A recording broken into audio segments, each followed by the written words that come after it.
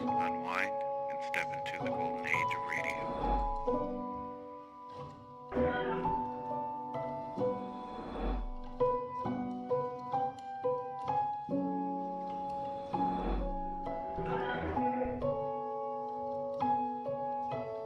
You're now listening to Golden Radio Hour.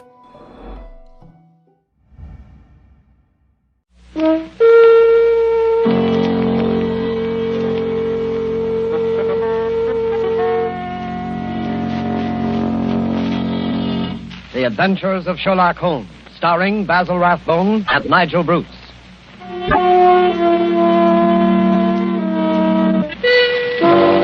The makers of bromoquinine cold tablets bring you another adventure of Sherlock Holmes with Basil Rathbone as Sherlock Holmes and Nigel Bruce as Dr. Watson.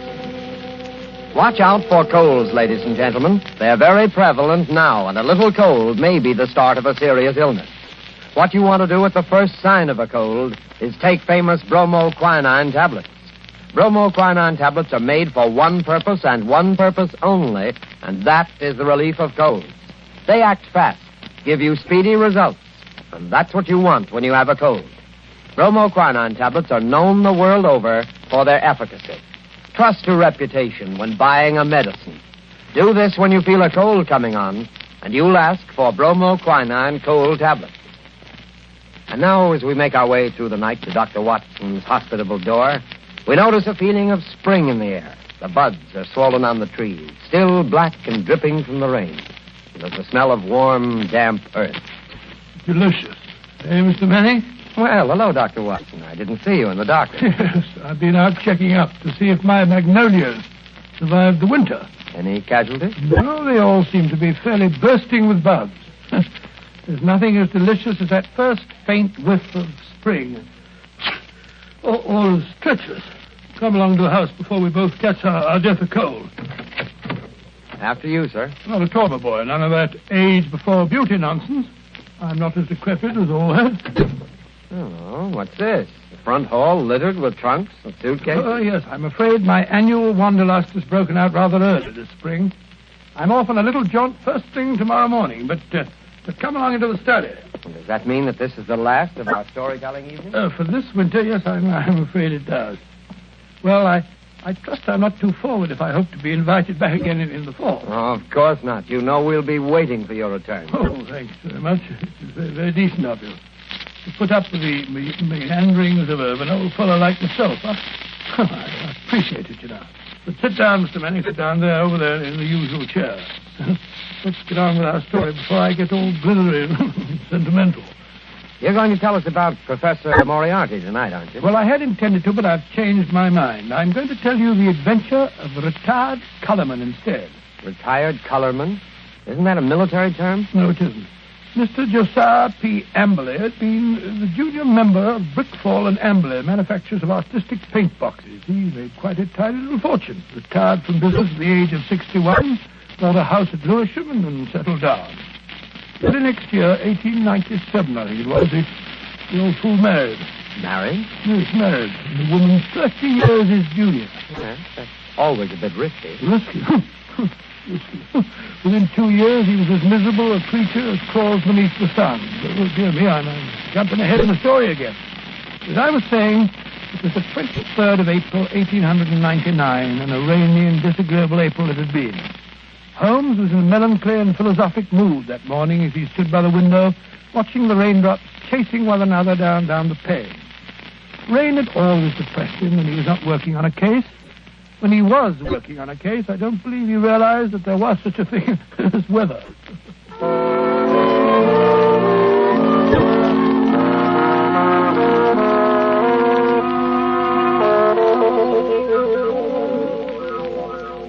Look at that beastly rain. Hasn't stopped for 3 days. Might as well be another flood. Though heaven only knows what transgressions could have brought it on. That's been a really first-class crime for months. Oh, cheer up, Holmes, cheer up. It's probably good for the crops or something. The shortage in crime? No. The rain, of course, probably makes the little buds sprout and the little shoots shoot. Oh, don't be so blasted optimistic. More likely rotting all the seed that's already been planted. Rain, where the deuce does it all come from? This confounded English climate. Why any man with half a brain stays on this rain-soaked, mist-bound island is beyond me. I doubt if the men have anything to do with it. It's the ladies, God bless them. This climate gives them perfect complexions, and with so many lovely creatures about, what Englishman would think of quitting the country? So much beauty, such exquisite... Oh, rubbish, Watson, rubbish. The spring has given you a temporary softening of the brain. I regret to say it seems to have that effect on most impressionable males. Impressionable nonsense. When a woman's concerned in one of your cases, you never even notice whether she's 16 or 60, and then you don't care whether she's got a well-turned ankle or whether she's flat-footed. Oh, why should I? Holmes, there are times when I think you're a cold-blooded fish. Possibly, Watson, possibly. Why do you suppose the fool doesn't show up? What fool? Josiah P. Amberley. Oh, is he one of your clients? Oh, I suppose I may call him so. He's been sent to me by Scotland Yard. Oh, by Scotland Yard. Quite. By Lestrade, to be exact. You must consider the case fairly hopeless if Lestrade hands the matter over to me of his own accord. Look, Holmes, there's a cab drawing up in front of our front door. He must be your client, Mr. Amberley. Yeah. Strange-looking individual, eh, Watson? He's quite an old fellow. Looks literally bowed down with care. Ah, but no weakling. Look at those shoulders and that chest. The framework of a giant. He's arguing with the cab driver about the fare. Huh. Watches the pennies, eh? I must say I don't like his face. So fierce and eager, and the way those snaky locks of grizzled hair stick out from under his hat. I wonder what he's worrying. What's worrying, Mr. Amberley? Willing to bet it has something to do with money. I imagine nothing else could upset him to any great extent. Nonsense, Holmes. You always look on the base side of human nature. Here he is now. Come in, come in. Which of you is Sherlock Holmes? I am. This is my friend, Dr. Watson. Oh, how are you? I'm a broken man. He's robbed me, the swine. Taken everything I had in the world. I thought he was my friend, and he took everything. Right from under my nose, in my own house. Robbed me, he did. Yes, I felt sure it was a question of money. Money? Who said money? He stole my wife, the light of my life, the apple of my eye. It's true she was very expensive, but after all, she was my wife, and he stole her. Now, Mr. Amberley, My beautiful blonde wife, hair like gold, and my securities. The money I saved up with years of hard work. Gone, all gone. Yes, thank you. First, tell us about your wife. How long have you been married? 2 years. 2 years, and she's tired of me already. 2 little years. Easy now, good man, easy. More facts and fewer recriminations if we're to get to the bottom of this case. Well, 3 years ago I retired. Bought a house. Big house at Lewisham. Cost me plenty of money, that house did. Well, sir, I'd never lived alone in a big house before, and got sort of lonely. House began to need looking after, so I thought I'd start looking around for a wife. Nice, healthy young wife to look after me. Then I met Ella. Handsome girl she was, too. A good cook. Hair like gold.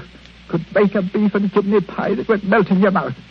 So I thought I might as well get married. Yeah, very practical, I'm sure. Yes, that's what I figured at that time. But, Lord, Mr. Holmes, the money a woman runs into. They made my heart bleed the way the money went. I should have thought you'd have been glad when the other fellow took it off your hands. But who was this... This wolf in sheep's clothing? Yes. His name was Dr. Ray Ernest, a young fellow. Used to come over nights and play chess with me. I see. He stole your wife. Yes, and my securities. Yes, but surely the securities are registered. You can hardly hope to convert them. Maybe not, but I must have them back. And you've got to find those securities for me, Mr. Holmes. You've got to find them. And your wife, of course? Well, of course, wherever she is, they are. Ah, quite. On the other hand, Mr. Amberley, I confess I don't see that I can be of much service. It's a routine matter, and I'm sure that Scotland Yard would be only too glad... They haven't found a thing, not a single security. Very well. And we'll do our best. Dr. Watson will take a run down to your house at Lewisham to look over the grounds. Oh, really? Yes. I hardly expected you to come yourself. After my heavy financial loss, nobody cares if an old man's heart is broken. Oh, stop that blubbering. I'm not coming myself because I'm preoccupied with the case of the 2 Coptic patriarchs. This particular case doesn't seem to be very complicated. I'm sure, Mr. Amberley, that Dr. Watson can handle it as well as I could myself. Well, if that's the best that you can offer, I suppose I must be satisfied. Huh? Pampered, that's what she was. And that young man, that dirty pickpocket, I treated him like my own son. He had the run of the house. And now look how they've treated me. Me, you never harmed a soul. Quite. And now, good day, Mr. Amberley. Yes. Well, good day, Mr. Holmes. And I shall expect Dr. Watson this afternoon. You have my address, I believe. Oh, the ingratitude, the rank ingratitude of it all. I must say, Holmes, I like the way you shoved all this off onto my shoulders. Coptic patriarchs, indeed. You just don't want to go. Right, Watson, right, the very first time. You've been begging for a case all to yourself for months. Well, here it is. Yes, and a nice case you've given me, I must say. That old kinsman. Oh, my daughter, oh, my ducats, eh? With the emphasis on the ducats, if I'm not mistaken.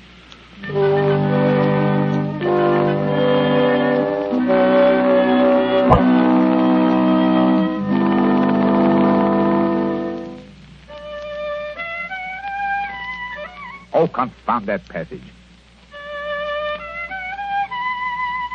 There. Ah, that's better. That's dash good. Hello. Steps on the stairs. Watson, if I'm not mistaken, and in a triumphant mood. Hello, Holmes. Well, I'm back. Hail the conquering hero. A successful afternoon, I take it, with the light of victory in your eye. Well, I did manage to dig up a clue or so. Good. How about Mr. Amberley's place of residence? What's it like? Well, he calls it the Haven. Oh, charming. Yes, isn't it? I think the place would interest you, Holmes. You know that particular quarter, the monotonous brick streets, the weary suburban highways. Well, right in the middle of them lies this beautiful old home, surrounded by a high sun-baked wall, mottled with lichens and topped with moss, the sort of wall... You may omit the poetry, Watson. I note that it was a high brick wall. What? I should have guessed it was the Haven, even if I hadn't asked the lounger who was smoking outside in the street. A lounger? Yes, a tall, dark, heavily moustached man with a curious look in his eye. With great tinted glasses and a Masonic type in? Good heavens. How'd you know? Oh, the fool. A child of 10 could have seen through that. Oh, Mr. Holmes, I don't see. Never mind. Continue with your story, Watson. Well, I'd hardly entered the gateway before I saw Mr. Amberley coming down the drive to meet me. He began at once, pouring out his grievances. We walked back to the house together. And, Well, once inside the wall, I must say, I've never seen a place worse kept. Garden running to weeds and in a dreadful neglect. The house, too, was slatternly to the last degree. It just goes to show what happens to a place when there's no womanly hand about to keep it in order. Yes, but, Mrs. Amberley's only been missing a few days. Hardly time for so much disintegration to take place. Must have set in before she left. Oh, possibly. At any rate, Mr. Amberley seemed to be ashamed of it. He's doing his best to remedy it, though I must admit that his efforts looked a trifle ineffectual.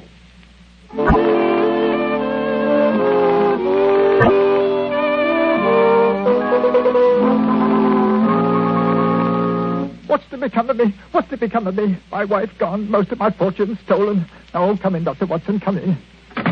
Here you see what remains of what used to be called my home. An Englishman's home is castle, so they say.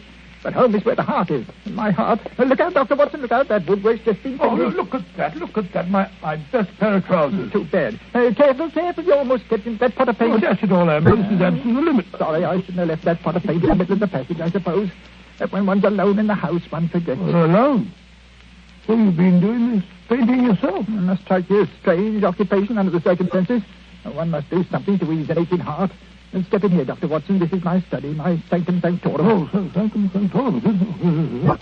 I see you've just finished painting woodwork in this room, too.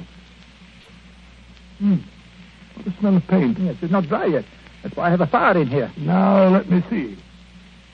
Where did you keep your securities? In the safe in that wall. This room is really a strong room, like a bank, with an iron shutter on the window and an iron door, burglar-proof. Ah, that's the irony of it. No thief from without could have taken my money, but my wife, my own wife. There's a picture, Dr. Watson, on the mantel, taken in a wedding dress. Nice-looking girl, Emily. It doesn't look the sort... the viper, the ingrate. Oh, really? Why, that very night, I bought 2 upper circle seats at the Haymarket Theatre. Wanted to give her a treat, I did. Oh, didn't she go? No. Last moment said she felt sick. Said she had a headache, she did. I believed her, went alone. When I came back, she was gone. The safe was ransacked. Just a minute. What night was that, Mr. Emily? Last Thursday. Oh, Thursday, was it? Here's an unused ticket. Money wasted. She was always wasting money. May I have that ticket, Mr. Emily? Hold on. You've thrown it in the fire. Oh, why? I want to get rid of it. I want to get rid of everything that reminds me of her. Here, give me that picture. Well, I see. There, into the fire she goes, closer. May her soul burn in torment. That picture's burning now.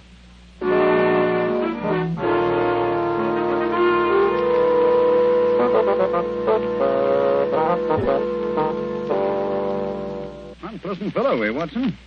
This case begins to look more somber than I suspected.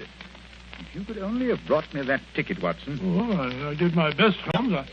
I may not have the ticket itself, but I did notice the number of the seat. Oh, bravo, Watson. How did you happen to remember it? Well, as a matter of fact, it was my place in form at school, 31. See from the bottom. And so it stuck in my head. Splendid, old fellow. Then Amberley's seat must have been 30 or 32. Hear me now. Who can that be? Well, whoever it is, he's dashed impatient. Oh, yes. Here he comes up the stairs, fairly running. Come in. Well, bless my soul if it isn't our old friend, our good friend, Mr. Amberley. What's up? A telegram, Mr. Holmes. I can't make anything of it. Here, see for yourself. Uh-huh. Come at once without fail. Yes. Can give you information as to your recent lost find, Elman, Yes, at the Elman. vicarage. Dispatched at 2:10 from Little Purlington.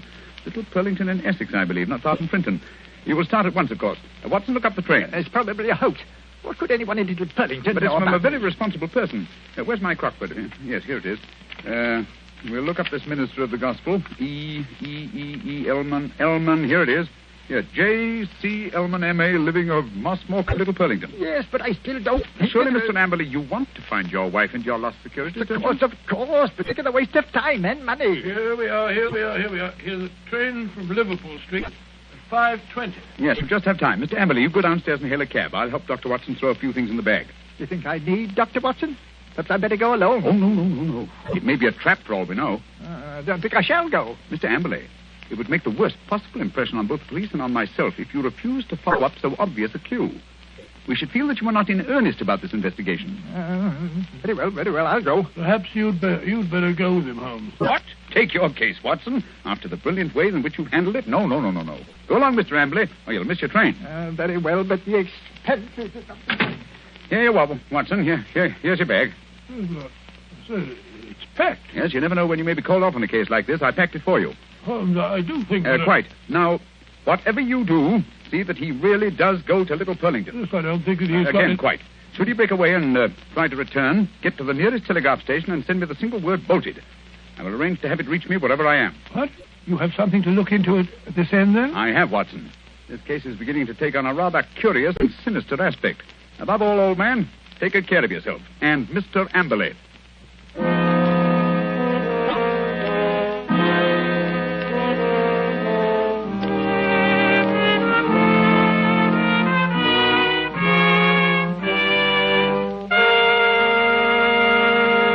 Before we find the outcome of Watson's curious mission, ladies and gentlemen, I have a few words to say.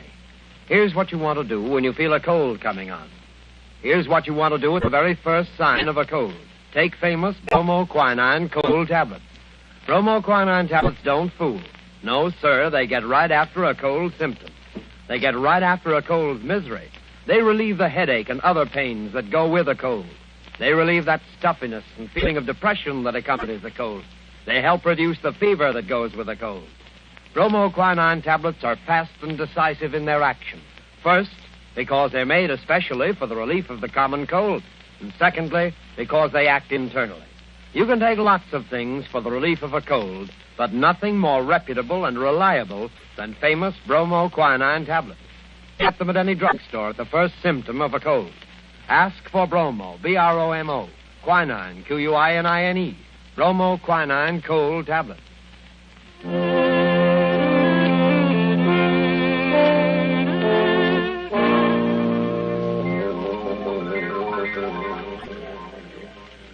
Confound this rain. Everything's as dark as a black hole of Calcutta. Here, the haven. Shitty little haven this is. I can find a window unlatched. Not much chance on the first floor. The old boy's 2 quarters. Ooh. Second story window, perhaps. Now, if I can manage to scale this porch pillar. This confounded rain. Just slippery as a greased pole. Come on. Hey, there we are. Yeah. There's the window that's unlatched. Easy. Now. 1 foot over the sill. Now Up with your hands. Up with them, I tell you. Thought I wouldn't see you prowling round down below, eh? Well, I've caught you red-handed.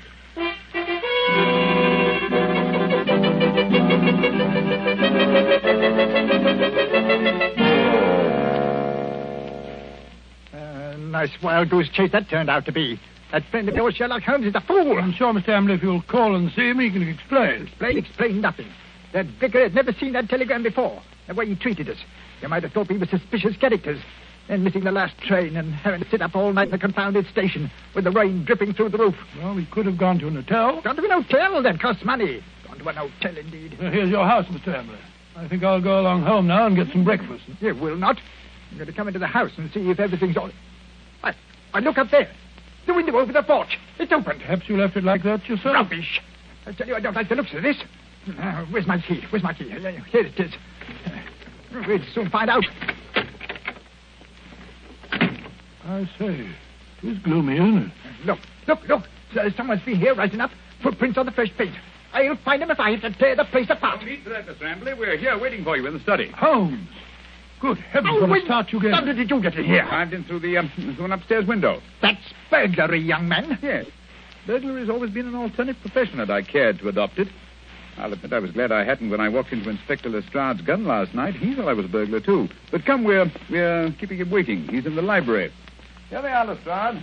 I told you we could expect them back before 10. No, but look here, that's not Lestrade. That's the man I saw loitering in front of the gate yesterday afternoon.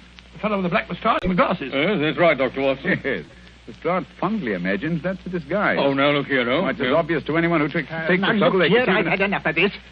I won't have two busybodies prowling around my house in the middle of the night. And what's more, Mr. Sherlock Holmes, I suspect you sent that telegram yourself. Very clever of you, Mr. Amberley, very clever. You look a trifle pale. I thought a night in the country might do you no, good. enough of that. What kind of a fool do you take me for? I'll have you put behind the bars, all of you. Oh, surely not Inspector Lestrade. Why, he's from Scotland Yard. I don't care if it's from the House of Lords. Yeah, none of that. You're all disgraced, publicly disgraced. Breaking into my house in the middle of the night. Oh, I'll get you for that. What were you doing in here last night? Answer me that. Looking for the bodies. What? Looking for the bodies of your wife and Dr. Ernest. What have you done with them? How dare You murdered them in this room. We have ample proof. Why, you... Stop him, Watson. Stop him. He's got a capsule in his hand. It's poison. He's got to swallow it. No. Come on, get that out. Spit it out. Spit it out. Spit it out, or I'll choke you. Shortcut, Mr. Ambley, if you please. Everything decently and in its proper place. Take him away, Lestrade. Right, come along now. No more monkey business. I won't put up with that. All right, come. Phew, what a scene. So that old brute Amble is a murderer, eh? How did you find it out? Well, the first clue was the theater ticket, which you didn't use. We found that out. Oh, that destroyed his alibi. Yes, the theater people assured us that there had been 2 empty seats, not just one. The second clue was the smell of fresh paint. What was he trying to hide by that? Yes, what? Gas. He asphyxiated his wife and Dr. Ernst in this room. Good heavens. His strong room, which was as near airtight as anything could humanly possibly Yes, be. but how? Well, that's what I wanted to find out. That's what I was looking for when I broke into the house last night. And what did you find? Look here. Notice the gas pipe along the skirting here? It rises in the wall, in the angle there, and ends in that plaster rose in the center of the ceiling where it's concealed by that ornamentation. The end's wide open. How horrible. Yes, and look here. Look, near the floor. What do you make out? 2 words written on the wall. We were. Then a scroll. We were. What does that mean? The poor devil was trying to write, "We were murdered." I can see the whole ghastly scene. It was last Thursday night. Amberley had lured his wife and Dr. Ernest into this room.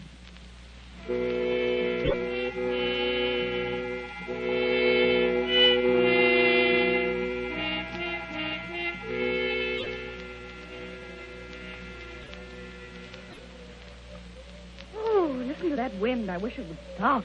It's not so bad in this room. We have a little game in here, eh, Dr. Ernest?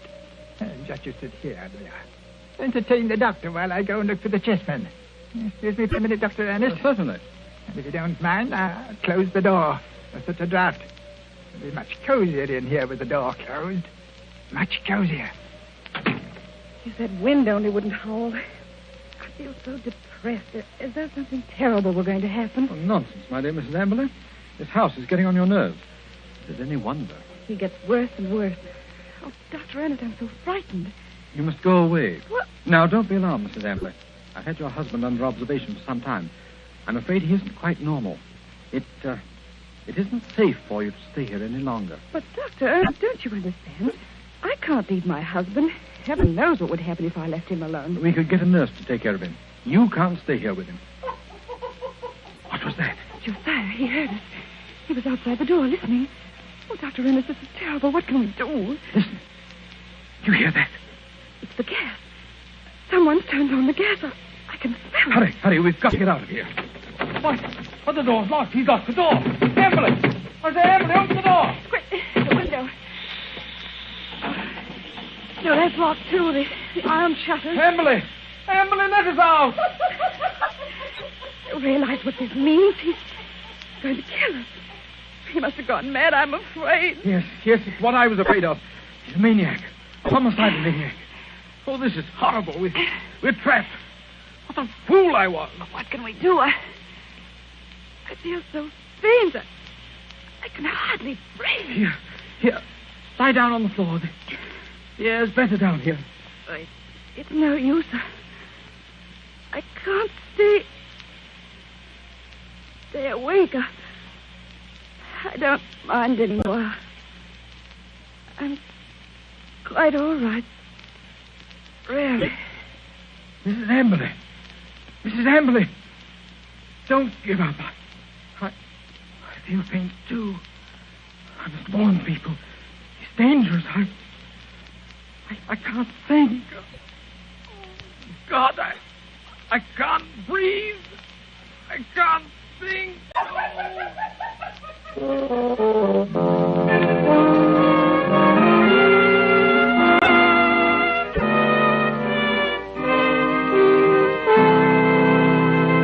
What a tragic story, Dr. Watson. And was Mr. Amberley insane? They decided he was. He ended his days in an asylum. Did they ever find the bodies? Yes, at the bottom of an old well, the opening of which had been cleverly concealed by a dog catcher. I see. And now I'm afraid it's time to say goodbye. Well, not goodbye, Dr. Watson. Au revoir. Oh, just as you say, Mr. Manning. Anyway, in conclusion, I want to thank you and our radio audiences who so patiently listened to the reminiscences of a sentimental old fellow. And I want to wish you all, old and young, an extremely happy summer. Thank you, Dr. Watson. Ladies and gentlemen, in just a moment, Basil Rathbone would like to say a few words to you. But first, may I give you a word of advice? Remember the danger of the so-called common cold. Remember the sickness it can cause and the bills it can cost. Act promptly, decisively, at the first sign of a cold. Take famous bromoquinine tablets. Bromoquinine tablets have a reputation. Their fame extends to all quarters of the globe. Their merit is an assured fact. Reliability is the one thing you want in any medicine, especially a medicine for the relief of cold. Don't wait. Don't procrastinate when you feel a cold coming on. Go right to your druggist and get a box of bromoquinine tablets. The small cost may save you a lot in grief and expense. Ask clearly for bromoquinine cold tablets. And now, here's Basil Rathbone. Ladies and gentlemen, to me, Sherlock Holmes has always been one of the greatest characters ever created. Tonight, as our present series ends, I'd like to thank our sponsor, the makers of bromoquinine, for giving me the opportunity of playing Holmes on the air, especially with such an inspired Dr. Watson as Nigel Bruce. Oh, Basil, that's very... Please. Oh, sorry, what? Speaking to myself and Mr. Bruce, may I express our gratitude to our radio audience for the many letters of interest and encouragement that we received. And finally, a word of appreciation to all the performers and others concerned with this program who have helped so immeasurably in making the Baker Street days live again. And now, until fall, it's time for me too to say au revoir and good luck.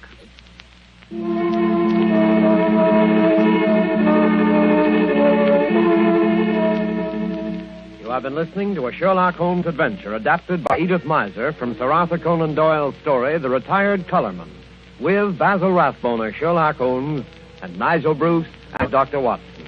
The Sherlock Holmes series was produced by Tom McKnight.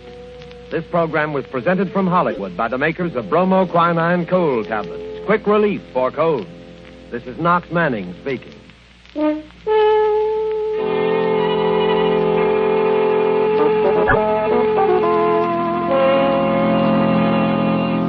This is the National Broadcasting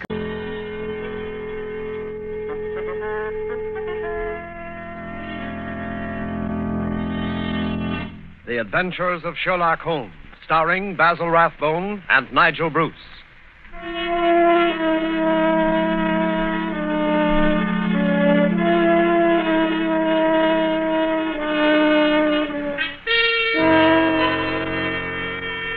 The makers of Grove's bromoquinine tablets bring you another adventure of Sherlock Holmes with Basil Rathbone as Sherlock Holmes and Nigel Bruce as Dr. Watson. A cold is a miserable thing. A cold may become a dangerous thing. Even a so-called light cold can take a serious turn. Be prompt, be decisive in your treatment of a cold. At the very first sign of a cold, take Grove's bromoquinine tablets. Bromoquinine tablets quickly check the symptoms of a cold, quickly relieve the distress of a cold. They give you speedy results, which are very important. Don't monkey around when you can get such a dependable preparation as Grove's bromoquinine tablets. And now, here we are again on our usual visit to Dr. Watson. He's waiting for us in his study, a cheerful blaze crackling on the hearth. I'm very relieved to see you, Mr. Manning. Hasn't the weather been atrocious today? I was beginning to wonder if you'd be able to get here tonight through all this fog. Yes, it certainly is what you Londoners call a regular pea souper. Yes, indeed. It reminds me of the adventure of the missing submarine plans. A case that was solved in the underground. Underground? What you Americans call a subway. Yes, but what has a solution in a subway got to do with a foggy night? Well, you see, the affair started in weather exactly like this. It was the third week in November, the year 1895, to be exact. On Monday, a dense yellow fog had settled down upon London.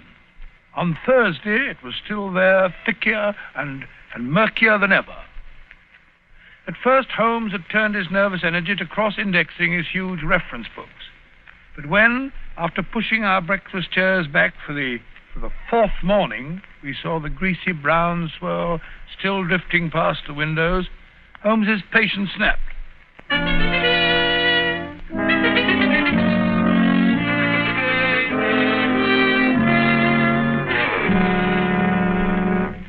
Holmes, if you must pace around in circles, I wish you'd change directions now and then. You're making me dizzy. Bah! It's inexcusable, Watson. Inexcusable. No initiative, no imagination. Nothing ever gets done. If you're alluding to the inactivity in this last session of Parliament, my dear Holmes... I'm not speaking of our lawmakers, Watson, but of our lawbreakers. The London criminal is certainly a dull fellow. What makes you say that? Well, look out of the window. Ideal weather for committing a crime. The criminal advances on his intended victim practically unseen. He pounces and disappears into thin air. There have been numerous petty thefts, I believe. Petty thefts, pickpockets, ragamuffins. What's the country coming to? Now, if I were a criminal, Watson... Well, I, for one, would move to America. Oh, hello. Mrs. Hudson's knocking. Excited. What's up, I wonder? Yes, Mrs. Hudson, what is it? Oh, a telegram for me. Yes, sir. Very well, thank you. Oh, well, what's it say? Oh, wait until I open it, can't you? Ah, dear me, what next? Most unusual, Watson, most unusual. What's most unusual, Watson? What's it say? Well, it's from my brother, Mycroft. You remember him. He helped us solve the case of the Greek interpreter. He's coming here. Why not? What's so phenomenal about that? Why not, indeed? It's as startling as it would be to meet a tram car coming down a country lane. Yes, now I come to think of it. Mycroft is rather like a tram car. His rails lead from his Pall Mall lodgings to the Diogenes Club in Whitehall. That's his circle. I wonder what upheaval could have derailed him. Doesn't the telegram explain? It says, must see you about Cadogan West, coming at once. Cadogan West? Cadogan West? Why, that's the young chap who's found dead in the underground on Tuesday morning. I remember reading about it in the papers. Oh? The young man had apparently fallen out of a train and killed himself. He hadn't been robbed, and there was no reason to suspect violence.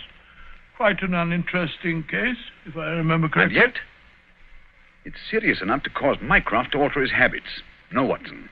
This must be an extraordinary event. Do you recall any other facts about the affair?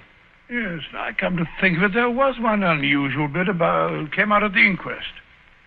They were unable to ascertain at what point he entered the train, because his ticket was missing. Strange. What articles were found on the body? Oh, £2.15, I believe it was, a checkbook and... Oh, yes, 2 dress circle tickets for the Woolwich Theatre, dated for that evening. Theatre tickets, eh? Then it wasn't suicide. A man doesn't procure theatre tickets for the evening on which he intends to end his life. Anything else? A small packet of technical papers, I believe. Technical papers? What kind of technical papers? The newspapers didn't say. Ah, as serious as that. What did the young man do? Where was he employed? He was a clerk at Woolwich Arsenal. Ah, government employee. There we have it, Watson. British government, Woolwich Arsenal, technical papers. That's why Mycroft is involved in this affair. I don't understand. No, I suppose not. Watson, have I ever told you what Mycroft is? Your brother, of course. Oh, no, Watson. Do you have to be so dense? I mean, do you know what he does? I seem to have some vague recollection that you once told me that he'd held some small office under the British government. It would be more accurate to say, in a way, that he is the British government. What? His position is unique. He made it for himself. As the tidiest and most orderly brain of any man alive, with a great capacity for storing facts and giving them the proper interpretation. The conclusions of every government department are passed on to him. He's the central exchange, the clearinghouse. Again and again, his word has decided the national policy. He thinks of nothing else. Nothing else can lure him from his contemplations. And yet he's coming here. Yes, Jupiter is descending on us today. What on earth can happen? Watson, that sounds suspiciously like a bad pun. Ah, here he is, if I'm not mistaken, to speak for himself. Come in. Hello, Mycroft. What's up? You look flustered. Most annoying business, Sherlock, most annoying. You know how I dislike altering my habits. Extremely awkward for me to come away from the office, particularly with Siam in its present state. Oh, dear me. Yeah, sit down, Mycroft, sit down. You know Watson, of course. Yes, of course. I'm trying to find a chair that I can trust to hold me. Yeah, I'd better take the sofa. You certainly haven't got any thinner. I've never seen the Prime Minister so upset. As for the Admiralty, it's buzzing like an upset beehive. You know anything about the case? Watson's just been telling me what was in the newspapers. Just what were the technical papers found on the body? Sherlock, for the love of heaven, not so loud. Those papers which the wretched youth had in his pocket were none other than the plans of the Bruce Partington submarine. Oh? A submarine which will completely revolutionize naval warfare. The most important papers in our government archives. Under no circumstances could they be removed from the office. Even the chief constructor of the Navy was forced to go to Woolwich if he desired to consult them. And yet we find them in the pockets of a dead junior clerk in the heart of London. Yeah, from an official point of view, it's deplorable, my dear Mycroft. Simply deplorable. You may laugh, Sherlock, but this country won't be safe until they're recovered. But I thought you said that they were found in the pocket of this chap, Cadogan West. 10 papers taken from Woolwich. 7 were found in the pockets of Cadogan West. 3 are still missing, the 3 essential ones. To recover those 3 papers is imperative. The peace of Europe depends on them. Nice little problem, eh, Watson? Why did Cadogan West take the papers? How did he die? How did his body reach the place where it was found? And where are the missing papers? Find the answer to those questions, Sherlock, and you'll have done your country an invaluable service. Why don't you solve it yourself, Mycroft? I believe you could. Possibly. But it's a question of digging out details. Give me the details, and I can give you the solution from an armchair. No, when it comes to running about and cross-questioning railway guards and lying on one's face with a lens to one's eye, no, that's not my métier. Besides, your figure prevents your taking such an undignified position, eh? Very well. Leave that part of it to us, eh, Watson? Right you are. Good. I've got a cab waiting outside to take you to the place where the body was found. I can give you the details on the way.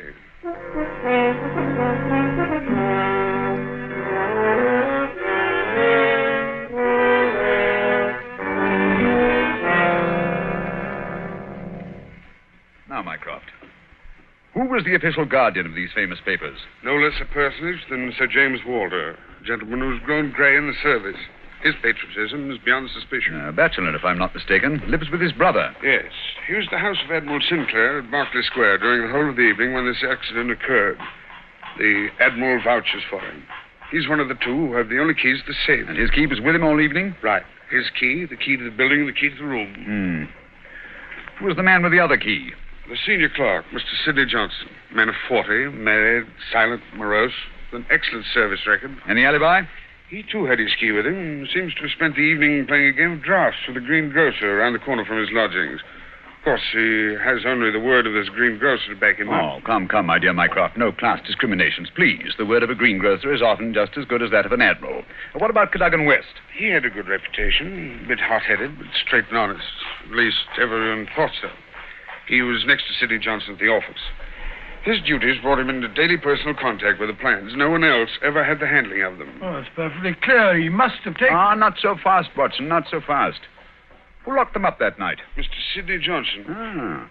They were of value, commercially, I mean. Oh, yes. There's no doubt that West could have got several thousands for them very easily. And yet, Only a small amount of money was found on the body. Perhaps the buyer took it back after he'd murdered West. What puzzles me is, how did West obtain possession of those papers? To do so, he must have had a false key. Several false keys, Sherlock. He had to open the building and the room as well. Oh, well. Several false keys, then. Let me see. Suppose West did take the papers and went into town. And on the way back to Woolwich, where he is hoping to replace the papers, he's killed and thrown from the train. But the spot where the body was found is considerably past the station for London Bridge, which is the route to Woolwich. That's interesting. Also, if young West did make an appointment with some foreign agent to sell the papers that night, why didn't he keep the evening clear? Why buy 2 theater tickets? Exactly. Furthermore, he actually escorted his fiancée halfway there before he disappeared. Blind. That's what it looks like to me. Why did he take the papers at all? Why not copy them out in the office and sell the copies? He certainly had plenty of opportunity to do so. And why the absence of his underground ticket? Perhaps the ticket would have shown us which station was near the agent's house. So the murderer destroyed it. Good, Watson. Very good. And yet, I wonder. Well, here's the underground station. The railway authorities have sent a man round to show the exact place where the body was found. You won't change your mind and come with us? Go crawling round that black hole on my hands and knees. Not very likely. Well, I shall expect a report on your efforts this evening. Never expect too much, Mycroft. Never expect too much.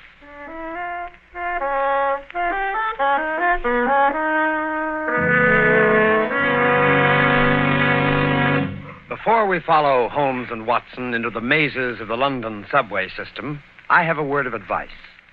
Every year, colds cause a lot of sickness. Every year, they cause a lot of expense and time lost from work. Always regard a cold seriously. Always treat it earnestly. At the first sign of a cold, take Grove's bromoquinine tablets. Bromoquinine tablets are famous relief for the distress of a cold. Their efficacy has been fully established. Bromoquinine tablets go right to work on a cold symptom. They don't waste any time. They don't pull any punches. They quickly relieve the misery of a cold. They help reduce the fever of a cold. Thousands of people keep bromoquinine tablets handy all winter. Thousands of people depend on them as their relief for colds. No other preparation enjoys greater confidence than bromoquinine tablets. Follow the example of millions, and at the first sign of a cold, take Grove's bromoquinine tablets. Get them at any drugstore, a few cents a box. Ask specifically for Grove's, Groves, Bromo, Bromo, quinine, Quinine, Grove's bromoquinine tablets.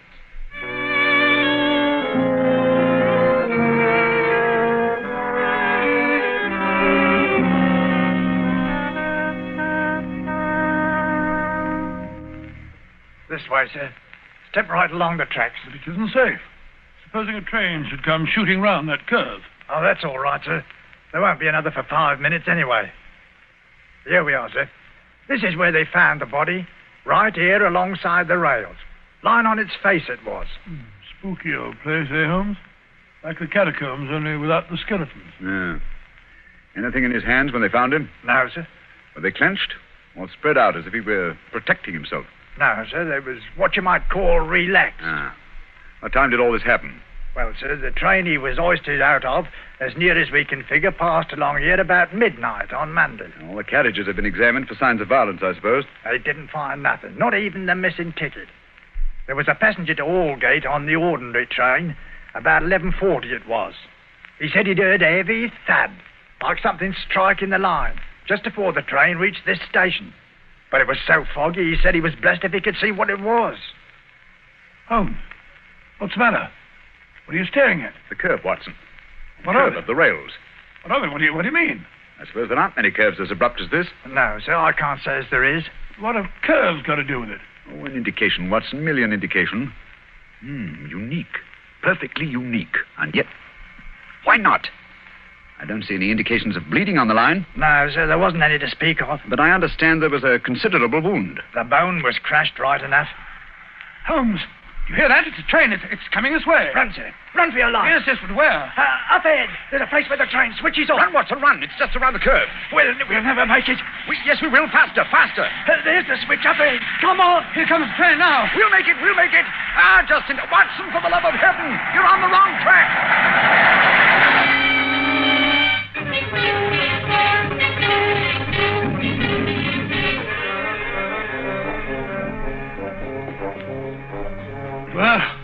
That was a narrow escape, Holmes. I must say my knees are still shaking. Look at the shoulder of my coat where you pulled it there. Lucky thing for you that I did. Where are we off to now in this fog? Yes, it's a nice afternoon. Suppose we pay a few calls. I think Sir James Walter claims our first attention. After that, we might drop in on Miss Westbury. Miss Westbury? Who's she? She is Cadogan West's fiancée and the last person to see him alive. Holmes, we seem to be going around in circles. We've accomplished absolutely nothing so far except to get ourselves nearly annihilated in the underground.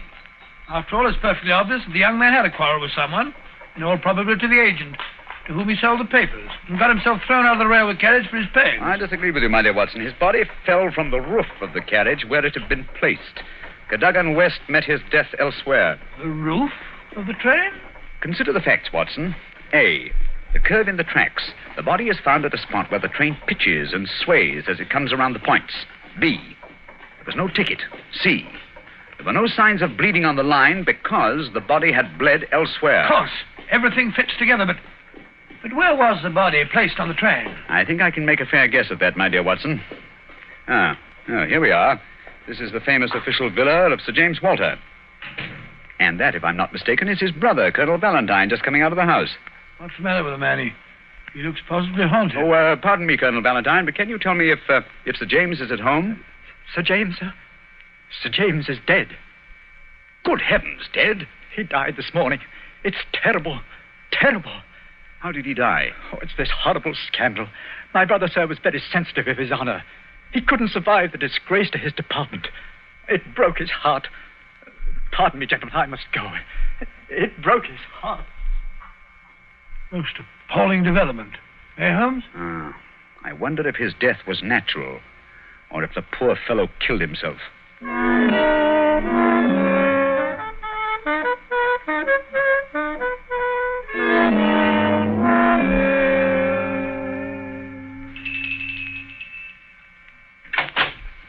Yes?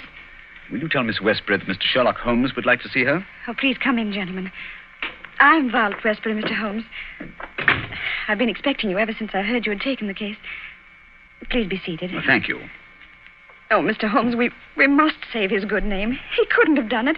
Cadogan was the most chivalrous, patriotic gentleman on earth. He couldn't have done it. He would have cut his right hand off rather than sell a state secret. But the facts, my dear Miss Westbury. I admit I can't explain them. Was he in need of money? No, Mr. Holmes. His need was simple and his salary very good. He'd saved several £100. We were to be married at the new year. I see. Had you noticed any signs of mental excitement? Why, well, that is... Come, Miss Westbury, be frank with us. Yes, Mr. Holmes. That night, I had a feeling that there was something on his mind. Mm-hmm. Tell us about it, will you? We were on the way to the theater. It was a foggy night, you remember? We were walking slowly. Our way took us close to his office. Cadogan seemed thoughtful and worried.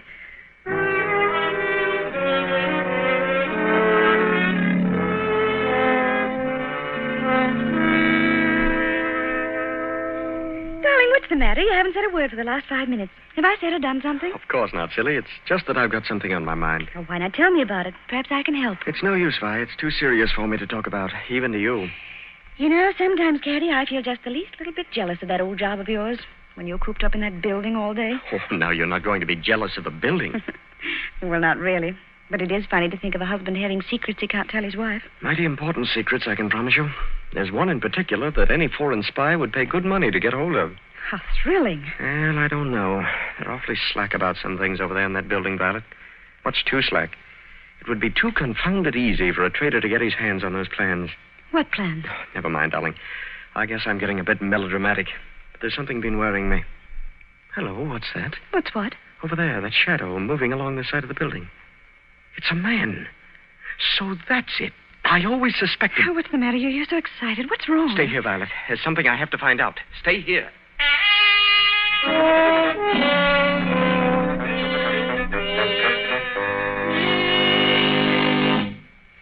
I waited and waited, but he never returned. Oh, Mr. Holmes, if you could only save his honor, it meant so much to him. We shall do our best, Miss Westbury. This shadow, this man moving along the building. Did you see it, too? I think I did, Mr. Holmes. But the night was so foggy, I can't be sure. But there must have been a man. Another man. It couldn't have been Cadogan. Surely character goes for something. Let us hope so. Come along, Watson. We must return home. I'm expecting an answer to some telegrams I sent Mycroft earlier this afternoon. We've done enough for one day.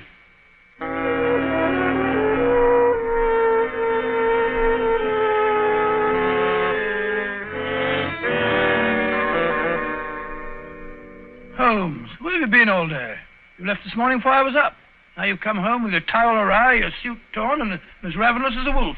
Yes, I've had a bit of exercise, my dear Watson. Pass me the tongue, will you? It would have done you good to go along. Yes, well, what were you doing? Investigating the premises inhabited by foreign spies known to have been in London on last Monday. Mycroft sent me a list of them.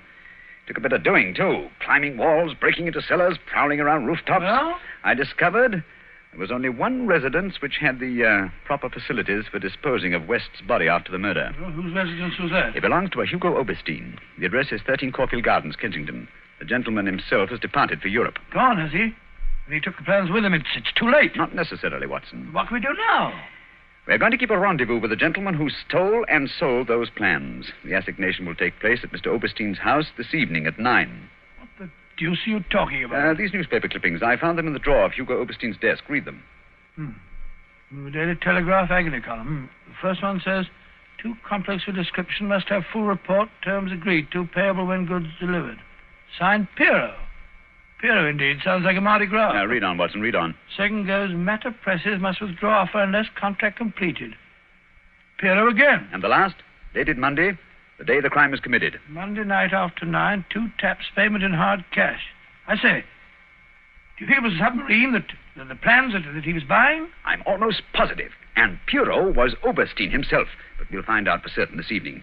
I've invited the gentleman who sold the papers to meet us. But how? I don't understand. I inserted this advertisement in today's Daily Telegraph. Tonight, same hour, same place, 2 taps, vitally important. Your own safety at stake. Signed, Piero, as usual. By George, if he answers that, we've got him. Unless we're too late. Come along, Watson. There's no time to lose. You can take this package for a change. I've been carrying it around all day. What's in it? Oh, just a jemmy, a dark lantern, a chisel, and a revolver. Nice equipment for a respectable citizen to be carrying about the streets of London, I must say. Yeah, you know, Watson, there are times when I suspect we aren't quite respectable.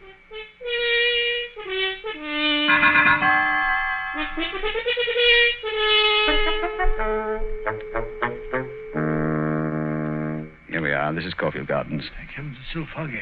I shouldn't like to be caught in the act of housebreaking. Yeah. Over this wall, Watson. There's a window we can easily pry open in the back. Scale that wall? Come on, hurry up. There's no time to lose. Here. I'll give you a boost. Come on, up you. That's it. Look out, here I come. I must say, Holmes, you're as agile as a cat. It's uncanny. This is the window. Light the lantern and give me the jemmy. 1, 2.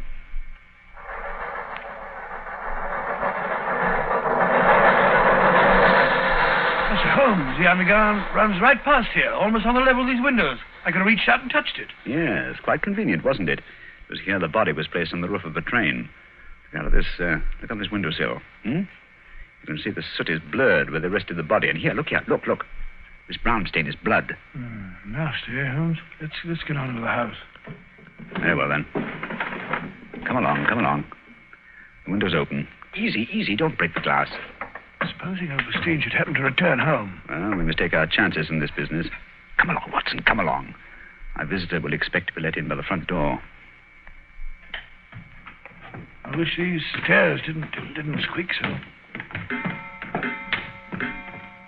9 o'clock. We can expect him at any moment now. You take your position on one side of the door. I'll be on the other. We can pounce on him when he enters.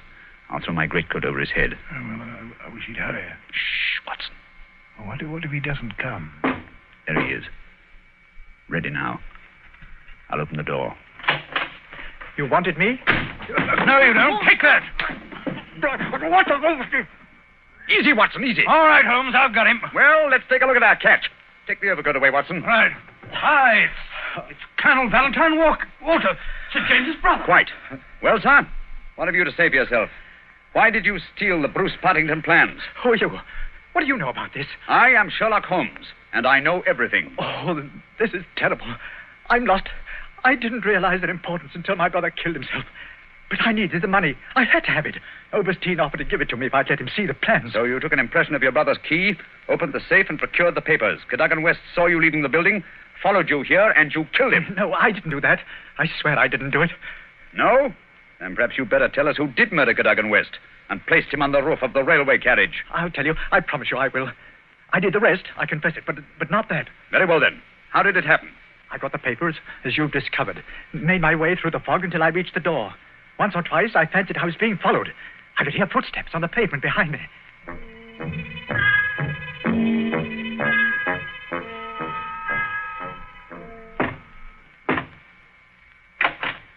Colonel Walder? Yes? You have the papers? Yes. Let me in, quick.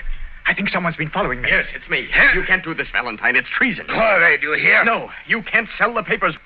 Papa Oberstein, he knows how to use a blackjack, eh? You've killed him. So? It's murder. I'm going to get out of this. Oh, no. I think different. You will come in here if you do not wish to taste the blackjack, too. But That is better. Oh, what can we do? They'll find the body. I have an idea. First, I look at those papers. I take the ones I want, and the rest we put in the pocket of this foolish young man. And then we give him a nice ride on top of the underground train, no? He will be the guilty one. Who will ever know?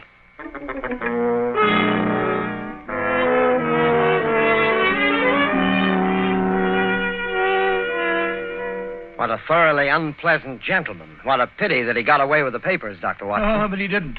Oberstein had left a Paris forwarding address with Colonel Walters. That gentleman sent him a letter dictated by Holmes, saying that he had discovered that one essential detail in the plans was missing, and that he had procured a tracing which would make it complete for a price. And did Oberstein swallow the bait? Did he swallow it? He was arrested as he got off the boat at Folkestone. Some weeks later, I learned, incidentally, that Holmes had spent a day at Windsor Castle and returned with a remarkably fine emerald tie-pin. When I asked him where he got it, he answered it was just a small present from a certain gracious little old lady for whom he'd been able to do a small favor. Yes, and I think I can guess the lady's august name. Elementary, my dear Mr. Manning, elementary. I see. Ladies and gentlemen, in just a moment, Dr. Watson will be back to tell us about next week's story. In the meantime, let us repeat. Watch out for colds. At the first sign of a cold, take Grove's bromoquinine tablets. Bromoquinine tablets are made especially for the relief of colds. In other words, they're specialized medication, and that's what you want. Yes, at the very first sneeze or sniffle, go right to your druggist and get a package of Grove's bromoquinine tablets. Now, Dr. Watson, next week? Next week, I think I'll tell you the story of the lion's mane. The lion's mane? What was that, Dr. Watson? Well, the answer to that question, Mr. Manning, almost stumped Sherlock Holmes himself. Suffice it to say that they were the last words gasped out by a dying man as he lay writhing in agony on the sands of the Sussex coast.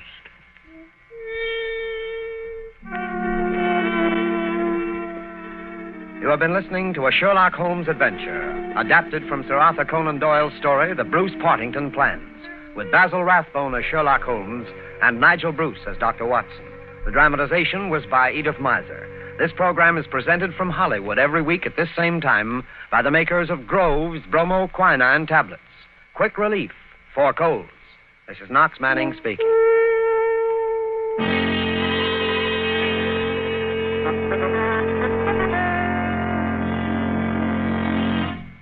This is the National Broadcasting Company.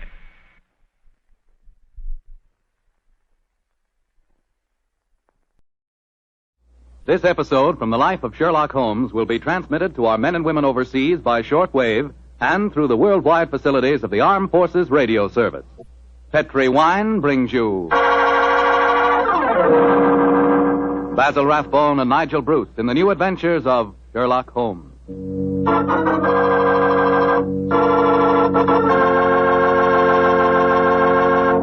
The Petri family, the family that took time to bring you good wine, invite you to listen to Dr. Watson tell us about another exciting adventure he shared with his old friend, that master detective, Sherlock Holmes.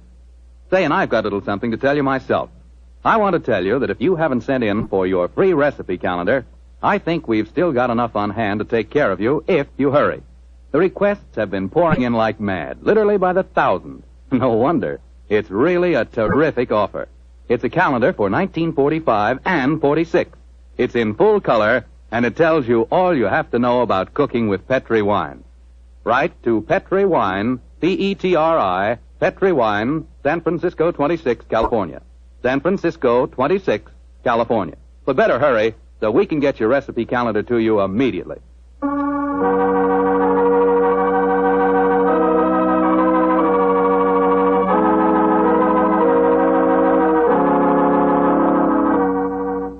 And now let's drop in on our good friend, Dr. Watson. Good evening, Doctor. Good evening, Mr. Foreman. Where are the puppies tonight? Well, I found them playing with a dead seagull, so they've been sent up to bed in disgrace. You certainly look comfortable yourself, Doctor. What's that small blue book you're reading, the latest bestseller? No, indeed not. This book was never a bestseller, my boy. It's entitled Practical Handbook of Bee Culture, with some observations on the segregation of the queen. Quite a catchy title. Who's the author? A fellow by the name of Sherlock Holmes. He was engaged in writing it when the adventure I'm going to tell you about took place. Well, you told us last week, Doctor, that a pair of canaries played an important part in the story. That's quite right, Mr. Foreman. It was in the summer of 1908, I remember, and I had persuaded Holmes to leave his Sussex bee farm for a few weeks and to join me on a holiday at the little fishing village of Kingsgate in Kent. We were staying at a charming little inn called the Fisherman's Arms, and for the first few days, our holiday was a delightful one. And then, I suppose, Doctor, strange things began to happen. They did indeed, Mr. Foreman, they did indeed. Very strange things. One afternoon, we just finished a late tea, I remember, and were sitting outside on the lawn sunning ourselves and enjoying our pipes. Holmes lay back with his long, thin fingers clasped behind his head, gazing thoughtfully at the multicolored fishing boats bobbing at anchor in the harbor. After a moment or two, he spoke to me. Watson, you're really a splendid companion. I can't think of anyone else who would let me smoke my pipe in silence for half an hour without asking me what I'm thinking about. That's not very surprising, Holmes, after all the years that we've been together. Well, nevertheless, the gift is a rare one, old chap, and I appreciate it. Oh, thank you, old fellow. By the way, since the half hour's up, what have you been thinking about? The lack of enterprise of a modern criminal. Audacity and romance seem to have passed forever from the criminal world. Read this note I received this morning, old fellow. See for yourself how low I have sunk. All right, have a look.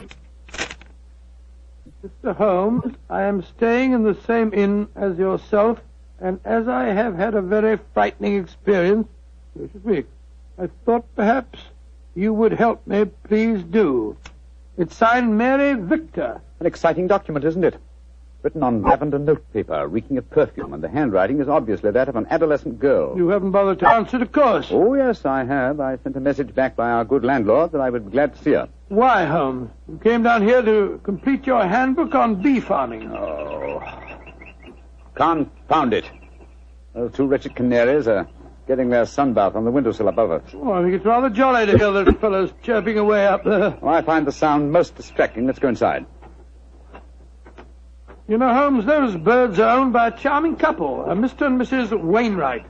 I was chatting with them on the stairs this morning. I'm afraid their charm will escape me as long as their pets continue to tweet in that irritating manner. You've spoken of the peace and quiet of the country inn, Watson, and yet I find that... Come in. Ah, Miss Mary Victor, I presume. Yes, Mr. Holmes. Please come in and close the door, won't you? Thank you. This is my old friend, Dr. Watson. You may speak quite freely in front of him. How do you do, Miss Victor? How do you do, Doctor? Now, sit down, young lady, and tell me what's troubling you. Mr. Holmes, I came down here from London to get away from someone, but I've been followed. I've been afraid to leave the inn. Until last night I felt I couldn't stand being cooped up any longer. So I went for a walk on the seashore. Someone followed me, Mr. Holmes. I ran back here as fast as I could, but now he knows where I live, and I'm frightened. Please help me. My dear Miss Victor, I'm afraid you must be much more specific before I can help you. Who has followed you down here, and why are you afraid of him? I'll tell you the whole story. It'll sound strange to you, but I swear it. Oh, there he is again down by the gate. I'm going to my room. Now. Don't you be frightened, Miss Victor. I'm sure we'll be able... Oh, that's all. Extraordinary thing. I don't see anyone outside who might have frightened her. There are 2 or 3 fishermen loitering about. Wait a minute. Here's a young fellow walking up the path. Come on, Watson. Out through the French windows again. Oh, gracious me. Here we go again. I think we'll take the liberty of accosting him. Excuse me, sir. Yes? Are you looking for Miss Mary Victor? Is she young and pretty? Yes, sir. She is. Extremely so. Then I'm looking for her. Where can I find her? I can see you're being facetious, sir. Well, there's no harm in that, is there? By the way, who are you gentlemen, may I ask? My name is Holmes, and this is my friend Dr. Watson. I'm Basil Carter. You're not Sherlock Holmes, are you? That is my name. I thought you seemed familiar. I know your brother, Mycroft. Oh, indeed. Then I presume you're connected with the Foreign Office. Yes, I'm in the consular service. Are you staying at the inn, young man? For a few days. It's funny that I should run into the great Sherlock Holmes. Why, may I ask? I was planning a murder. Oh, really? But with you gentlemen here, I see that I shall have to be very discreet. Who is your intended victim, may I inquire? There are two of them. The two canaries in the room next to mine. Oh, canaries. For a moment, I thought that you were really serious. But I am serious. The wretched creatures have been driving me mad. Yes, I quite sympathize with you, sir. I've been thinking of committing a slight case of mayhem on them myself. We can take one apiece, Mr. Holmes. Well, I'm glad to have met you both. I'll probably see you again. Goodbye. Goodbye, sir. Goodbye.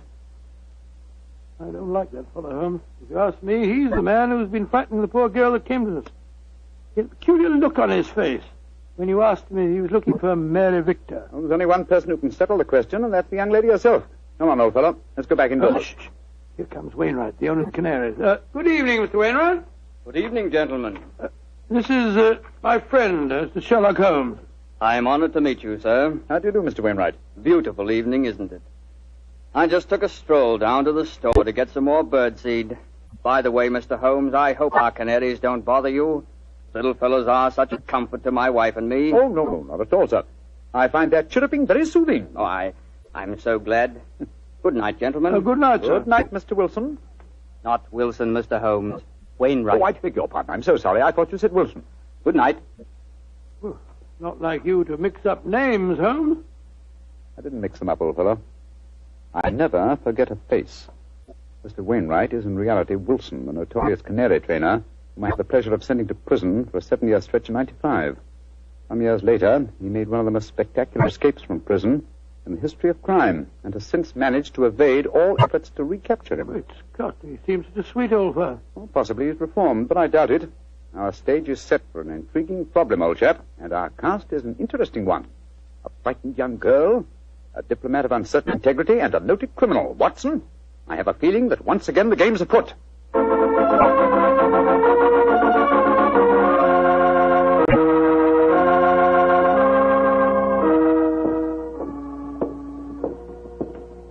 Holmes, why are we strolling along the pier instead of staying at the inn?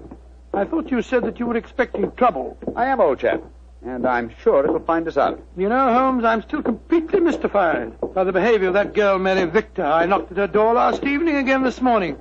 I couldn't get any answer. And the landlord told me that she was not seen at dinner last night, nor at breakfast this morning, and yet her room has not been vacated. Curious. Hello, there's the village constable, sunning himself at the end of the pier. Yeah. Good morning, Sergeant Blake. Mr. Holmes, Dr. Watson. How are you, gentlemen? Yes, splendid, thank you, Sergeant, and very appreciative of the weather that you've provided for us. Oh, think nothing of it, sir. We always arrange that for our really distinguished visitors. By the way, Mr. Holmes, I was reading one of your friend's stories about you last night. The one called The Adventure of Mysteria Lodge. That was, Wisteria Lodge, you foolish fellow. Well, maybe it was. Anyway, I was reading it aloud to me old woman. And if you don't mind my saying so, Mr. Holmes, we both thought you made a bad mistake. Oh, really? Though, of course, you come out all right in the end. Dear me, Sergeant, I stand reproved. Excuse me, Sergeant. Holmes, look. Look at that figure standing by itself right at the end of the pier. Mm-hmm.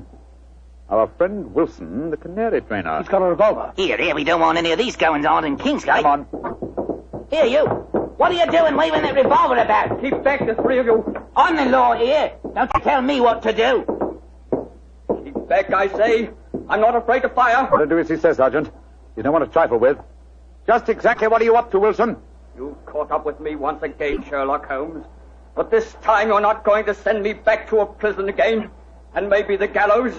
If I can't escape you, then I'll take my own way out with this revolver. Wilson, what in thunder are you talking about? The murder at the inn last night. I did it. Murder? I'm confessing in front of the three of you, so you leave my wife alone. She didn't know anything about it. Now, I hope you're satisfied, Mr. Sherlock Holmes. He's pointing the revolver as he heads. Wilson, you fool, stop it! Strike me pink. He done it. Over the pier and into the sea. Get help, Sergeant. It's possible he isn't dead. Right, sir. Come on, Watson. We're going back to the inn, I suppose. Of course we are. We've just heard a murder confession, but we don't know who has been murdered.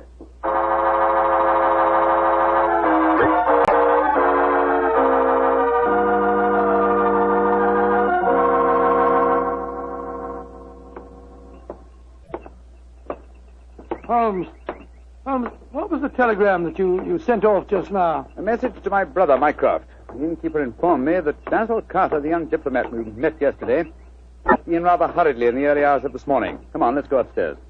Well, we'll have to break the news to Mrs. Wainwright, I suppose. Before we do that, I think we'll see if Miss Victor's in her room. Which one is it? Here, top of the stairs. We'll take the liberty of looking in. Miss Victor hasn't been seen since last night. Uh-huh. Unlocked. Lord, what a mess. Clothes strewn all over the place, open suitcases. Yes, it Look looks at as if the young lady had been planning an immediate departure. Where can she be? No one's seen her since last night. Oh, I beg your pardon, gentlemen. I thought I heard Mary Victor come in. I'm Mrs. Wainwright. Mrs. Wainwright, I'm afraid we have some rather bad news for you. Your husband shot himself a quarter of an hour ago at the end of the pier, and his body fell into the sea. Is he dead? We must presume so, madam. I left the police sergeant there searching for him. Sergeant Blake should be back here any moment now. So he did it. After all. You don't seem very surprised, madam. He threatened to do it. Mrs. Wainwright, before your husband shot himself, he confessed to committing a murder in this inn last night. A murder? Whose murder? At the moment, we're not quite sure. Oh, he must have been out of his mind. Mrs. Wainwright, I'm afraid I must ask you some rather painful questions. Are you aware that your husband was a criminal, that he served a prison sentence under the name of Wilson? Yes, I knew that. He told me when we were married 2 years ago. But he said that he'd gone straight ever since he'd come out of prison. That's why he changed his name. He was trying to make a fresh start. You know of no reason for his planning to kill anyone at this inn? None. And unless you find someone murdered, I wouldn't give too much thought to it. Yes, if you'll forgive my saying so, madam, you seem remarkably unmoved by your husband's tragedy. Why should I pretend? We were very unhappy together. This might be the best way out of it for both of us. Oh, my soul. My husband carried quite a large amount of life insurance. In the event of suicide, would that be payable? Depends on the policy, madam. But I must say that from your attitude, I begin to doubt whether your husband is dead. What do you mean? I mean that if Mr. Wilson, or if you prefer it, Mr. Wainwright, wished to disappear in spectacular style, what could be simpler than to pretend to shoot himself, drop into the sea... Mr. Elm! I'm up here, Sergeant. Ah, did you find him? Yes, Mr. Elm. We fished him out right away. Dead as a doornail. Shot himself to the head, he did. Well, that disposes of your last theory, Holmes. Did you find the revolver, Sergeant? Yes, ma'am. Got it right here with me. One bullet missing. Have you found out if anyone here's been murdered, Mr. Elm? I found out very little as yet. Wait a moment. Listen. I don't hear anything. Exactly. You hear nothing. Yet we're within a few feet of the Wainwright's room. What do you mean, Mr. Elm? I mean that there is one sound we should be hearing very clearly at the moment. Why didn't I think of it before? The sound of your canaries chirruping. You've heard little else for days. Come on, Watson. Where are you going? Your room, madam. I'm afraid I must dispense with asking your permission. You're already in my room. It seems a little late even to mention the subject. Here's the bird cage and the windowsill. Oh, the birds are gone. No, old chap. If you look more closely, you'll see them on the bottom of the cage. Let me open this door and get one of them out. By Jove, Holmes. They're dead. And yet when we entered the inn a few minutes ago, they were still chirruping. But who on earth would want to kill a couple of birds? That, my dear fellow, is one of the things we have to find out. So far, I must admit, I'm puzzled. We have a self-confessed murderer, and the nearest thing we can find to a corpse is a pair of dead canaries.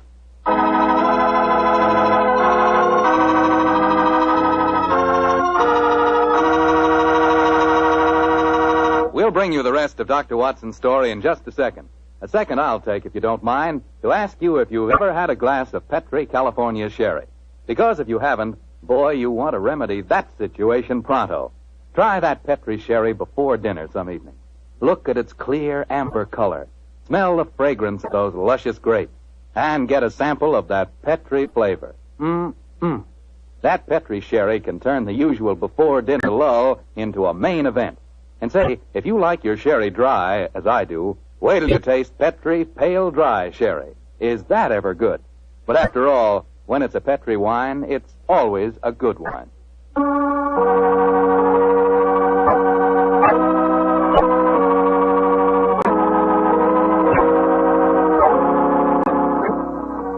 And now, back to tonight's new Sherlock Holmes adventure. Strange events are taking place in the Kentish fishing village of Kingsgate. A self-confessed murderer has committed suicide, but his victim cannot be found. As we rejoin our story, the great detective and his old friend Dr. Watson are once again examining the room of Mary Victor, one of the missing guests. You know, Holmes, the murder that Wilson confessed to before he committed suicide might have been the killing of those two canaries. I think not, old chap. Wilson obviously loved the creatures and kept them in spite of the fact that they were dangerously apt to identify him with his criminal past. Uh-huh. Interesting. Very interesting. Huh? What have you found? This note lying on Miss Victor's dressing table. Yeah. Let's have a look. You think you can hide from me, Mary, but you can't. Wherever I go, I shall follow you. So why not get wise to yourself and stop running away? Sounds as if the poor girl was in danger, all right. Possibly, but the writer of that note was certainly obliging. Though the letter is unsigned, he at least gives us a clue to his identity. Oh, what clue? The phrase, get wise to yourself, is very un-English. It's American. Come on, old chap. Well, where are we going now? The envelope to this letter has the Kingsgate postmark on it. I should be surprised if that fount of all knowledge, the village postmistress, can't help us find an American visitor.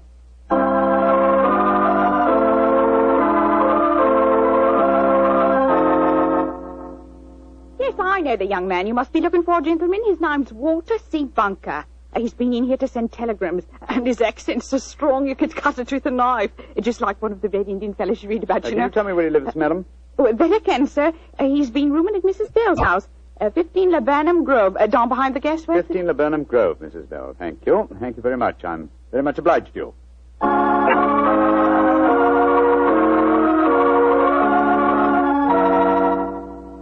Mrs. Bell? Yes, sir. What can I do for you, gentlemen? Well, we understand that Mr. Walter Bunker has been staying with you, madam. That he has. A nice young American gentleman. Is he at home, may I ask? No, sir. And I'm worried about him. This morning, when he goes out, he asks me what the nearest cemetery is. Cemetery? Oh, gracious me. Huh? I tell him, and then he gives a queer kind of laugh. I'm not sure I'll see you anymore, he says. And then he walks off, and I haven't seen him since. I tell you, I'm worried about him, gentlemen. And where is the nearest cemetery, Mrs. Bell, the one you directed him to? About 3 miles from here. Mm-hmm. Just this side of Branson Wood. Thank you, madam. Come on, Watson.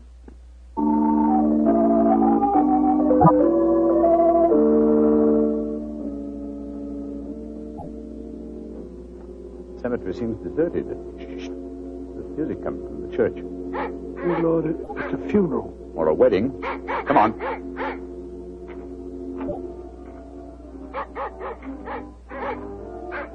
By Jove, it is a wedding, Holmes. I'm afraid we're on the false trail, but we'd better make sure.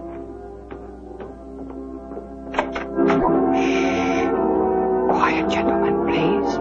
The ceremony is just ending. Just one question. Can you tell me the names of the couple just been married? Miss Mary Victor from the inn, and a young American by the name of Bunker. Thank you. Yes, we have been following a false trail, confound it. The frightened young lady was merely frightened by her persistent American fiancé. The threatening letter that he sent her. Ambiguously worded, when you come to think of it. Anyway, we can cease to worry about Miss Victor. As she is now Mrs. Bunker, I think we can assume that she's out of all danger. We've got to start all over again. Oh, no, my dear fellow. The field is narrowing. We'll head back for the inn now, and I have a feeling that we're on the last lap of our strange adventure.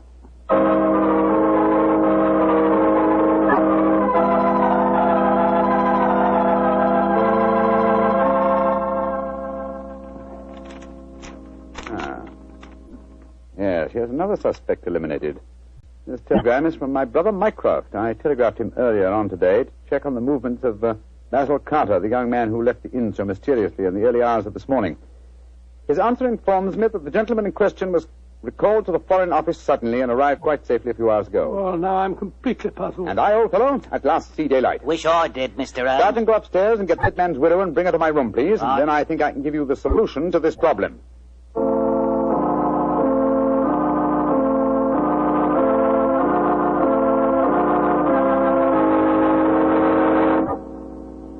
What do you want with me, Mr. Holmes? Sit down, madam. You and Sergeant Blake make yourselves comfortable. Now, in the first place, the murder occurred this morning and not last night. I know what you're hinting at. The Canaries. I admit I killed them. But you can't do anything to me for that. Why did you kill those birds? I hated them. As much as my husband loved them. And when I knew he was dead, their singing drove me mad. And so I killed them. But they must have been already dead when we told you of your husband's suicide. True, Watson, but the lady was fully aware that her husband was dead when we informed her of the fact. You see, she murdered him. You're talking rubbish. Yes, Mr. Holmes. How could she have murdered him? We saw him shoot himself before our eyes. Because when Wilson raised that revolver to his head, he was convinced that it contained blank cartridges. Unfortunately for him, his wife had deliberately replaced the blanks with live cartridges. But great heavens, why? How? Let me reconstruct the case for you. Wilson, with the connivance of his wife here, had contrived a disappearance plot. He knew that I had spotted his real identity, and so he planned this rather dramatic exit. Confessed to a non-existent murder, and then, well, had his plan materialized, he was to shoot himself with a blank. All from the pier, an apparent suicide. What a fantastic scheme, but how did he plan to get away? Well, he would have swum under the water, safe distance, and so made his escape. Oh, his plan couldn't have worked possibly. No, probably not, not. But at least it was ingenious. He would have destroyed his true identity and have had his revenge on me by making me search for a murder that had never been committed. Unfortunately for him, his wife was his accomplice and saw in the scheme an excellent way of killing her husband. You think you're so very clever, Mr. Holmes, but even if it were true, how could you prove it? Observe this revolver, Mrs. Wilson. It's the one your husband shot himself with. What can you prove from that? Ever hear of fingerprint tests? I've heard of them. But that revolver's been underwater. True, quite true. But thanks to the research of my excellent friend, Dr. John Thorndyke, an infallible test has been discovered for recording fingerprints even after immersion in seawater. What? I applied the test to the prints on the revolver and the bullets and compared them with some that we found on the water glass in your room. They are the same, Mrs. Wilson. Now, does a man let his wife load his suicide weapon? Sergeant Blake, I think it's obvious that the time has come for you to take over the case. All right, so I did change the bullets. I hated him. I'm glad he's dead. And what's more, I'd do it again.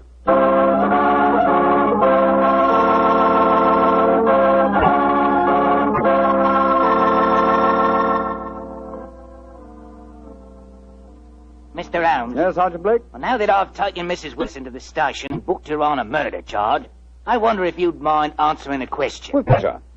This fingerprint test. I'd like to know about that. I never heard of being able to take prints after a revolver has been handled 2 or 3 times and soaked in salt water. Yes, Holmes, and I'd like to know when you performed the test and took the prints off the glass in her room. I thought that I was with you all the time. You were, my dear fellow. Well, then, I can give you the answer in one word. Bluff. What? There is no such test, my dear Watson.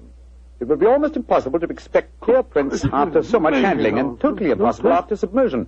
Fortunately for us, though, Mrs. Wilson was gullible enough to believe me and give me a confession. And there's no such person as Dr. John Thorndyke? Oh, yes, indeed there is. He had great success last year in the case of the red thumb mark. You didn't tell me about that case, Holmes? No, I didn't. It was deliberate, old chap. With your taste for writing sensational stories, I was afraid you might publish the affair. Oh? Would it have mattered if I had? Oh, yes, it would. Hmm? You would have given away, what shall I say, professional secrets. You would have provided the public, and in particular the criminal public, with a complete education on fingerprints. And when that happens, my dear Watson, we shall have no tricks left. That will be a sad day for detectives.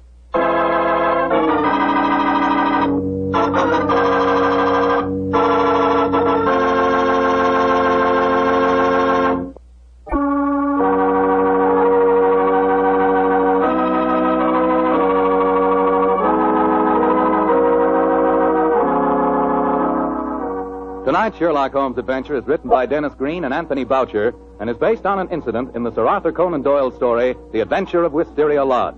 Mr. Rathbone appears through the courtesy of Metro-Goldwyn-Mayer and Mr. Bruce through the courtesy of Universal Pictures, where they are now starring in the Sherlock Holmes series.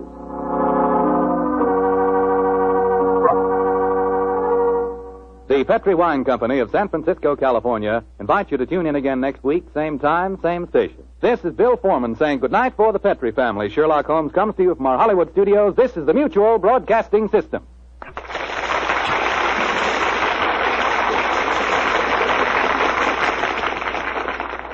Petri Wine brings you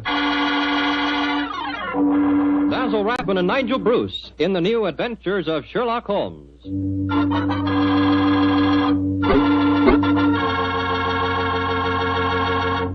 The Petri family, the family that took time to bring you good wine. Invite you to listen to Dr. Watson tell about another exciting adventure he shared with his old friend, that master detective, Sherlock Holmes.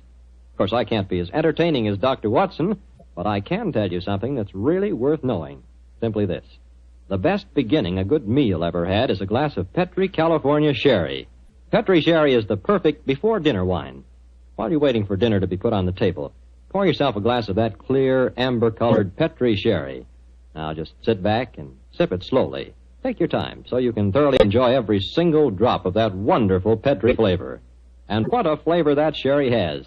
Comes right from the sun-ripened heart of wonderful California grapes. Now, you may be a real wine expert and know all about sherry wine, but believe me, until you've tried Petri Sherry, you're really missing something, and no kidding. Serve Petri Sherry alone, or serve it with canopies or appetizers. And by all means, serve it proudly. You can, because the letters P-E-T-R-I spell the proudest name in the history of American wines. Petri.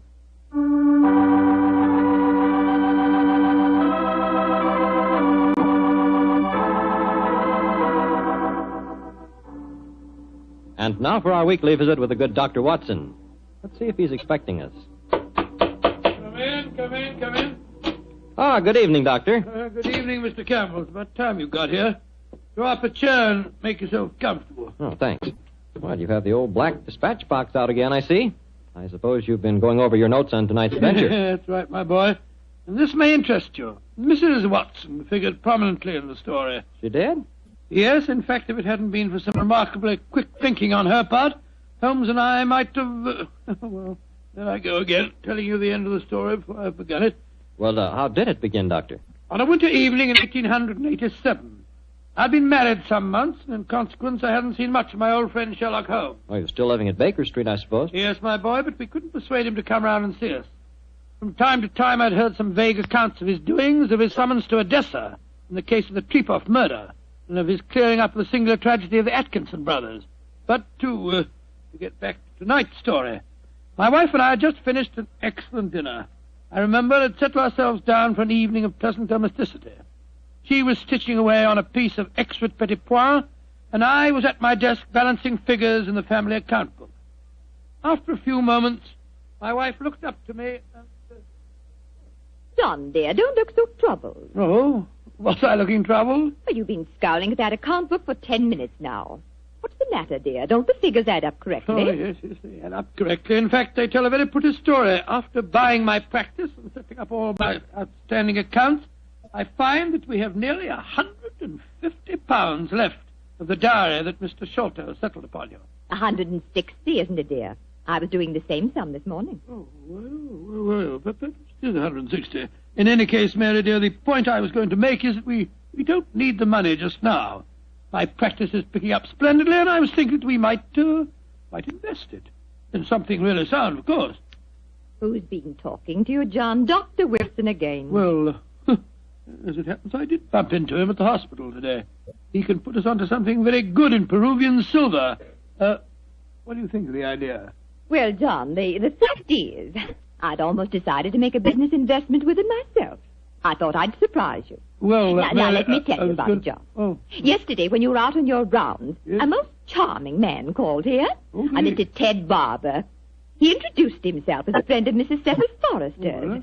He said he was certain we'd be interested in his new company. And he talked so convincingly that, well, I'm afraid I almost promised him I'd buy some stock in the company. Did you really? What sort of company is it? Well, I didn't quite understand that part of it. But it sounded wonderful. He left a prospectus. It's in the right-hand drawer of the desk. It's something to do with a wonderful new metal that's been discovered by an American chemist called Paradol or Paradis or something. Oh, let's have a look and see what it says. company formed to exploit the amazing new metal discovered by Dr. Paradol. Paradol preferred stock. The potentialities of this new alloy are immeasurable. The fourth dimension has been conquered. What? Spital dislocation is an accomplished fact. Oh, gracious me, my dear child. This prospectus is absolute poppycock. Now, John, you mustn't be stubborn. I think at least we should investigate it. The man said that if we went to the laboratories, Dr. Paradis would give us a demonstration himself. But Mary dear, the fourth dimension. I mean to say, it's obviously fraud. That's what everyone says when a new invention comes out. But this might be an opportunity for us to make a lot of money, John. Mary, I do wish to please me, dear. Well, I can't argue with you for very long, Mary. All right. I'll take you to the laboratory in the morning, but I warn you, I'll show this Dr. Paradis up for the charlatan that he is.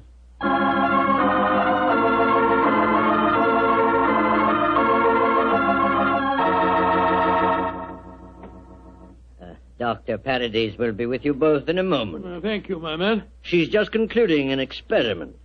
She? Dr. Paradis is a woman, then? Oh, yes, madam, and a very brilliant one, too. Excuse me. Oh, it's a last straw. The whole thing sounded like an obvious fraud, and now we get here and find that a woman doctor's at the back of it all. Just because she's a woman, it doesn't mean to say that... How do you do?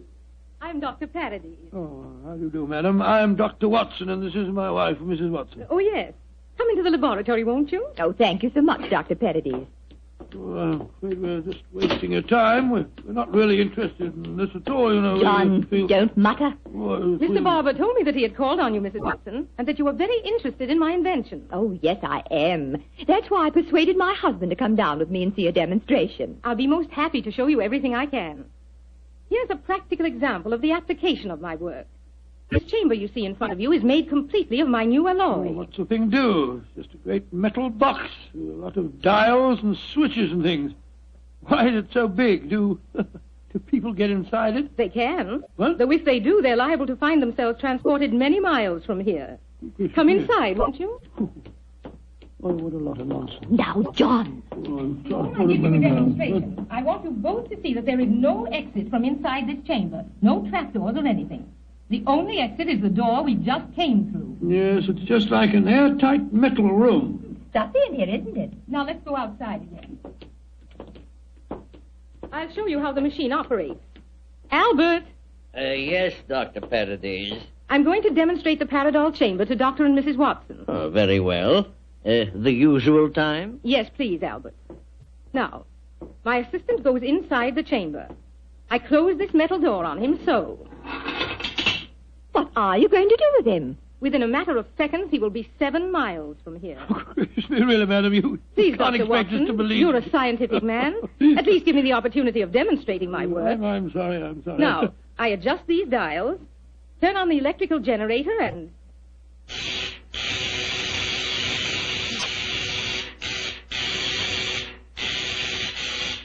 Good Lord, what an amazing business. Now open the door, Dr. Watson, and look inside, please. Great Scott, he's gone. I don't believe it. Dr. Paradis, will you explain this to me? Gladly.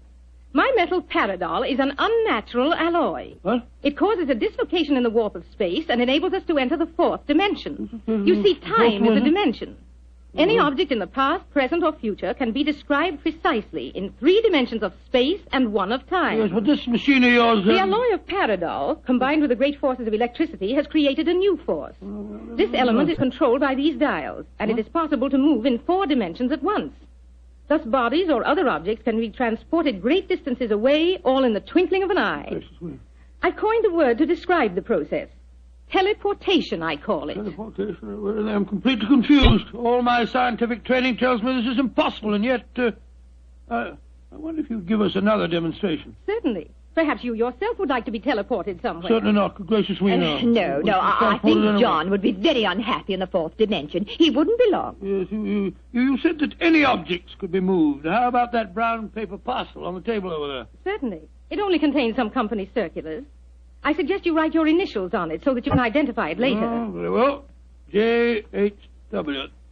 There you are. Where do you want it dispatched to? Send it to my house. I'll give you the address. That won't be necessary. Mary, this is an amazing business. Isn't it, John? Exciting, too. There we are. Now I adjust the dials once more, and... The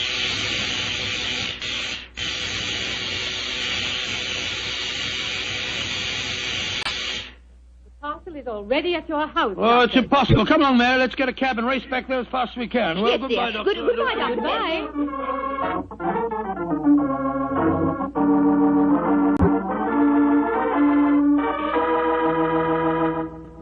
Now, dear, John, you must admit you're just as excited as I am. Well, I confess that I'm enormously intrigued. Let me just get my latch front door key. Here we are. Dr. Paradis is a devilishly clever woman. Even so, my intelligence tells me it's impossible for the package to have reached here before us. Ah, here we are. There you are, Master.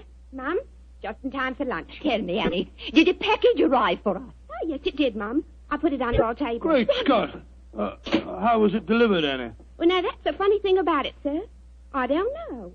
I went out to polish the brass on the door knocker a few minutes ago, and there was the parcel, lying on the doorstep. No one had rung the bell or anything. I didn't know how it got there. Thank you, Annie. You can go now. Yes, Mum. Well, John, what do you say now? There's a miracle's been performed. I don't believe my eyes. Look, there are my initials on the package. Mary, I think that if you don't mind, after lunch You'll go round to Baker Street and tell Sherlock Holmes about this. Do you mind, dear? Of course not, dear. Good. It'll be nice to see Holmes again anyway.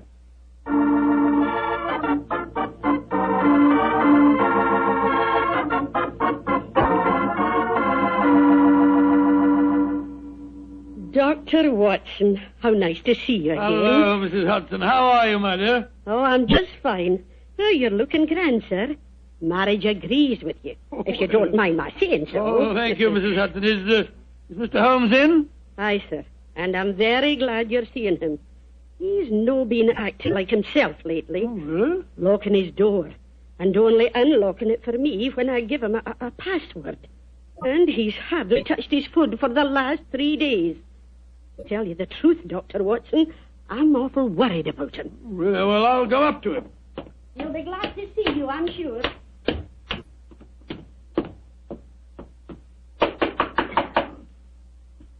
Yes? Who is it? It's me, Watson. Watson? Oh, possibly. I'm not taking any chances. Holmes, this is ridiculous. Surely you know my voice after all these years? John H. Watson. Tell me what your middle initial stands for, and I'll let you in. It stands for Hamish. Watson, my dear fellow. How are you? I'm fine and delighted to see you again, Holmes. Incidentally, why all this rigmarole about locked doors and passwords? Well, Professor Moriarty has decided that it's high time to settle his score with me. There have been several attempts on my life lately. Twice I've been attacked in the streets, and only yesterday a shot was fired at me through the window you see broken there. Lord Holmes, you must be careful. I am being very careful. That's why I indulged in what you refer to as all this rigmarole. But, well, enough of my problems. What's on your mind? There's a sparkle in your eye and an air of excitement that tells me that you've some news to impart. Well, I must say there is something. Of course there is, my dear fellow. Come on, tell me about it. You ever hear of a new metal called Paradol and its inventor, Dr. Paradis? Oh, yes, indeed I have. I received a prospectus concerning it the other day. Well, what do you think of the idea? Oh, obviously it's rubbish designed to fool a gullible public into buying shares. Don't tell me that you were taking advice. Oh, no, of course not, Holmes. Naturally, as a scientific man, I knew it was rubbish. My wife, however, had become a little involved in the concern, and so today, to prove to her that the whole thing was a fraud, we went down to the laboratory and met this Dr. Paradis. Oh, did you indeed? In the first place, let me tell you, this Dr. Paradis is a woman. Oh, a woman? As you can imagine, I didn't have any difficulty in discrediting her theories. In fact, I'm afraid I made her seem rather stupid. However, we did stay there long enough for her to give us a demonstration.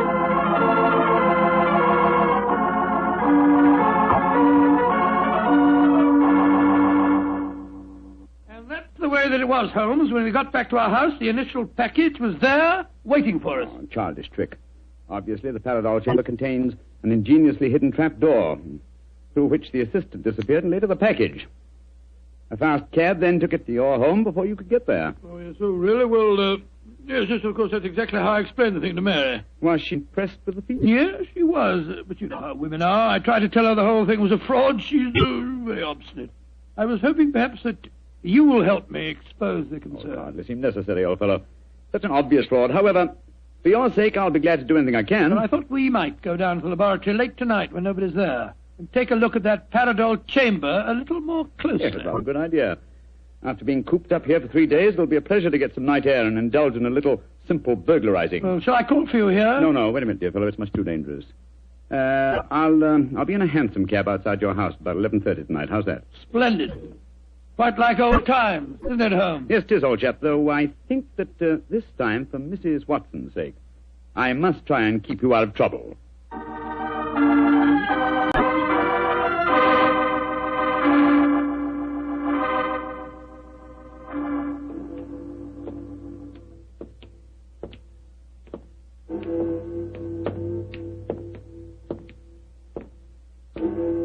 Midnight, Holmes? Yes, Watson. Time that only concerned old bachelors like myself should be wandering the streets of London. Oh, rubbish, Holmes. You talk as if Mary was a tyrant. Now, don't get angry with me, old chap. I was only being facetious. Is this, Dr. Parady's laboratory? Yes. Like to be seen. I don't imagine it'll be very hard to break in, though. Strike a match, will you? I took the precaution of bringing this lantern. There you are. Thanks, old fellow. Is the door locked? Yes, but I think a skeleton key will do the trick. Hold this lantern for a second, will you? Yeah. Oh, this is child's play so far. Come on.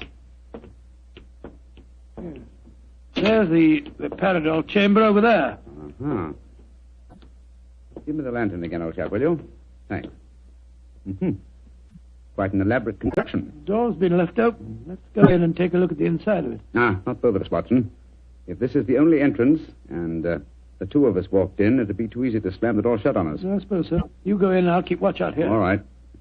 Oh, I trust that in a few minutes I won't find myself lying on your doorstep. Holmes, there are times when your sense of humor is a little strained.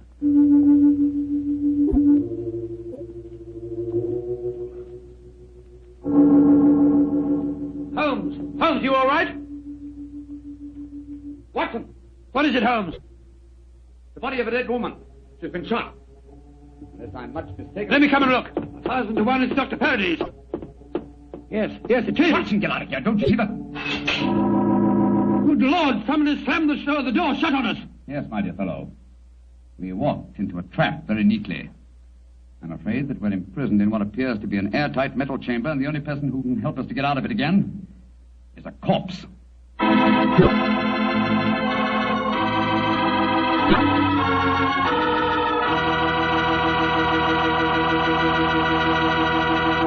Dr. Watson's story will continue in just a few seconds. It's time for me to remind you that good food always tastes better when served together with good wine. Did you know that Petri makes 2 wonderful mealtime wines? Wines especially made to go with food? Well, they do. Petri California Burgundy and Petri California Sauterne. You want a rich, hearty red wine, a wine that's great with any meat or meat dish, you just try a Petri Burgundy. And if you want a wine that's perfect with chicken or fish, try a delicate golden-colored Petri Sauterne. Petri Burgundy if you want a red wine, Petri Sauterne if you want white. But always a Petri wine if you want a good wine.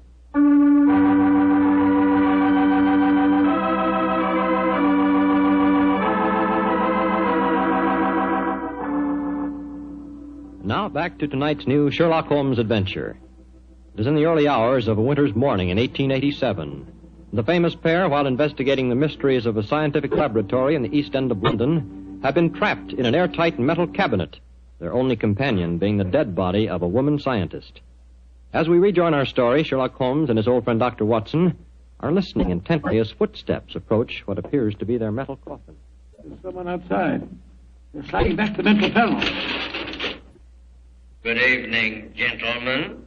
That voice, it's Dr. Parady's assistant. Let us out of here. Or should I be more precise, Mr. Holmes, and say good morning? Hello, Moriarty. Moriarty, you scoundrel. I can just get my hands on him. Dr. Watson, I wish you could get over your dislike for me. For my own part, I'm genuinely sorry that my trap had to catch you, too. I've often felt unhappy that you're not on my side. Such slavish admiration of you given your friend Sherlock Holmes must be highly gratifying. There's never mind about all that. What do you think you're up to? It's obvious, my dear Watson. The whole scheme was a plan to lure me out of my safe hiding by presenting an intriguing problem, and one that victimized the wife of my old friend. You knew it would get back to my ears, didn't you, Moriarty? Yes, exactly. But why did you murder this Parady's woman? That's equally obvious, my dear Watson. It served her purpose in presenting a most convincing scientific front. As soon as the trap was baited, it was a liability. She might tell tales, and so she was killed. Like so many other of your accomplices, my dear Professor. Ah, precisely. Now, my dear fellows, I'm afraid that I must close this panel and say goodbye. Quite sorry to have to kill you, but you're becoming dreadfully in my way. And how do you plan to kill us, Moriarty? By doing nothing more than closing this panel. Oh, I could be frightfully dramatic and release deadly gases into the chamber, or poisonous snakes, or something equally colorful. But quite frankly, it seems so much simpler just to shut you in. Your oxygen supply won't last very long, you know. And for your benefit, Dr. Watson, I may tell you that Paradol, whatever its other shortcomings as a metal, is bulletproof. Goodbye, you meddling fool! Well, there seems nothing for us to do but look around and ascertain our chances of escape. Holmes, I don't like this. We're in a very nasty situation. My dear Watson, sometimes you're a master of understatement. Aha, just as I thought. What have you found, Holmes? Sliding panel, just behind the dead woman. It leads to a passageway.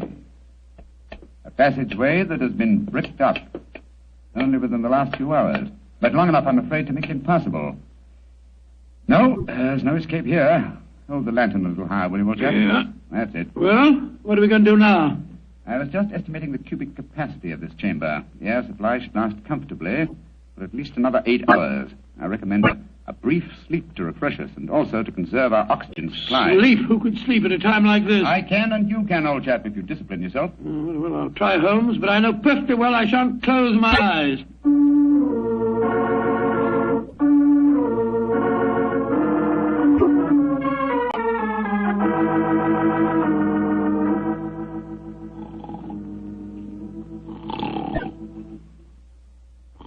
Wake up, Watson, wake up.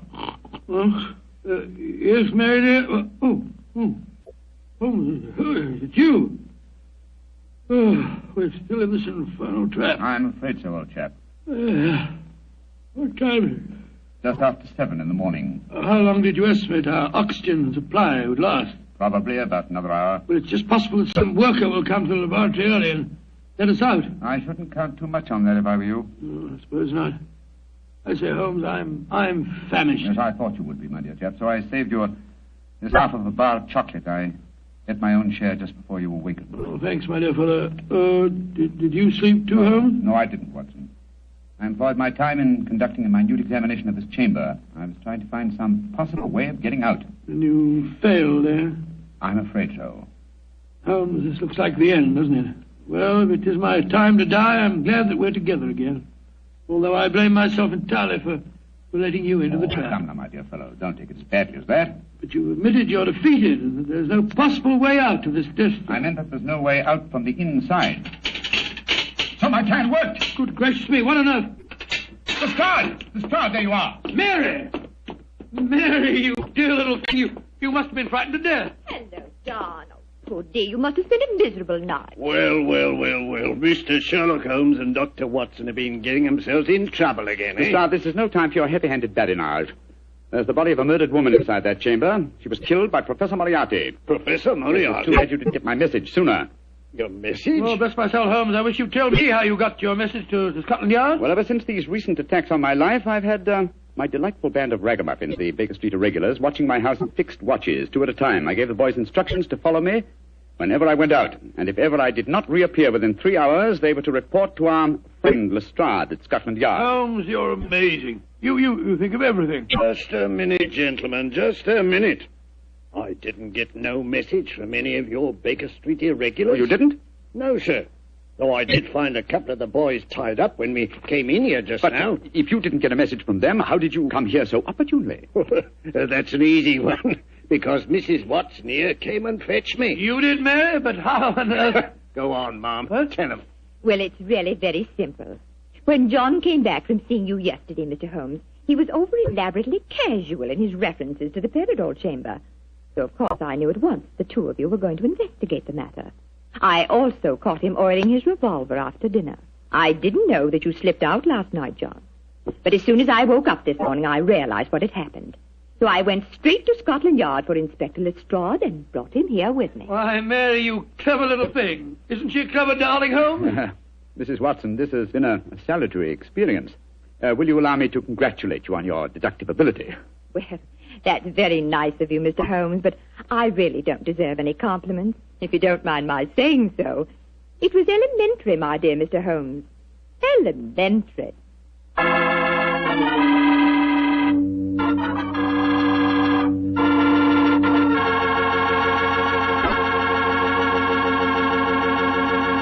This is Bob Campbell saying good night for the Petrie family. This program comes to you from our Hollywood studios. This is the Mutual Broadcasting System.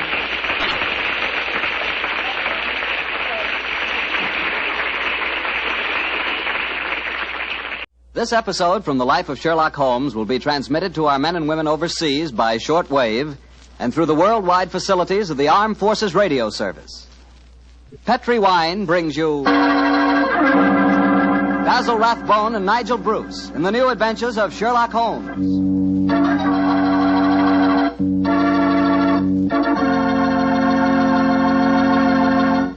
The Petrie family, the family that took time to bring you good wine, invite you to listen to Dr. Watson tell us another exciting adventure he shared with his old friend, that master detective, Sherlock Holmes. And if you don't mind, I'd like to suggest something that you might share with your friends. And that something is a glass of sherry before dinner. Naturally, a glass of Petrie California sherry. I say Petrie sherry because it's the perfect before-dinner wine. You couldn't think of a better way to begin a meal. That Petrie sherry has a beautiful, inviting color, like dark amber.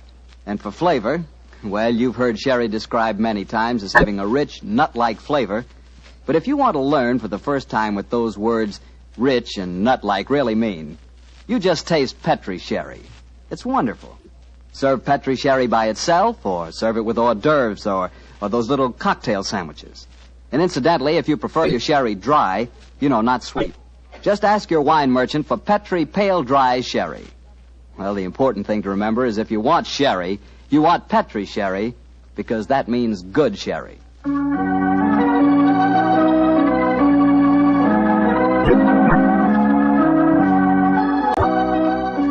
And now let's look in on our genial friend and good host, Dr. Watson. Good evening, Doctor. Good evening, Mr. Bartell. Punctual to the minute, as usual. Never keep a doctor waiting, I always say. Particularly Dr. Watson. Draw up a chair, my boy. Thank you. That's it. All ready to tell us the Sherlock Holmes adventure of the Speckled Band, Doctor? Yes, I'm all ready, Mr. Bartell. Say, Doctor, just what does a Speckled Band mean? You wait until I've told you the story, young fellow, my lad. You'll find out for yourself. Sorry. The floor is all yours, Doctor. The adventure of the Speckled Band began on a rainy April morning in 1883. An urgent call from one of my patients had kept me up most of the night before, and in consequence, I came down to my breakfast rather later than usual to find that Holmes had already left our house some hours earlier. As I sat there reading the morning paper and consuming my 2 lightly boiled eggs, there was a knock at the door. It opened to disclose a typical example of the British working man, a bag of tools in one hand and a grimy cap in the other, as he spoke to me from the doorway. You sent for me, Mr. Holmes? I'm not Mr. Holmes. Oh, beg your pardon, Governor. But I've come to mend the gas bracket over the mantelpiece. Oh? What's wrong with it? I've got a leak in it. Oh, leak? Well, get along with your work. Yes, sir. Hope I won't be disturbing you, No, sir. no, that's all right, my man. Don't mind me. Oh, dear. Very untidy man, Mr. Holmes, sir. What do you mean by that? Well, you can't help noticing the mess this room's in. I've heard say he was as tidy as any when he started, but he learned bad habits from a bloke what lived with him. Dr. Watson, I think his name is. You impertinent fellow. How dare you talk to me like that? I've got a good... Oh, where does he go to? Here, you come out of there. That's Mr. Holmes's room. Don't be angry with me, Watson. Just slipping out of these grimy rags into a dressing gown. Good gracious me. So was you, Holmes. Well, upon my soul, I'd never recognized you, but why the disguise? A case, my dear Watson, a case. One of those small problems which a trusting public occasionally confides to my investigation. To the British workman, old chap, all doors are open. His costume is unostentatious and his habits are sociable. Tool bag is an excellent passport, and a tawny moustache will secure the cooperation of the maids. But what's the case, Holmes? Well, modest little drama of life in the kitchen, one of those seemingly inconsequential affairs, and yet, Watson, the honor of a duchess is at stake. Duchess? A mad world, my masters, a mad world. Now I feel a little more comfortable. Let's return to the sitting room, shall we? A strong cup of tea would be most acceptable. Oh, I wish you'd tell me about the Duchess and life in the kitchen home. Some other time, old fellow, some other time. At the moment, suppose you tell me what you know about Miss Helen Stoner. I received a letter from her this morning in which she informed me that she would be calling here at 11, and also that she was a friend of yours. Helen Stoner, oh, yes. A charming girl indeed. Pour me a cup of tea, Watson, and tell me about her. Well, I befriended her at the time of the tragic death of her sister 2 years ago. I told you about the case, don't you remember? The sudden death of Violet Stoner at an old house in Stoke Moran. Oh, yes. It all comes back to me now. There was an inquest, wasn't there, with a string of stupid, ineffective witnesses? Huh? I was one of them. Oh, I'm sorry, old fellow. Then you were the exception, of course. Wait a minute. Let me see. I docketed the evidence on the case. Where is it? My scrapbook. Here we are. Let me see. Yes, S. Salisbury, Hatchet, Murder, Lord St. Simon. Here we are. Stoke Moran. Yes, I remember the affair well now.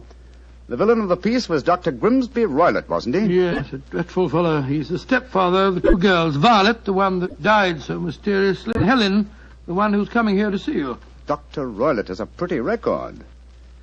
55 years of age, killed his kit Magar in India, once in an insane asylum, married money, wife died, distinguished surgeon. Well, Watson, I wonder what the distinguished surgeon has been up to now. Oh, some deviltry, I fear. Why do you say that? You remember that Miss Violet Stoner's death followed close upon the announcement of her engagement? Yes. Well, I met Miss Helen Stoner on the streets a few weeks ago. She told me that she'd just become engaged to a young fellow in the army who was leaving for the Far East. She was very upset at the thought of being alone with her stepfather at Stoke Moran. Oh, naturally it was. Dr. Roylott stands to lose a considerable sum of money in the event of his stepdaughter's marriage. Yes, they both had a trust fund which he administered only as long as the girls were unmarried. That fact was brought out at the coroner's inquest 2 years ago. But if Roylott did poison the other stepdaughter, and I'm pretty convinced that he did, it seems unlikely that he'd try it again. 2 sudden deaths in the same household could hardly pass the coroner. Oh, no, my dear Watson. You're making the mistake of putting your normal brain into Roylott's abnormal being. Oh, that must be Miss Stoner now. Yes, let me see. It's precisely 11 o'clock. Well, let's see what we can do for her. Well, I hope you can help her, Holmes. She's an extremely nice girl. Come in. Yes, Mrs. Hudson? There's a Miss Helen Stoner to see you, sir. She says she has an appointment. Show her in, please, Mrs. Hudson. Aye, sir. Come in, my dear. Thank you. Miss Stoner, I'm so glad to see you again. How do you do, Dr. Watson? And this must be your friend. Yes, Miss Stoner, I'm Sherlock Holmes. Sit down by the fire, won't you? Yes, please do, my dear. Hello, you're trembling with cold. It's not cold that makes me shiver. Tell me, Mr. Holmes, has my stepfather, Dr. Grimsby Roylott, been here? No, he hasn't. He saw me in the street. I dashed by him in a hansom cab, but he saw me. Our eyes met and he waved me to stop, but I came here as fast as I could. Very sensible move. Dr. Watson has already given me several hints as to your present problem, as well as having refreshed my memory as to the circumstances of your sister's death. My problem is a simple enough one, Mr. Holmes. I'm waiting to be murdered. No, my dear please girl. be a trifle more explicit, Miss Stoner. Very well, Mr. Holmes. My fiancé is leaving for the Far East today. When he leaves, I shall be alone with my stepfather at Stoke Moran. He plans to murder me just as he murdered my sister. What makes you say that, Miss Stoner? Many strange things have happened recently. For instance, he's just moved me into the bedroom in which my sister died. Well, what reason did he give for changing your room? That my old one needed repainting. It didn't need it, but Dr. Roylott did need to move me into that horrible room. And other things have happened. I've heard the music again. Music? What music? My sister first heard it a few days before she died. I heard it myself on that dreadful night she breathed her last. Oh, Mr. Holmes, I'm terrified. Don't worry, my dear. Please don't worry anymore. You have friends to help you now. Do you mind if I ask you a few questions? No, of course not. Now, this music. Does it seem to come from inside the house or outside? Well, it's hard to say. It sounds so faint. What's it like? A sort of soft droning sound. Like a flute or a pipe? Yes, it reminds me of native music I heard during my childhood in India. India, eh? Oh. There's one other thing that puzzles me, Mr. Holmes. Now, what's that? My sister's dying words. As she lay in my arms, she gasped out 2 words. Oh, what were they? Banned and speckled. You remember that evidence from the inquest, don't you, Dr. Watson? Yes, I do. I couldn't make head or tail of it. So? Banned, speckled, Indian music. Miss Stoner, Do you sleep with your door and windows fastened? Yes, Mr. Holmes, but so did poor Violet. It didn't save her, though. What did you gather from your sister's dying allusion to the band, the Speckled band? Well, sometimes I thought it was merely the wild talk of delirium, and sometimes that it referred to a band of people. Oh, yes. I remember that there were some gypsies encamped quite near us at the time of Violet's death. Gypsies, eh? Yes, and it occurred to me that the spotted, gaily coloured kerchiefs, which so many of them wear over their heads, might have suggested the unusual adjective which my sister used. Miss Turner, how long is it since you heard this strange music that you've told us about? I heard it last night. And your fiancé leaves today, you say? Yes, Mr. Holmes. Well, Miss Turner, I shall do everything I can to help you. If we were to come to Stoke Moran today, would it be possible to see over your rooms without the knowledge of your stepfather? I think so. He told me this morning that he intended to take a late train home tonight. Ah, that's splendid. Watson, out with the timetable, old fellow, and look up the trains to Stoke Moran. Right, you are, Holmes. That's my stepfather. I know it is. Oh, yes. Yes, there he is on the doorstep. Oh, Mr. Holmes, he's followed me. Oh, what shall I do if he finds me here? Don't worry, Miss Turner. Please don't worry. There's a private exit through that room there. Watson, show her the way, will you? Come along with me, my dear young lady. And you will come down today, Mr. Holmes? Certainly, my dear Miss Turner. I'll telegraph you the time of our arrival. Goodbye and courage, my dear. Goodbye, Mr. Holmes, and thank you. Come along, Miss Turner, quickly. Come in. Yes, Mrs. Hudson? It's a gentleman, sir. I told him you wouldn't see anyone without an appointment, but he... Out of the way, woman! He never pushed me like that. I'm sorry, Mr. Holmes. That's all right, Mrs. Hudson. You can leave us. What kind of gentleman does he call himself, pushing an old lady?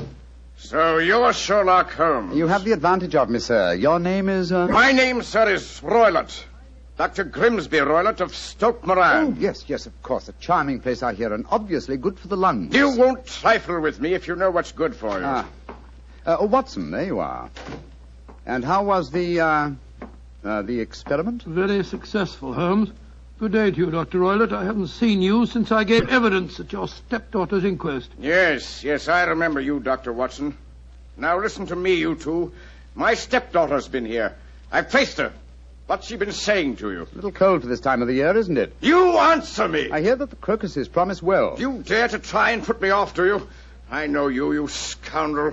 You're Holmes the meddler. Am I? Holmes the busybody. I believe that a man should occupy his time. Holmes the Scotland Yard Jack in office. When you go out, close the door, won't you? There's a draft. I'll go when I've had my say. Keep your nose out of my affairs, do you hear? Oh, yes, my hearing is excellent, thank you, and your diction and delivery most forceful. But time flies, my dear doctor, time flies, and life has its duties as well as its pleasures. Goodbye. Insolent rascal.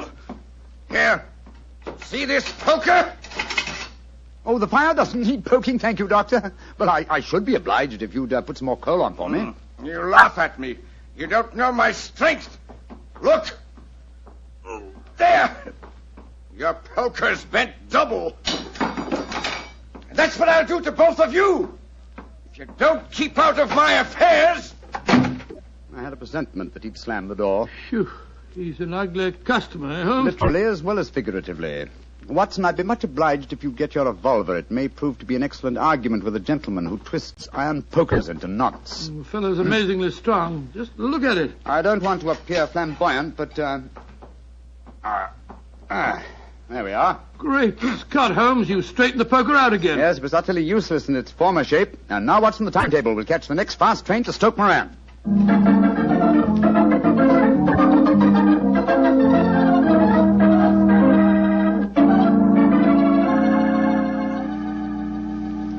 Oh, Mr. Holmes, Dr. Watson, I'm so relieved that you've come. But don't you think my stepfather might have followed you down here? I had to take that chance, Miss Stoner. A few hours' delay might mean the difference between our life and death. It was imperative that we examine this bedroom of yours before Dr. Roylott returns. Anyway, my dear, you mustn't worry any more. We're here in your house, and we're going to take good care of you, no matter what harm befalls you. Thank you, Dr. Watson. So this is the room in which your sister died, is it? It's much as I pictured it. And Dr. Roylott's room adjoins this one, you say, Miss Turner? Yes, Doctor, on that side.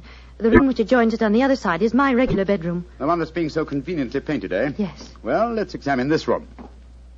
No trapdoors or sliding panels, I suppose. It sounds solid enough, Holmes. Yes, I think it is. Hello, what's this? Are you aware that this bed is clamped to the floor, Miss Stoner? Why, no, Mr. Holmes, I didn't know that. What an extraordinary thing. Was the bed in your other room anchored also?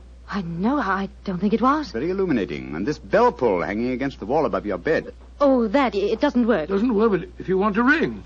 There's another one on the other wall over there. Now, why this one? Well, I don't know. My stepfather made a number of changes after we came here. Yes, quite a burst of activity, apparently. And it took some strange shapes. Why are you standing on the bed, Holmes? I'm curious, my dear fellow. Aha. It may interest you to know that this bell rope is fastened to a brass hook. There's no wire attachment. It's a dummy. A dummy? But why? There's a small screen above it. It's a ventilator, I suppose. Yes, Mr. Holmes. Yes. A ventilator leading into your stepfather's room. Curious. I notice there's no means of opening the ventilator on this side. It can only be operated from your stepfather's room next door. I wonder if you'd mind taking us in there. Of course, Mr. Holmes. Follow me. What do you make of it, Holmes? There's devil's work afoot, old chap. Here we are, Mr. Holmes. It's much the same as the other room. A bit bigger, perhaps. That large safe against the wall seems to be an unusual piece of bedroom furniture. What is it, Miss Stoner? My stepfather's business papers. Oh, yes. You've seen inside it, then? Only once, some years ago. I remember that it was full of documents. What's this saucer of milk doing on top of it? Does Dr. Roylott keep a cat? No, but he does have a cheetah and a baboon as pets. He brought them with him from India. Well, Holmes, a cheetah is just a big cat. True, but I doubt if a saucer of milk would go very far in satisfying the appetite of a cheetah. Well, I think I've seen enough. This matter is too serious for hesitation. Your life may depend upon your following my instructions, Miss Homer. I'll do anything you say, Mr. Holmes, anything. Is that village inn I see through the trees from this window? Yes, the Queen's Arms. Your bedroom windows would be visible from there. Yes, Mr. Holmes. Very well, then. Watson and I will go there now and obtain accommodations. When your stepfather returns, you must confine yourself to your room on the pretense of a headache. You follow me? Perfectly. When Dr. Roylott returns for the night, you must open your bedroom window and put your lamp on the sill as a signal to us at the inn. Then withdraw quietly to your usual bedroom, the one that's being painted. I'm sure that you could manage there for one night. Of course. But what will you do? When we get your signal, Dr. Watson and I will come here and spend the night in your dead sister's room. We are going to solve this mystery of the dummy bell rope and the unusual ventilator and the strange music in the night.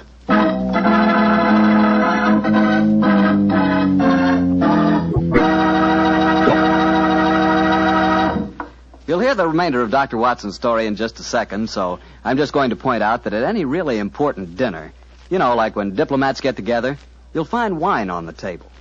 Because for years it's been a known fact that good wine makes good food taste better.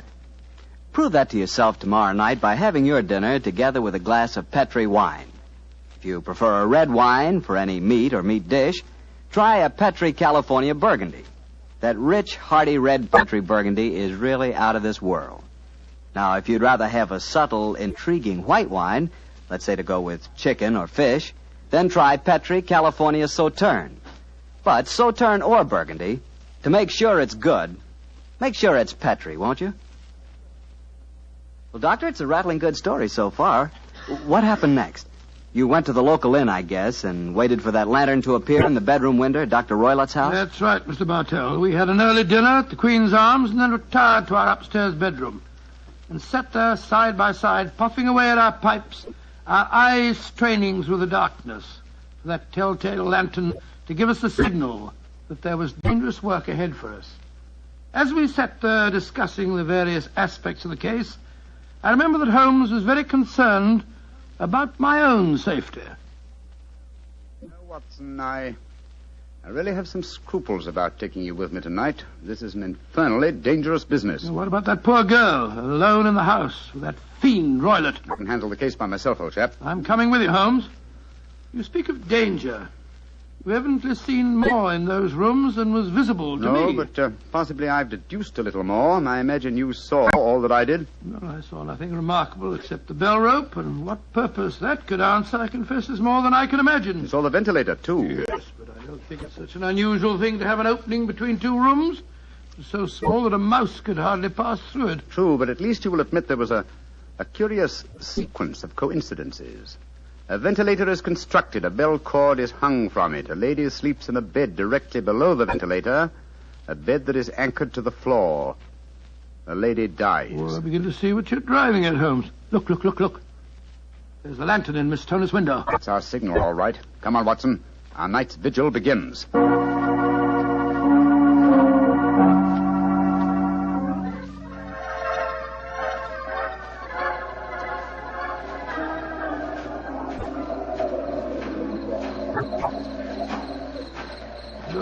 What a foul night. Foul night for foul business, Watson. Come on, through these laurel bushes. It's only another 50 yards to the house.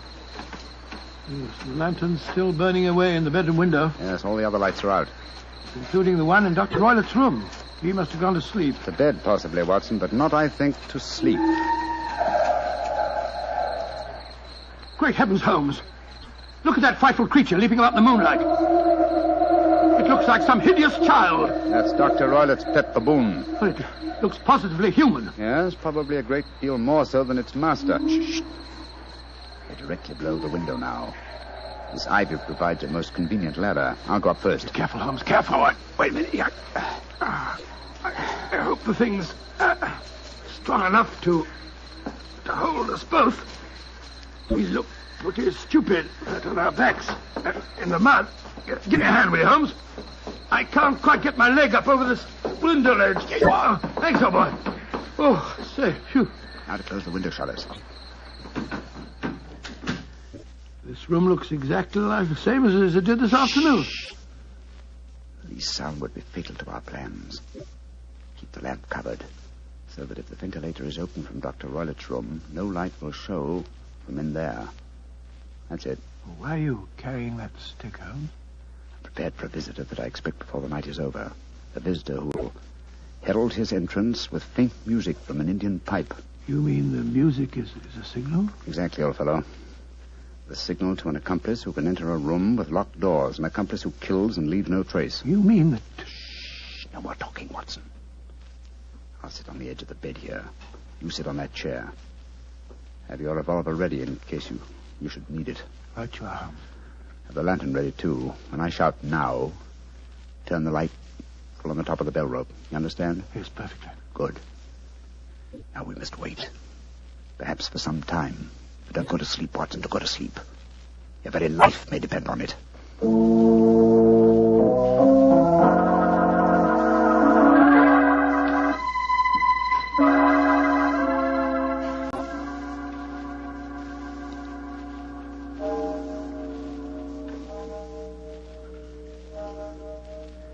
Watson. Yes? You're not smoking, are you? No, Holmes. I smell tobacco smoke. Must be drifting through the ventilator. Exactly. Dr. Roylett is up. Look. There's a tiny shot of light showing up in the ventilator. Shh. Listen. There's the music. Yes. Heralding the messenger of death. Have your lantern ready, Watson.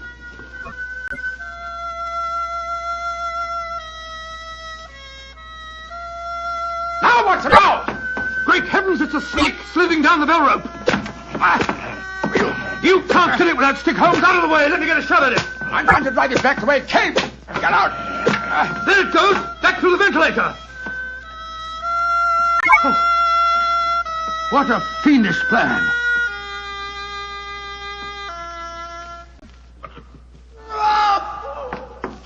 Scott, what's that? I think the devil has turned on its master. Come on, Watson, into Dr. Roylett's room. Dr. Roylett! Dr. Roylett! Dr. Good Lord, Holmes. Look at him sprawled on the bed. Look at his eyes. Yes. And see what is coiled around his forehead. It's the snake. Yes, the band. The speckled band. He's dead, Holmes. Yes, he's been bitten by the deadliest snake in the world, the Indian swamp adder. Its deadly fangs produce death within 10 seconds. Well, Watson, violence does in truth recoil upon the violent, and the schemer falls into the pit which he digs for another. What should we do now, Holmes? We must remove the macabre headgear from the dead doctor and return the snake to its den. And I suggest that we tell Miss Stoner that there's no more danger under this roof. After that, we can turn the matter over to the local police. Our work is done.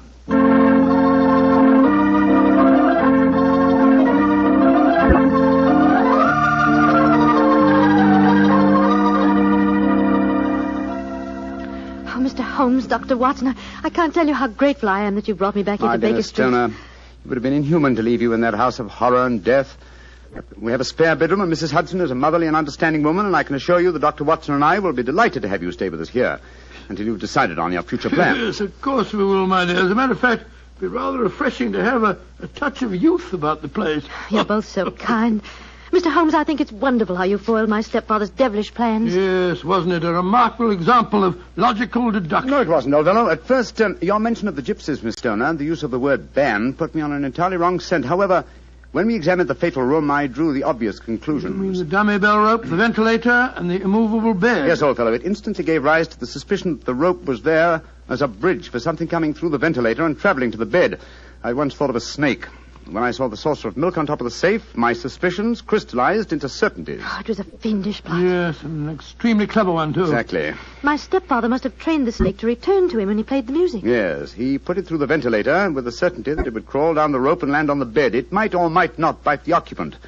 Perhaps she might escape every night for a week, but sooner or later she must fall a victim. Thank heaven I came to you, Mr. Holmes. Amen to that, Miss Stoner. Holmes, if you hadn't lashed at the snake with your stick, I bet it wouldn't have turned back on its master. True, old chap. In that way, I am no doubt indirectly responsible for Dr. Grimsby Roylett's death.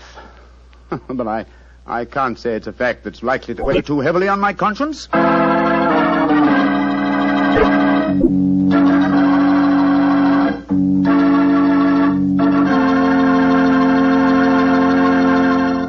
Doctor, that was quite a fascinating story. You know something? I'm not exactly a coward, but no kidding, my toes really curl when I get mixed up with snakes. Oh, you're not alone in that respect, Mr. Bartell. I must admit that I like to have a revolver and at least 20 feet between me and any snake that wants to cross my path. Well, if you want a revolver and 20 feet, I'll take a cannon and 20 miles. It's fortunate that you're a wine expert, Mr. Bartell, not a detective. I'm afraid you wouldn't, shall we say, find detecting to your liking? We certainly shall say it. And incidentally, I'm not a wine expert, Doctor. All I know about wine is that it either tastes good or it doesn't. And I also know that Petri wine always tastes good. The Petri family sees to that. The name Petri on the label is the personal assurance of the Petri family that every drop of wine in that bottle is good wine. And they know how to make it good because they've been making fine wine for generations. Handing down from father to son, every secret, every skill of the winemaker's art.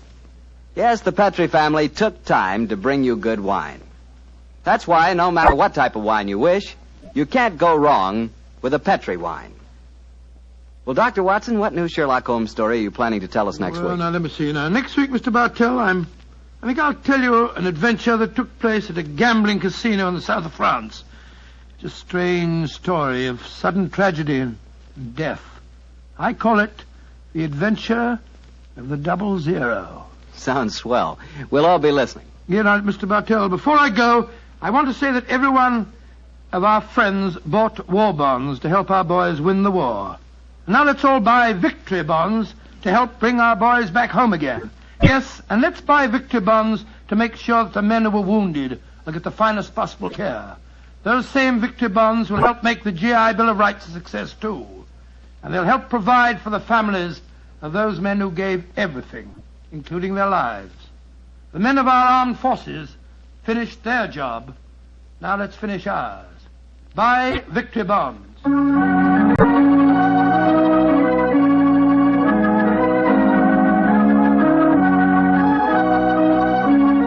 Tonight's Sherlock Holmes adventure is written by Dennis Green and Anthony Boucher and is an adaptation of the Sir Arthur Conan Doyle story, The Adventure of the Speckled Band. Music is by Dean Fossler. Mr. Rathbone appears through the courtesy of Metro-Goldwyn-Mayer and Mr. Bruce through the courtesy of Universal Pictures, where they are now starring in the Sherlock Holmes series.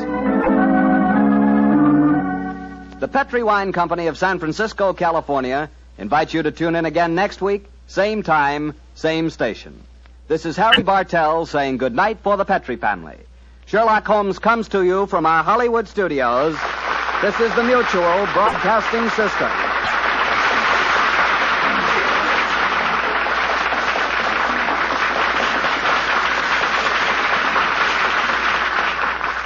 This episode from the life of Sherlock Holmes will be transmitted to our men and women overseas by shortwave and through the worldwide facilities of the Armed Forces Radio Service.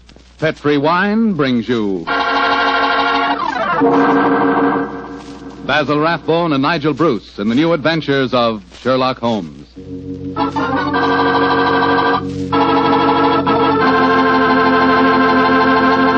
The Petri family, the family that took time to bring you good wine, invite you to listen to Dr. Watson tell about another exciting adventure he shared with his old friend, that master detective Sherlock Holmes.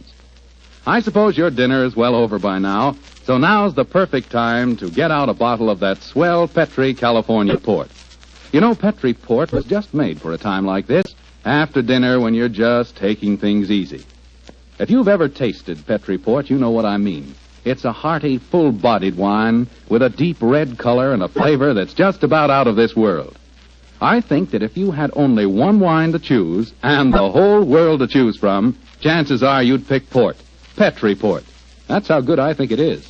That's saying plenty, I know, but I think Petri port will easily live up to all I say about it. Try it and see. And share it with your friends. You can serve Petri port proudly because the name Petri is the proudest name in the history of American wines.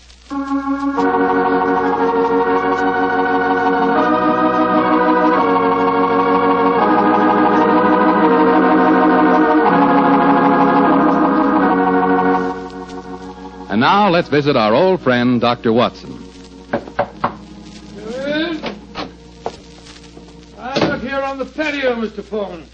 Come on out and join me. Admiring the sunset, eh, Doctor? Yes, my boy. It's a particularly beautiful one. Where are the puppies this evening? Asleep on a favorite tweed coat of mine that's just come back from the cleaners. And you hadn't the heart to move them, I suppose. No, I hadn't. The little fellows looked so comfortable. In fact, I sometimes wonder if these... But you haven't come here to listen to a dissertation on the behavior of dogs? Well, it is getting near story time, Doctor. Yes, of course it is. Well, just let me get my pipe properly lighted. That's it.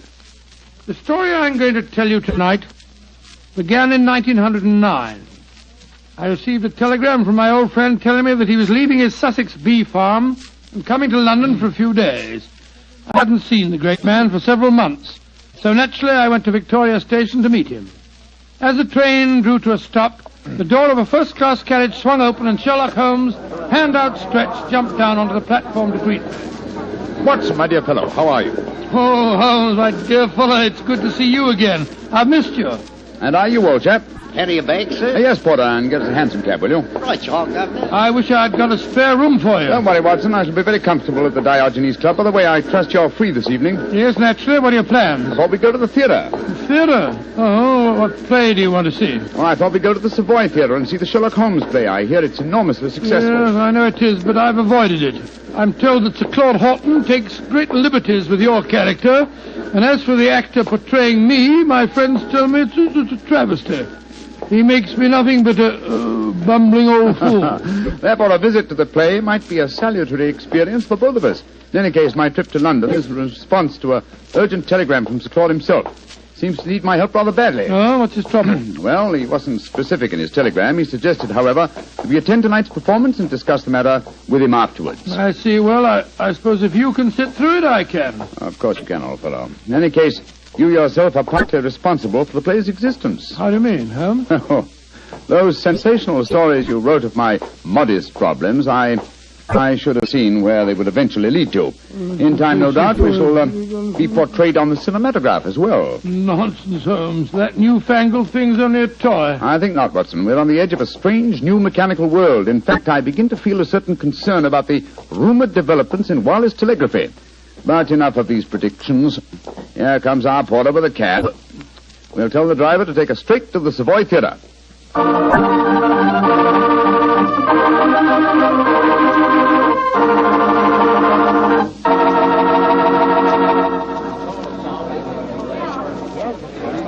Just look at that line of people at the box office, Holmes. Very flattering, old chap. Well, possibly, but I hope it doesn't mean that we've got to wait our turn and... Excuse me, gentlemen. You're Mr. Sherlock Holmes and Dr. Watson, aren't you? Yes. I thought I couldn't be mistaken. My name is Frank Ferris. How do you do, Mr. Ferris? I'm glad to meet you, sir. Sir Claude has a box reserved for you. He asked me to see that you are quite comfortable. Very considerate of him. Will you follow me, please? Thank you. Neither of you has seen the play before, I understand. No, Mr. Fellows, we haven't. I imagine it'll be a strange experience seeing yourselves portrayed on the stage. By the way, I'm playing the part of an old friend of yours, Professor Moriarty. Oh, indeed. I'm looking forward to a very entertaining evening. I presume that you escape our clutches, as usual? Yes, I do, Mr. Holmes. And I've done it nightly now for 137 performances. A record that I'm sure Professor Moriarty himself would envy. Had it not been for his memorable demise at the Rackenback Falls. Here we are, gentlemen. This is the box reserved for you. And now, if you'll excuse me, I'll go back to my dressing room. Oh, I nearly forgot, Mr. Holmes. Sir Claude asked me to give you this note. Thank you. No, not at all. Well, I'll see you later. Very nice fellow for an actor. Don't be a snob, Watson. Well, what does the Claude note say? I'll read it to you. Dear Holmes, since I telegraphed you yesterday, there have been strange developments. In fact, I've been doing some detective work off stage as well as on. Watch the performance tonight and watch the audience too, particularly the occupant of the box opposite yours. Please come to my dressing room as soon as the last curtain has fallen. He's being very mysterious, and the box opposite ours is empty. No. Look, Watson, look. Someone has just entered. Confound it, the house lights are going out. The first act's beginning, Holmes. The first act, yes. Well, sit back and relax, old fellow. Let's see what they've done to us.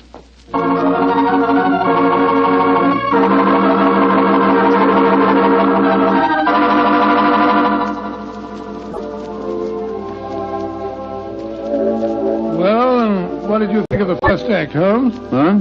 Oh, the first act, yes. I was examining the occupant of the box opposite ours. An attractive young lady, alone and unusually preoccupied in her program. In fact, one might assume that she was trying to hide her face. Yes, but the play, don't you think it's ridiculous? Just imagine a crown jewel being stolen from the Tower of London. Why not? It's been attempted many times. Anyhow, you must admit that the actor who's portraying me behaves like a blithering idiot. And Sir Claude's interpretation of you is pretty far-fetched. Far-fetched, but flattering, Watson. What poise, what suavity, and what a voice. I find myself thoroughly entertained. You're a strange chap, Holmes. No accounting for your tastes. Look, Watson, look. The back of the box over there. Good Lord, I could have sworn a man dodged behind the curtains. I don't think the girl saw him, though. Looked like a foreigner. I think as the young lady's alone, we'll take the liberty of joining her. Oh, dash it, there go the lights again. The second act starting now. And sit down, old fellow. We don't want to attract attention. We'll join her during the next intermission. Who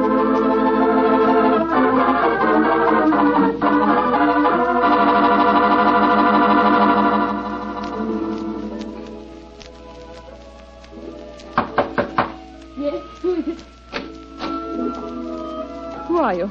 What do you want with me? My name is Sherlock Holmes, and this is my colleague, Dr. Watson. How do you do, young lady? I hope you'll forgive this intrusion, but Sir Claude requested that I keep an eye on you during the play tonight. Please come in and sit down, won't you? Thank you. Oh, this is very kind of you. You must forgive my abruptness just now. But I've just been watching Sherlock Holmes and Dr. Watson being impersonated on the stage. It's rather startling to have the real couple walk into my box. Yes, I quite understand. By the way, just before the curtain went up on the second act, I thought I noticed a man come into the back of this box and then disappear again. Were you aware of his presence? No, I didn't see him. But I know who it is.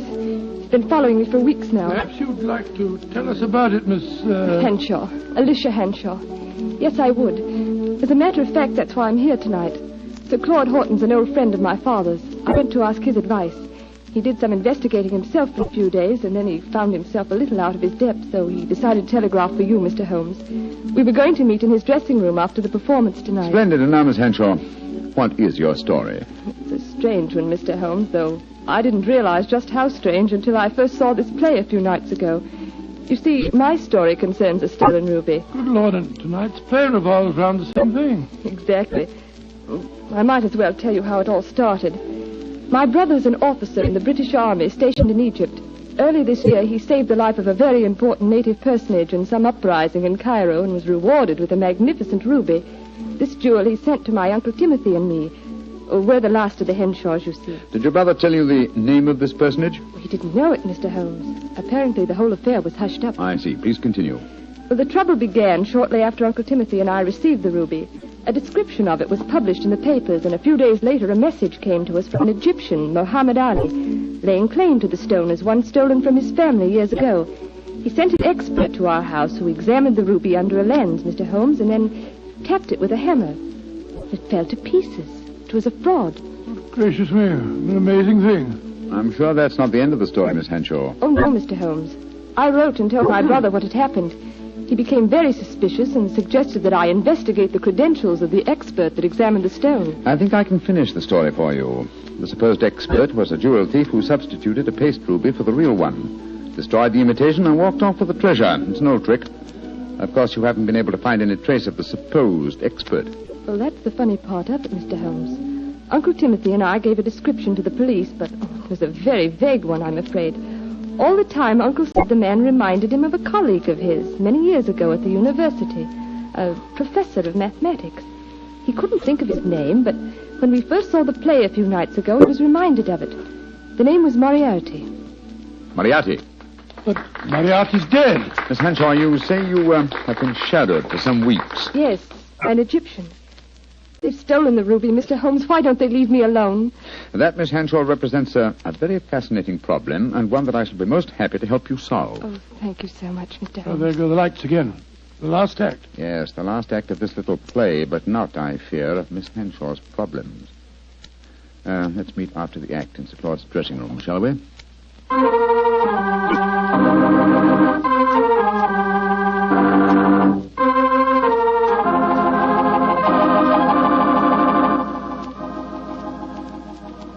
Well, Holmes, how did you enjoy the play? Very much, Sir Claude.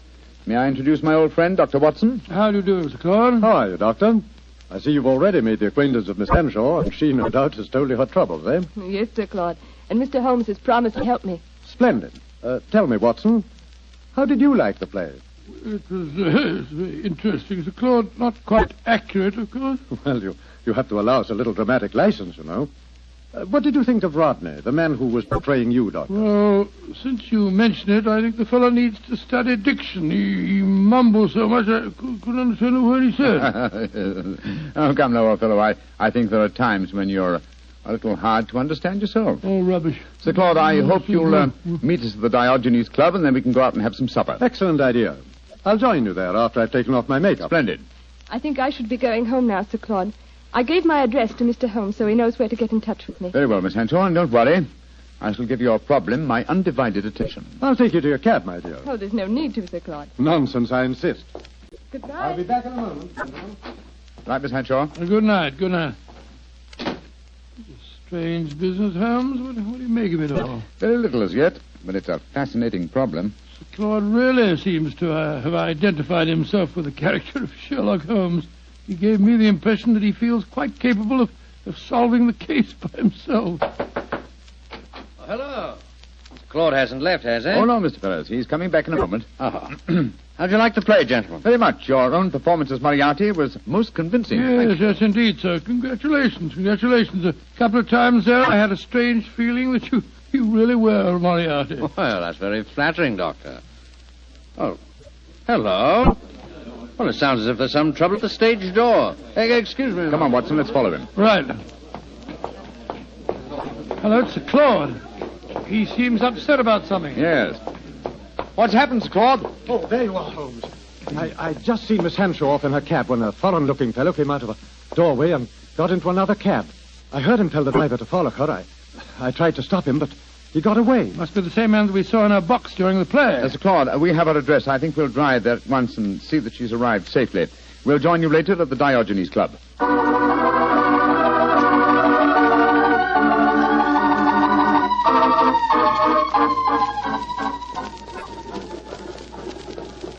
Well, Holmes, here we go. Off on another adventure? Yes, and one that may give us an opportunity of crossing swords with Moriarty once more. Oh, Moriarty's dead. He was killed when you and he fell over the precipice in 91. He was supposed to have been killed, just as I was, but his body was never found. It's impossible, or rather possible, that he returned to pour into the ears of Colonel Moran a story as unlikely and as true as the one I related to you on that April evening in 1894. One can never be sure of death, old chap, until one has touched the cold skin of a corpse.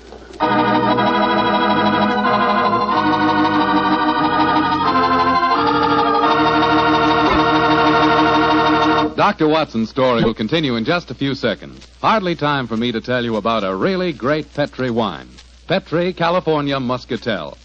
Did you ever walk through a vineyard early in the morning and pick a big, juicy muscat grape right off the vine? Mm-mm.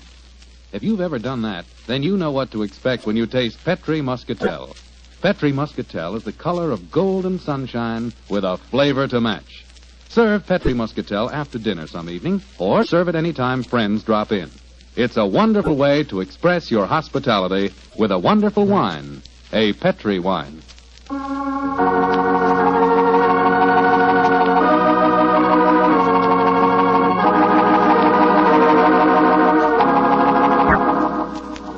And now back to tonight's new Sherlock Holmes adventure. The famous pair have become involved in a strange mystery concerning a stolen ruby, a frightened girl, and an Egyptian who appears to be shadowing her. As we rejoin our story, Sherlock Holmes and Dr. Watson are standing in a darkened alleyway adjoining the girl's house. Holmes, look. That Egyptian fellow. He's pacing up and down in front of our house. Yes, therefore we may assume she's safely inside. Uh-huh. Seems to be giving up. He's coming this way. Flatten yourself against the wall. Good evening, sir. Good evening. Who are you, please? We are friends of Miss Hanshaw, and we're very curious to know why you've been following her. I'm sorry that I cannot answer your questions, sir. Now, look here, my man. You're talking to Mr. Sherlock Holmes. You are Mr. Sherlock Holmes? I'm greatly honored to meet you, sir. All my life I have known of you. All my life I have admired you. Then in that case, perhaps you'll answer my questions. Why have you been following Miss Hanshaw? Because it is my duty. What do you mean, your duty? Perhaps I should have said my destiny, Mr. Holmes. For 2 generations now, the family of Arabi, of which I am a humble member, have dedicated their lives to finding the stolen treasure of Asyut. What on earth's all that got to do with Miss Hanshaw? The treasure of Asyut is a giant ruby. It was stolen many years ago from the family of Muhammad Ali. A few months ago, Miss Hanshaw received a mysterious ruby. I have found out many things, Mr. Holmes. I have many sources of information. Then I must regard you in the light of a rival detective in this case. I hardly call myself a detective, Mr. Holmes. My life is dedicated to only one problem. Miss Hanshaw now says the jewel was stolen from her. I do not believe it. That is why I watch her. If I am wrong this time, and I do not think I am wrong, then my quest must go on. Always it will go on. Permit me to wish you the best of luck, sir. Thank you, Mr. Holmes. Good night, gentlemen. Good night. Sure we shall meet again. Oh, why did you let him go, Holmes? Why not? He's frightening Miss Hanshaw. But not molesting her, old chap. In fact, it might be a good thing if someone is keeping an eye on her. And meanwhile, Watson, let's see if we can find a cab and get back to the Diogenes Club. I don't want to keep Claude waiting.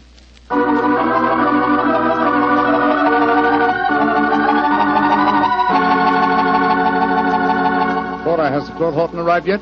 Yes, Mr. Holmes. He and another gentleman came in about 5 minutes ago. They went up to the library. The other gentleman has just left. I see. Thank you. This way, Watson.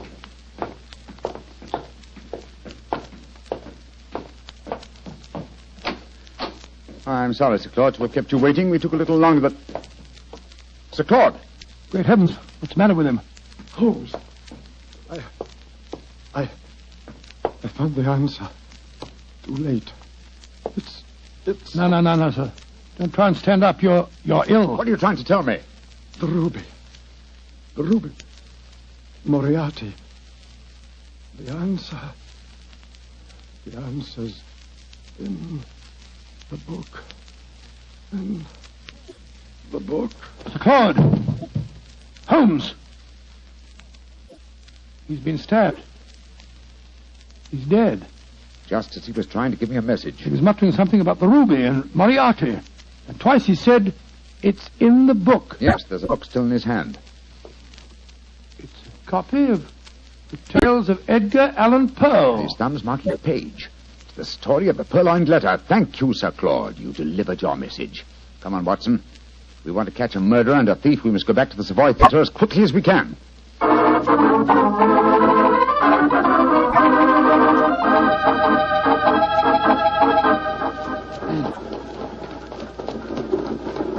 Why do you suppose Sir Claude was murdered? Because I was too curious.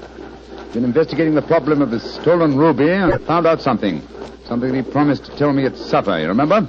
And so he was killed by a man who came with him to the club tonight.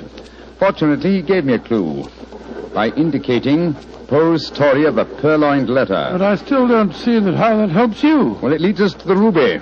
The premise of Poe's story is that the most obvious hiding place is the safest. Now, what physical object was most prominent on the stage in tonight's play? By Jove. A ruby. Exactly.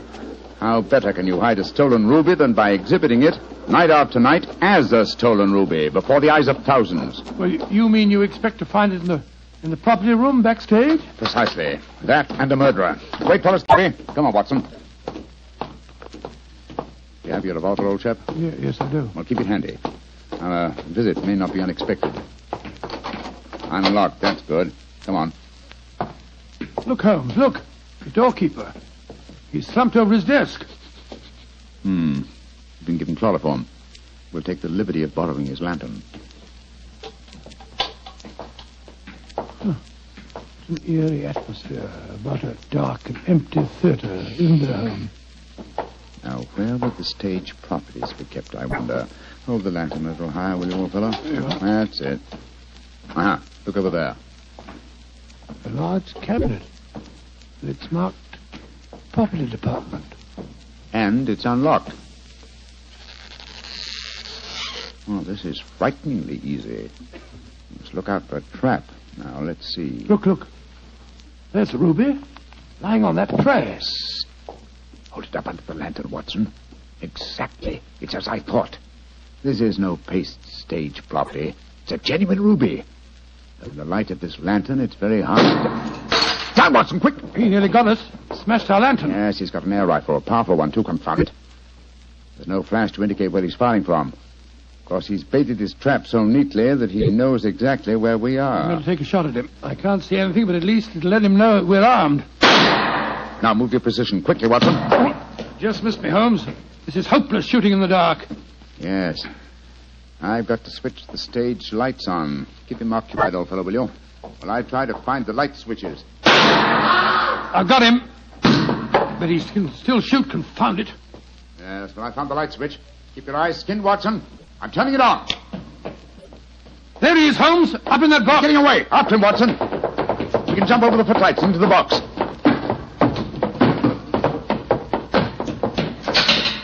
I'm afraid the bird has flown, Watson. I should have remembered that theatre exit doors always open from the inside. No, he didn't get away, Holmes. Look on the floor there. It's that Egyptian fellow. I hope you haven't wounded him too badly, No, old I don't chap. care if I have. He was trying to kill us. No, it's only a shoulder wound. He's fainted, infernal scoundrel. No, he's a very gallant man. Undoubtedly, he was trying to save us as you shot him just now. Holmes, what on earth are you talking about? Obviously, he's Moriarty. No, Watson. Moriarty just escaped through the door you heard clang a few moments ago. Then what's this man doing here? As a fellow detective, undoubtedly he followed us. Perhaps he preceded us. When Moriarty started shooting, this man tried to capture him and got wounded by you for pains. Then who is Moriarty? He must be someone connected with this theatre. It's obvious. Moriarty is Moriarty. What? You mean Frank Ferrers, the fellow that played the part on the stage? Again, remember Poe's story of a purloined letter. But why didn't you recognize him? Oh, remember, I haven't seen him for 20 years, and you haven't forgotten his genius for disguise, have you? What incredible audacity. How better could Moriarty conceal himself than by announcing nightly to the theatre-going public that he was Professor Moriarty? Then he killed Sir Claude. Of course he did. Sir Claude must have persuaded Moriarty to go to the club with him. Probably he hoped to expose him in front of me, but Moriarty found out that Sir Claude knew too much. Yes. So he stabbed him. Rushed back here to bait his trap for us. Yes. But how did he know that we'd walk into it? Well, he knew that if Sir Claude had guessed his secret, then I certainly would, and so he was waiting for us. Hello. He's coming too. How are you feeling, my man? The ruby. The ruby. Did you find the ruby? Yes. Here it is, sir. Tell me, is it the ruby of Muhammad Ali? No. It is a fine stone, but it is not the one for which I have searched all my life. And so my endless quest must go on and on. He's fainted again. Poor devil. Fine mess I made of this case, Watson. Oh, I don't know. You've recovered the ruby? Yes, look at it, old fellow. Before I turn it over to Miss Henshaw, look at it well. Probably its every facet stands for a bloody deed.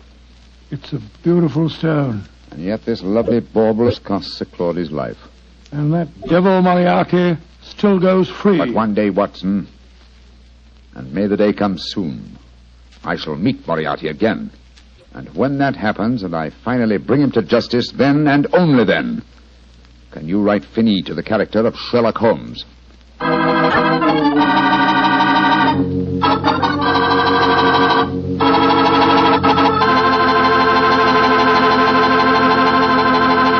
Well, Doctor, that was kind of an exciting story. Tell me, did the Egyptian recover from his bullet wound? Yes, indeed he did, and rather quickly, too, Mr. Foreman. I felt very badly about shooting him, but of course I couldn't help it. Of course not. But, you know, if I had to shoot someone accidentally, I wish it could have been the actor who portrayed me on the stage.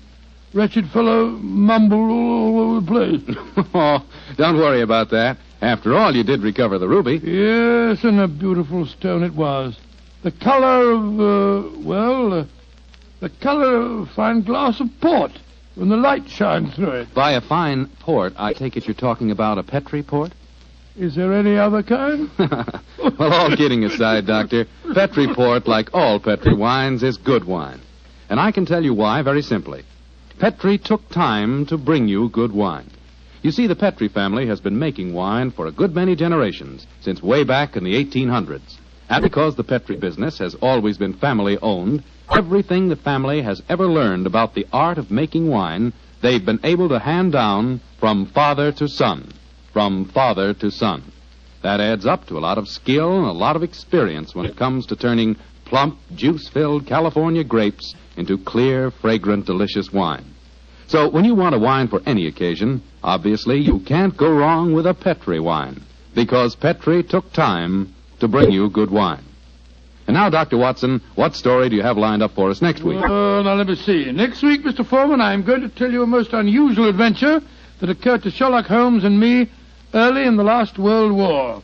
It took place in Flanders and concerned a famous British general, an actress, and a German firing squad. Boy, that sounds like a real thriller. Well, see you here next week. No. Not here, Mr. Foreman, remember? Oh, of course. Next week, we're going to be at the Paramount Theater in Hollywood for the 7th War Loan Drive. That's quite right. Ladies and gentlemen, I can't invite you all to my home for one of our broadcasts, but we can get together next week at the Paramount Theater in Hollywood. You can get a free ticket for our broadcast by buying a war bond. And I sincerely hope that you will do this, so that we can see you next week at this time.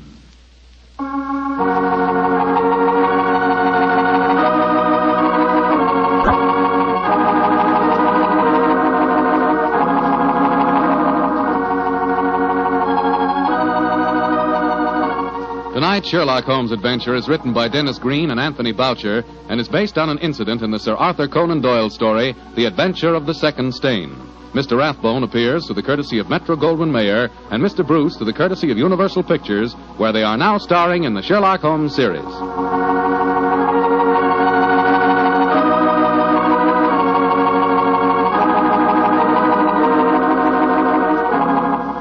The Petri Wine Company of San Francisco, California, invites you to tune in again next week, same time, same station. Oh, the Petri family took the time to bring you such good wine. So when you eat and when you cook, remember Petri wine. To make good food taste better, remember... Petri.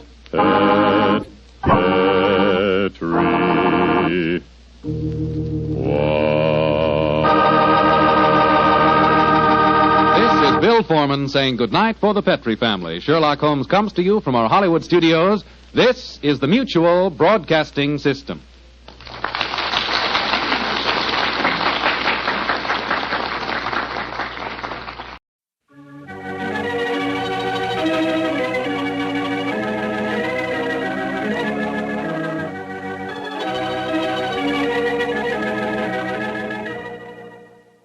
Once again, it's time to walk down Baker Street with its swirling fog, its passing hansom cabs, and bustling London life. Hello, this is Ben Wright, welcoming you to 2 more new adventures of Sherlock Holmes, starring Basil Rathbone and Nigel Bruce. At the end of each broadcast, the announcer says, tonight's episode was written by Dennis Green and Anthony Boucher. Both men, although they are no longer with us, were married. Dennis Green's widow, Mary Green, lives in New York and is still active in theater and dance. And Phyllis White, Anthony Boucher's widow, lives in San Francisco and makes numerous guest appearances at mystery club gatherings and at the meetings of the Baker Street Irregulars. Well, tonight it is my pleasure to present Phyllis White, who will tell you a little about what her husband and Dennis Green did for the Sherlock Holmes radio series. Phyllis? I've been asked to give an account how it happened that my husband got involved with the Sherlock Holmes show. The way his career developed was not according to any underlying plan. Whenever he turned a corner and moved into a new field, it was brought about by chance. And this was a good example of that.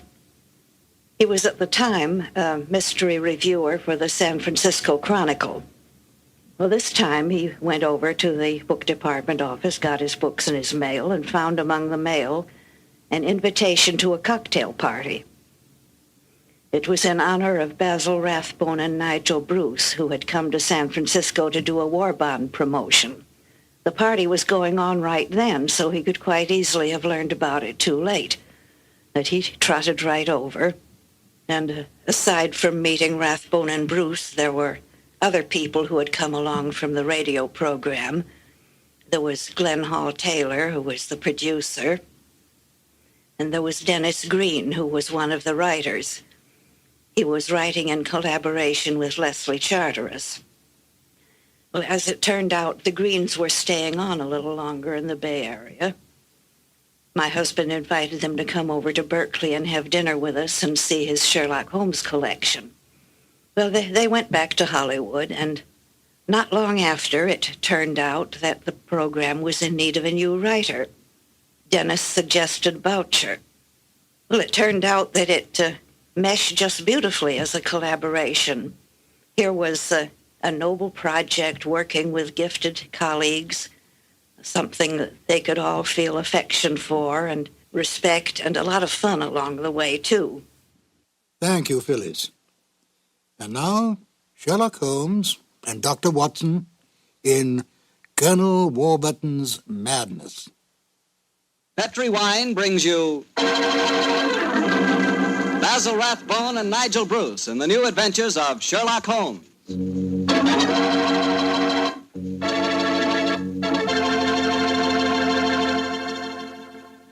The Petri family, the family that took time to bring you good wine, invites you to listen to Dr. Watson as he tells us about another exciting adventure he shared with his old friend, that master detective, Sherlock Holmes. And you know what I wish I could share with you sometime? A bottle of Petri California sherry. Have you ever tasted Petri sherry? It's just perfect before dinner. Why, that Petri sherry can change the usual before-dinner lull into a special event, and that's a fact. Just look at the clear color of Petri sherry. It's a deep, rich amber, clear and cheerful-looking. And wait till you taste it. That's when you find out for sure just how good a wine can be. That's when you find out just what I mean when I say that the flavor of Petri sherry comes right from the heart of the grape. Try Petri sherry by itself, or with hors d'oeuvres or canopies or whatever you call those little cocktail sandwiches, and say, if you like your sherry dry, well then Petri California Pale Dry Sherry is the sherry for you. Just be sure the label says Petri, the proudest name in the history of American wines.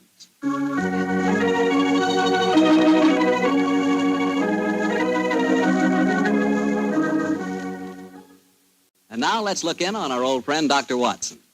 Doctor? I'm out here on the patio, Mr. Bartell. Come out and join me. Quiet, Winnie. Quiet. Down, Monty. I see the welcoming committee's here. This little scoundrels.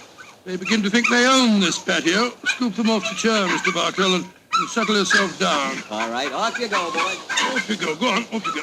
That's it, my boy. As a matter of fact, it's rather appropriate that the puppies should be here tonight, as in the story that I'm going to tell you, a dog played a most prominent part. A dog? What kind of a dog, Doctor? No, my boy, don't get me anticipating my story. For once, I'm going to start at the beginning. Which was? On a summer morning in 1890, not long after my marriage.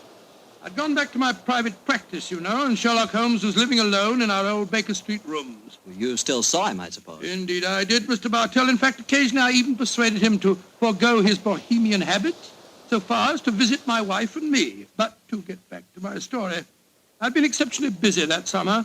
In consequence, was feeling rather, shall we say, nervy and run down. So much so that Mary, Mrs. Watson, persuaded me to take a fortnight's holiday. We went down to the charming little village of Taplow on the lower reaches of the River Thames. But, as so often happens, the best laid schemes of mice and men gang after glade. I guess the holiday backfired on you, Doctor, and you found yourself involved in a mystery. Maybe a mystery calling for the aid of your old friend Sherlock Holmes? Quite correct, Mr. Bartell. We'd only been down there a couple of days when the trouble began. In fact, the whole thing became so involved that I thought the best thing to do was to put the whole strange story in a letter to Sherlock Holmes. This I did. And I can imagine how he chuckled when he read my Dear old Watson. Seems to be a little out of his depth. My dear Holmes, I need your help. Or at least your advice. 2 days down here, and I've become involved in a most unusual problem. It began this morning when Mary and I were out for an after-breakfast stroll. The sun was shining, the birds were singing, and there seemed every indication of it being a happy and You know, Mary, I've always thought up to now that balmy was rather a silly word. I still do, John, dear. Nevertheless, it's the only possible word that describes a day like this adequately. Very well, dear, it's balmy. Personally, I'm so happy to see you relaxing that I don't care what the weather's like. You've been working much too hard. Yes, it's been a busy year. Yes, and last year Sherlock Holmes monopolized most of your time. At least I've got you to myself for once. You dear little thing, you've always been rather jealous of my association with Holmes, haven't you? Not jealous, dear, but I must confess his influence on you wasn't entirely for the good. He had a habit of keeping you out all night. Well, you should be used to that, dear. After all, it happens often enough in my practice. True, John, but on those occasions I know where you are and don't worry about you. And again, you've copied so many of Mr. Holmes' eccentricities. Keeping your tobacco in a Persian slipper, for instance. And, oh, John, look down. Look, do you see that woman walking across the field towards us? Yes, what's the matter? Do you know her? I'm not sure, but I think it's Ellen Warburton. I believe she does live somewhere near here. And who is Ellen Warburton? An old friend of mine. She's frightfully clever and advanced. She's interested in women's suffrage and all sorts of things. Oh, sounds dreadful. Imagine giving women the right to vote.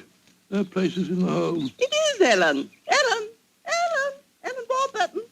Oh, how are you? Mary Watson. How very nice to see you again. I'm Mary Watson now. This is my husband. How do you do, Miss Warburton? How do you? How do you do? Mary, I'd heard that you'd married. Aren't you a medical detective or something, Mr. Watson? Not quite, dear. I hold the degree of Doctor of Medicine from the University of London, madam. But he's helped the great Sherlock Holmes on many of his cases. That's how I've heard of him, then.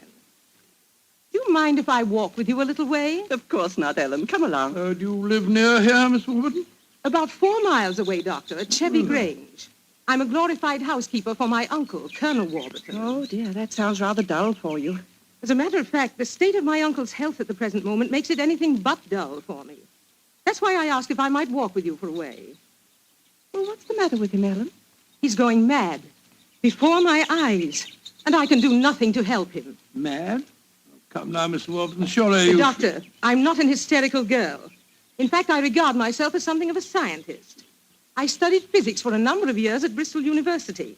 And I tell you that my uncle is going insane. What are the symptoms? Most of the time, he's perfectly normal. But when these attacks are on him, he gets in the most frightful rages and says the strangest things. He's even complained of hearing a shrill piping whistle that comes out of nowhere. I can't hear it, nor can anyone else. But Uncle gets into the most dreadful state. I wonder Would you have a look at him for me, Dr. Watson? Well, I don't Of hardly course, feel... John will do everything he can. Thank you so much. Then supposing you both come over...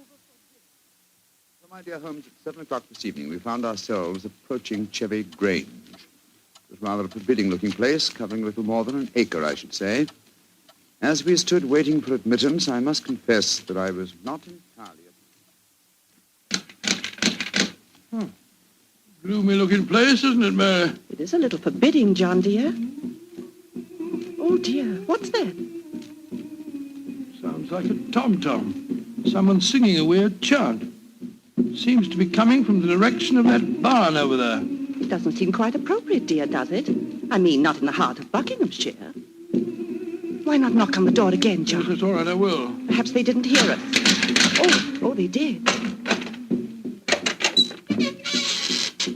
Who is it?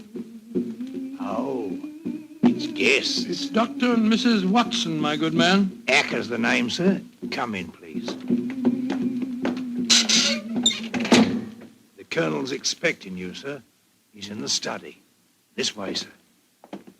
By the way, Hacker, as we were waiting outside the front door, we heard a strange chant, and it sounded as if someone was beating a tom-tom. Oh, that was Miss Nada.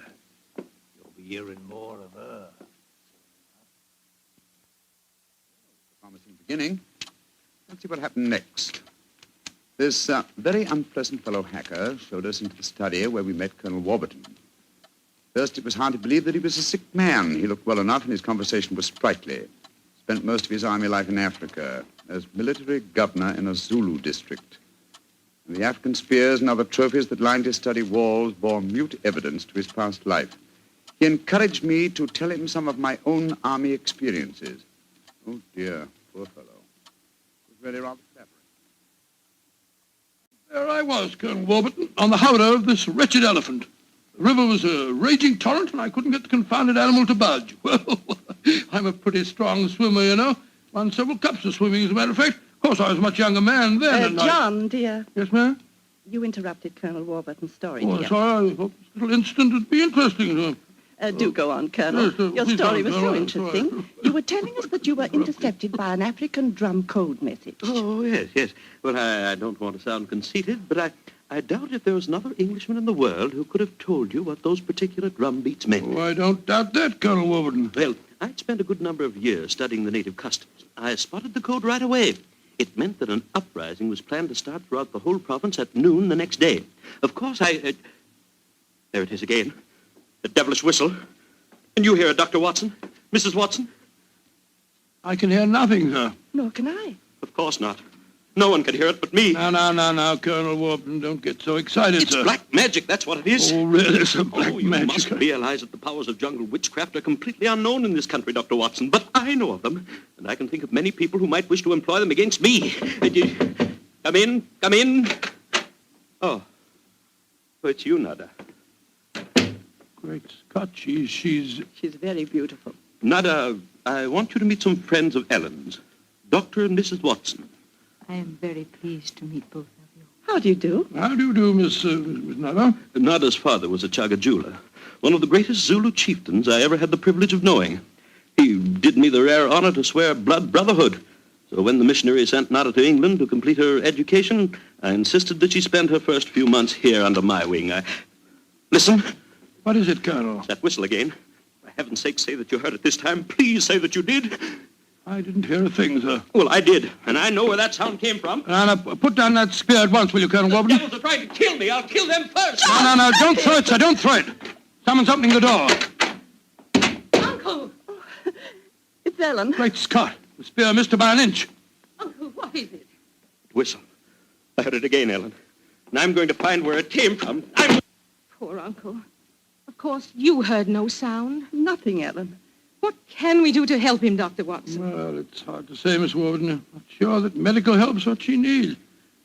He seems perfectly sane and lucid except for these strange outbursts. But we must do something.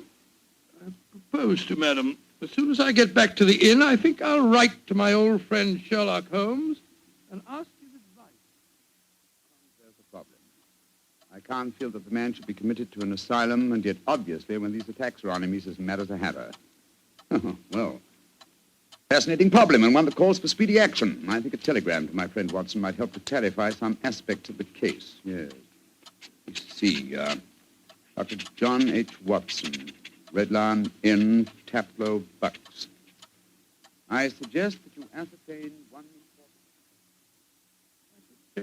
one important fact. Does the Warburton household have a dog? Telegraph reply, Holmes. Upon my soul, Mary, that's a cryptic answer to my letter. Yes, dear, it is. I'm afraid Ellen will be disappointed. He's coming over to join us for lunch to see if you have any news. What on earth can dogs have to do with the case? I can't possibly... Here's Helen now. Good morning, Ellen. Hello, Mary. Good morning, Doctor. Good morning, good morning. I suppose it's too early to have received any reply from Mr. Holmes. Well, as a matter of fact, I just got this telegram from him. You can read it if you like. I can't see it makes much sense, myself. But that's extraordinary. I did have a little dog. He was killed a week ago. But it didn't occur to me to tell you about it yesterday. Oh, that's amazing. How could Mr. Holmes have known about it? It's very little that Holmes doesn't know, my dear. How was your dog killed, Miss Warburton? I found him in the grounds with his head smashed in by a stone. Oh, how dreadful. Who do you think did it? It might have been a poacher. And then again, it might have been...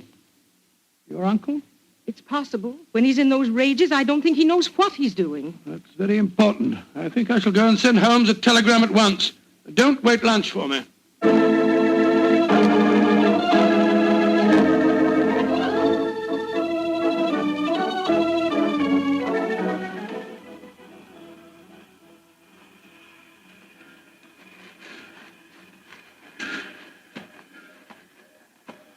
Why did we have to walk over to the station, John, dear? To see if there was an answer at the station telegraph office to the wire that I sent Holmes. Oh, but it's only 4:30, dear. It's hardly possible for him to have answered as quickly as that. In any case, they delivered the telegram to the hotel, you know. Well, it was a nice walk, my dear. Hello, there's a train in the station now. I wonder where it's from. Why don't you ask that porter, dear? It's not a bad idea. Porter, what train is this? Oh, it's the London train, sir. Right on time. Next stop, ready? Not many people getting off here, are there? Great Scott! Look who's here. Oh, dear, it's Mr. Holmes. And he's got a dog on a leash. Oh, Watson, my dear fellow, how are you? Mrs. Watson, how nice to see you again. Thank you, Mr. I'm Holmes. delighted you're here, old fellow. We walked over to the station to see if you'd answered my telegram, and here you are in person. It occurred to me that I could be down here in the same time that it would take a telegram to reach you. And I decided that a day or two in the country would make a pleasant change, apart from the fact that Colonel Warburton's problem interests me enormously. Why on earth did you bring a dog? I felt that this was a case in which a dog would be of invaluable assistance. Oh, be careful, John. Yes, look out, old chap. I think it would be safer not to pat him. I picked him up on the Mile End Road for a couple of florins, and I fear he's a dog that should have remained in London.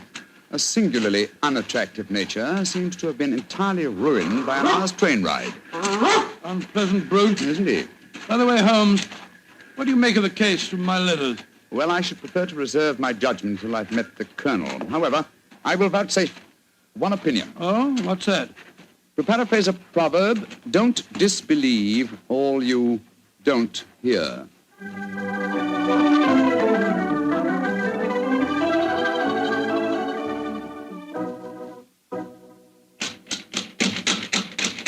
I can't think why someone doesn't answer. They can't all be out.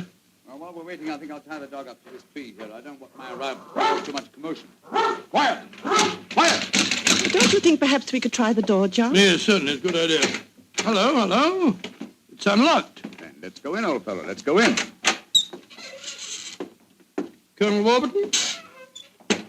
Colonel Warburton? Ellen? Ellen? What was the name of that butler fella? Hacker. Yes, of course, that's it, Hacker. Hacker! Hacker! We appear to be in an empty house. The dog! Oh, fool that I am, I shouldn't have left him here. Come on!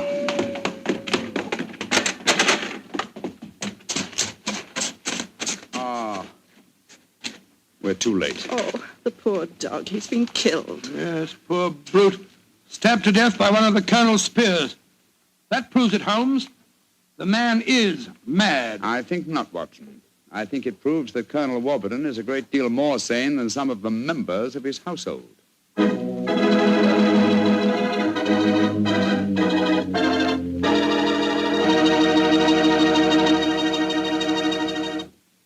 You'll You'll hear the rest of Dr. Watson's story in just a few seconds.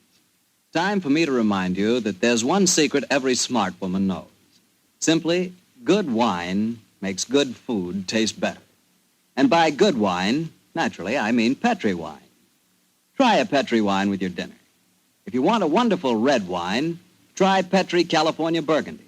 If you want a perfect white wine, try Petri California Sauterne. In fact, try them both. You'll agree, I'm sure, that next to your good cooking, nothing can do more for a meal than a glass of good wine. A glass of Petri wine.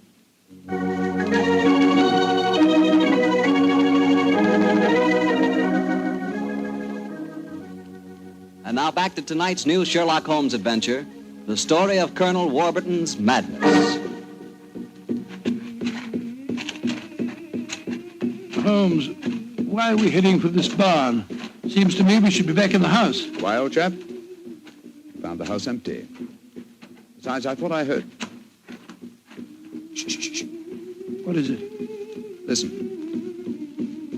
It's the same sound that Mary and I heard yesterday. Oh, once more, it's coming from the barn. Come on, Watson, but quietly.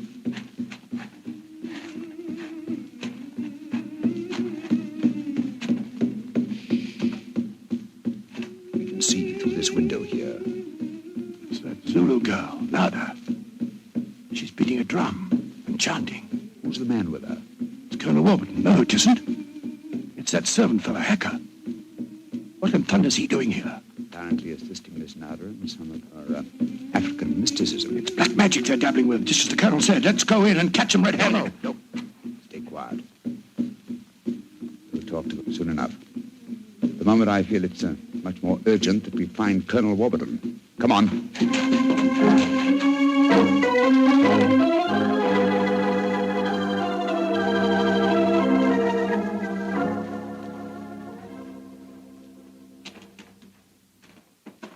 There's the Colonel pacing up and down in front of the house with Mary and his niece, Miss Warburton. We shouldn't have left the women alone with him, you know. The man's dangerous. I don't think the women have been in any danger, Watson. John, dear, where have you been? Oh, well, Holmes and I decided we'd take a little walk. It proved very interesting. Miss Warburton, this is Mr. Sherlock Holmes. How do you do, Mr. Holmes? I'm so glad you're here. How do you do, Miss Warburton? And this is Colonel Warburton, Mr. Sherlock Holmes, eh? I suppose you think I killed your wretched dog. Well, I might have done it. When I hear that whistle, something seems to snap in my brain. I might have killed it. Why doesn't your doctor friend certify me as insane? Send me where I belong before I do any worse, damn it. Poor man. Isn't there anything you can do for him, Mr. Holmes? I most certainly will try to, Miss Warburton. Watson, old fellow, I wonder if you'll follow the Colonel and give him a sedative. I'm afraid he has quite an ordeal before him. Of course I will, Holmes. Miss Warburton, where were you when my dog was killed? Down in the greenhouse. As soon as I heard the poor animal yelping, I ran up to the house. I see. Mr. Holmes, you are going to be able to help the Colonel, aren't you? I'm convinced of it, Mrs. Watson. That is why I brought a dog with me from London. But now that he's dead, I must obtain another one before I can proceed further with the case. Now, I wonder where on earth I can find a dog. Look. Huh? Down by the gate. There's a little girl walking with the dog. That's Sarah Entwistle, the daughter of our neighbors. Sarah, eh? Oh, excuse me, will you? Just a moment. Sarah! Sarah! Yes? Oh, Sarah. Sarah, my dear, what a pretty dog you have there. What's his name? It's a her. Her name's Boojum. What's your name? Holmes. Sherlock Holmes. Sherlock? That's a funny name. Yes, it is, isn't it? Look here, Sarah. Here's a nice, shiny half-crown for you. Why are you giving me money? Well, because I love dogs, and I want to borrow, what did you call him? Boojum. Boojum, oh, yes. I want to borrow Boojum for half an hour. Why? Well, I want to play with her, Sarah. You can play with her here. She's awfully friendly. Well, you see, I really want to take her for a nice walk. Why? She's just had one. Now, look here, Sarah. It's a beautifully shiny half-crown. Mommy's told me I mustn't take money from strangers. But I'm not a stranger. I'm a friend of Colonel Warburton. Having trouble, Mr. Holmes? Yes, I am, Mrs. Watson. You see, I want to give Sarah half a crown for borrowing Boojum for a short while, but she doesn't want to do it. Sarah, does Boojum like bones? Oh, yes. Loves them. We've got a lot of bones up at the house we'd like to give her. Have they got plenty of meat on them? Plenty. She can have a wonderful feast, and then we'll bring her back in half an hour. All right. Go on, Boojum. Now, promise you'll bring her back in half an hour. We promise. Yes, Sarah. And Sarah, what about the half-crown? Well, I'll take it home and ask Mummy if I may keep it. Good. Goodbye. Goodbye. And take care of Boojum. Oh, she's a sweet little girl. Mr. Holmes, you're not going to expose Boojum to any danger, are you? None, Mrs. Watson, otherwise I shouldn't have borrowed her. I'm convinced that Boojum will give us the clue to what appears to be Colonel Warburton's madness.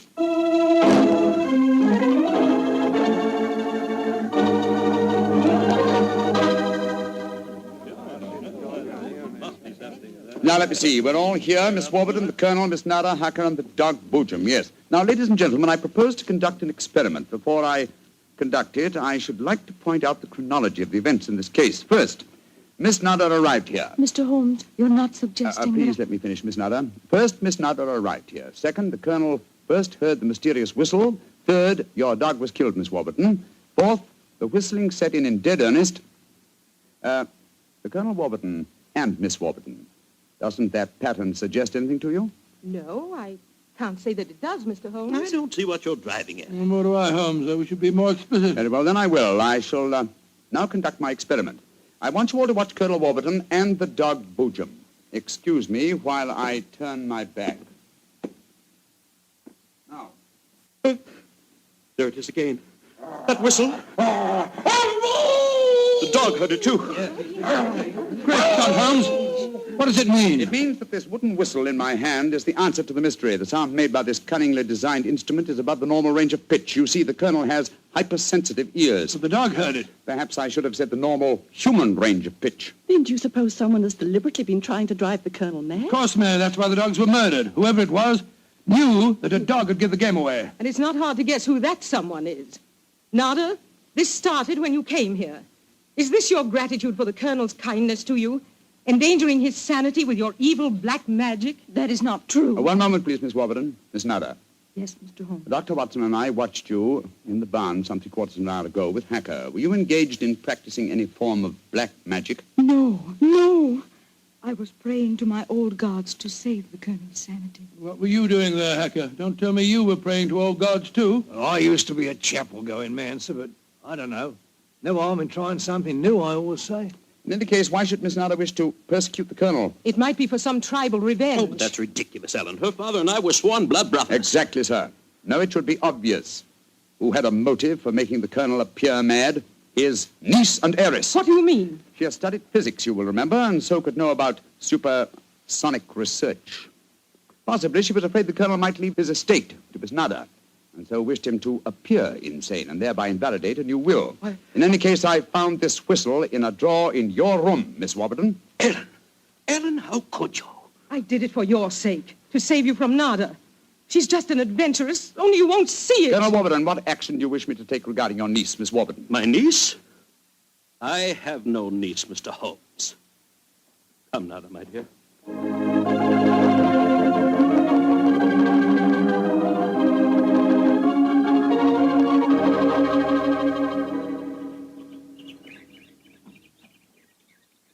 Oh, what an amazing case, Holmes. Mary, wasn't it clever the way Holmes solved it? It was very interesting, dear. I was quite enthralled. Oh, now I think I shall return to London and let you two finish your holiday in peace. Before you do that, Mr. Holmes, there's one thing we should do. What, Mary? Boojum. We promised, you know. Oh, yes, of course. I think the three of us might walk her home.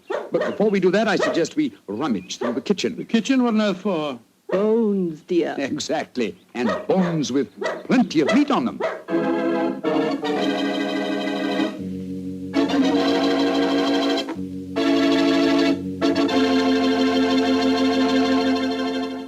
Say, Doctor, that was a swell story. And look, you mean there really is a whistle that only dogs can hear? I thought you'd ask me that question, so I've got one of those whistles to show you. There. Well, there's nothing unusual about it. Blow it, Doctor. Well, listen, Mr. Bartell, if I want you to come quickly, I don't just have to whistle. All I have to say is, would anybody like a glass of Petri wine? And hey, presto, there you are. Well, can you blame me? I know a good wine when I hear it. And Petri wine sure is good wine. It ought to be. The Petri family's been making wine for generations. As you know, ever since they started the Petri business way back in the 1800s, that business has always been family-owned and operated. So just think of all the experience the Petrie family's gained. They've been able to hand on down from father to son, all they've ever learned about the art of turning luscious California grapes into fragrant, delicious wine. So whenever you're choosing a wine to serve before dinner, with dinner, or at any time, you can't go wrong with a Petrie wine. Because Petrie took time to bring you good wine.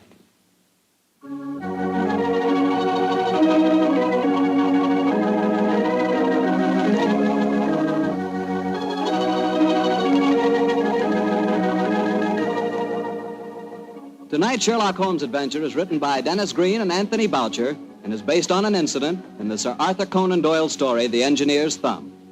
Mr. Rathbone appears through the courtesy of Metro-Goldwyn-Mayer and Mr. Bruce through the courtesy of Universal Pictures, where they are now starring in the Sherlock Holmes series.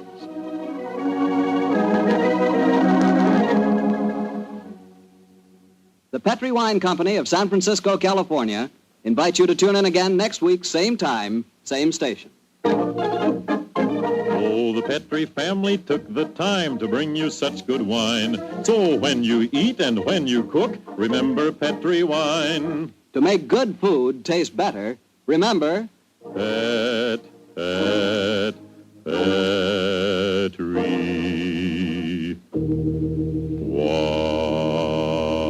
wine. This is Harry Bartell saying goodnight for the Petrie family. Sherlock Holmes comes to you from our Hollywood studios. This is the Mutual Broadcasting System.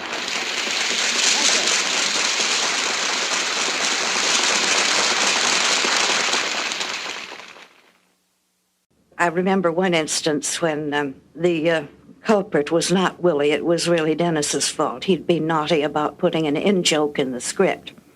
Holmes and Watson had to meet someone at a hotel, and he gave the hotel a name which was recognized by all the former denizens of London as that of a house of ill repute. Well, there were various comments about that, and Edna said, oh, but it's a very high-class one. Order was restored, and the rehearsal continued. They read on. Holmes and Watson were making their way through the fog to this rendezvous, until Watson exclaimed, there it is now, I see the red light. Edna used to permit a certain amount of this, but she would clamp down firmly because it was a tight schedule. This is Ben Wright. Phyllis White and I will return shortly with another new adventure of Sherlock Holmes.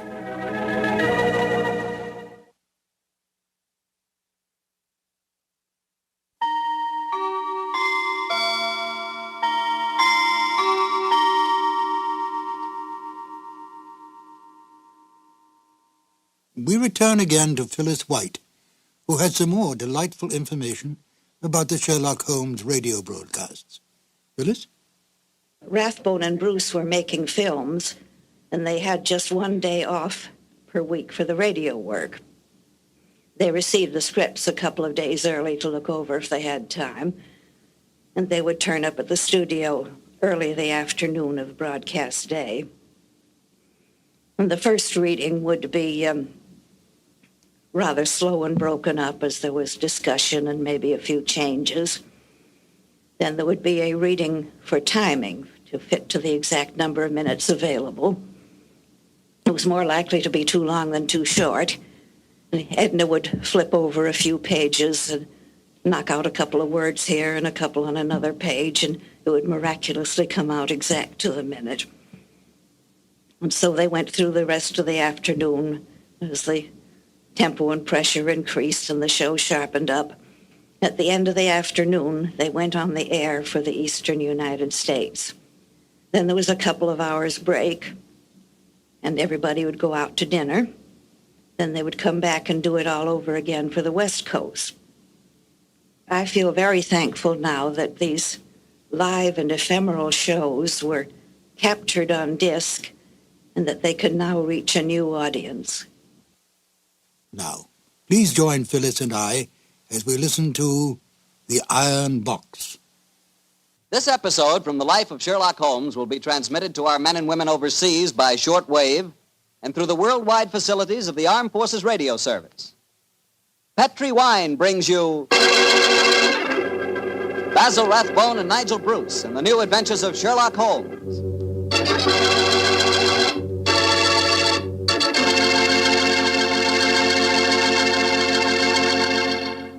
The Petri family, the family that took time to bring you good wine, invite you to listen to Dr. Watson tell us another exciting adventure he shared with his old friend, that master detective, Sherlock Holmes. Well, this is it, New Year's Eve. And I wish you could be here with us this evening so we could toast each other with a glass of Petri California port. As you know, port wine has long been a favorite wine for celebrating a happy occasion. That's because port is a wine rich in tradition. And you couldn't ask for a more delicious port than Petri port. Petri port is a deep, glowing red color, beautiful to look at and wonderful to taste, with a hearty, full flavor that's right from the heart of the grape. And when you serve Petri port to your friends tonight or any time, remember you can serve it proudly because the name Petri is the proudest name in the history of American wine.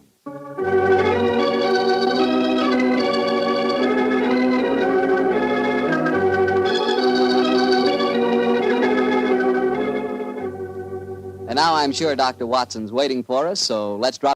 Petri Wine brings you Basil Rathbone and Nigel Bruce in the new adventures of Sherlock Holmes.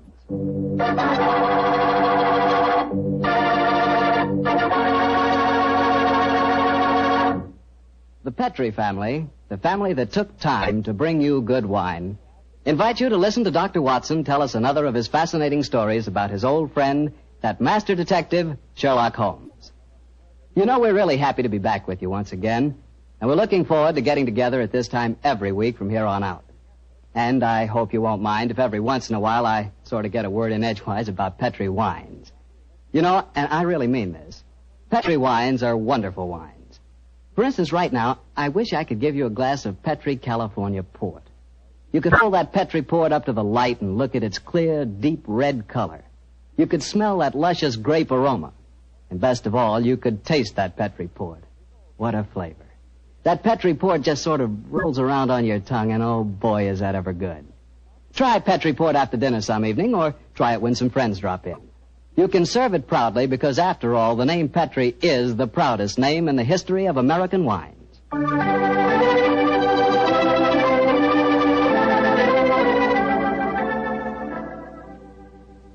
And now let's look in on our good friend Dr. Watson and see if he's expecting us.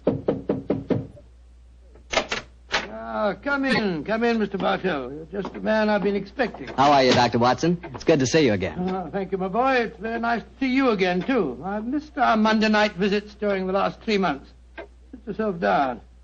Would you care to join me in a glass of port? Well, thanks, Doctor. That'd be nice. You know, it seems to me after our summer vacation, a toast to the great Sherlock Holmes would be in order. That's an excellent idea. Here you are, young fellow, my lad. Thanks. You propose the toast, Doctor. To Sherlock Holmes, master detective and loyal friend, whose adventures have brought considerable, shall we say, fame to a certain retired doctor now living in Northern California. I'll drink to that. Well, now, suppose I might as well get on with tonight's story. Which particular adventure have you selected, Doctor? One that I call the Limping Ghost. Sounds exciting. And, as usual, you find me saying, how did it begin? In Baker Street on a windy December evening at the turn of the century. A young, white-faced boy sat in front of our blazing fire. And as he told us his strange story, the flickering firelight danced weird patterns on the walls. The young man was Alexander McMorris, the 7th Earl of Lochnair. The Earl of Lochnair? Say, didn't I read in the papers the other day that the 8th Earl of Lochnair had been killed in an airplane accident? Quite right, my boy. Even in this day and age, the tragic history of violent death seems to dog the footsteps of the Lochnair family. But to return to my story. On that December night in 1900, we heard the whole history of the Limping Ghost of Lochnair. The first Earl had lost a foot at the Battle of Flodden Field in 1513. In spite of this terrible handicap, he fought on valiantly until he died on the battlefield from loss of blood. From then on, right until the time this story begins, the Limping Ghost, clad in a suit of armor, always appeared at Lochnair Castle before and after the death of the current Earl. Yes, Mr. Bartell, it was a strange story that Sherlock Holmes and I listened to that night. A story of death and horror over the centuries, punctuated by the limping clank of ghostly armor.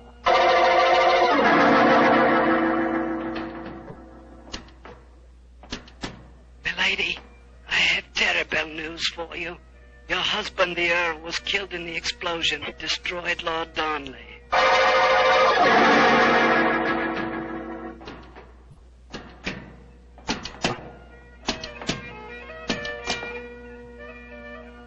Milady, the Guy Fawkes plan to blow up the Houses of Parliament has failed. Your husband is in the Tower of London. They say he's to be hanged, drawn, and quartered.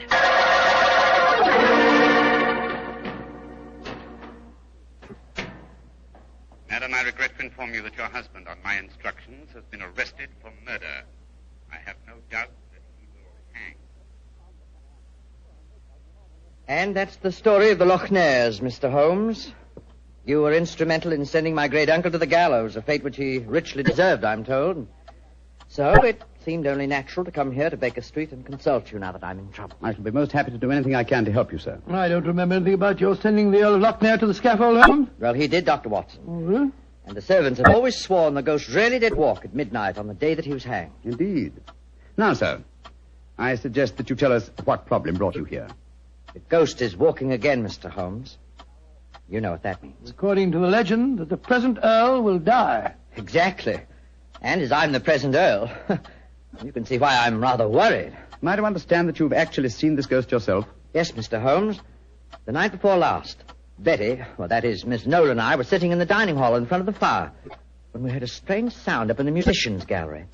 We looked up and in the moonlight saw a ghostly figure in armor limping towards the staircase. Oh, gracious me. My dear sir, you're certain that you really saw it? Moonlight can play strange tricks, you know. There wasn't any doubt about it, Doctor. We both saw and heard it. What did you do? I started to go towards the stairs, but as I did so, Betty screamed and then tumbled to the floor in a heap. Fainted, I suppose. Yes.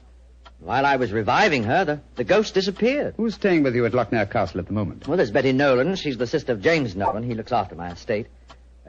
Betty and I are engaged to be married. Oh, congratulations. Thank you. Yes, indeed. Anyone else staying with you? Yes, a distant cousin of mine, Jeremy K. McMorris, an American. He turned up in England a couple of months ago with his son Walter. They're both with me at the present. A distant cousin? That's right, Mr. Holmes. Actually, they're descendants of a more than usually black sheep branch of the family. I don't know how long the old man's going to be with us, though. If you ask me, he's a dying man. How do you say that, sir? As far as I can gather, he's been wasting away for years. It's only a question of time before his strength fails him entirely. I was hoping perhaps you could take a look at him, Dr. Watson. That is, if I could persuade you and Mr. Holmes to come and stay at the castle for a few days. Well, what about it, Holmes? It's an intriguing problem, Watson. The current Earl of Lochnair would seem to be in danger. A cousin of his is dying of an obscure disease, and the ghost of Lochnair Castle is walking again. Yes, it's an irresistible invitation. I see no reason why we can't leave on the Scotch Express tonight.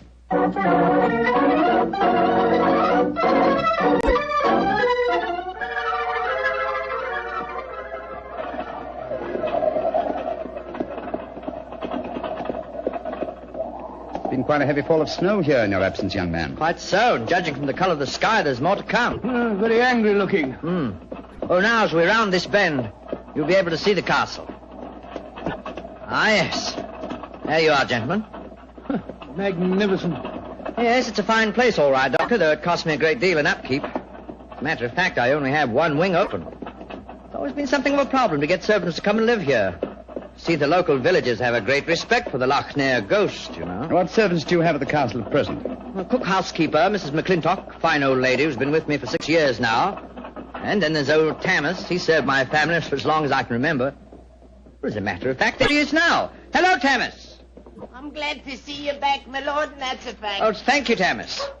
Oh, these gentlemen are Mr. Sherlock Holmes, Dr. Watson. Good day to you, gentlemen. How do you do? Good day, Thomas. Good day.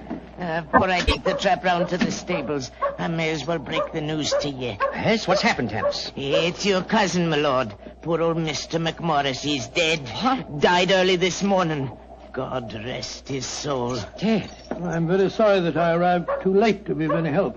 Well, thank you for telling me, Tammas. Oh, you may take the trap round now. Aye, sir. I'll bring the baggage, please. So he's dead. Well, I can't say it's unexpected, but It is a shock, nevertheless. I'm sure that it must be, particularly as you yourself told us you saw the ghost of Loch Ness the night before last. In which case... In which case, Watson, I think we may reasonably expect another visitation. Perhaps before the night is over. Shall we go in?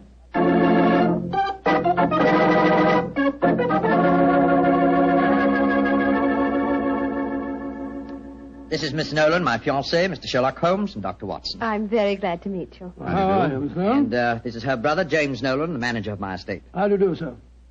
How are you, Mr. Nolan? Much better for seeing you both up here. I'm sure it won't take you long to lay this ghost business by the heels. Oh, well, I trust you don't overestimate our abilities, Mr. Nolan. Alec, you've heard about your cousin, of course. Oh, yes, my dear. Tammas told us as we drove up. Where's Walter? He went into the village with the doctor and the body of his father. Oh. He should be back soon. How's he taking it? Very quietly. Too quietly, if you ask me. Those Americans are pretty demonstrative people, you know, and Walter's been no exception. But he behaved very strangely this morning. When the doctor told him his father was dead, he just said, now things will start to happen, and then shut up like an oyster. I can't make head or tail of the fellow. Yes, quite so, quite so. Mr. Holmes, I expect you and Dr. Watson would like to go to your room. Yes, I must confess. I think first I'd like to take a look at the musicians' gallery, if you don't mind. Oh, yes, of course.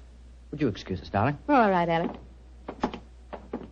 It's in the dining hall here. They must have been very hospitable people in those days. 50 or 60 people could eat at that table. Yes, Doctor. Needless to remark, we hardly ever use the room nowadays. There's the musicians' gallery, Mr. Holmes. Oh, yes, I see. How do we get up there? I'll show you. See, there's a stone staircase behind this tapestry here. Follow me. Watch your step. It's quite narrow, rather dark. Watch your head, Watson, old chap. Oh, don't worry about me, Holmes. I'm perfect. Oh, I say. Must have built these stairs for pygmies. Oh, yes. Here we are, gentlemen. This is the musicians' gallery. By Jove. It must have made a pretty picture in the days gone by. A little string orchestra fiddling away up here and down below the Scottish nobility, bobbing and floating round in the intricacies of a Highland schottische or a stately gavotte or something. Where does that door lead to? To the bedroom wing. And that's where the ghost appeared from the other night, I suppose. Yes, Mr. Holmes. Uh-huh. The door's ajar. Do you generally keep this door unlocked, sir? Why, no. But the key mysteriously disappeared about a week ago.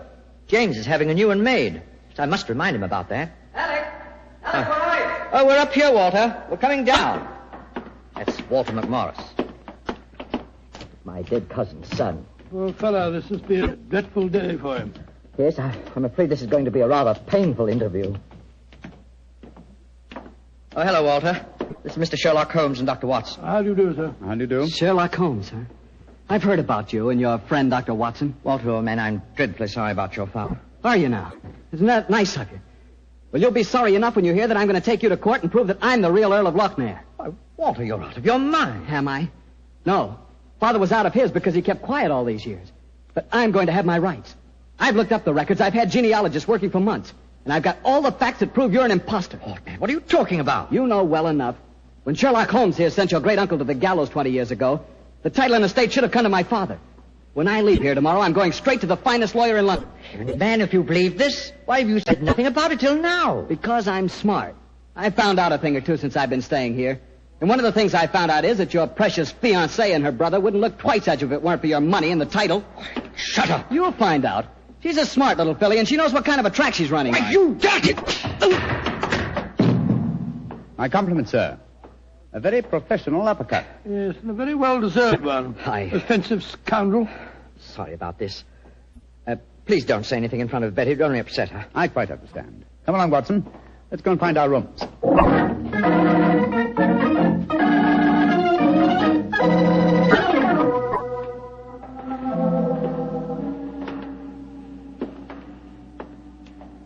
Holmes, it's nearly dinner time. Why are we wandering about here in the dark instead of having a glass of sherry with the others in the library? I'm a conscientious practitioner, Watson. I like to earn my fees.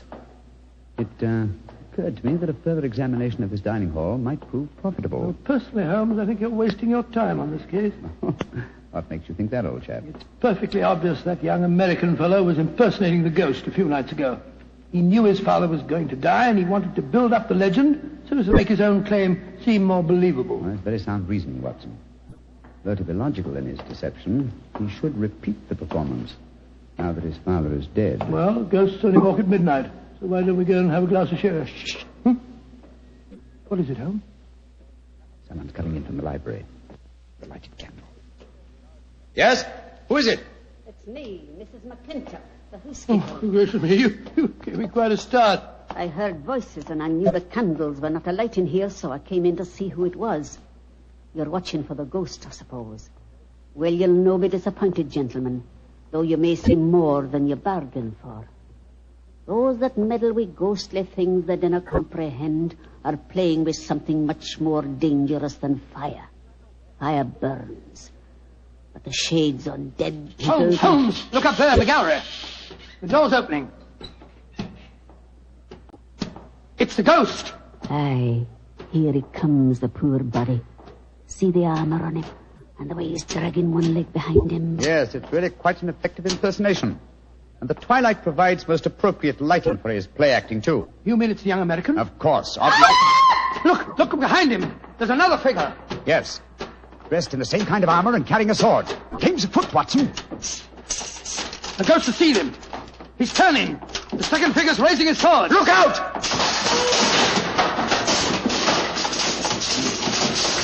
Great heavens. He's knocked him through the railings. That must be a 20-foot fall. Come on, old fellow. Help me open his visor. Just a minute. Yes. It's Walter McMorris, the American. Though from the angle of his head, I would suggest that it might be the late Walter McMorris, eh, Watson? He's dead, all right, Holmes. Neck broken. Meanwhile, the second figure has been able to slip back through that wall and escape us. Come on, he was dressed in armor. He can't go very fast. Perhaps we can overtake him.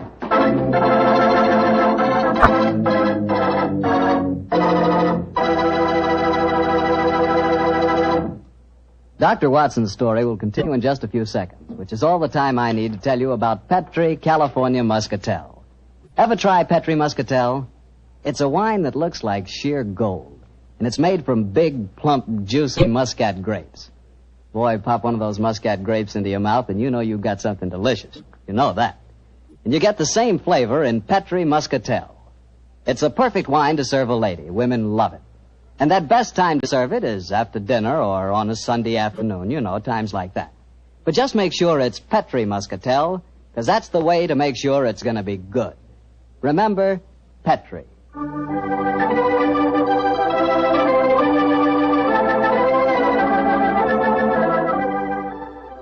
And now back to tonight's new Sherlock Holmes adventure and the story of the Limping Ghost of Lochnair. Confound it, Holmes. There's no trace of the ghost in the musician's gallery.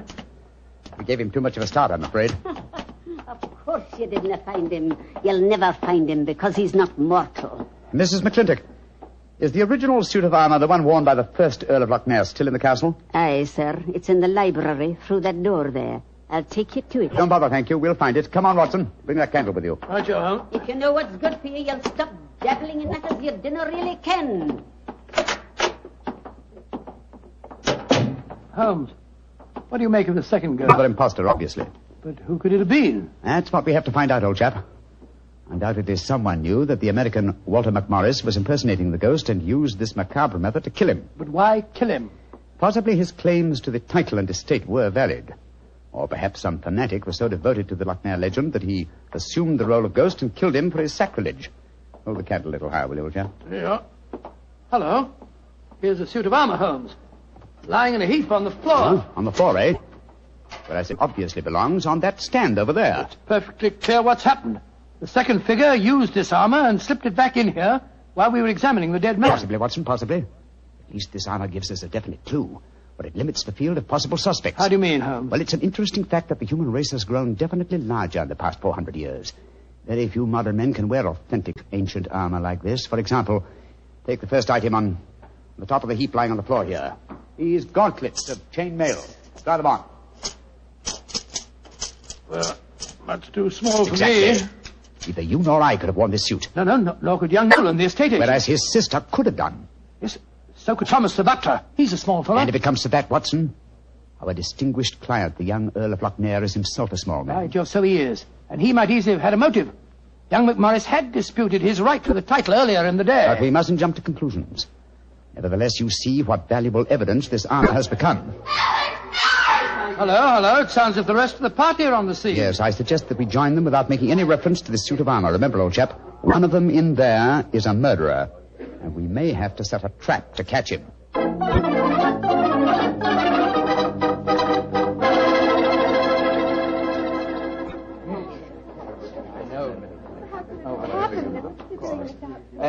Are you sure he's dead, Dr. Watson? There's no doubt about it.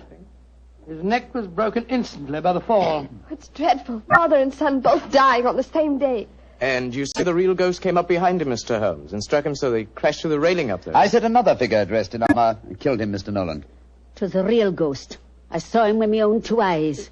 He killed that man for trying to bring shame on the name of Lochnair. Shouldn't we get into touch with the police? How can I get a message to them tonight? Have you looked outside? We're almost completely snowed in. Snowed in?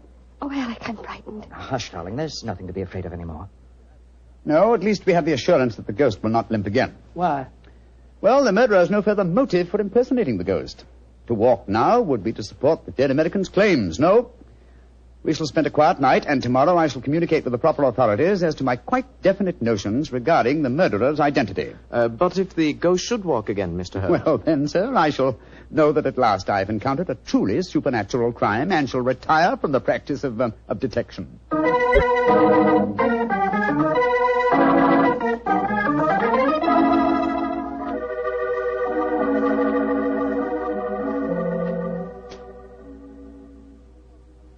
It's nearly 2 o'clock. You still over there by the window, puffing away that pipe of yours? You know, I can't help feeling that young McMorris knows a great deal more than he told us. A great deal more. There's a shifty look about him I don't like. Never did trust a fellow who couldn't look you squarely in the eyes. Don't you feel the same way, Holmes? Holmes, where are you? Holmes! Shh. What, Watson? Where have you been? I thought you were over there by the window. Been talking to myself. Never mind that, old chap. Get your slippers on and a dressing gown. We're on the last lap of this strange, eventful tragedy. Oh, thank the Lord for that. Perhaps I can get some sleep. Holmes, where have you been? I went to the musicians' gallery and baited the trap. Now it's ready to spring. Don't dawdle, Watson. Come on. I'm not dawdling. What do you mean you baited a trap? You'll see for yourself in a few moments. As a matter of fact, I really baited it when I said downstairs that if a real ghost should walk again, I would retire from the practice of detection. I didn't understand your saying that myself. Well, I was tempting the murderer to show his hand once more. Come on, please. Where are we going? To wait behind the curtain at the foot of the stairs leading to the musicians' gallery. And I hope we don't have to wait very long.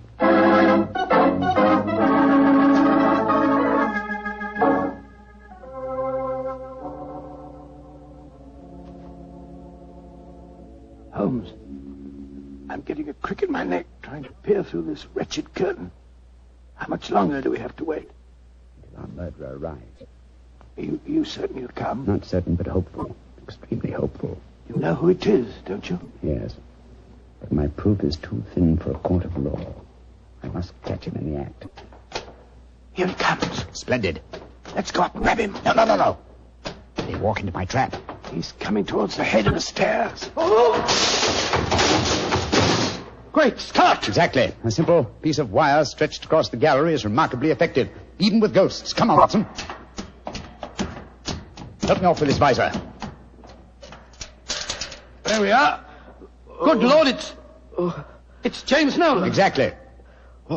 What happened? You walked into a simple trap, my friend. I'm afraid the next trap will be more lethal, for it will undoubtedly prove to be the one beneath the gallows.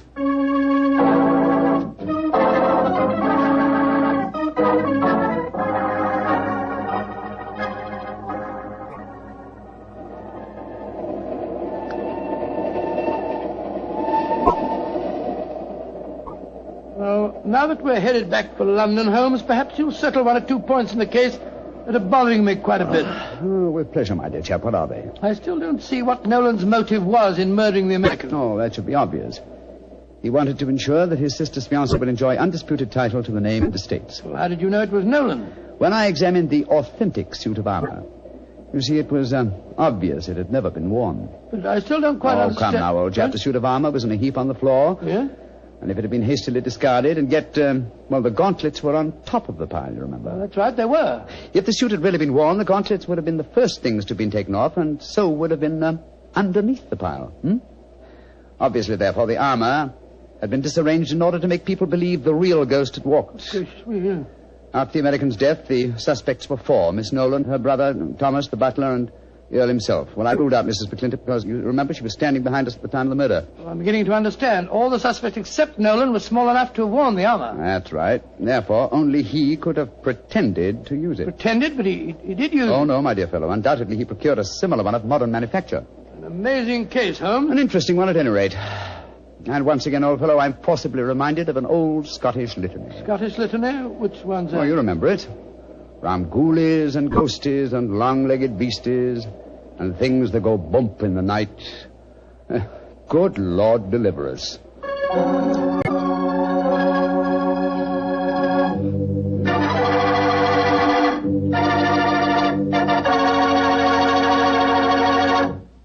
Well, Doctor, that was really a swell story.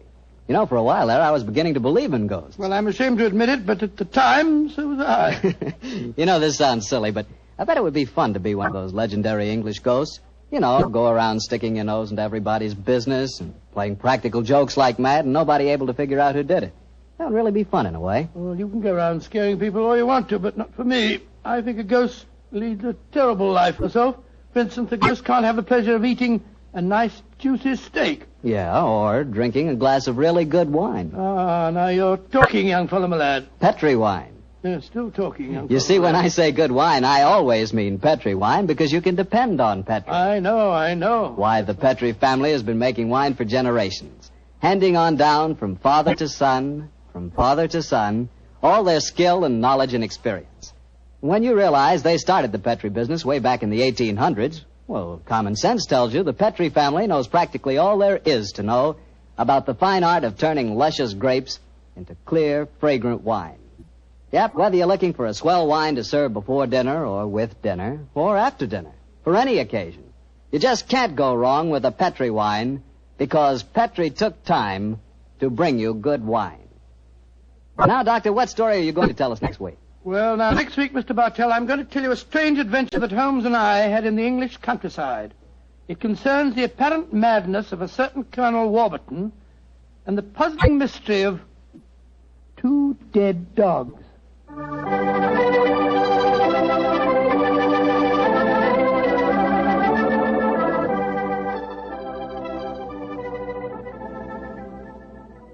Tonight's Sherlock Holmes adventure is written by Dennis Green and Anthony Boucher and is based on an incident in the Sir Arthur Conan Doyle story, The Crooked Man.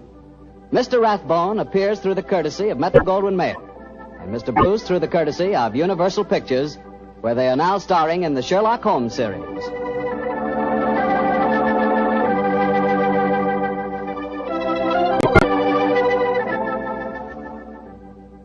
The Petri Wine Company of San Francisco, California, invites you to tune in again next week, same time, same station. Oh, the Petri family took the time to bring you such good wine. So when you eat and when you cook, remember Petri wine. To make good food taste better, remember... Petri wine.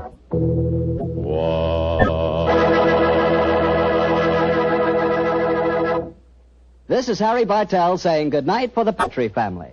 Sherlock Holmes comes to you from our Hollywood studios. This is the Mutual Broadcasting System.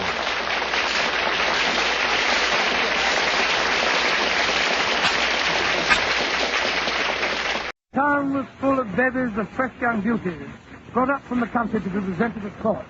The papers were full of accounts of dinners, soirees, garden parties, and all the rest of what now seems like a forgotten life.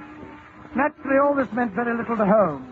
Consequently, I was more than a bit surprised on returning one afternoon to our Baker Street lodgings to find him deep in a veritable snowdrift of illustrated society magazines and papers.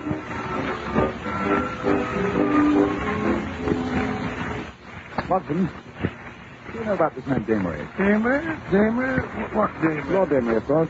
He said his photograph and all this is prior to weekdays. Well, that's true. The fellow's a household word in society. Yes. He's a man of the world with a natural turn to diplomacy, and he's asked me for a 4:30 appointment which I've granted. You mean that Lord Damery's coming here, but it's 4:30 now, and look at the mess of the place he's in. Calm yourself. It's that as Mrs. Hudson. Lord Damery is not paying a visit to Baker Street to investigate our housekeeping, but to consult me in my professional capacity. That will be the gentleman now, unless I'm very much mistaken. Punctual to the minute. Take a look out of the window, will you, Watson? There's a good fellow. Really, Holmes, why you always expect me to play Sister Anne for you? Oh, all right, very well.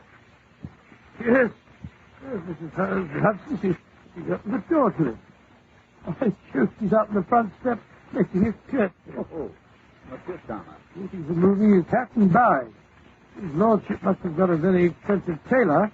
Every detail, from his black satin cravat to his plate leather shoes, is perfect. The shape must have cost him Really an unmarried man, our Lord Damery. Why do you say that, Holmes? Well, only a bachelor squanders money on his wardrobe with such a lavish hand. The married man is too busy putting his wife's bills for feathers and Oh, but it's worth it, my dear fellow. It's worth it. The pleasure of seeing the lady of one's choice in a fetching new bonnet or an agitating You chippet can wire. omit the rhapsody, my dear Watson. Our visitor is just outside the door. Come in. Lord Damery, I presume. And this must be the celebrated Mr. Sherlock Holmes. I'm delighted to make your acquaintance. Won't you sit down, sir? Watson, dump that encyclopedia off the other armchair, will you? Yes, I was hoping to find Dr. Watson. A pleasure, I assure you. Well, the pleasure is mine, sir. Yes, I'm truly delighted to find Dr. Watson present. His collaboration may be very necessary, Mr. Holmes. We're dealing on this occasion with one of the most ruthless individuals in all England. Oh, and who might that be? My sister, the Lady Alicia, widow of the late Earl of Devonham. You don't say. Yes, she has the well-known whim of iron. Anyone who crosses her in any way is in grave danger. You mean that she'd go as far as to poison them or life them with that? Ladies in high society, my dear Dr. Watson, have more subtle but nonetheless deadly ways of dealing with their adversaries. And for whom is the Lady Alicia sharpening her knife this time? Well, I suspect it's Miss Kitty Kissam. Kitty Kissam? You mean the delightful Kitty Kissam, the star of the Sweetheart of the Regiment? The same. And how did Lady Alicia's path happen to cross the charming Kitty? Through my dunce of a nephew, Percy, who also happens to be Alicia's only son. Oh. He's become infatuated with this Kitty? He's asked her to marry him. And quite naturally, his mother objects. No, that's the most startling aspect of the whole affair. As soon as I heard of the engagement, I rushed round, expecting to find Alicia in the midst of hysterics, or at least having taken to her bed surrounded with smelling salts. And such was not the case. No, on the contrary. She was sitting at her desk in the morning room, making out her list for a reception and music hall to be given tomorrow afternoon to honor Miss Kissam.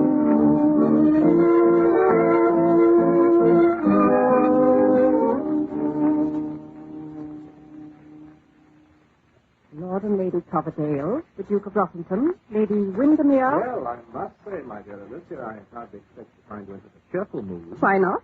After all, what this family needs is new blood. They told me dear Kitty's father was a butcher and her mother a barmaid. Yes, I'm sure Percy should be very, very happy with the dear little thing. She's bound to make a big impression on all our friends. Alicia, I don't like the way you say that. You have a certain glint in your eye. What glint, dear? The glint you had the evening you met the Lady Eustacia de Vere at the top of the grand staircase at Buckingham Palace. Yes, we've been quarreling all the winter. With such fun. Yes, you smiled politely and let her speak first. Then you deliberately stepped on her train, ripping it off at the waist, revealing the fact that she wore certain red flannel undergarments. Dear Eustacia, she was the laughing stock of Mayfair. I warn you, Alicia, Kitty Kissam is no Lady Eustacia. Of course not, darling. She's no lady at all. That's what makes me so anxious to have our friends meet her.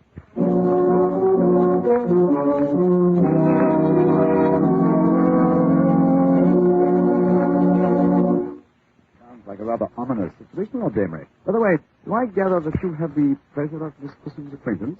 Well, that is, yes, in a way. We've partaken of a bottle and a bird several times, don't you know, after the theater. Kitty's really a dear little thing, in spite of her reputation. Reputation? Well, surely you've heard of her confounded pearls. I'm afraid I'm rather ignorant of the chit-chat of our metropolis. But everyone knows that she was given those dashed pearls by a certain Balkan king who spends most of his time in Paris. He wears them constantly. For luncheon, for tea, for dinner, in and out of the theater. I believe she even wears them in her bra. It's ostentatious. And what, they're a sort of trademark. Yes, I suppose you might call it that. It's the only evidence of bad taste I've ever known Kitty to indulge in. Bad taste? Well, confound it, man. You don't expect a woman to go flaunting her past about as if she were proud of it. Not even if it taxed the theater? Oh, blast those clothes. I suspect that whatever my sister has up her sleeve concerns them. How? Well, for one thing, she insists I hire a private detective to keep an eye on them. Says she doesn't want to run the risk of having them stolen in her house. Very solicitous of her. Hey, Watson? Why not solve the whole situation by suggesting to Miss Kitty that she leave her jewels at home? I've tried. Well, there are times when Kitty Kissam can be as difficult as my sister. She absolutely refuses. She says she would as soon appear in public without her petticoats as without her clothes. I've warned her that my sister Alicia means business. But she says no grand dame is going to get the better of her. Oh, an interesting situation, Watson. It reminds me One of society's leading hostesses in conflict with one of the theater's most popular leading ladies. Well, I've been trying to bet on Miss Kitty. You don't know my sister Alicia. What makes you so positive that your sister is still opposed to the match between your nephew and Miss Kitty? Because in the first place, Percy can't afford to marry an actress. He has no money and is quite incapable of earning a living. My sister had a match practically arranged between him and Lord Beaverbottom's oldest daughter. He's the millionaire. And in the second place, Kitty must be a good 10 years older than the boy. Well, she doesn't look like it. No, she's an actress. In short, you don't approve of the match, but you'd hate to see your sister put one over on Miss Kitty Kissam. Yes, that's the situation in a nutshell. Now, I beg of you, Mr. Holmes, come and keep an eye on things. Ostensibly, you'll be there to guard these silly clothes, but in reality, I want you to, prevent any unpleasantness that might harm Miss Kissam's professional popularity. After all, she's a dashed fine actress, you know. Yes, and an equally delightful supper partner, eh?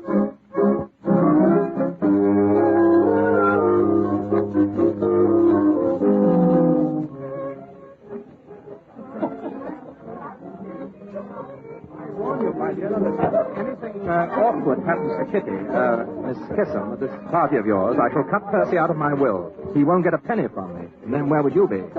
My dear James, calm yourself.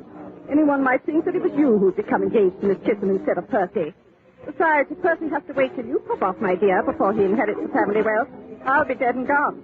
You're too disgustingly young and healthy. It's no good trying to butter me up, Alicia. And I wish to remind you that it's not the family wealth Percy will inherit. It's my money, my own. I made it myself, and I shall leave it to whom I please. Of course you will, James. But we Damerys are famous for sticking together, aren't we, sweet? Oh, look. Who's the lean, rapacious, and very distinguished man who just entered? Sherlock Holmes and Dr. Watson. Oh, these are the gentlemen I've asked to guard Miss Kissam's pearls. And I warn you, Alicia, Sherlock Holmes has the best brain in England, so no monkey tricks. Don't be vulgar, James, my pet. Ah, they see you. Coming over. I'm all of a flutter. Ah, Mr. Holmes, it's so good of you to be so prompt. The guest of honor is due at any moment. Good evening, Lord Emery. James, my darling, haven't you forgotten something? Oh, yes. Alicia, my dear, may I introduce Mr. Sherlock Holmes and his friend and colleague, Dr. Watson? How do you do, madam? This is really delightful. I was just saying to Lord Damery, Mr. Holmes, that I had no idea a member of the police force was so perfectly fascinating. I'm sorry to disappoint you, ma'am, but we are not members of the official police. We are merely amateurs of the not-so-gentle art of detection. How charming. How simply charming. Kitty Kissam. Oh, here's my guest of honor now. Judging by the rush in her direction, it would seem that quite a few of my male guests have already had the privilege of meeting her. Yes, you see, they no longer lock actresses up in a wardrobe trunk after the performance, lady. Yes, I see she's wearing her pearls. They certainly are magnificent. Almost as fine as mine, I should say. You don't suppose she insists on wearing them so consistently because her neck is too skinny? No one could ever suspect you were that man. Touche, Alicia. He had you there. Don't be unpleasant, James. Come along, Mr. Holmes. You too, Dr. Wilson. Watson. Oh, of course, to be sure. After all, if you're to stand guard over Miss Kissam's pearls, it's high time you made her acquaintance. Are you sure you wouldn't rather we kept an eye on yours? I imagine they must be quite as valuable. Yes, the Damery pearls are handsome. It's a good thing James was never married, or his wife would be wearing them. But I fancy they're in no danger. I'm not in the habit of having them stolen, which is more than can be said of actresses nowadays, judging by what I read in the papers. But come, I'm being very remiss as a hostess. Not that my guest needs to feel any need of me. Oh, how are you, Lady Coverdale? See what I mean, Mr. Holmes? Yes. The lady and this guest certainly has a dagger up each of these. Yes, and one in each garter as well. Come along and meet Kitty. I understand today there's been nothing but milk. Milk. Oh, there you are, my dear Kitty. Looking younger every day. That's because I'm happy. You must try it sometime. I want you to meet two friends that Lord Damery has invited. They're here to see that nobody steals your pearls. I'd die if anything should happen to them while you were at a party of mine. Oh, they've never been threatened before, Lady Elizabeth. Are your parties more dangerous than the others I go to? Oh, now, Kitty, easy does it.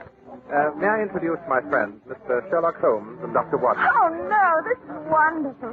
I've read all of Dr. Watson's famous account of your wonderful adventure. Oh, thank you so much. Your sensationalism, my dear Miss Kissam. I don't believe it for a moment. Such wonderful, dramatic material. Have you ever thought of writing them into a play, Dr. Well, Watson? that's already been done most successfully with a great American actor, Mr. William Gillette, who plays the leading role himself. And does a far more creditable job of it, no doubt, than I could myself. Oh, I never believe that either. Yes. Have you ever thought of playing the board, Mr. Holmes? There's a certain, shall we say, voltage about you. You would make a very exciting performance. No, don't you try and persuade him to change his métier, Miss Kitty. I'll never be able to follow him onto the stage. Mother, my dear, this would never do. Hello, Percy. We can't allow these two people to monopolize you, Kitty, my sweetie. You must meet some of our other friends. All in good time, Percy. First, give your fiancée a chance to catch her breath. Kitty, my dear, you must have a glass of champagne to brace you for the ordeal of meeting all these people. Percy, tell Paddlefoot to bring that tray over here. Oh, very well, dear. I'm sure Mr. Holmes and Dr. Watson could do with a spot. There's a bar in the anteroom here if you'll just step in for a moment. James, my dear, aren't you forgetting what these gentlemen are here for? We can't leave Kitty unprotected. Ah, here's Paddlefoot. Allow me, Kitty, my sweet. Oh, thank you, Lady Elizabeth. And a glass for you, Mr. Holmes, and one for... Oh, how clumsy of me. Get a towel, run, Percy. James, change your handkerchief. Oh, I soaked Miss Kissam's beautiful sleeve. Oh, dear. Look out for the glasses. Get them swept up, Paddlefoot, quick. Easy, easy. You're not hurt, are you, Kitty? The tray went right past your shoulder. Oh, no, I'm quite all right. Oh, but your sleeve, your beautiful sleeve, it's soaked. Oh, it doesn't matter, really. Here's the towel, my dear. Just let me pat it dry. Good heavens. What is it? Your pearls. They're missing. Someone has stolen Miss Kiss's pearls. Dear. Now, control yourself, Alicia. They must have come loose in the excitement. No, they were stolen. I knew they would be. Yes.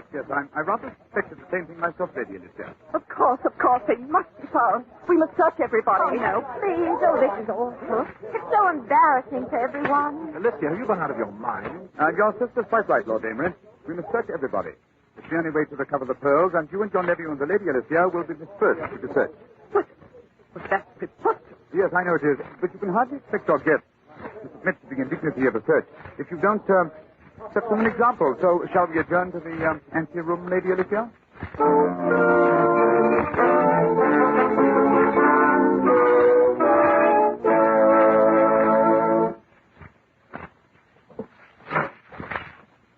Well, here we are, Mr. Holmes. My sister, my nephew, and myself.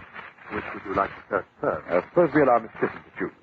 After all, it was she who lost the pearls. Oh, really, Mr. Holmes? I feel this is all so unnecessary. The pearls came loose in the excitement over the upset tray. They've probably rolled under a chair or rug somewhere. If we wait until the guests have gone, I'm sure we'll find them. Certainly not, my dear. Those pearls were stolen. There wasn't a chair or rug anywhere near us. Nothing but bare parquet floor. And a lot of people. Yes, she's right about that, Holmes. Of course I'm right. There's a thief in my house, and I insist that the fact that he or she is probably a guest of mine should be no protection. After all, that necklace was given you by a certain royal personage. It's practically a historical relic. Yes, I know, but really, I'd much rather not have any fuss or commotion. Nonsense, my dear. We must find the culprit. Everyone must be searched. Bravo, Lady Alicia. Thank you, Mr. Holmes. And now that enough time has elapsed so that they will think that we've been thoroughly searched, suppose we call in the rest of the guests, one at a time. You gentlemen can search the men, and Kitty and I will search the ladies. Behind that screen. Oh, please, I'd be much happier if you wouldn't. Nonsense. Let's get on with it. Right. But I still insist the search begin with the camera. Oh, very well, if you insist on being a stickler for form. I suppose Percy and Lord Damery may as well turn out their pockets. No, Lady Alicia. We shall begin with you. Me? But I haven't any pockets. I don't even carry a reticule. So where could I hide anything? In your body. Miss Kissam, if you will investigate Lady Alicia's body. The idea. The very idea. Oh, I'd much rather not. Very well. If you won't, Kitty, I will. James, don't you dare. James, take your hands off my neck. That's an outrage. James, stop it. I'm sorry, but I can't let this past go on. It's not worth it. Well, you see, those pearls aren't real. My dear, you mean the king gave you imitation jewelry? That whole story was made up by my publicity agent. He thought it would be good for me. I rather suspect you knew the pearls were imitation the first time you saw them. That's why you planned to show me up. But all these stories about you and the king... Oh, I'm so sorry to disappoint you, Percy, but I'm really quite a respectable person. I've never met a king. Well, I must say this is a blow. A surprise, I mean. I shall be terribly ragged by my pals, you know. They were all rather envious of me. After all, no one needs to know. We don't have to publicize this thing to the world. Oh, but I must tell my guests, James, dear. After all, I owe them some explanation if I let the whole matter drop after making such an issue of things. I'm sure that everyone will be interested to know that not only are Miss Kissam's pearls not real, but Miss Kissam is somewhat of an impostor herself. But how could you know the pearls were false, Mother dear? After all, ladies don't wear imitation jewels. And actresses don't wear trinkets given them by men who don't consider them ladies. Here is your engagement ring. That is... Well, I didn't really... Oh, this is... Keep the ring as a remembrance, don't you know? Thank you, Percy, but I'd rather not. Well, Alessia, now that you've accomplished the result for which the party was undoubtedly given, suppose you let me send the guests home. Oh, not before I've had a chance to explain. You'll do nothing of the kind. Biddy Kissam wants people to think a king gave us some pearls. That's her business. Thank you, Lord Jamie, but it really doesn't matter. I'd just as soon they did know. That story of the royal pearls was beginning to make me feel just a bit foolish.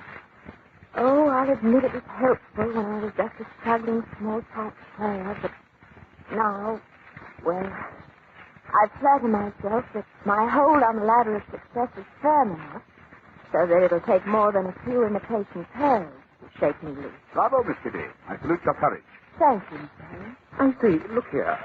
Perhaps I've been a bit hasty, don't you know? You keep your silly mouth shut. I'll handle this from now on. You stay here, Alessia. I'm going to explain the situation to our guests. But, James... Alessia, shut up! Well, really? I'm afraid, Mr. Holmes, there's a streak of vulgarity in my brother. I'm sure I don't know where it comes from. Yes, probably from the same place he gets his honesty and sense of fair play. Dear me. Don't tell me you're going to be cross with me, too. By the way, whatever made you think that I might have secreted Miss Kissam's pearls in my body?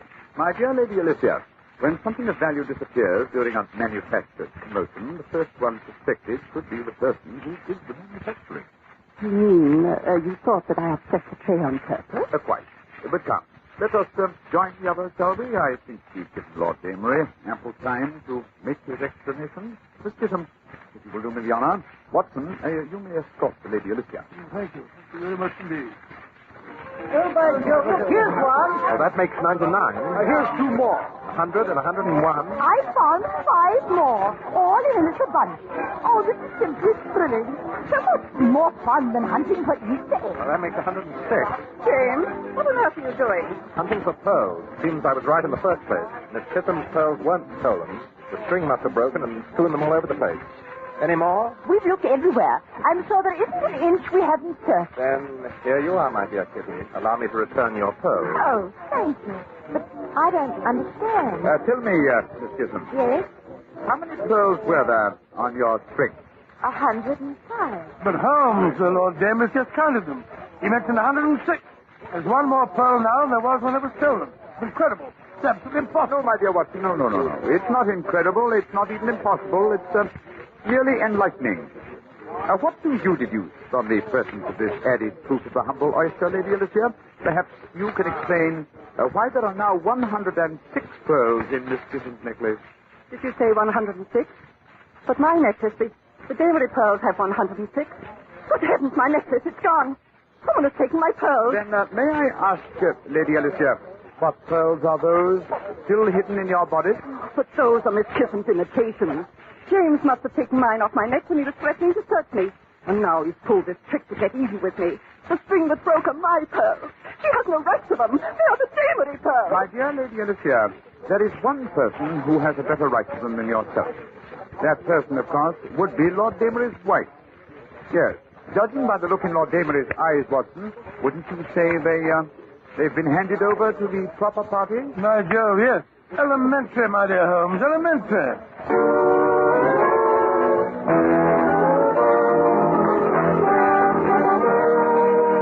This episode from the life of Sherlock Holmes will be transmitted to our men and women overseas by shortwave and through the worldwide facilities of the Armed Forces Radio Service. Petri Wine brings you Basil Rathbone and Nigel Bruce in the new adventures of Sherlock Holmes.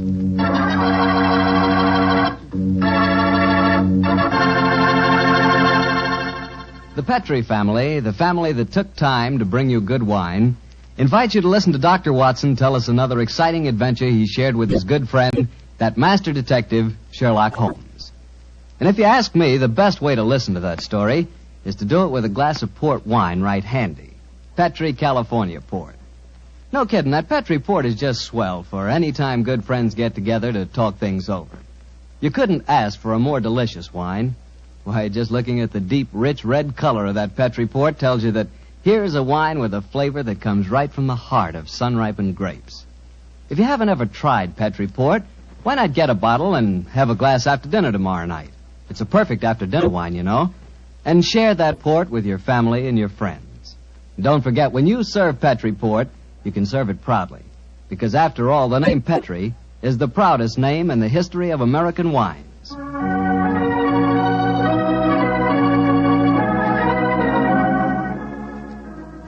And now let's keep our weekly appointment. Good evening, Dr. Watson. Good evening, Mr. Bartell. Draw up a chair. Thank you. That's it. By the way, do you know what date it is?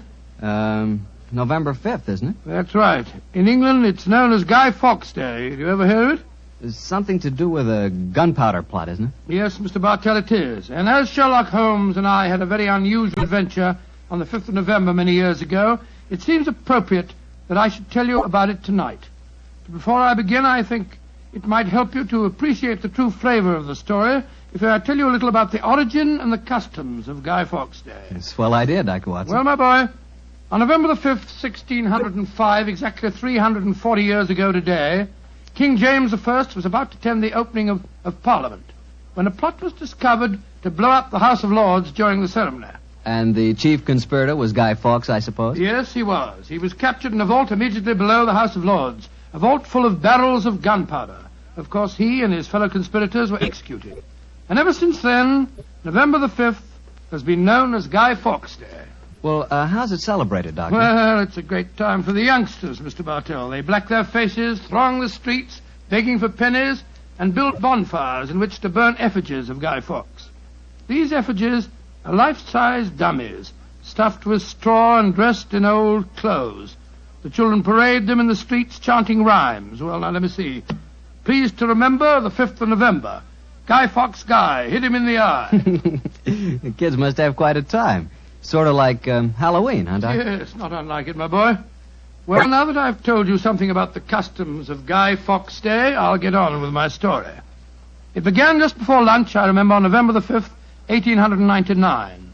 The day was foggy and cold, and Holmes and I were seated each side of a blazing fire in our Baker Street rooms. From outside, we could hear the sound of voices laughing and singing. Suddenly, Holmes rose and crossed to the window, opened it, and looked out.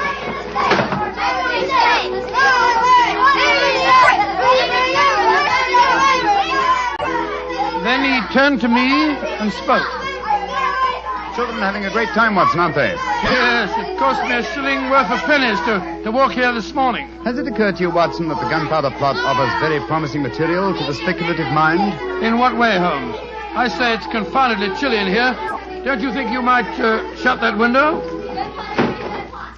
Sorry, old chap. As I was saying, the gunpowder plot offers very promising material to the speculative mind. I've made something of a study of the historical records of the case. There is more than a little evidence to suggest that King James was never in any real danger. Never in any danger? Well, what makes you say that? Knowledge of the proposed dastardly scheme came to light early. But James Stuart, King of England, the possessor of a shrewd and diabolical mind, used the spectacular discovery of the plot to try and bolster his waning popularity. as well as to justify increased religious persecutions. Well, that's the first I've heard of it, Holmes. I dare say, old fellow, but it's true just the same. I'm afraid James Stuart, King of England, was an unscrupulous tyrant. Come in. Oh, yes, Mrs. Hudson? There is a gentleman to see you, Mr. Holmes. He said it was very important, and he asked me to give you his card. Oh, thank you, Mrs. Hudson. Oh, ask him to come up, please, will you? Aye, sir. Who is it, Holmes? A gentleman with a remarkably fine sense of timing. Read his card for yourself. Let's have a look. Mr. James Stuart. Great Scott, that's an extraordinary coincidence that he should arrive just as we're talking about James Stuart, King of England. Come in.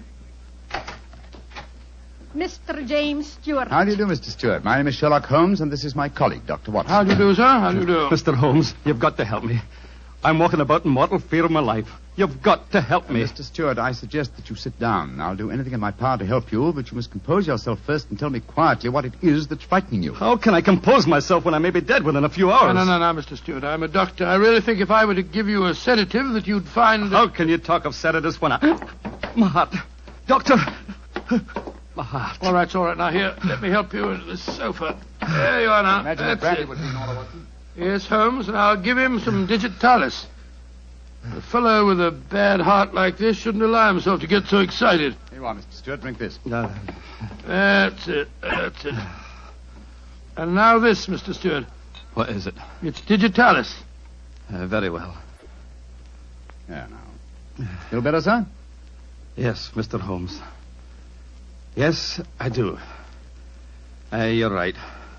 I shouldn't get so excited. My heart can't stand it, you know. Watson, is he well enough to talk, do you think? Yes, if he doesn't excite himself again. I'll be careful, Doctor. I'll take it quietly. Mr. Holmes, when you saw my card just now, did it strike any responsive chord? Naturally, sir. Who could fail to be intrigued when a James Stuart calls to see one on Guy Fawkes Day? It isn't just coincidence that my name is James Stuart. I've got royal blood in my veins. People know of it. And that's another reason they're out to kill me. They're jealous of my heritage. Every instinct I have is a royal one. Now, you gentlemen know that falconry is a king's sport. And my greatest hobby is the breeding and the training of falcons. Mr. Stuart, please, Mr. Stuart. Owing to the state of your health, I suggest that you be as economical as possible in your explanation. In fact, I think it might be better if I were to question you. Very well, Mr. Holmes. Now, you say that your life is in danger. What evidence do you have to substantiate that claim? My cousin, Guy Falconby, has threatened it. You see, Mr. Holmes, he and I are the only heirs to a wealthy uncle. His fortune will go to the surviving heir. If I were dead, Guy would inherit everything. Seems to me, Mr. Stuart, that you should have applied to Scotland Yard for protection. I did, Dr. Watson. Only a few days ago I saw a certain Inspector Lestrade, I think his name was, and he laughed at my fears. Oh, Lestrade. And he laughed, did he? Well, then in that case, there may be something in your story, sir. You say that your cousin has threatened to kill you. Has he indicated the method he intends to employ? He has. And it's a devilish plot. Guy has a bitter, twisted sense of humor, gentlemen, even when he's planning as dastardly a thing as a murder. I am James Stuart. He is Guy Falconby, which is near enough to Guy Fawkes. Today is the 5th of November, and he's planning to blow me up. Oh, come, sir. You can't expect us to believe that. But it's true. He warned me. And the celebrations that are going on in the streets of London today would make a rare cloak for his activities. I must confess, Mr. Stuart, that I find your story most unconvincing. All your evidence appears to depend on conversations held between you and this cousin of yours. You have no facts, sir, to substantiate your claims. But I have. Then please let us hear them. I live at 23 Cavendish Square. A week ago, the house next door to me was let to a new tenant. Almost immediately, workmen became very active there. They were digging in the cellars, Mr. Holmes. I could hear the sounds of picks and shovels through the walls. Digging in the cellars? That does sound significant, doesn't it, Holmes? Extremely. Did you observe any other activities of the workmen, Mr. Stuart? Mr. Holmes, vans have been delivering large packing cases to the basement during the last 2 days. Mm-hmm. I know what's in them, too. It's gunpowder. I tell you, they're planning to blow me up today. No. Steady. You mustn't excite yourself again. What shall I do, Mr. Holmes? I think, sir, it would be better for you to rest here for a while and then go to a nearby hotel. I would suggest the Shaftesbury. and wait there until you hear from us. And where are you gentlemen going? Watson and I, after donning suitable disguises, will visit the house adjoining yours in Cavendish Square. I think an examination of the cellar there might prove most illuminating.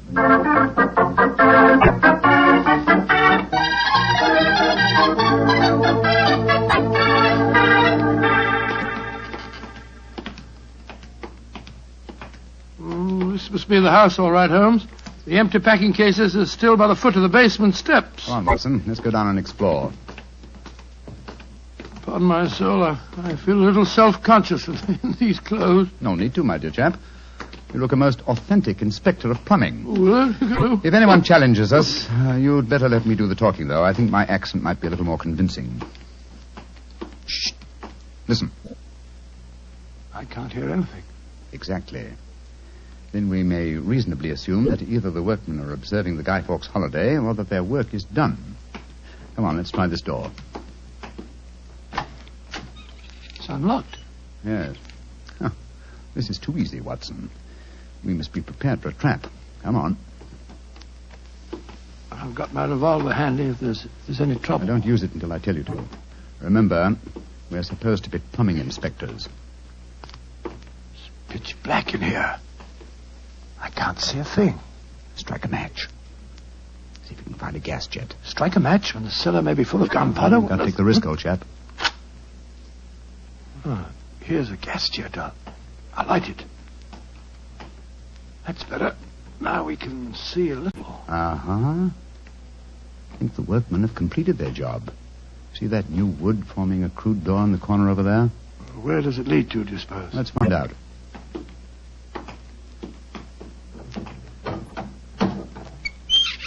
Oh, also unlocked. And here's a miner's lantern, waiting conveniently for us on this ledge. Oh, this is ridiculously easy. Now I'm sure it's a trap. I like the lantern. Great Scott, it's a tunnel. Yes, it's a tunnel leading into Mr. Stewart's house next door. Let's explore it.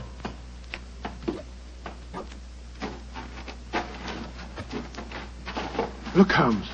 Look at the barrels. I bet they're full of gunpowder. Undoubtedly. We'll observe the fuses as well. Yes, the complete equipment for another gunpowder plot. I can't believe my eyes. What a fantastic plan, but how could the murderer be certain that Stewart would be killed in the explosion? I think that's easily answered, Watson. Remember Mr. Stewart's bad heart? In his present state of apprehension, an exploding firecracker would be enough to kill him. I suppose so. Hello? Hello? What's this lying on the floor? Curious? It's a funny strip of silk with a little ring on the end. Let me see it, Watson. Aha. This seems to be familiar. By Jove! I believe it's a Jess. A Jess? What on earth's that? The last piece of evidence necessary to confirm the conclusion. Come out of there! And keep your hands above your heads!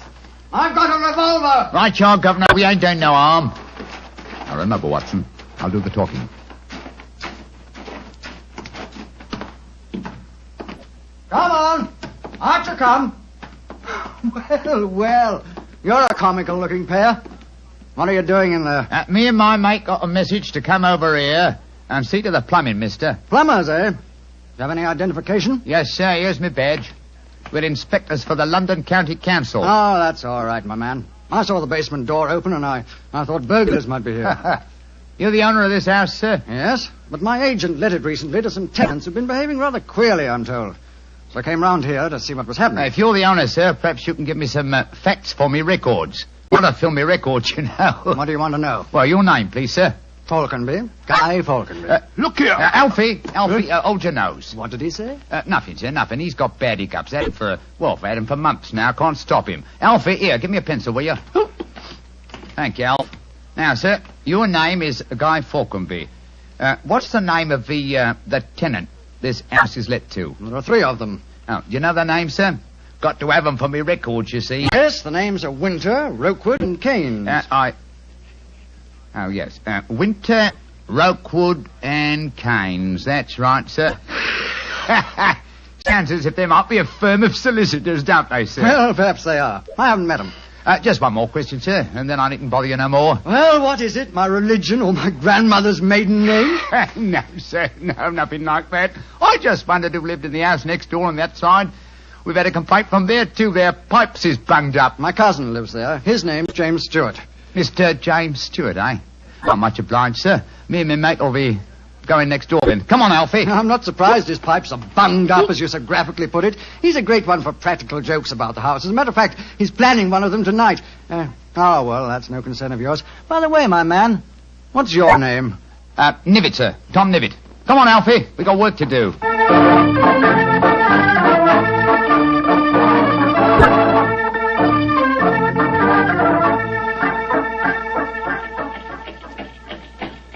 Holmes, I wish you'd tell me what's going on. Why have we taken this cab back to Baker Street? Get out of these clothes. They've served their purpose. Now there's more serious work afoot. Well, I'm still confused about our interview with Guy Falconby. Why did you say your name was Tom Nivitt? More touch of vanity, old fellow. Vanity? How do you mean? Well, consider the names in this case so far, Watson. James Stewart says that he's been threatened by Guy Falconby. A name, as Mr. Stewart points out, not unlike Guy Fawkes. You recall the names of the three tenants that Mr. Falconby gave us a few minutes ago? Yes. Winter, Rookwood, and Keynes. But what's that got to do with it? A great deal, my dear fellow. Thomas Winter, Ambrose Rookwood, and Robert Keynes were the three men executed with Guy Fawkes in the original gunpowder plot in 1605. Good Lord. Where does Tom Nivitt, the name you gave yourself, fit into the picture? Thomas Nivitt was the Westminster magistrate who arrested the conspirators. Since the would-be murderer has such an academic knowledge of the original plot, I thought I'd let him know that he was up against an opponent worthy of his steel.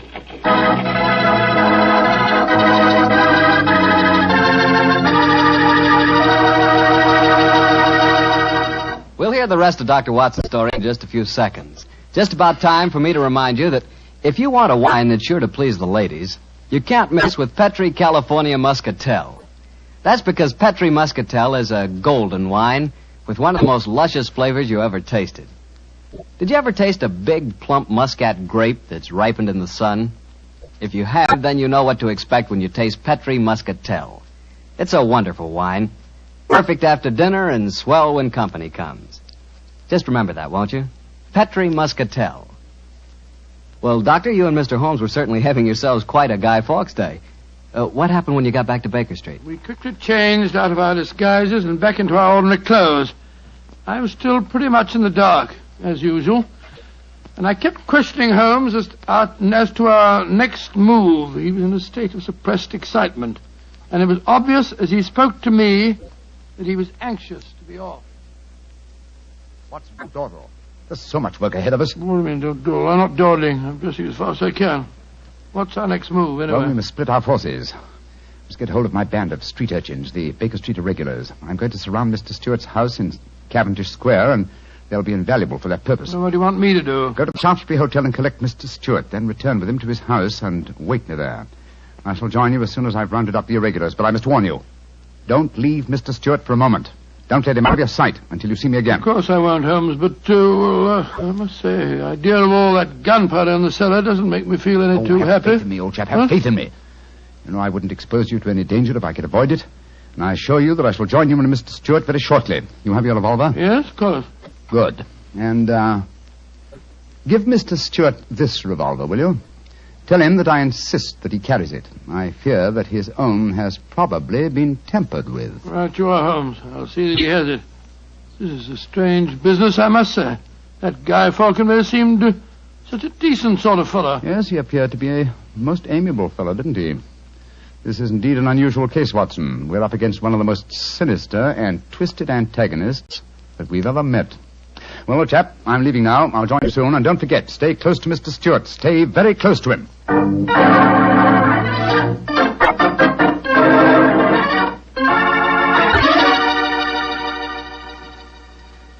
Dr. Watson, I wish your friend were here. No, don't get so excited, Mr. Stewart.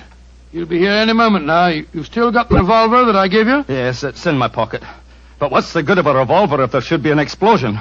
Answer me that if you can. No, you must have faith in Mr. Holmes, sir. He's arranging now to have this house of yours surrounded by his band of street urchins. They'll see that no one gets to the cellar next door to light the fuses. A bunch of children. How can they do anything? You don't know the Baker Street irregulars, Mr. Stewart. And it's a perfect day for them to operate. As black-faced boys begging for pennies, they'd pass unnoticed anywhere. I hope you're right. But I have a premonition, Doctor. There's going to be a tragedy. I know it. Now, take it easy, sir. Remember your heart. You're in splendid hands when Sherlock Holmes is on the case. Here he is now. Holmes, I say, I'm glad to see you. You received your visitor yet? Visitor? We've seen no one. Then be on the alert. I've just been questioning the boys surrounding this house. A few moments ago, some children pulled a small cart up to the back door. A cart containing a life-size dummy. My irregulars thought that it was an effigy on its way to a bonfire. Oh, why shouldn't it be, Holmes? I have reason to believe that it's someone visiting you in disguise, Mr. Stewart. A visitor who is mounting the back stairs at this very moment. You've got to stand by me, Holmes. You've got to protect me. Don't worry, sir. Come in. Look at that apparition. Great Scott, Guy Fawkes' dummy. A dark lantern in his hand, and it's walking. And also talking, I trust. Keep away from me. I got a revolver. Take for sake, for Victoria's sake. If you won't give me one, I'll take two. The better for me and the worse for you. It's Guy Falkenberg. Keep away from me, do you hear? The better for me and the worse for you. All right, then. I'm going to fire. Dear me, Mr. Stewart, the revolver I've provided for you seems to be unloaded. How very odd. Well, what in fun is all this about? You've just witnessed an attempted murder, Watson. Murder? What are you talking about? This is a game. James and I had it arranged, the whole thing. You may have thought it was a game, Mr. Falconby, but I assure you that your cousin... Grab Mr. Stewart, Watson. He seems to be leaving us. Leave me alone. Take your hands off me. My heart. Help me put him on the sofa. That's it. I'll get him some digitalis. Look, I don't want to appear unnecessarily stupid, but will someone tell me what this is all about? With pleasure, Mr. Falconby. Your cousin had planned one of the most fantastic murder plots that I've ever encountered. He came to us with the story that you had threatened his life. But that's ridiculous. I'm very fond of him. Of course it's ridiculous. The whole plot was ridiculous. He leased the house next door, had a tunnel dug, and gunpowder and fuses planted there. Even entered the name of the tenants as Winter, Rokewood, and Keynes to give the apparent plot a further authenticity. You mean my cousin was the real tenant? Certainly he was. However, he was clumsy enough to drop that piece of silk with the wire ring on the end that you found in the cellar, Watson. The thing you called a jess. And what's a jess? It's a strap that goes round a falcon's leg to which its leash is fastened. You will remember that Mr. Stewart informed us that falconry is his hobby, and it therefore indicated that he had been in the cellar and consequently must have known about the whole plot. And all he was trying to do was to build up in our minds the belief that his cousin was trying to kill him. Exactly, my dear fellow. Had we believed him, of course he could have shot you just now, Mr. Falconby, in apparent self-defense. Good Lord, what a fantastic plot. I still can't quite believe Mr. it. Falconby, why are you dressed as a Guy Fawkes dummy? Well, it was James's idea. He said that he was going to dress up too, and that we were to go round the bonfires tonight and frighten people by appearing as live dummies. But the last message he sent told me to come up here, that we'd play a practical joke on a couple of friends of his. And did he provide you with the costume that you're wearing? Yes, as a matter of fact, he did. Have you searched the pockets for any weapons? No, but I will. All right, and while you're doing that, I'll examine this dark lantern. How's your patient, Watson? Well, I've given him some digitalis, and now I'll get him some brandy. I can't find anything in the pockets. Here's the answer, my friends. Look here. Inside the lantern is a dagger. Your cousin planted it there to substantiate the claim that you were trying to kill him. Had his plans worked, you would have been dead, Mr. Falconby, before you could have told us the truth. Here, come back here, Mr. Stewart. James! He slipped out of the door. Confound it! He's faking the heart attack. Come on, Watson, after him.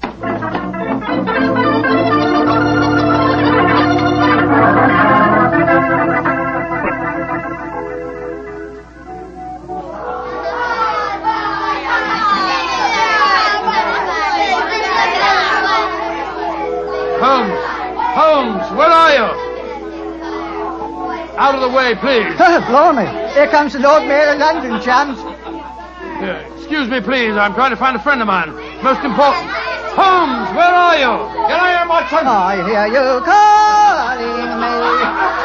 Out of the way, please. I'm coming, Holmes. Why don't you sit in the Pell's car? You got away from me in the crowd. I'm afraid Mr. Stewart got away from us. Well, we'll never find him in this mark. Not to old fellow. He's a dangerous man.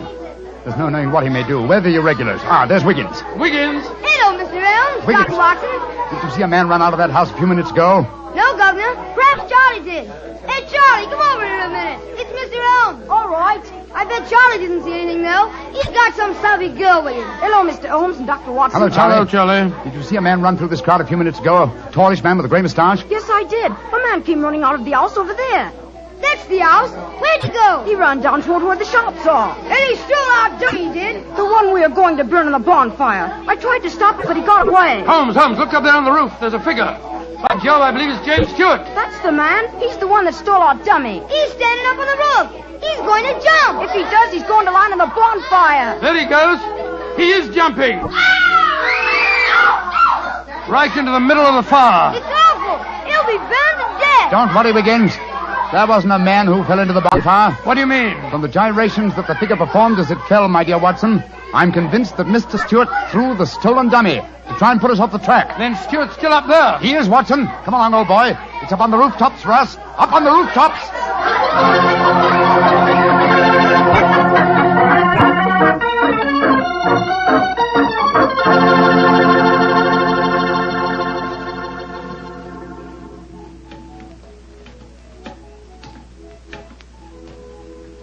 Here, Watson. Let me help you up. Can you reach my hand? Yeah, I got it. All right, then. Up you come. Come on. That's it. Phew. Seems to me that fire escapes must be designed for giants. Keep your eyes skinned, old fellow. Stewart's a dangerous man. Might be hiding behind those chimney stacks. Come on. Upon my soul, this is a strange place to be on Guy Fawkes night. Yes, a comprehensive case, Watson. Starts in a cellar and ends on a rooftop. Look, Holmes. By the parapet there. The crumpled body of Mr. Stewart. Looks to me as if it... Yeah. He's dead, Holmes. Well, it's not surprising. The effort of carrying the dummy up here and throwing it, combined with his own state of excitement, were too much for him. Well, quite frankly, I can't say that I'm sorry. No, he planned a murder. If it hadn't been for you, he would have succeeded. An extraordinary case, Holmes. Yes, old chap, and one that should long make us remember the 5th of November. By Jove, yes. Please to remember the 5th of November. Gunpowder treason and plot. I see no reason why gunpowder treason should ever be forgotten.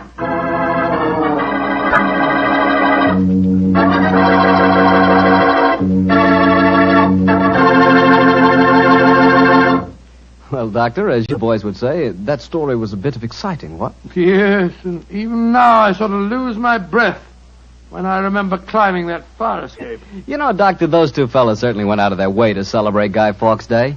Now, take me. When I got a little celebrating to do, I like to do it quietly. Some friends, a glass of port. Yeah, Petri port, of course. What else? Leave it to you.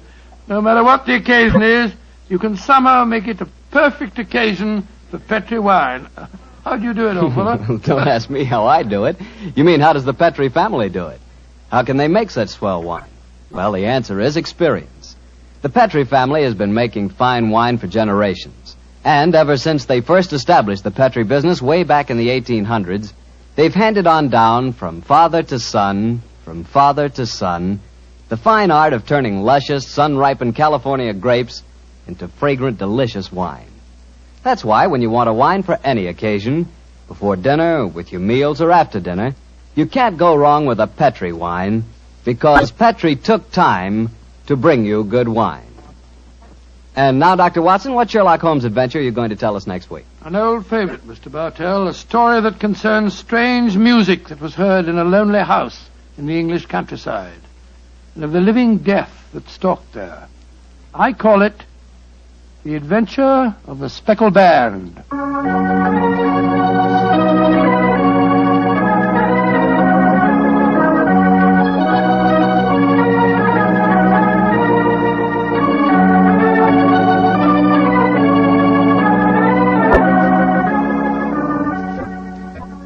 Tonight's Sherlock Holmes adventure is written by Dennis Green and Anthony Boucher and was suggested by an incident in this Arthur Conan Doyle story, The Adventure of the Devil's Foot. Music was by Dean Fossler.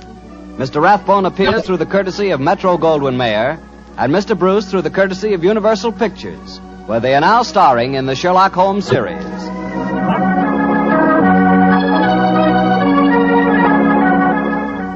The Petri Wine Company of San Francisco, California, invites you to tune in again next week, same time, same station. This is Harry Bartell saying goodnight for the Petri family. Sherlock Holmes comes to you from our Hollywood studio. This is the Mutual Broadcasting System.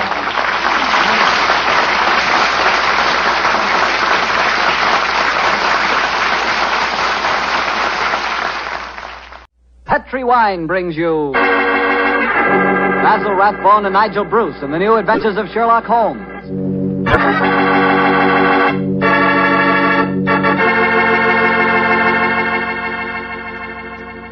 The Petri family, the family that took time to bring you good wine, invite you to listen to Dr. Watson tell us another story about his old friend, that master detective, Sherlock Holmes. And incidentally, I'd like to tell you about a swell American custom. The custom of serving sherry wine just before dinner. Petri California sherry. You know, especially when you have guests, while you're waiting for that call to the dinner table, there's nothing better than a good glass of that good Petri sherry. You don't need fancy glasses for Petri sherry. No, sir. That wine tastes good out of any glass. And it looks good, too. Beautifully clear and the color of precious amber. Just try that Petri sherry and you'll feel like smacking your lips after every sip. Oh, and say, Petri makes two kinds of sherry. The regular sherry and Petri pale dry sherry. Just to make sure you get the perfect sherry for the whole family, don't buy one, buy two. But do be sure the sherry you buy is Petri sherry. Petri, the proudest name in the history of American wines.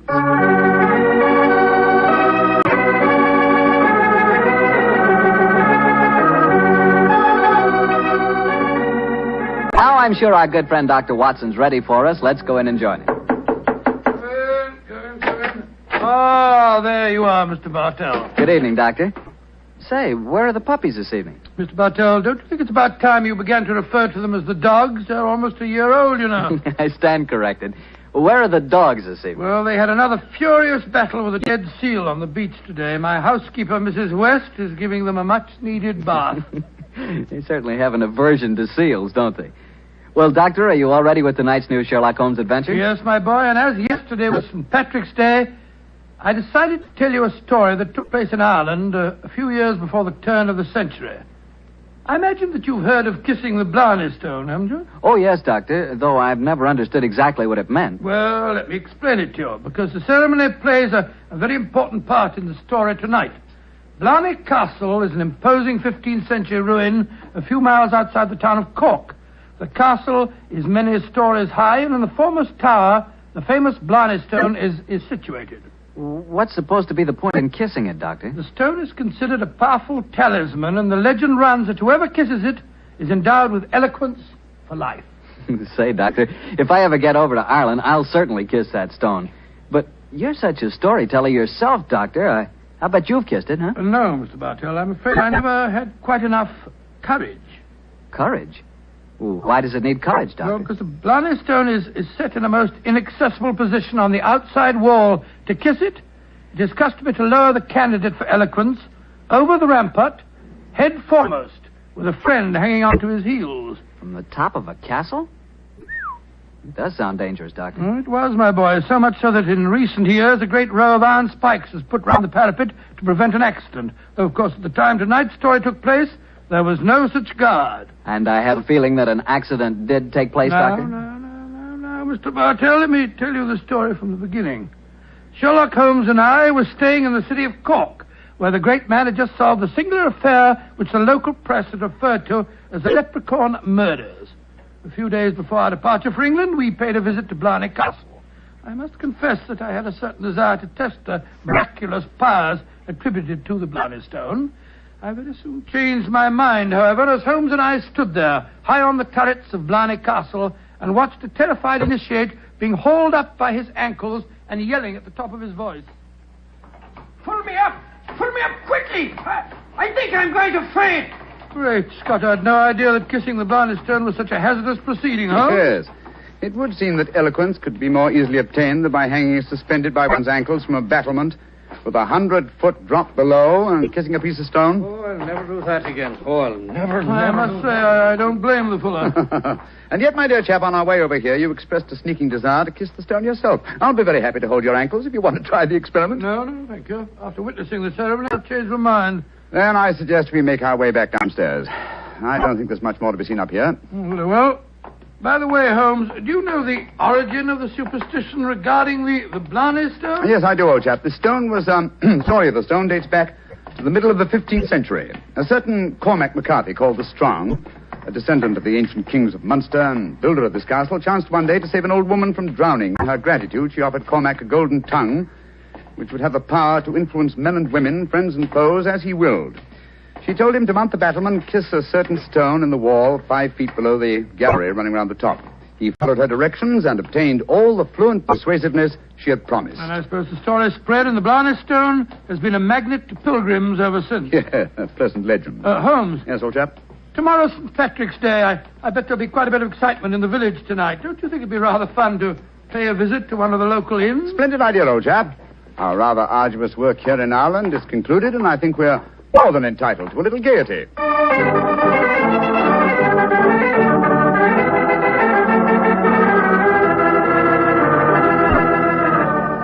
In Dublin's fair city, the girl so pretty, 'twas there that I first met sweet Molly Malone. She wheeled her wheelbarrow. Charming, quite charming. A waiter and singing at his work. Singing very well, too. Just the same. I wish someone would come and take our order. Oh, there's a barmaid. I'll see if I can catch her eye. Hi, miss. Would you gentlemen be after wanting something? Yes, my dear. My friend and I would like a little refreshment, and what would you suggest? What would I suggest, Your Honor? Oh, begorra. There's but one drink a gentleman like yourself should be after pouring down you, and that's the cream of Connemara. Whiskey that'll soften your heart and make you glow with a good feeling, so that the little people will be after visiting you. It sounds delightful. Bring 2 glasses, will you? Yes, Your Honor. Yes, Your Honor. I must say I never heard an English barmaid go into such rhapsodies over a nip of whiskey. No, the Irish are distinctly more colourful in their speech. It's an interesting fact, though, Watson, that the Irish are curiously unrewarding in the criminal world. England, Scotland, America, Australia have all produced classics of crime, but the Irish murders, almost without exception, have been purely physical, affairs of hot blood. You say that rather regretfully, Holmes. No, my dear chap. No. Mr. Watson, look at this rather florid-looking gentleman coming towards our table. It looks to me as if he's a little under the weather. You fellas have got to have a drink with me. Oh, thank you, sir, thank you, but we've just ordered one. Well, you've got to have it with me. I went to the races at Cork today and made a killing. I'm going to buy all the drinks here tonight. I'm afraid that... But nothing to be afraid of. I'll sit down with you for a moment. There. My name's Hankin, Geoffrey Hankin. What's yours? Mine is Holmes, and this is my friend, Dr. Watson. How do you do, sir? How do you do? Your Honors, that'll be 1 and 6. Here, I'm paying for these. Here. Half a crown, and you can keep the change. Oh, blessings on you, Your Honor. Oh, well, if you insist on paying for our drinks, Mr. Hankin, here's your very good health. Yes, indeed. You're both English, aren't you? Yes, sir. So am I, and it's certainly a relief to hear an English voice again. Oh, you don't like the Irish lilt, sir? Can't bear it. Personally, I find it rather charming. Yes, indeed, so do I. Well, you wouldn't if you had to live with it all the time. Sometimes I think that if I hear one more Irish tenor singing Molly Malone, or one more reference to the little people, I shall go raving mad. You live in Ireland, sir? Yeah, I have to. I own a half interest in the Tweed mill here, you see. In any case, my wife's Irish, and she thinks there's no other country in the world, so I suppose I'm stuck here. See that couple sitting at the table over there? You mean the fellow with a very beautiful girl? Yes. Man's Michael Corcoran, my partner. Oh, the girl's absolutely ravishing. You'd like to meet her? I'd like to, by George, yes. What do you say, Holmes? Oh, very well, Watson. The combination of my natural curiosity and your taste for a pretty face would seem to suit the occasion admirably. I might as well warn you, Doctor, that the pretty face belongs to my wife. Your wife? Oh, good gracious me. I'm sorry. I didn't mean to... Oh, well, you better bring your glasses with you.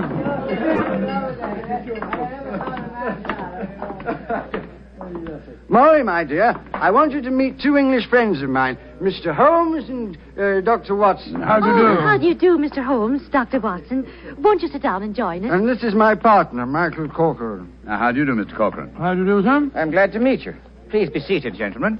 Are you visiting here in Cork, Mr. Yes, Holmes? Mrs. Hankin, but we're returning to England in a few days. You've been to Blarney Castle, I hope. Oh, yes, we were there this afternoon.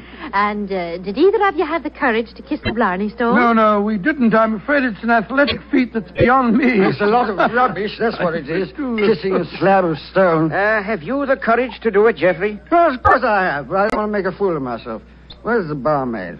Kathleen. I'll make a wager, Geoffrey, that you haven't the courage to kiss the stone. How much will you bet, Michael? I'll wager a £10 note on it. It's a bet, and you fellas witnessed it. I'll kiss the Blarney stone at noon tomorrow, and you'll be £10 the poorer, Michael. And I suggest that Mr. Holmes and Dr. Watson be present as well. They can act as referees. Geoffrey, dear, don't get so excited. Well, I don't like it when Michael suggests I don't have courage. You want some more drink, Mr. Henkin? Yes, all of us want some. No more for me, thank you, Mr. No more for And me, I thank think you. you've had enough, Geoffrey. Don't tell me when I've had enough, Molly. In Dublin's fair city, the girls Oh, are no, so not that pretty. filthy song. Firstly, Mr. Hankin, I find the traditional Irish melodies quite beautiful. And I find them revolting. Shut up! Geoffrey, quiet. Would Your Honor be wanting me to sing another song? My honor would like you to shut up that filthy caterwaul. Really, sir, really, I call Geoffrey. that... Sean, please go on with your singing. In Dublin's fair city... You heard me, you great bog-trotting gazoo. I said shut up, and I meant shut up! Geoffrey, I'm leaving here at once. Michael, please to take me home. It'll be my pleasure, Molly. You're an ugly man, Mr. Henkin. Knocking down poor Sean when he was singing just like a bird. Oh, the devil with him, and all of you. No Irishman will be after forgiving you for this night's work. No, not the little people of old Ireland either. You've made more enemies, Mr. Henkin, than you'll ever see. But you'll be knowing they're there. Fiddlesticks, you can't frighten me with your stupid Irish superstition. Well, bless my soul, that was a charming little party, I must say. Englishmen like Hankin are a disgrace to their country. Fortunately, they're not representative, though. Yes, I must say I'd hate to have a curse put on me like that barmaid laid on him. Watson. Yes? Did you see the glances which Mr. Hankin's partner and his wife exchanged as the brawl started? There was more menace to him in those glances than in all the threats of all the little people in Ireland. Yeah. I thought that there was something between them. I say, Holmes, that bet about Hankin kissing the Blarney stone at noon tomorrow, do you suppose... I suppose nothing, old fellow. But there are forces at work here that I don't like. I think, Watson, that you and I will be at the Blarney stone at noon tomorrow. It's possible that the bet made tonight is all part of a definite plan, and I have a feeling that the bet is still on.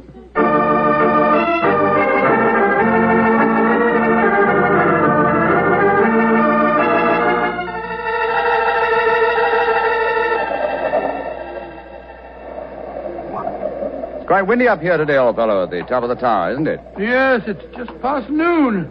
I wonder if that man Hankin is going to keep to the terms of his bet. We shall soon learn. In the meanwhile, are you sure that you wouldn't like to change your mind and kiss the Blarney stone yourself? I'm quite sure, thank you. Ah, here they come now. Yes.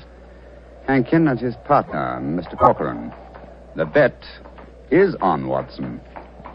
Good day to you, gentlemen. Oh, hello. It's my friends from last night. Well, I see you're going through with the bet, son. Oh, yes. Geoffrey set his mind on the £10 of mine. Your wife didn't accompany you, Mr. Hankin? No, she didn't. I'm afraid I'm rather in disgrace for my behavior last night. Molly made me go round and see that waiter fellow that I hit. I offered him money, but he wouldn't take it. Did you offer him an apology? Apologize? To a waiter? I should say not. Well, come on, let's get this stupid farce over with. Are you sure your nerves can stand it, Geoffrey? There's a drop of 100 feet or more below you. Oh, don't worry about me, Michael. Just hold on to my ankles tightly and don't let go. I'll climb onto the parapet. There we are. Now hold on to my feet, Michael, and lower me gently. I'm holding you, Geoffrey. Then lower away. Right you are, Geoffrey. Great Scott, I wouldn't do that for £100. Sliding head first down a vertical wall. That's enough, Michael. I can reach the stone. Oh, his boot!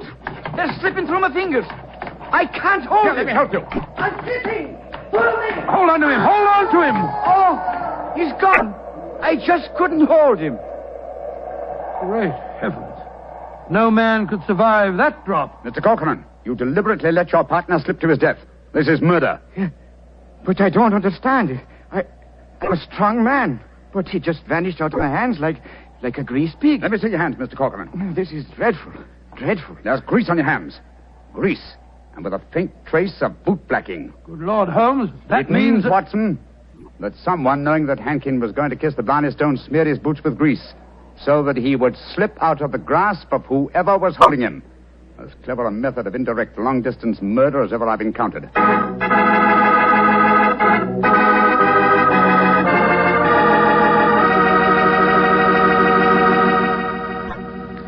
You'll hear the remainder of Dr. Watson's story in just a second, so I'm going to remind you that Petri California Sherry is not only wonderful before dinner, but it's good almost any time. If you had to choose just one wine for almost any occasion, that wine would be Petri Sherry. Petri Sherry is a perfect wine to serve in the afternoon or in the evening. It's good before dinner, yes, but it's swell after dinner, too. In fact, with a bottle of Petri Sherry on your shelf, you've got practically a small-sized wine cellar. So get a bottle of Petri Sherry soon. And remember, you can't miss with any wine that has the letters Petri on the label, because all Petri wine is good wine. Well, Dr. Watson, this is quite a story you're telling us tonight. What happened next? I suppose you went down into the castle grounds and looked for the dead man's body? Well, we tried to, Mr. Bartell, but the authorities were curiously uncooperative. They refused to let us search, insisting that the police be called first. And so, Mr. Bartell, half an hour after the tragedy, Holmes and I found ourselves standing in a tiny police station as we told the story to the local sergeant. Sure the saints be praised, Mr. Holmes. 'Tis a terrible story you've told me. Tomorrow I'll be after arresting Sean O'Flaherty. Sean O'Flaherty? He's the waiter at the inn, the one who sings. That he is, and he sings like a breath of spring. I'll be sorry to see him hang. But you've got no proof that he was responsible for the murder? Proof, you say, sir? Well, I can't arrest a big manufacturing man like Mr. Cochrane, can I? Or a fine lady like Mrs. Hankins. But you can't arrest a man without any evidence of guilt. Oh, I can't I? Then supposing I tell you that Sean O'Flaherty cleans the boots at the hotel where Mr. Hankins was staying. He does, eh? Then he had the perfect opportunity for the greasing of Hankins' boots this morning. And we know he had a motive for harming him. You're right, sir. And from what I have heard of the dead man's behavior last night, half a dozen people could have heard him make the bet that he'd kiss the Blarney stone today. Sean O'Flaherty's our man. I'll have to arrest him tomorrow. Tomorrow? But good heavens, man, aren't you going to do something today? A murderer's at large. Today is blessed St. Patrick's Day. Oh, should let the poor fellow have the day in peace. Oh, he won't run away. But my dear son... will you come back with me to the castle and search for the body? They refuse to let me do it alone. On St. Patrick's Day? That I will not. We would need a crew of helpers, and where will I be after getting them on blessed St. Patrick's Day? No, we'll do that tomorrow, too. No, today's a day for celebrating. Oh, your methods astound me, Sergeant. Do they now, sir? Don't be after fretting about me. Just enjoy yourself today. Tomorrow we'll see what can be done about it. Well, good day to you, gentlemen. Oh, bless my soul. I've never seen such a happy-go-lucky policeman in my life. It's infuriating. If only I were allowed to examine Hankins' body, I could get to the bottom of this. Well, what are you going to do now, Holmes? The police won't help us. Then we must take the law into our own hands. I think we'll start off by going to the hotel and seeing what we can find out from Sean O'Flaherty.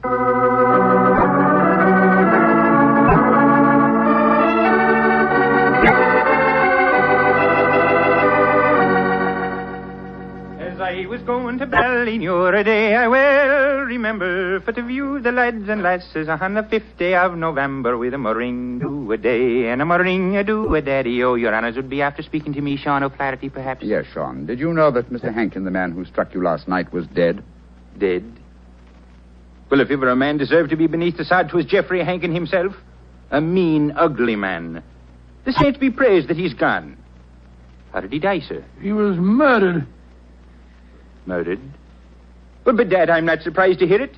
Who murdered him, sir? At the moment, the police seem to think that you are the culprit. Myself?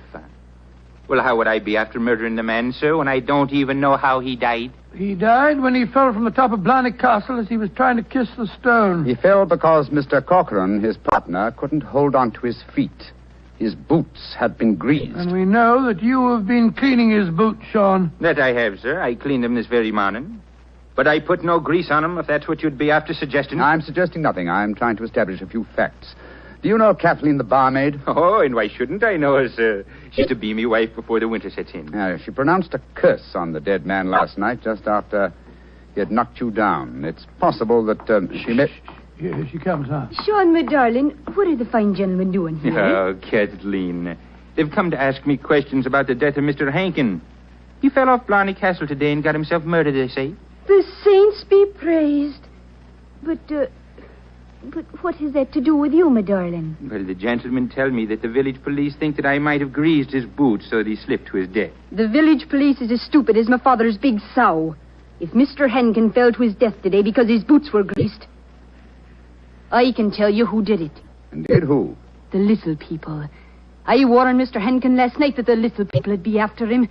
He insulted the Irish. Oh, come, my dear. You don't seriously expect us to believe in the little people? And why not, Your Honor? We have them here. Oh, there are those that say the fairies all be dead, but I know different. I've seen them. When I was a slip of a girl, close to where I live, there was a rat. That's a fort, you know. And the rat was a fairy's fort. We never dared touch it with a spade or cut down a tree growing on it or carry away a stone. We'd put our ear to the ground at night and we could hear the fairy music rising up from under the ground. Ah, they're gentle people. Most of the time. But they'd grease the boots of a man like Mr. Henkin if they didn't like them. That they would, Your Honor. Holmes, I'm certain that we're wasting our time here. I feel so, Watson. You get the whole thing turned on the greasing of those boots. If only I could have the boots in my hands. If only I could make laboratory tests. But until that dolt of a police... But of course! I have it, Watson. You have what, Holmes? The answer, I hope. Get hold of Mrs. Henkin and Mr. Corcoran. Have them meet me in the Blarney Stone Tower in half an hour. And you, where are you going? To the police station to try and convince the sergeant that even though it's St. Patrick's Day, it's his duty to help me trap a murderer.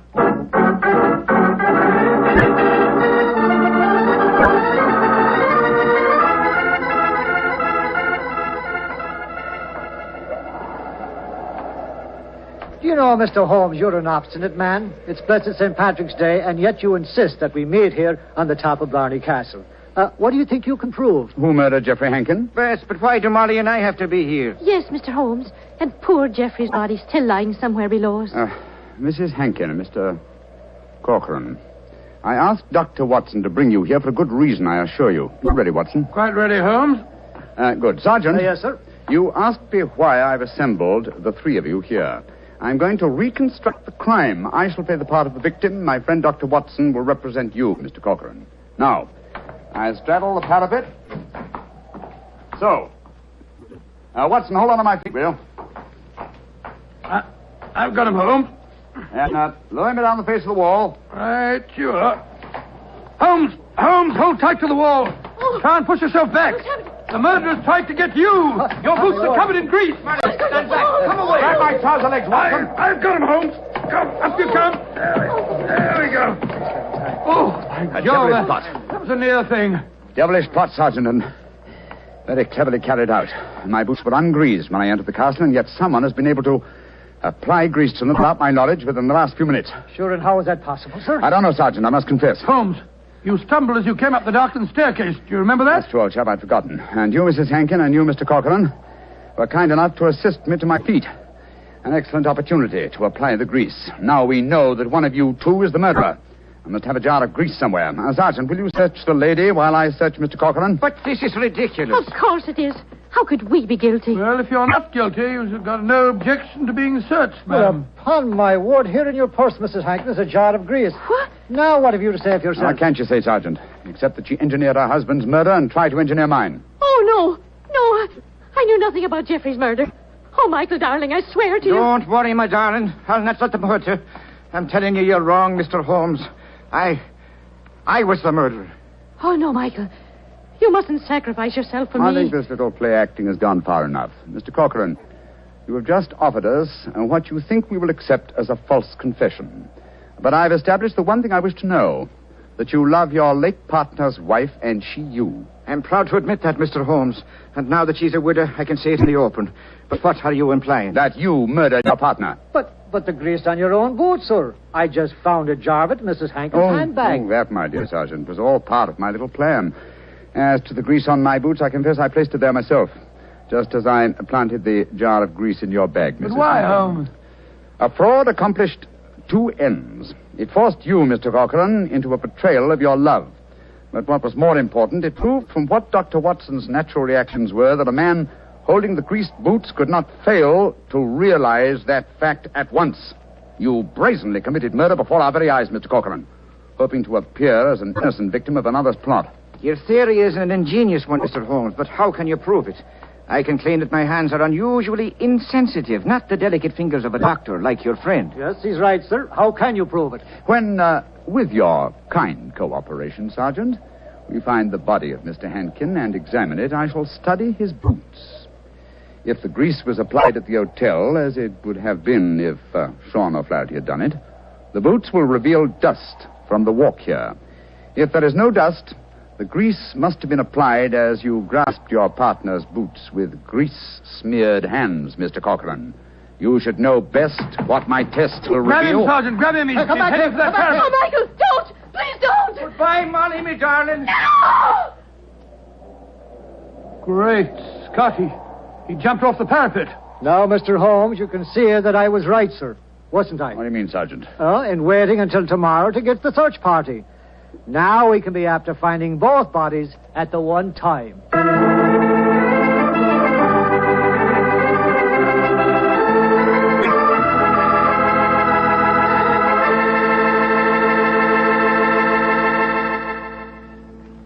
Well, Doctor, that was really an unusual story. Even now I get a bit of a shudder when I think of that afternoon at the castle. I don't blame you. Doctor, you know something? Earlier this evening, I said that if I ever got to Ireland, I'd certainly want to kiss the Blarney stone, remember? Yeah? Well, I've changed my mind. I'd no more want to hang by my heels, kiss that stone than... Well, just let's forget it. But, my boy, don't forget, if you kiss that stone, you get the gift of eloquence. You'd be the most convincing fellow in the world. So? So, well, whenever you talked about Petri wine, you'd really do people a favor because they wouldn't be able to resist trying it. Oh, talking about Petri wine isn't important, Doctor.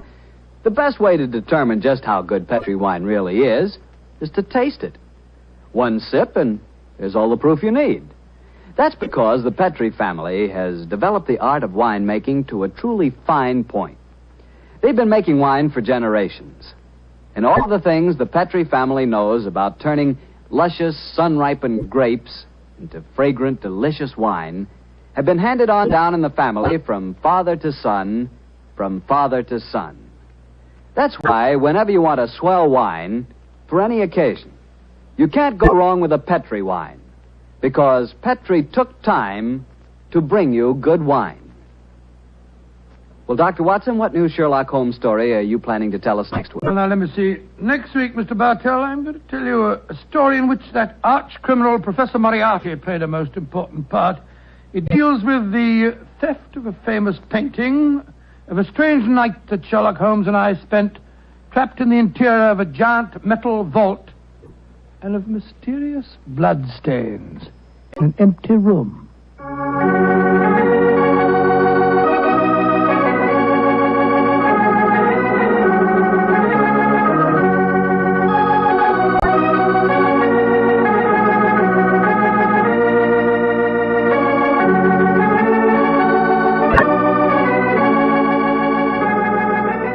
Tonight's Sherlock Holmes adventure was written by Dennis Green and Anthony Boucher and was suggested by an incident in the Sir Arthur Conan Doyle story, A Case of Identity.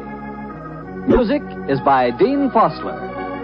Mr. Rathbone appears through the courtesy of Metro-Goldwyn-Mayer, and Mr. Bruce through the courtesy of Universal Pictures, where they are now starring in the Sherlock Holmes series.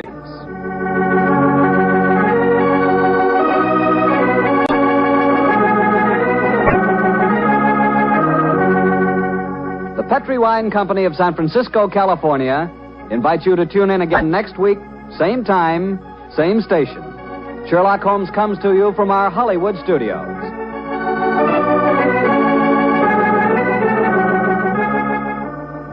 This is Harry Bartell saying goodnight for the Petri family. For a solid hour of exciting mystery dramas, listen every Monday on most of these same stations at 8 o'clock to Bulldog Drummond, followed immediately by Sherlock Holmes. This is the Mutual Broadcast. Petri Wine brings you Basil Rathbone and Nigel Bruce in the new adventures of Sherlock Holmes.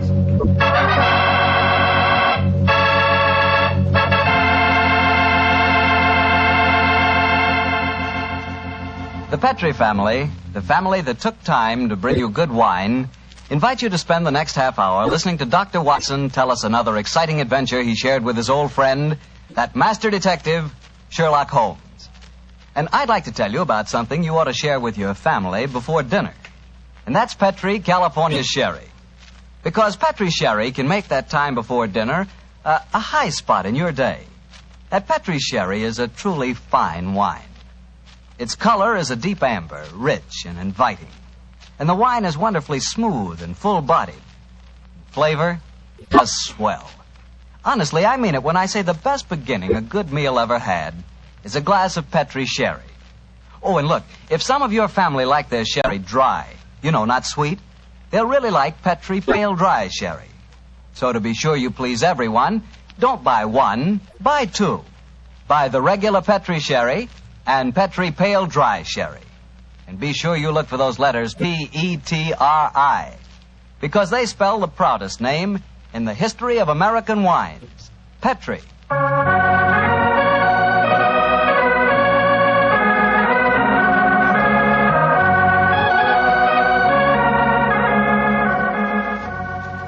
And now I know our good friend Dr. Watson's expecting us. Let's go in and join him. Come in. Good evening, Doctor. Good evening, Mr. Bartell. Say, how are you feeling, Doctor? All over that attack of flu you had? I'm feeling very much better, thank you, my boy. I'm still a little weak. We old fossils take much longer to get over that sort of thing than you young fellows. Well, you take good care of yourself, Doctor. You've got a lot of friends, Oh, I'm very glad to hear that. Thank you, Mr. Bartell. And now settle yourself down, and I'll get on with tonight's new Sherlock Holmes adventure. Where did it take place? You may not be familiar with the names of Jersey, Guernsey, Alderney, and Sark, but those are the 4 principal islands that make up the group known as the Channel Islands. Oh, yes, Doctor, I have heard of them. Somewhere in the English Channel, aren't they? Between the southern coast of England and the northern coast of France? That's quite right, my boy, though I very much doubt if you ever heard of the tiny island on which this story happened. It was the island of Garth, a minute but self-contained spot with a population of just under 1,000 inhabitants, subsisting, and from what I saw of the island in those days, subsisting very well on its dairy products. Was it under the rule of the British government, Doctor? No, Mr. Bartell, not exactly. You see, the island belonged to a family by the name of Horn. The head of the family, who was known as the Seigneur of Garth, was an independent ruler owing nominal allegiance to the King of England. That allegiance was expressed by one of those traditional ceremonies in which the Seigneur annually presented 1 pound of freshly churned butter to a representative of the British Crown. Times haven't changed much, have they, Doctor? Pound of butter is still worth a king's ransom. But tell me, what were you and the great Sherlock Holmes doing on the island of Garth? Well, I just coming to that, my boy, if you'll give me a minute. It was in the summer of 1896 when, to my utter amazement, Holmes informed me that we were going to the island of Garth as the official representatives of the British Crown to accept the annual presentation of butter. At the time, I must confess, I couldn't see why Holmes wanted to accept such a ridiculous mission. It was only as we approached the island in a small fishing boat that he told me a great deal more was at stake than a pound of butter. Unfortunately, Mr. Bartell, I'm not much of a sailor, and as the wind was blowing hard and the sea racing, I'm afraid I wasn't a very intelligent companion.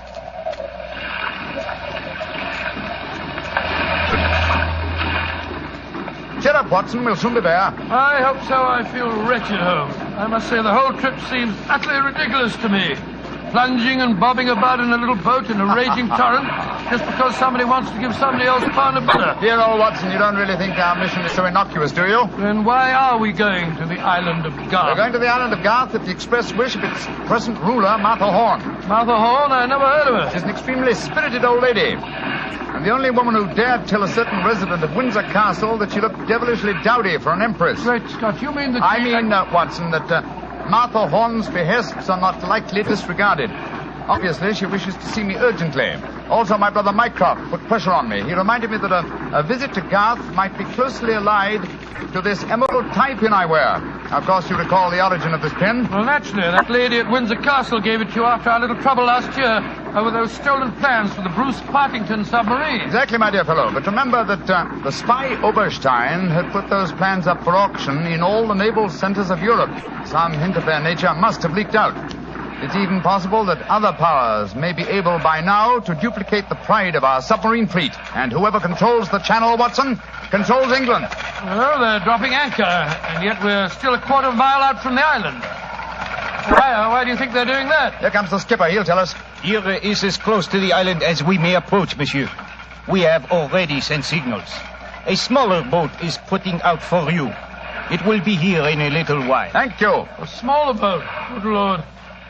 Holmes, you were hinting at the naval significance of the island of Garth. Yes, old chap, I was. Well, what good would it be as a port if even a small boat like this can only come within half a mile of it? For a surface vessel, no. But we were speaking of submarines. Garth, I learned from the encyclopedia, boasts a magnificent interior cavern accessible only through underwater channels. Great Scott, an ideal natural harbor and dry dock for a submarine fleet. Precisely. And on the control of the island of Garth, Watson, may well rest the fate of the British Isles. Now, old chap, perhaps you see why Mycroft was so anxious for us to collect a pound of butter.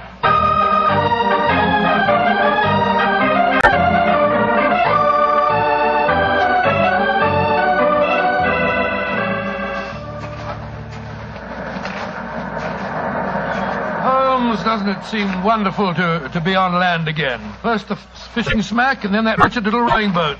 Then the bucket swinging us up the face of the cliff. Now at last I can stretch my legs. Steady, old chap, steady, steady. Let me give you a hand. You'll soon get your land legs back again. Thank you. I'm a bit shaky, I must confess. Hello? Who's that couple walking towards us? Our welcoming committee, no doubt. How do you do? Mr. Sherlock Holmes and Dr. Watson. Permit me to present myself. I am Dr. Hugo Oberwald. How do you do, sir? How do you do, Doctor? And this is Mrs. Reeves, the housekeeper at Horton Castle, where you will be staying. How do you do? How do you do, Mrs. Reeves? Welcome to the island of Garth, gentlemen. We were deputed to come and greet you and take you back to the castle. We can walk there across the cliff tops. It isn't very far. Splendid. I think my friend will appreciate traveling on terra firma once again. Dear me, Herr Doctor.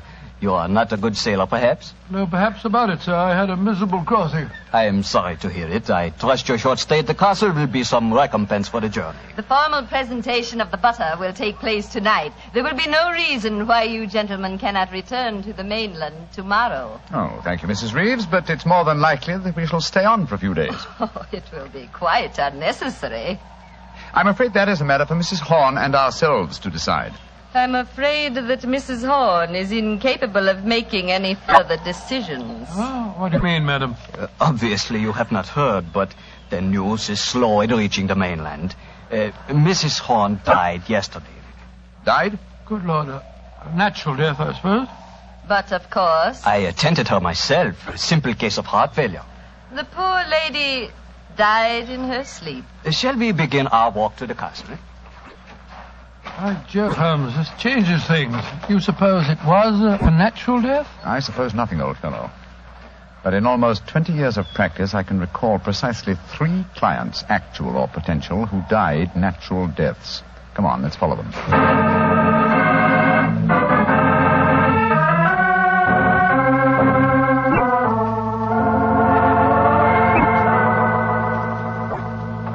Mr. Sherlock Holmes, Dr. Watson, this is Mr. Christopher Horn, grandson of Mrs. Horn and the new ruler of Garth. How do you do? Hello. How do you do, sir? Very nice of you fellows to come over here.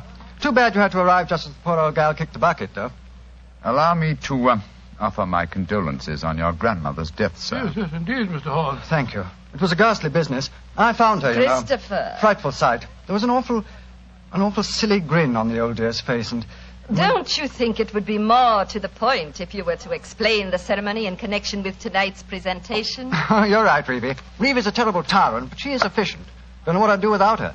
Always ran everything for poor old Granny. Why, when the old girl was ill, she... Christopher, I gave you a schedule of the ceremonies this morning. What did you do with it? Dash it, Reeve, I don't know. Must have lost it. Well, I have my own copy in the study. I swear I don't know what I'd do without you. Excuse us a moment, gentlemen. I'll be back in a jiffy. Holmes, what in thunder's going on here? That boy's completely under the thumb of Mrs. Reeves. He was trying to tell us something, but that frightful woman kept changing the subject. He spoke of an awful, silly grin on the dead woman's face. Didn't that suggest something to you? By Jove, that's one of the characteristic symptoms of strychnine poisoning. Exactly, old fellow. And perhaps he was going on to mention the equally characteristic arching of the body. We've got to get Mr. Horn to ourselves for a little while, and you've got to examine the body of the dead woman. And it's going to be difficult. Is that a balcony outside the window? Yes, it is. Come along. Let's see what it leads to.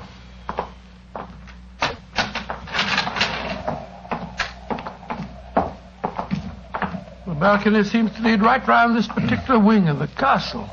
Must have served as a lookout in the olden days. I wish the balcony were a little wider. Must be a sheer drop of a couple of 100 feet down to the rocks below. Yeah. Hello. These must be the windows of the room adjoining the one we just came out of. Let's go a little closer, shall we? We may be able to find out something. Can you see anything? Yes. They're in there. Mrs. Reeves and the boy. She's leaving the room. Now's our opportunity. I'll tap on the window. He's seen us. He's coming to open it. What are you two doing out there? Admiring the view? Yes, my boy. It's quite beautiful. Mr. Horn. Yes, Mr. Holmes. I was a great admirer of your grandmother. I was interested in what you were telling me of her death. She had a grin on her face, you said. Yes, it was awful. Her body was all hunched up like a croquet hoop. Really? Of course, Dr. Oberwald said it was perfectly all right, but I must say it seemed dashed odd to me. Yes, it was far from all right, I assure you. And you started to say something else. What was it? Let me see. You said, when she was ill... Oh, yes, that was a silly business. When she was ill, she thought she was in danger from poisoning, so she made Mrs. Reeves taste all her food and drink. Did she really? Where is your grandmother's body now? In the West Wing. The funeral's to be tomorrow morning. I see. Where did Mrs. Reeves go? I'm here on the balcony behind you, gentlemen, listening to your conversation with the greatest interest. Christopher, let me warn you. These men are the emissaries of the British government. They would stop at nothing to take the island over. These men are trying to influence you against me, against Reevy, who has looked after you ever since you were born, and who tries to protect you now that your grandmother has gone and you are alone. Yes, I know, Reevy, but after all... That is your pride as the head of the Horn family, the Seigneur of Garth. The Garth that I'm trying to save for you. This man is completely unscrupulous. He was about to accuse me of murder.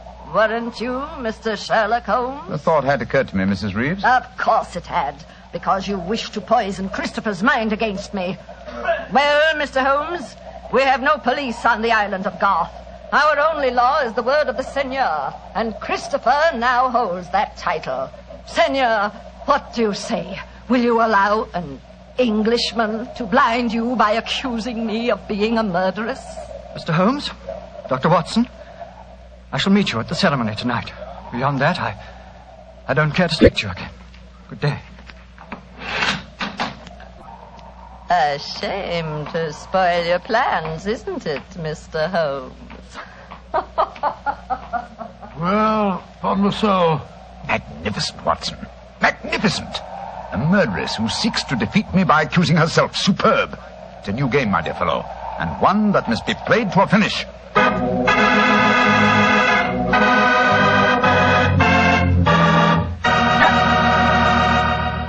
We'll hear the rest of Dr. Watson's story in just a second, so I'm just going to remind you that right now is one time you'd really enjoy a glass of Petri California Port. You couldn't ask for a more delicious wine. Petri Port, with its deep, rich red color and its heart of the grape flavor, is one of America's all-time favorite wines. Petri Port is wonderful after dinner and perfect to serve when company comes. Try it. But just remember that when you want the kind of port I'm talking about, you've got to make sure it's Petri Port, because all Petri wines are good wines. Dr. Watson, this is certainly an unusual story you're telling us tonight. What happened after Mrs. Reeves left you and Sherlock Holmes standing on the balcony? We retired to our rooms and had a quiet and lonely lunch. Though the great man said little, I could see that he was deeply excited and that his keen brain was evolving some plan that would enable us to solve the mystery of Mrs. Horn's death. After lunch, we started to descend the stairs leading to the main hall of Garth Castle. As we did so, Holmes said... Watson, we're in no danger ourselves. Mrs. Reeves knows that we're here as emissaries of the British government. Yes, and if we didn't return with the butter within a few days, there'd be a British dreadnought here looking for us. However, I am in danger of one of my worst defeats. My professional pride is piqued. If only I could... Watson. Yes, Holmes? If at any time today I slip you a note, don't read it at once, but... Shh.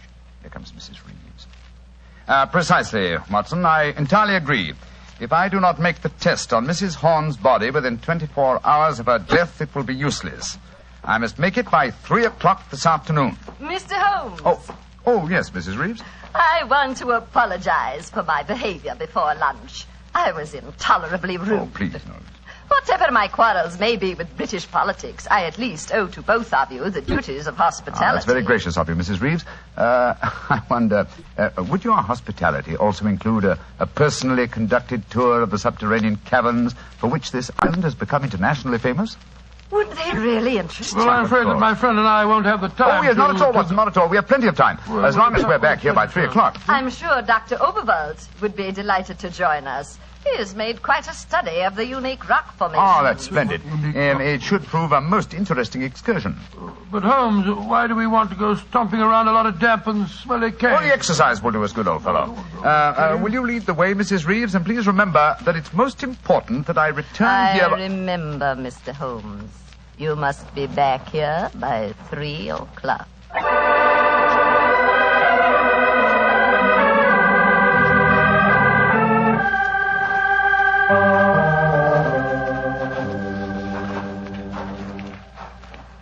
A little further, Mr. Holmes, and we shall reach the giant cavern. Most interesting. Watson and Dr. Oberwald seem to have lagged behind us somewhat. They will be here in a moment. There. This is the giant cavern. Magnificent. Truly a miracle of nature. It's a natural submarine dry dock hewn out of the rocks. Yes, Mr. Holmes. And in the olden days, only the smugglers who inhabited this island knew the entrance that leads to this cave. The first seigneur of Garth found a cache of untold wealth hidden here. Really? Silks, jewels. There are still the remains of some of the finest Calvados brandy stored among these rocks. Indeed.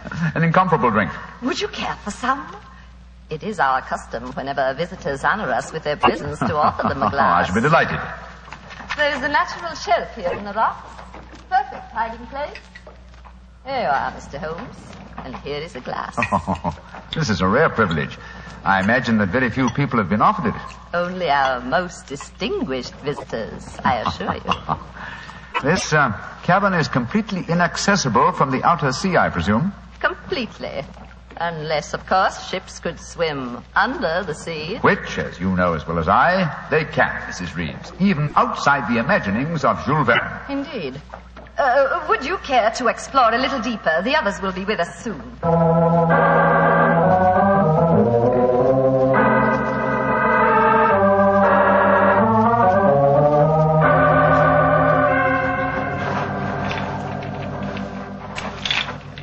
Dr. Oberwald, the others seem to be some way ahead of us. Yes, they do, don't they, Doctor? Holmes? Holmes, where are you? Dear me, I'm afraid we cannot follow them. What do you mean? The next cavern is already cut off by the rising tide. Great Scott, you mean that they're cut off? I am afraid so. But do not worry here, Doctor. In a few hours, the tide will recede. They are in no danger. Just, shall I say, temporarily marooned.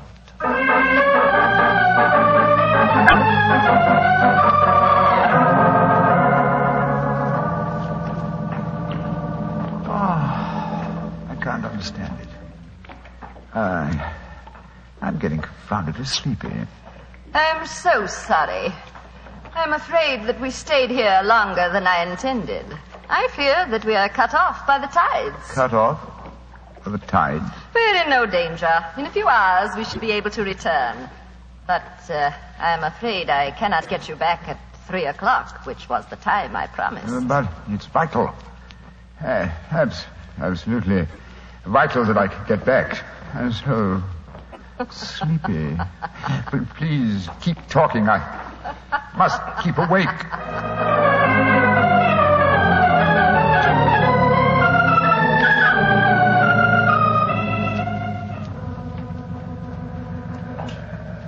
Dr. Oberwald, I must get to Sherlock Holmes at once. I am sorry, Herr Doctor, but we are not able to control the forces of nature. We cannot force the water to recede. Your friend is in no danger. No, but he's got a most important test that he must make by 3 o'clock. I am afraid that will be impossible. I've got to do something. I should have come to these blasted caves in the first place. I don't know what on earth I ought to do. By Jove, that note that Holmes gave me, he told me to open it if... where did I put it? Ah, here it is. A note from Mr. Sherlock Holmes, eh? Vital that you make medical test. Great Scott, Dr. Overall, it's absolutely necessary for me to return to the castle at once. Indeed. A note from Mr. Sherlock Holmes, and now it is most important that you return to the castle. No, my fine English friend. I am afraid I cannot allow you to. Oh, I don't know how you propose to stop me, sir. You see this revolver? And do you see this stick? I warn you, Herr Doctor. Oh, no, you don't. I'm sorry you can't hear me, Dr. Overville, but when Sherlock Holmes gives me orders, I carry them out.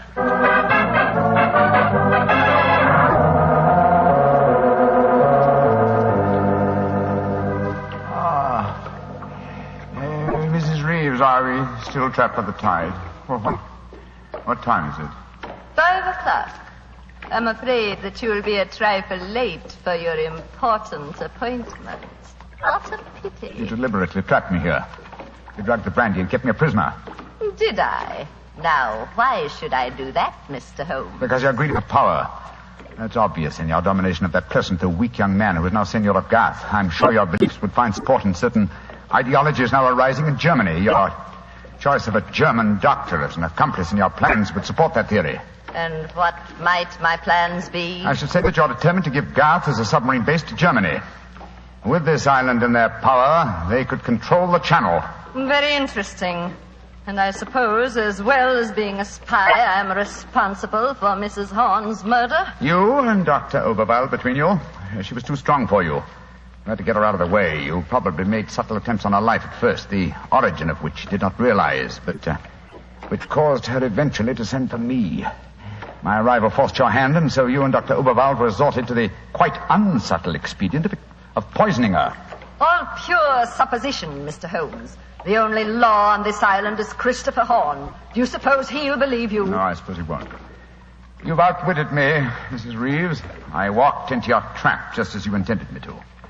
Then in that case, you may collect your pound of butter tonight and return to the mainland tomorrow. Mrs. Reeves, how much longer do we have to wait for the tide before we can make our way back to the castle?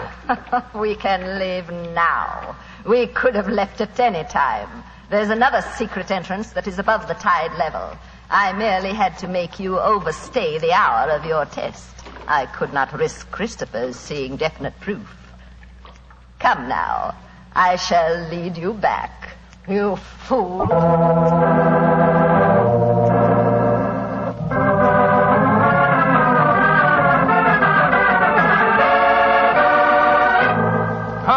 Holmes, where have you been all this time? Mind that, Watson. Did you open the note? Yes. You followed my instructions? Yes, it was, as you suspected. Thank heaven, old chap. Then now we can hoist her with her own petard. Here she comes.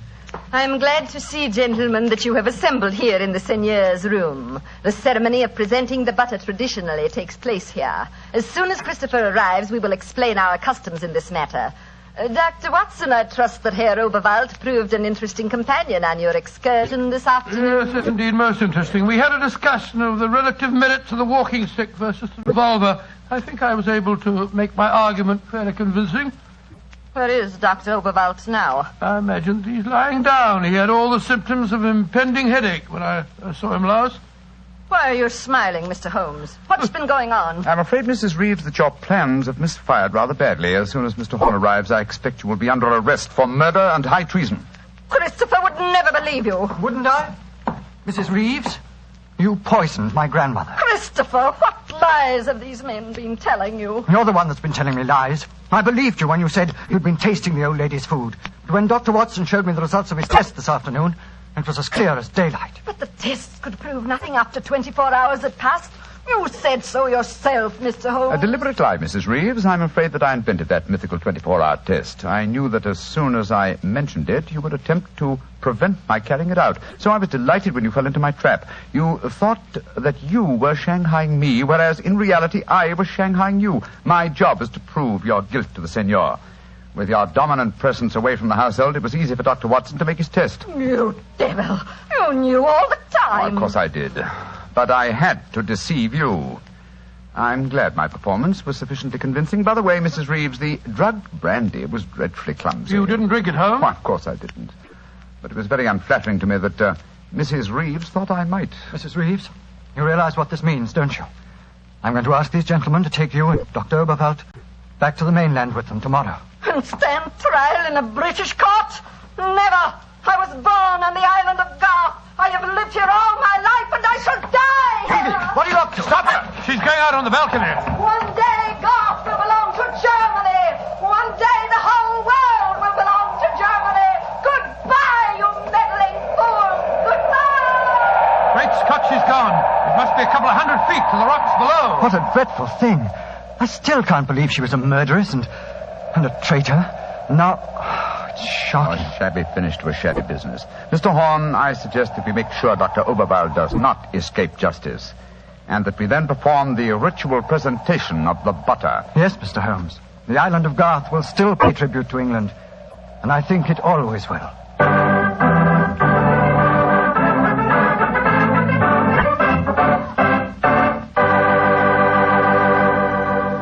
Well, Doctor, that was some story.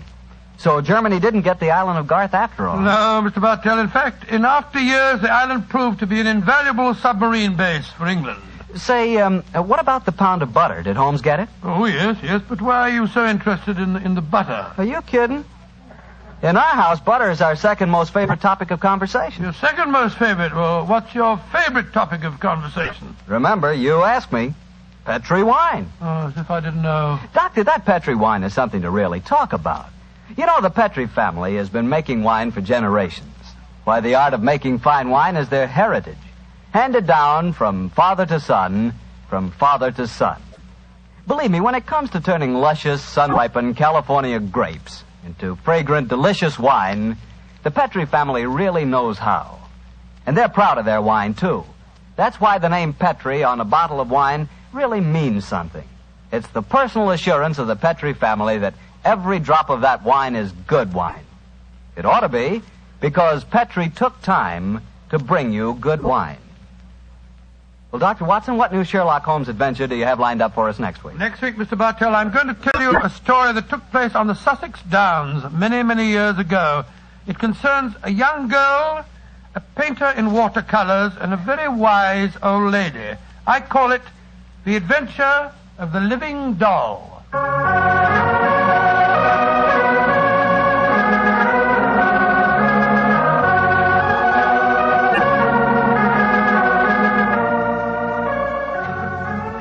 Tonight's Sherlock Holmes adventure was written by Dennis Green and Anthony Boucher and was suggested by an incident in the Sir Arthur Conan Doyle story, The Adventure of the Bruce Partington Plans. Music is by Dean Fosler. Mr. Rathbone appears through the courtesy of Metro-Goldwyn-Mayer, and Mr. Bruce through the courtesy of Universal Pictures, where they are now starring in the Sherlock Holmes series.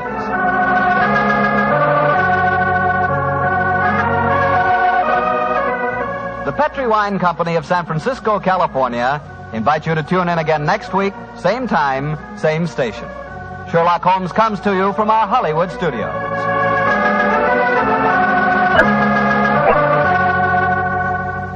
This is Harry Bartell saying goodnight for the Petri family. For a solid hour of exciting mystery dramas, listen every Monday on most of these same stations at 8 o'clock to Michael Shayne, followed immediately by Sherlock Holmes. This is the Mutual Broadcast. Petri Wine brings you Basil Rathbone and Nigel Bruce in the new adventures of Sherlock Holmes.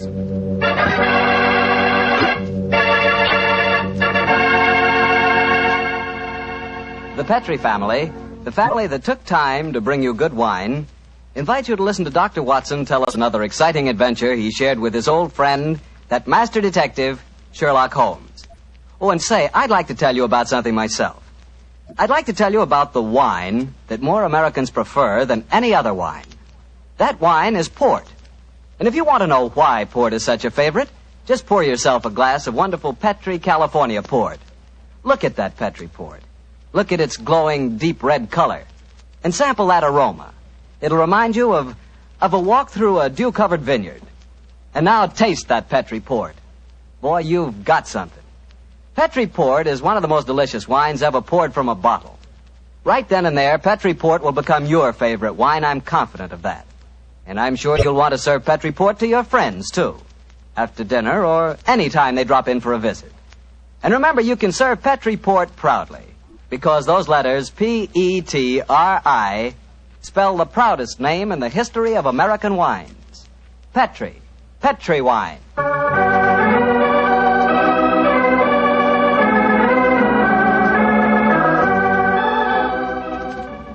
And now I'm sure our good friend Dr. Watson's ready for us. Let's go in and join him. Come in. Ah, there you are, Mr. Bartell. Good evening. Oh, excuse me, Dr. Watson. I didn't know that you had company. Shut the door, my boy, and come in and join us. Let me introduce you, Mr. Bartell.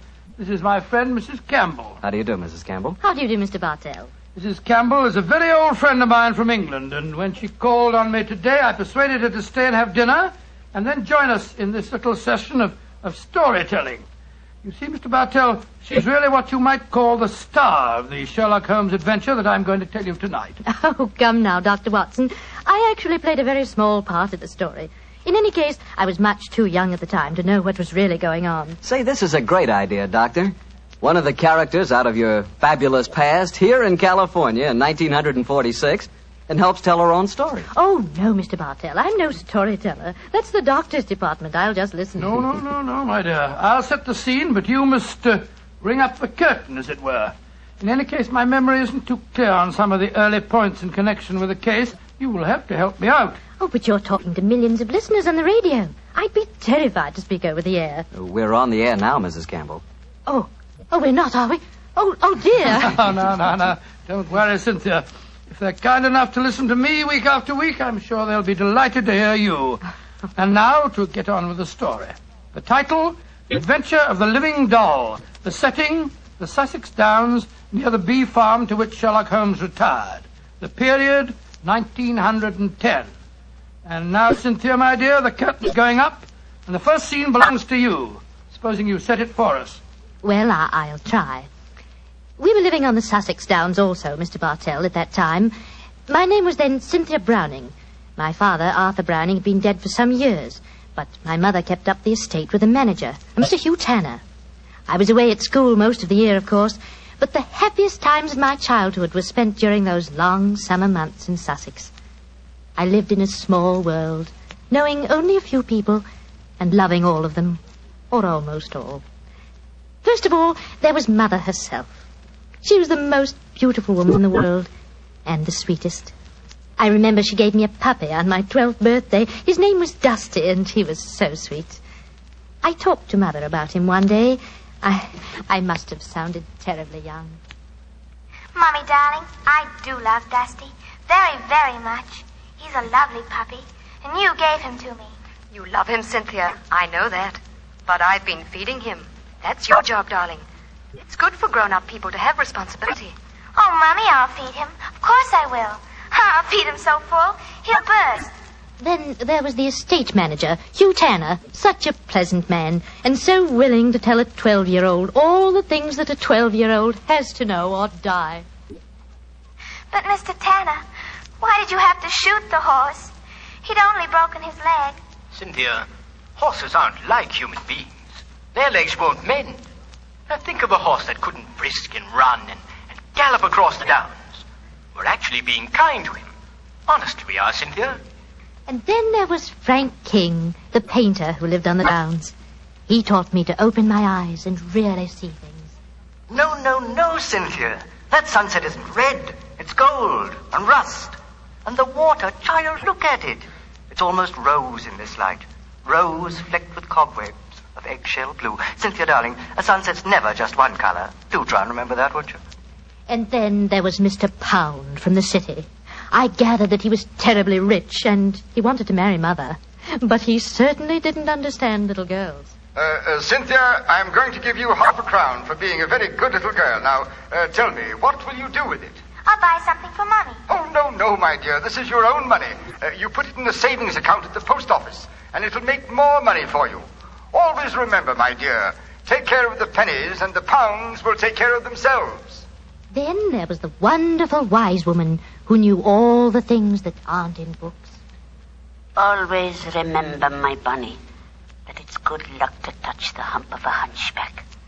But the curse of Beelzebub himself will be upon ye if he look at a sliver of silver moon through the glass. And then, the strangest and most wonderful of them all was the lean, middle-aged man with a sharp face and the bee-net, whom I met one day on the Downs. Good afternoon, young lady. Good afternoon. I'm Cynthia Browning. My name is Holmes.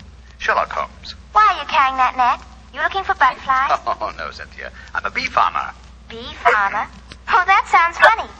How do you farm bees? Well, come over to my place one day and I'll show you. I say, that's a beautiful doll you're carrying. It isn't a doll. It's my mascot. It was given to me by Frank King, the painter. He made it for me. He made it to look as much like me as possible.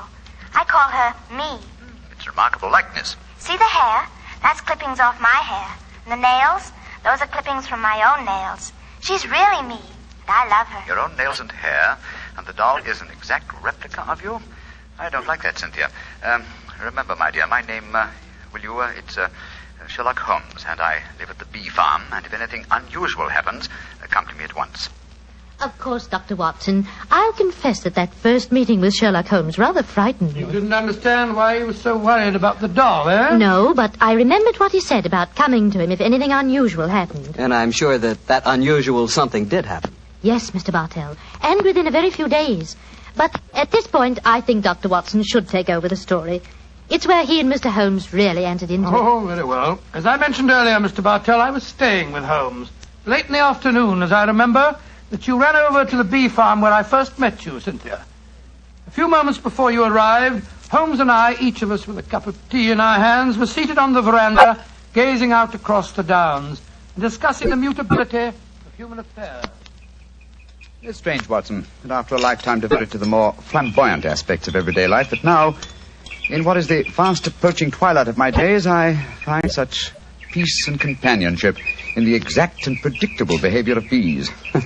I wonder what Moriarty would have thought. Oh, you talking as if you're an old dodder of 90. You say what you like, but I don't think that you'll ever really be happy in retirement. You miss the danger, the excitement of the case, the public acclaim. What are you talking about? My work was never for the public. What did the public, the great unobservant public, who could hardly tell a weaver by his tooth or a typesetter by his left thumb, care about the finer shades of analysis or deduction? In any case, Watson, I chose a happy time to sink into oblivion. In comparatively recent years, the criminal seems to have lost all his originality and enterprise. My own little practice, when I gave it up, seemed to be in danger of developing into an agency for recovering lost lead pencils or giving advice to young ladies from boarding schools. Oh, talking of young ladies, who's this little girl running up your driveway? Oh, great Scott, it's little Cynthia Browning. Oh, and who's she? Oh, a charming young neighbor of mine. Hello, Cynthia. Hello, Mr. Holmes. You've come to see how I farm bees, haven't you? No, Mr. Holmes. You told me to come to you if something unusual happened. It has. Something that's frightened me. Well, now, sit down, my dear. This is my old friend, Dr. Watson. Oh, how do you do, Cynthia? How do you do? Now, Cynthia, dear, what has frightened you? It's my mascot. My me. Look, somebody stabbed her through the heart. Great Scott, a doll that's an exact replica of her, with a penknife thrust into it. Good gracious me. When did you find your mascot like this? Just after tea. Mommy had some gentlemen calling on her, and afterwards I went up to my room and found poor me on the bed. I remembered what you told me about anything unusual, and so I came over here as fast as I could. Yes, I'm glad that you did, Cynthia. But did you tell your mother where you'd gone with her? No, I didn't. She was still talking to the gentleman. Well, she'll worry about you when she discovers your disappearance. No, don't worry, Watson. I shall go over and talk to her at once. Cynthia, my dear. Yes, Mr. Holmes? Who were the gentlemen calling on your mother? Well, there was Mr. Tanner. Yes. He's the man who looks after the estate for Mummy. Mm-hmm. Mr. King, the painter. Mr. King is the man who made this doll, eh? Now, who else was there? Mr. Pound. He's a businessman from London that's staying with Mummy. And they were all present in your house when you found the mascot lying on the bed. Yes, Mr. Holmes. Watson, old chap. Yes, sir? I'm going over to see Cynthia's mother at once. I want Cynthia to stay here with you. Guard her, old chap, as you would your life.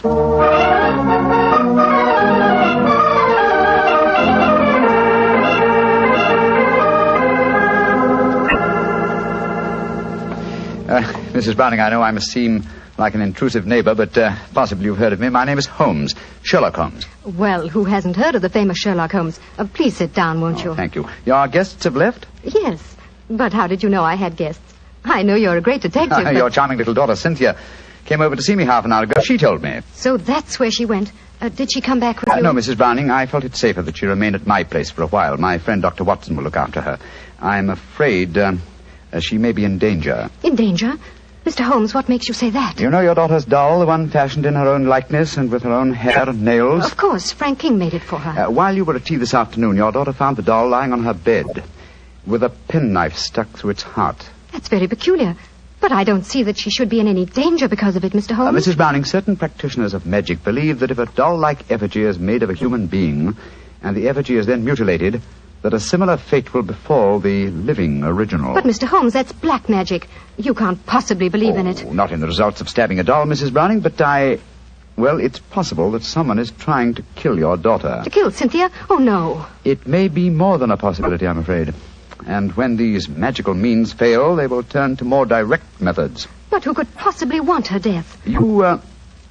You have not remarried, Mrs. Browning? No, I feel it my duty to devote my life to Arthur's child, Cynthia. Yes, then anyone wishing to marry you might feel that Cynthia stood in the way. But that's absurd. But logical, Mrs. Browning. Do you mind if I ask you a very personal question? With Cynthia's safety at stake, you may ask any question. Are any of the 3 men who were present at tea this afternoon desirous of marrying you? Well, Please be completely honest, Mrs. Browning. At different times, they've all asked me to marry them, yes. And you won't contemplate marriage because of your dead husband's child, Tell me, Mrs. Browning, have you seen this penknife before? It was the one found stuck through the doll's heart. I don't think I've ever seen it before. One final question. Would anyone among Cynthia's acquaintances have a knowledge of the practice of magic? Well, the old woman that Cynthia calls the wise woman might. Oh, who might she be? A strange creature that lives in some hovel on the downs near here. She brews weird concoctions with herbs, love philters, and all that sort of thing. I'd be a suitable companion for your daughter, Mrs. Browning. I know it, Mr. Holmes. I've told Cynthia over and over again that she mustn't stray off and see the old woman. But you know how disobedient children are at her age. I'm sure she's been over there recently. I'd like to talk to this woman. Where does she live? I don't know exactly, but Frank can take you there. He used her as a model. Frank King, the painter? Yes, he lives in the village. Then I shall call on him at once and persuade him to accompany me. We must find that wise woman and I hope save your child from magic. Magic and possible murder.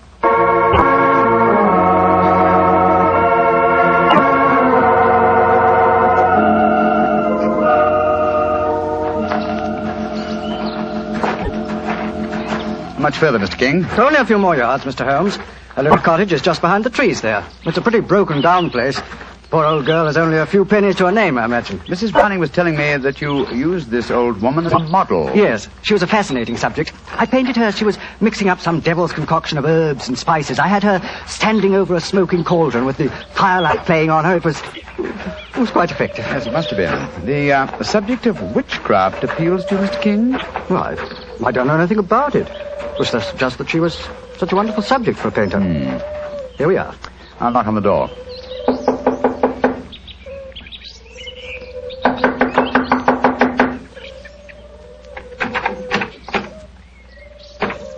I think we'll take the liberty of going in, shall we? I don't see why not.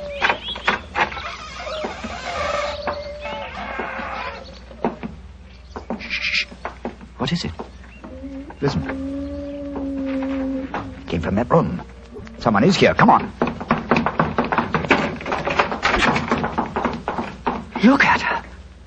Look at her head. Poor devil. Yes, she's still alive. She isn't long for this world. Can you hear me? Here, let me lift you up a little. Can you understand what I'm saying? Tell me, who was it that did this to you? She's too far gone to speak. Got a piece of paper and a pencil? Yes. Wait a minute. Here you are. Thanks. Now, can you write the name of the man who did this to you? She's pushing the pencil away. I don't suppose she knows how to write. She's trying to show you something, Mr. Holmes. She's trying to crawl over to the wall. Yes. Here, let me help you. This will be a hiding place of some kind. Look. She's taking a brick out of the wall. What is it? Great Scott! Money. A veritable jackdaw's nest of pennies. And small silver. And at least a dozen golden sovereigns. That must be the money. Look! She's picking out one of the silver coins. She's trying to give it to you. A sixpence, but what? Oh, poor woman, she's dead. And just as she was trying to tell me something. I can't understand it. Golden sovereigns in this hovel, and she was showing you a silver sixpence as she died. Mr. Holmes, what are you going to do? First, check on the young girl's safety. Meanwhile, I should like you to go back to my mother's. Assemble the other 2 men who were present at tea time this afternoon and keep them there until I arrive. I shan't be long. But the police... I shall summon them, Mr. King, when I have the murderer to offer them. And I'm convinced that will be before the sun sets tonight.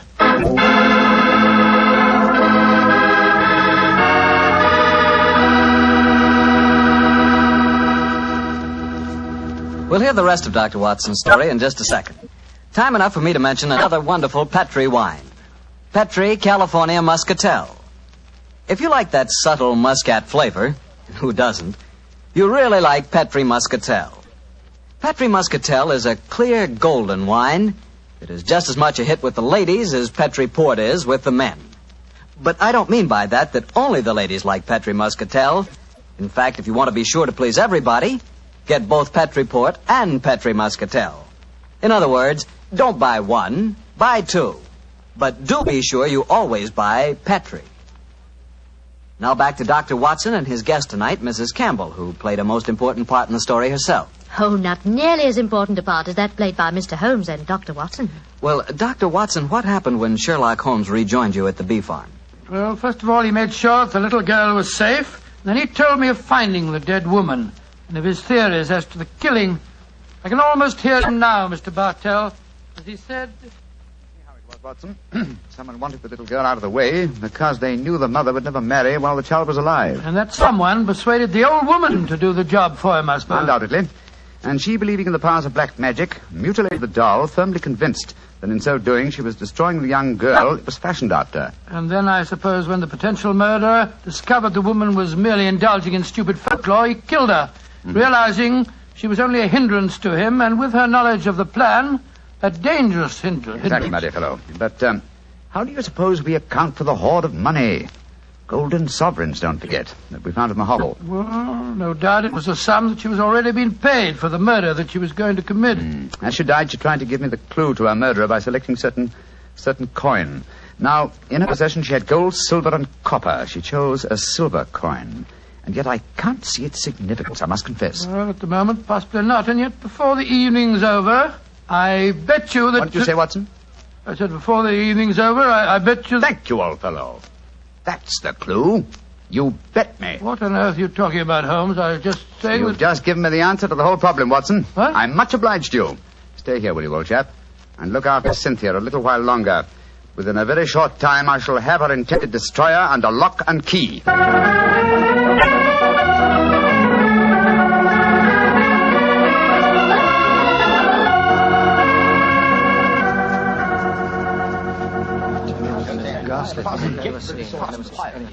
Mr. Holmes, I'm glad you've come. I've had the greatest difficulty in persuading these three gentlemen that their presence was necessary. Within a few minutes, Mrs. Browning, 2 of them will be entirely free to leave if they want to. Mr. Holmes, I think it'd be a good idea to tell everyone what happened.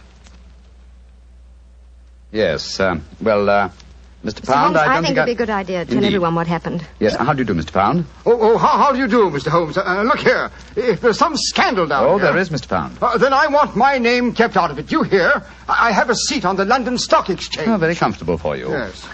And the other gentleman, by the process of elimination, must be Mr. Hugh Tanner, the manager of your estate, Mrs. Browning. Yes, I'm Hugh Tanner. And now, Mr. Holmes, supposing you tell us what this is all about. I'm a straightforward man, and all this mystery is rather aggravating.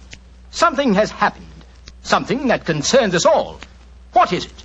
Murder. Murder? Murder? Good Lord, who's been murdered? An old woman who lived in the village. Your daughter, Mrs. Browning, referred to her as the wise woman. Mr. King and I found her tonight in her cottage on the downs, beaten to death. Murdered. Why, that's shocking, but what's it got to do with us? I'll explain, Mr. Pound. Each one of you, I believe, would like to marry Mrs. Browning. Her daughter, Cynthia, is an obstacle to such a marriage. One of you decided to remove that obstacle and engaged the wise woman to carry out the plan. Finding the woman clumsy and ineffective, you decided that she was a dangerous witness, and so you murdered her.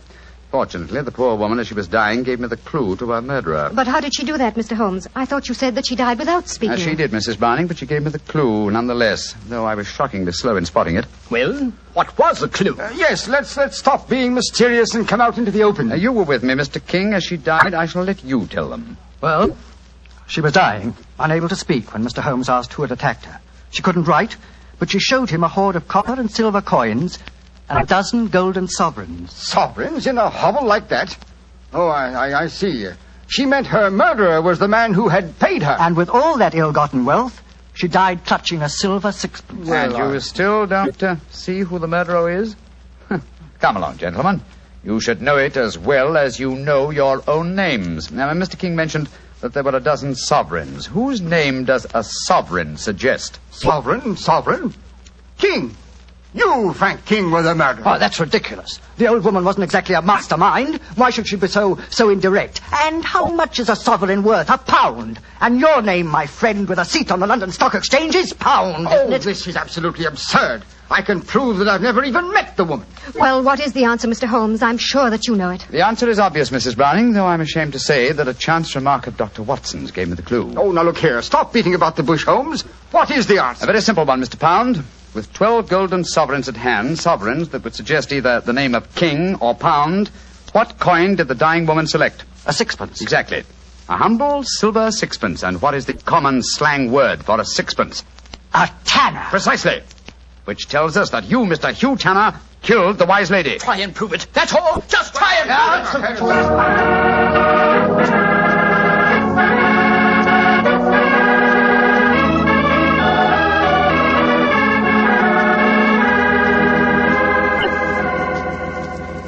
Holmes, what happened? I found the murderer, old chap, thanks to you. What do you mean, thanks to me? Well, I was thinking of a sixpence, the coin the dead woman clutched in her hand, as a sixpence.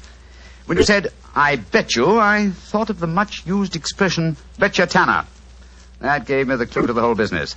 The dying woman was obviously trying to indicate that Hugh Tanner was her murderer. He confessed, you say, before the police arrived? Yes, after Frank King, the artist, had started to give him something of a thrashing he deserved. Oh, I take no particular pride in the case, Watson. Without your chance remark, I might easily have overlooked this obvious clue that the dying woman gave me. As I've said before, old chap, I should not attempt to emerge from my retirement. Yes. It's obvious that my reflexes are shockingly slow. Rubbish. The police would never have solved it. Oh, my dear Watson, when you compare me with the police, I realize that my retirement should be permanent. By the way, where is Cynthia? Well, I arranged with your housekeeper for her to have an early supper. Some kippers, a poached egg or two, a piece of that treacle tart we had last night, and a pot of tea. Oh, for a 12-year-old girl, my dear Watson, this is an occasion when I might accuse you of being a potential murderer. Oh, come now, Holmes, you know perfectly well, Here she comes now. Hello, Cynthia. Did you enjoy your supper? It was lovely. Thank you, Mr. Holmes. Is everything all right? Can I go home now? Yes, Cynthia. Everything's all right. Tell me, my dear, did you ask Mr. King to make that mascot for you? Yes, Mr. Holmes. The wise woman told me it would bring me luck. Oh, yes, I thought so. Mr. Holmes, will everything be just like before? No, not quite, Cynthia. Mr. Tanner and the wise woman have gone away. You won't see them again. Oh, dear. But you have new friends here, haven't you? Yes, and nice ones. Remember that, Cynthia. We'll always be your friends. I will, Dr. Watson. I like you both so much. Ah, I'm glad.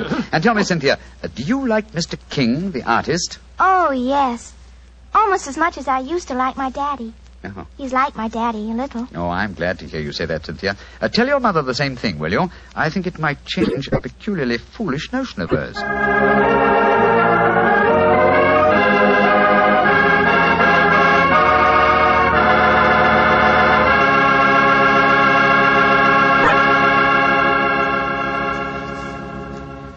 Well, Dr. Watson and Mrs. Campbell, that was a really different kind of story.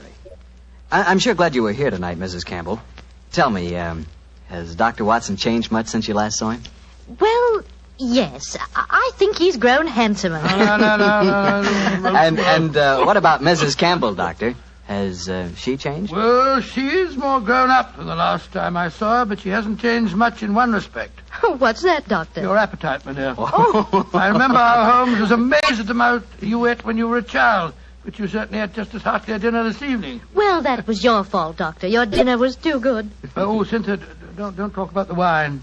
Well, why shouldn't I talk about the wine? It was wonderful. Sure it was. It was Petri wine, that's why. You see? Now you got him started. And Mrs. Campbell, Petri wine is always good wine. That's because the Petri family has been making wine for generations. Ever since long ago when they started the Petri business, winemaking has been an art with the Petri family.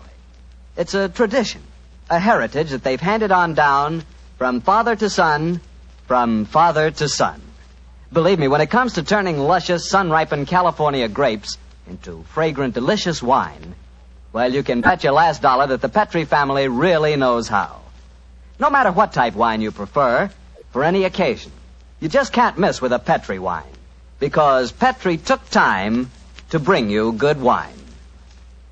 Well, Dr. Watson, what new Sherlock Holmes adventure are you planning to tell us next week? Well, as next week as St. Patrick's Day is only about 6 days away, Mr. Bartell, I thought next week that I'd tell you a rather unusual story that took place at Ireland at the turn of the century. It concerns the famous ceremony of kissing the Blarney stone, St. Patrick's night revel, and an old Irish ballad that led directly to one of the most devilish murders that Sherlock Holmes and I ever encountered.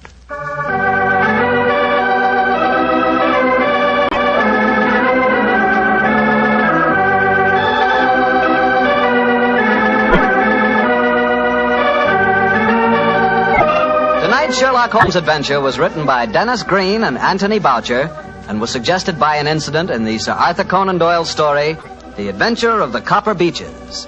Music is by Dean Fossler. Mr. Rathbone appears through the courtesy of Metro-Goldwyn-Mayer, Mr. Bruce through the courtesy of Universal Pictures, where they are now starring in the Sherlock Holmes series. You can read about the stars of our broadcast in the April issue of Everybody's Digest. The Petri Wine Company of San Francisco, California, invites you to tune in again next week, same time, same station.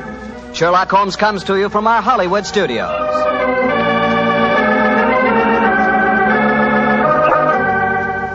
This is Harry Bartell saying goodnight for the Petri family. For a solid hour of exciting mystery dramas, listen every Monday on most of these same stations at 8 o'clock to Michael Shayne, followed immediately by Sherlock Holmes. This is the Mutual Broadcasting System.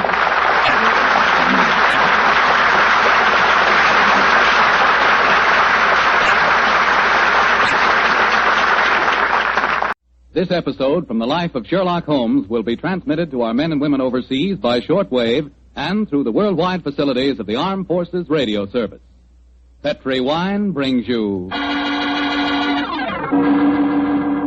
Basil Rathbone and Nigel Bruce in the new adventures of Sherlock Holmes.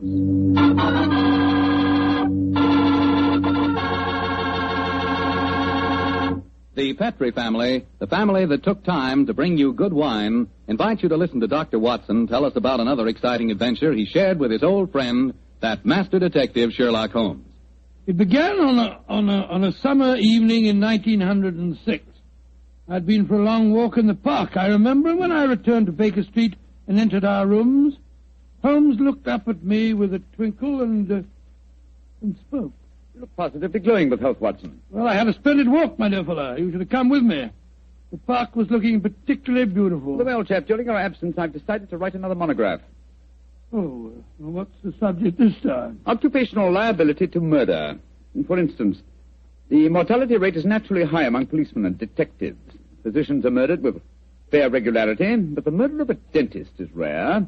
And who ever heard of a murdered veterinary surgeon? It's quite true, but what's the occasion for this little homily? I've been browsing over my newspaper clippings. Yeah? You recall ever hearing of a murdered tobacconist, Watson? No, I can't say that I do. Oh, why? And yet my clippings inform me that no less than 3 tobacconists have been murdered in the past 6 months, and all the murders have occurred in the same small shop at the East End of London. Now, why do you suppose 3 tobacconists would be murdered in the same shop? Come now, old fellow. Give me a logical solution to the problem, will you? Well, let me see. You say that the shop's in the East End? Yes. Is it near the river? As it happens, it's on the water's edge. Then supposing the tobacconist shop was the headquarters of a smuggling ring. Perhaps boxes of cigars were unloaded from the dock and brought to the shop. Cigars containing pearls or opium or something. Watson, my dear fellow, you're doing splendidly. You must walk in the park more frequently. You're positively scintillating. Oh, no, you're making fun of me. I assure you I'm not. You're expecting anyone home? No, probably a visitor from Mrs. Hudson. Go on with your fascinating theory. Now, why are 3 tobacconists murdered? Well, because they know too much.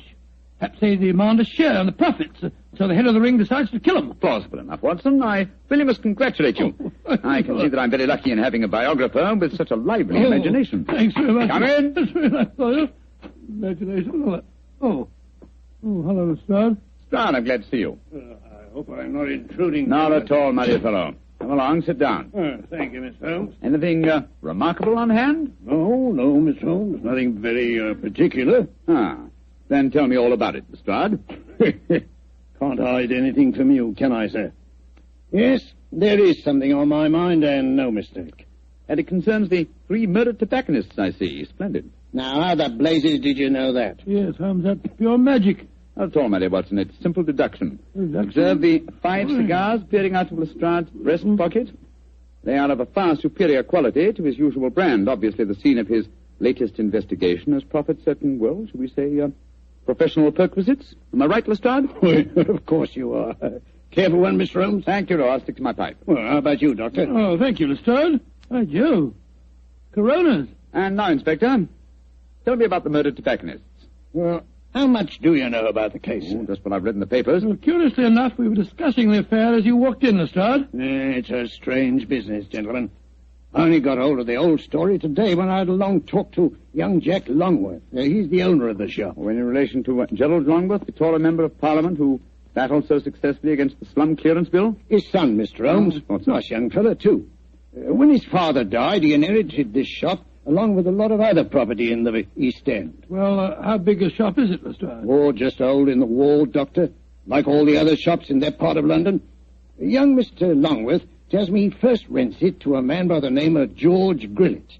He lives there with his daughter Lily and made it quite a nice go out of the shop. 6 months ago, when Jack Longworth was abroad, George Grillet has a stroke and nearly kicks the bucket. Kicks the what? He nearly dies, Doctor. Oh, kicks the bucket. That's very good. I don't remember that. And then what happened, Lestrade? Well, while he's in the hospital, his daughter gives up the lease on the shop. A few days later, an Italian takes it over, and a couple of weeks later, he's found with his throat cut. Did you investigate that first murder yourself? No, Mr. Holmes. It seemed like any of a dozen killings we get in that part of London. A shopkeeper cut up, his till emptied, no clues. Well, who was the next tenant? A Scotchman. Bloke by the name of Mackintosh. A few weeks after he moved in, the same thing happened to him. That time, I did go down there, but I couldn't find out nothing. Was robbery again the apparent motive? Yes, sir. But the killing wasn't the same. He was strangled with a silk scarf. Silk scarf, eh? And who was the third tenant? The man who was murdered yesterday? A Hindu fella. A man by the name of Mukherjee. He takes it over a week last Friday, and yesterday we finds him knife through the back and his money gone. Of course, I was down there before you could say Crystal Palace. But once again, I didn't find out nothing. No knife, no fingerprints on the till, no footprints, just a very dead Hindu. Was young Mr. Longworth a landlord in England when these murders occurred? Yeah, that's the funny thing about it, Mr. Holmes. He docked at Tilbury yesterday morning. He didn't know nothing about what had been going on. Well, I imagine he'd have difficulty in renting the shop after 3 murders. Well, that's just it, Doctor. That's why he comes to me at the yard. George Grillet, his first tenant of the shop, moved back there today with his daughter Lily. And young Mr. Longworth's worried about them. Well, if you ask me, he's more worried about the daughter than he is about old man Grillet. So the original tenants of the shop are back in residence again, eh? And what do you want me to do? Well, I thought perhaps you'd be interested enough to come along with me and look at the shop, Mr. Holmes. I should be very glad to, my dear fellow. Get your coat and hat, Watson. Oh, that's your... Oh, dear, that wretched instrument. I'll answer it. Hello? Mycroft, how are you? What? Yes. Yes, he's here now. Why, of course. I'll do everything I can, certainly. Let's have dinner together soon, shall we? Splendid idea. All right, goodbye. Well, is that your brother, Holmes? Yes. Lestrade, I do think you might have told me the whole truth. Well, how do you mean, sir? I thought your visit was prompted by a need for friendly assistance. I didn't realize that you came here virtually on a government order. Well, it wasn't just quite like that, Mr. What's the government got to do with the case, and how does your brother Mycroft fit into the picture? Not sure yet. But of one thing we may be certain. There's obviously a great deal more in this case than Lestrade would have us believe. Why do you say that, Holmes? You must bear in mind, old fellow, that occasionally Mycroft is the British government.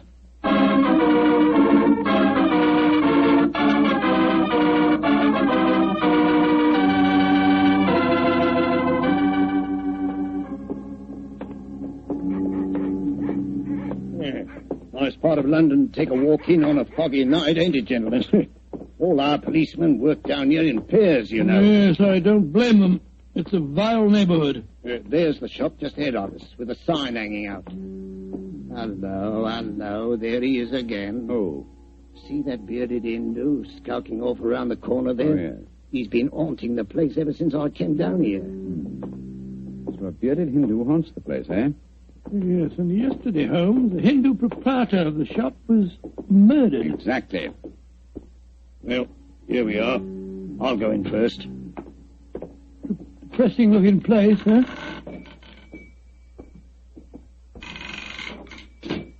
I'll be out in a jiffy.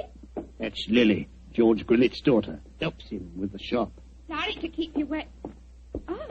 Oh, it's you, Inspector Lestrade. Yes, Miss Lee. I brought some gentlemen to see your father. This is Mr. Sherlock Holmes and Dr. Watson. Pleased to meet you, I'm sure. How do you do, Miss Grillet? How do you do, young lady? Is your dad home? No, Inspector, he won't be in till after dinner. Went down at the docks, he did, to see about some cigar shipments. Mr. Longworth's here. If you want to see him, we were just having some tea in the back room. Yes, I'd like these gentlemen to meet him. Jack, come out in the shop, Jack. What is it, Lily? Oh, Inspector Lestrade. And this must be Mr. Sherlock Holmes and Dr. Watson, I'm sure. How do you do, sir? How are you, Mr. Longworth? I'm very glad the inspector was able to persuade you to come down here, Mr. Holmes. I'm dreadfully worried about this business, particularly since Lily's father insisted on coming back here. I'm afraid they're in great danger, but I can't make Mr. Grillet see it. Young lady, I wonder if I might ask you a few questions. Well, of course, Mr. Holmes. Before your father had his stroke, did he receive any threats concerning his occupancy of the shop? Well, if he did, he never told me about him. But it wouldn't surprise me. I often told him his biggest enemy is himself.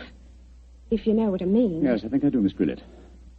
When your father had his illness, who decided to give up the lease on the shop? I did. No money was coming in, and, well, it looked like Dad might be an invalid for life. Of course, I couldn't run the shop by myself. Anyhow, I never did like this part of London. It wasn't the right business for Father. What was his reaction when you told him to give up the lease? Oh, he was awful angry with me. Said I'd no right to do it without asking him. By the way, we saw that bearded Hindu again as we walked up just now. He's been hanging around ever since we came back here, Inspector. Has he actually come into the shop, Miss Grillet? No, but he keeps walking by and looking in the window.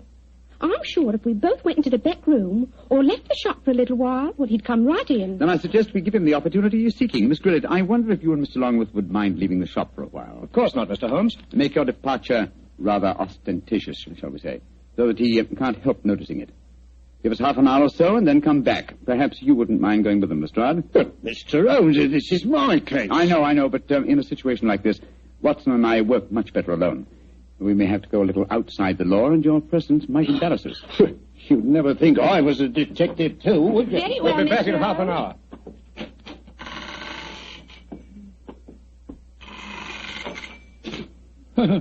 Poor old Lestrade. He gets very touchy as the years roll by. See, I blame him. I'm leaving him completely in the dark. Come on, Watson. Behind the counter. No, my dear fellow. Not under it, old chap. We lift the flap. So. Now I suggest we crouch down behind here. Come on. That's it. Have you got your revolver, Watson? Yes, it's in my pocket. Good. Meantime, make yourself as comfortable as these cramped quarters will permit. We may have quite a wait ahead of us.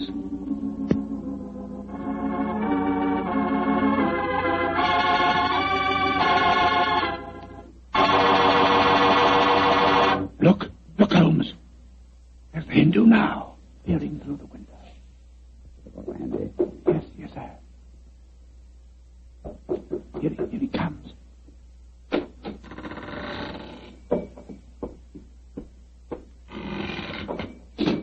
All right, Watson. Put your hands up. I got you covered with this revolver. Now, my man, what are you doing here? Who are you? Never mind who I am. Just answer my question. I do not speak very good English. Tum Hindustani baat bolne sakta? सकता है Iko tum ida आया? देखने को आस्ती तुम्हारा भाई हमको हुक्म दिया तुम्हारा भाई तुम जान नहीं सकता बहुत अच्छा Salam. No, you don't, my man. Just you stay where you are. It's all right, Watson. Let him go. He's on our side. I wish you'd tell me what in thunder's going on. Who that man was and why you let him go. He's an investigator from the Foreign Office, old chap.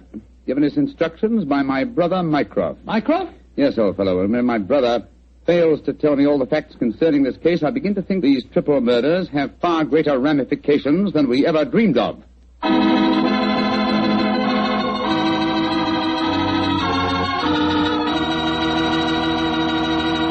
Dr. Watson's story will continue in just a second.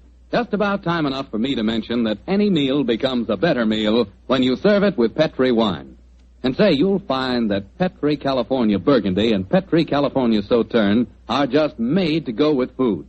That Petri Burgundy is a rich red wine that's bosom pals with any meat or meat dish. Boy, what a flavor. And that Petri Sauterne is the delicate white wine that's just perfect with chicken or with fish. Yes, sir, with food, you just can't beat a good Petri wine.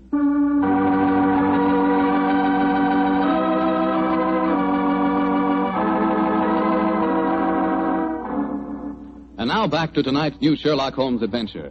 A puzzling case is occupying the attentions of Sherlock Holmes and Dr. Watson. 3 murders have taken place in a small tobacconist shop in the East End of London. As we rejoin our story, it's late at night, and Sherlock Holmes and Dr. Watson, accompanied by Inspector Lestrade, are once again walking toward the ill-fated shop. Well, I don't see that you've accomplished much, Mr. Holmes, except that you've just bought me a nice dinner. Oh, we're making progress, Lestrade. If only by the elimination of obvious suspects. But there's a pattern to this case, and that should give us a clue. Well, how do you mean, Holmes? My dear fellow, consider the obvious motive of these murders, and particularly observe the results they've obtained. Well, the motive was the same in all 3 killings, robbery. Oh, no, Lestrade. Don't let the theft of a few pounds from the till blind you to the real motive. Look. Here's Miss Gridlett now. She's coming out of the shop. Good evening, Miss Gridlett. Hello, Mr. Holmes. Is your father home yet? Yes, he is, Mr. Holmes. Well, I can't tell you how anxious I am for you to talk to him. I'm going to meet Mr. Longworth. He's taken me to the music hall. I should be home just after 10. I hope you'll be able to stay with Dad until then. Well, don't you worry, Miss Gridlett. We'll keep an eye on him. Oh, thanks ever so much. Oh, Mr. Holmes. Yes, Miss Gridlett? Please don't go into our rooms in a beck, will you? I've left things in a frightful mess. I quite understand, Miss Gridlett. Well, ta-ta all. See you later. Let's go into the shop.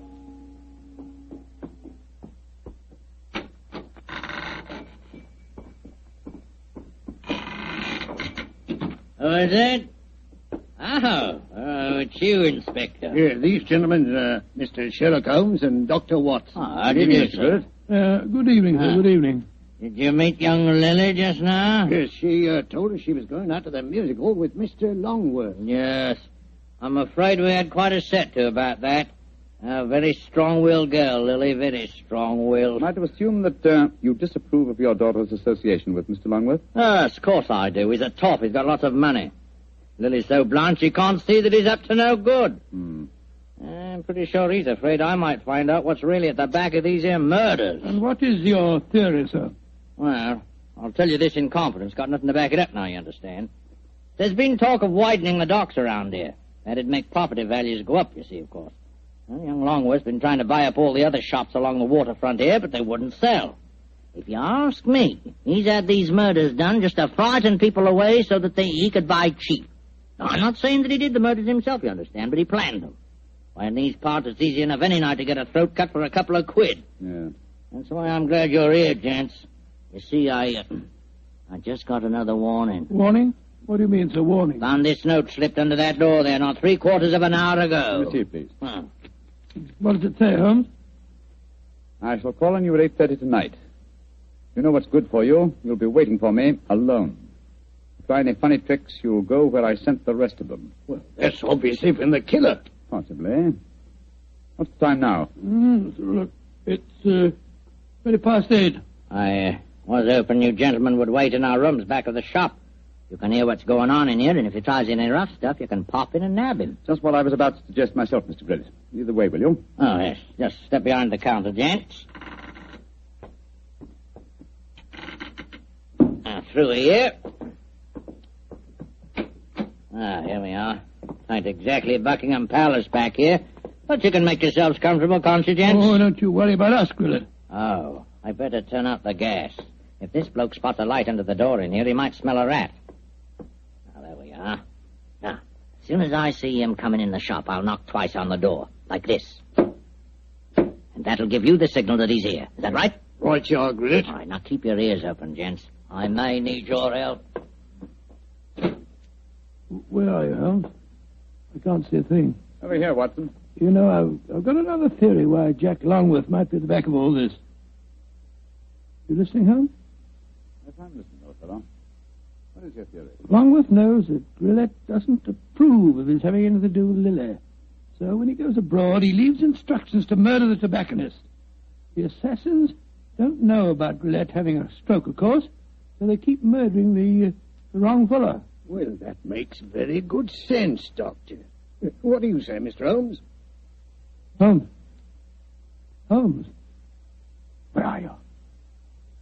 Oh, bless my soul, he's disappeared. No, I haven't.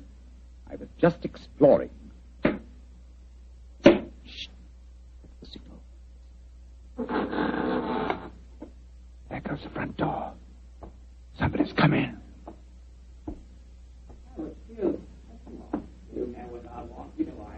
We'd better go in. Right, Watson, listen.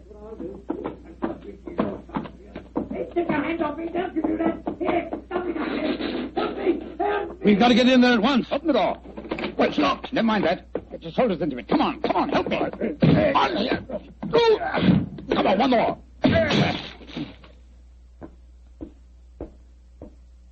Poor devil. He's been slashed with a knife. Grillet! Grillet! What, the killer got away? I'm going after him. Lestrade, conserve your energy. Your murderer lies there. But that's Grillet. Of course it is. Search his pockets, Watson. I think you'll find a blood-stained knife. Let's have a look. Good Lord. Here's a razor in his pocket. It's covered with blood. You mean to say that he slashed himself? Let's slip the handcuffs on him, Lestrade. While he's still play-acting, he may be more difficult to handle when he realizes the game's up. Take your hands off of me. Come on, quick. Come on, here. Hey. Come on. Very neat, Lestrade. Yeah. Well, now that I've knocked a wounded man out cold, perhaps you'll tell me what's going on, Mr. Holmes. Yes, I'm completely in the dark, too. Oh, it's very simple, really. Grillet has just staged a fake attack on himself. Fool us into believing that someone else is the murderer. Yeah, but the threatening note he received... Composed by himself for the occasion. Yes, but we heard voices. We heard the shop door open. We heard Grillet talking to himself. And as for the shop door, that's how he gave himself away. Well, how do you mean, Mr. Holmes? Whenever the shop door opens, there's a bell that jangles. You will notice... So. Yeah, that's right, there is. There was no bell jangle when we were in the back room. Grillet got us in there, locked the door on us unobtrusively, and staged his little drama. Yes, but we heard the door creak open and close, Mr. Holmes. The creak of this flap in the counter would sound exactly the same, my dear fellow. Now listen. Yes, but why, Holmes?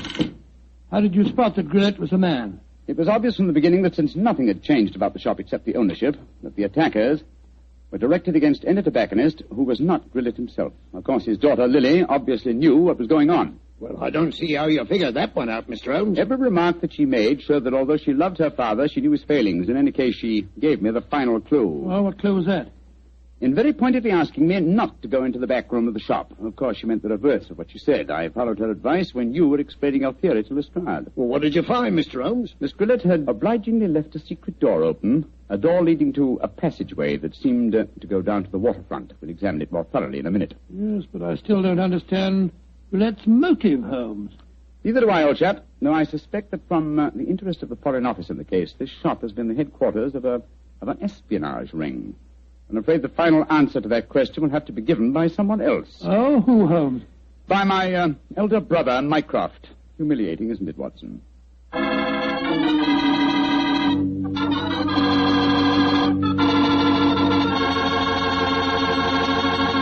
And what was the final answer to the question, Dr. Watson? Well, Holmes was right as usual, Mr. Foreman. The shop had been the headquarters of a spy ring operated by Grillet. Many international criminals had been smuggled in England or foreign ships moored up the river. And did Mr. Grillet hang for his crime? No, he didn't, my boy. Before he came to trial, he had another stroke and he died. Probably just as well for his daughter's sake. Oh, his daughter. Lovely girl. Did she marry Longworth? Indeed she did. As a matter of fact, I danced at her wedding. It was a very wonderful wedding reception. See, you would have been there yourself, Mr. Foreman. In fact, you'd have liked it very much. They served a Pretty good wine. Was it a Petri wine by any chance? Well, it was so good it easily might have been. You mean because Petri wine is the kind of a wine you can't forget? That's exactly what I do. Well, that's because the Petri family really knows all there is to know about the fine art of turning luscious, sun-ripened grapes into fragrant, delicious wine. You see, the Petri family's been making wine ever since they started the Petri business way back in the 1800s. And they've been able to hand on down in the family, from father to son, every bit of their skill and experience. That's why Petri wine is so good today, because Petri took time to bring you good wine. And say, don't forget to take a moment yourself and send for your free recipe calendar. Remember, send to Petri Wine, San Francisco 26, California. This offer is intended to apply only in those states and other localities where its acceptance is permissible by law and regulation. And now, Doctor, do you feel like giving us a hint about next week's story? Yes, I do. Next week, Mr. Foreman, I'm going to tell you a strange adventure that happened to Holmes and me in the West End of London. It concerns the death of a famous actor who was portraying the part of an equally famous man, Sherlock Holmes. Thank you, Doctor. See you next week. And say, from the news we've had so far today, maybe by next week at this time we'll hear some really good news from Europe. I certainly hope so, Mr. Foreman. But let us remember the war won't be over when Germany quits. We've still got to lick Japan. And that's going to take a long time. So instead of celebrating when VE Day comes along, let's just strengthen our resolve to support the war more than ever here at home. Keep that war job. Don't leave it till you're released. Keep on buying more and more and more war bonds and keep them. Don't turn them in. Help all you can with all home front activities and observe all our wartime regulations such as price ceilings. That's the real way to celebrate a victory in Europe, by working harder to end the war in the Pacific.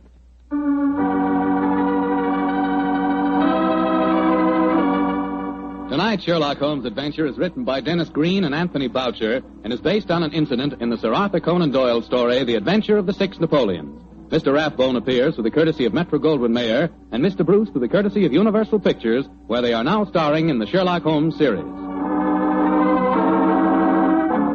The Petri Wine Company of San Francisco, California invites you to tune in again next week, same time, same station. Meanwhile, don't forget to take advantage of our offer of a free recipe calendar. Oh, the Petri family took the time to bring you such good wine. So when you eat and when you cook, remember Petri wine. To make good food taste better, remember... Petri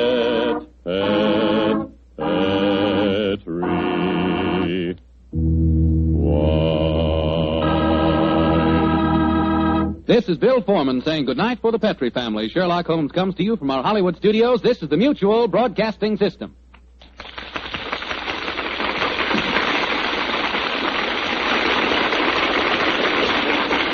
I only caught a glimpse of her at the moment, but she was a lovely woman with a face that a man might die for. So says Sherlock Holmes in one of the most popular of the Conan Doyle adventures, A Scandal in Bohemia.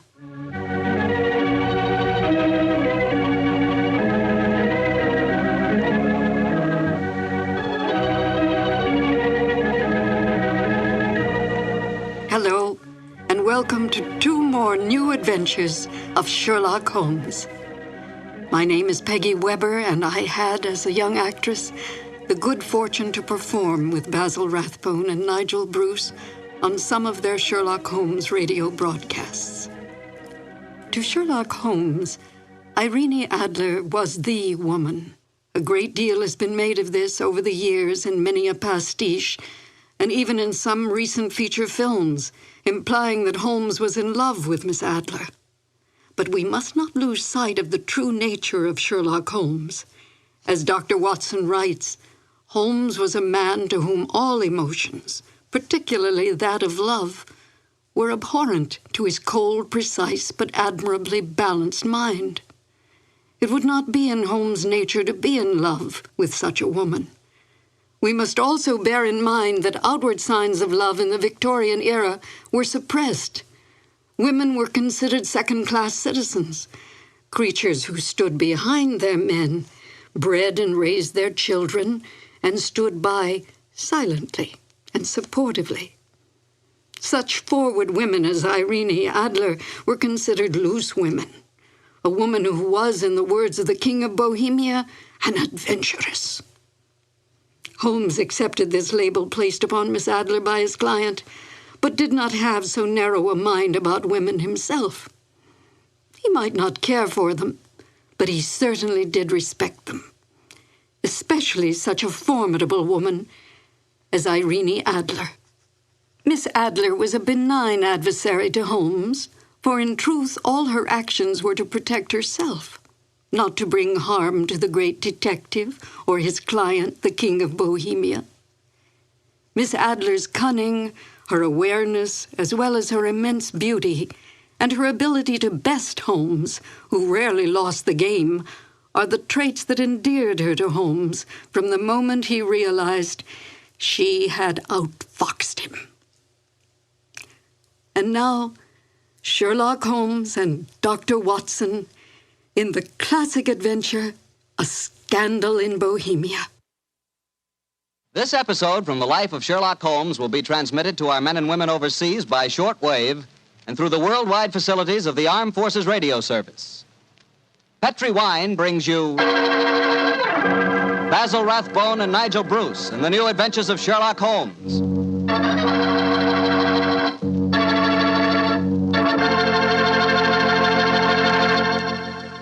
The Petri family, the family that took time to bring you good wine, invite you to listen to Dr. Watson tell us another exciting adventure he shared with his old friend, that master detective, Sherlock Holmes. And you know something? I had an adventure tonight I wish you could have shared with me. I had a steak about, an inch and a half thick, tender, juicy, and with it I had a glass of Petri California Burgundy. Now there's a combination, steak and Petri Burgundy. That Petri Burgundy's a perfect mealtime wine. It's a rich red wine that's hearty and full of flavor. Flavor that comes right from the heart of the grape. And don't think that Petri Burgundy is only good with steak. It'll make a hamburger sandwich taste like a feast, too. Try Petri Burgundy with any meat or meat dish. It's just wonderful. And serve it proudly, too, because after all, the name Petri is the proudest name in the history of American wines.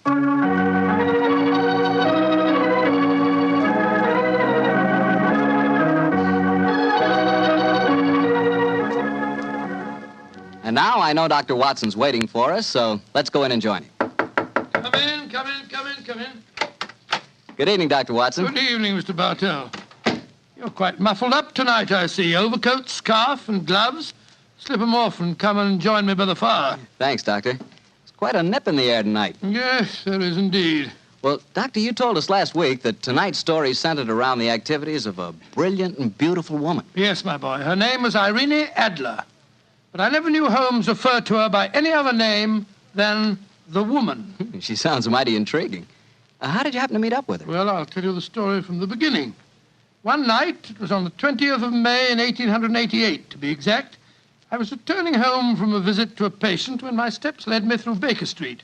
Since my marriage, I hadn't seen much of Sherlock Holmes. And you couldn't resist stopping by at 221B, I'm sure, Doctor. Of course I couldn't. As I stood outside the well-remembered door, I looked up at the lighted windows and saw the tall, spare figure of my old friend, pass twice in dark silhouette against the blind. He was pacing the room swiftly, eagerly, with his head sunk on his chest and his hands clasped behind him. To me, who knew every mood of his and habit of his attitude and manner told their own story. He was hot on the scent of some new problem. I rang the bell, and a few moments later, found myself standing before him. You look in splendid shape. Yes, Holmes, I'm feeling very well, thanks. And in practice again, I see. You didn't tell me that you'd gone back into harness. Oh, and how did you know? Elementary, my dear chap. If a gentleman walks into my rooms smelling of iodoform with a black mark of nitrate of silver on his right forefinger and a bulge on the left side of his hat to show where he's secreted his stethoscope, I should be dull indeed if I didn't pronounce him to be an active member of the medical profession. Just the same as ever, Holmes. By the way, I'm not interrupting you. Well, you are, old fellow, but it's a most welcome interruption. You're working on a new case? It looks like it.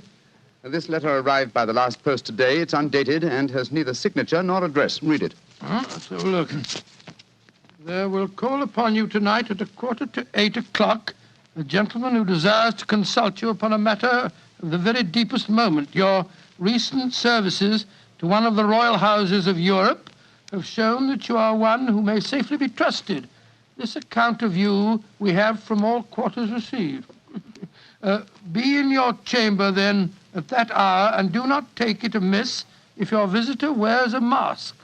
Great Scott, it's all very mysterious. What do you imagine it means? Look carefully at the note, old fellow. What do you deduce from it? Well, now, let me think. The man who wrote it was presumably well-to-do. Such paper couldn't be bought under half a crown a packet. And it's peculiarly strong and stiff. Peculiar. That's the very word. It's not an English paper at all. Hold it up to the light. Don't you notice anything? Yes. There's a large E with a small G and a large G with a small T. That's right. Woven into the text of the paper. What does that suggest you? The name of the maker, no doubt, or perhaps his monogram. Not at all, my dear fellow. The G with the small T stands for Gesellschaft, which is the German for company. And the EG? That stands for Igria. It's a German-speaking country in Bohemia, not far from Carlsbad. Oh, so the paper was made in Bohemia? Undoubtedly, my dear fellow. And the man who wrote the note is a German. How do you know that? Observe the curious construction of the sentence. This account of you we have from all quarters received. A Frenchman or a Russian could not have written that. It's the German who is so discourteous to his verbs. Oh, there's your client now. I better go home. No, unless you have to. Well, I could stay. I thought that Then perhaps stay, old chap. I'm lost without my Boswell, and this promises to be interesting.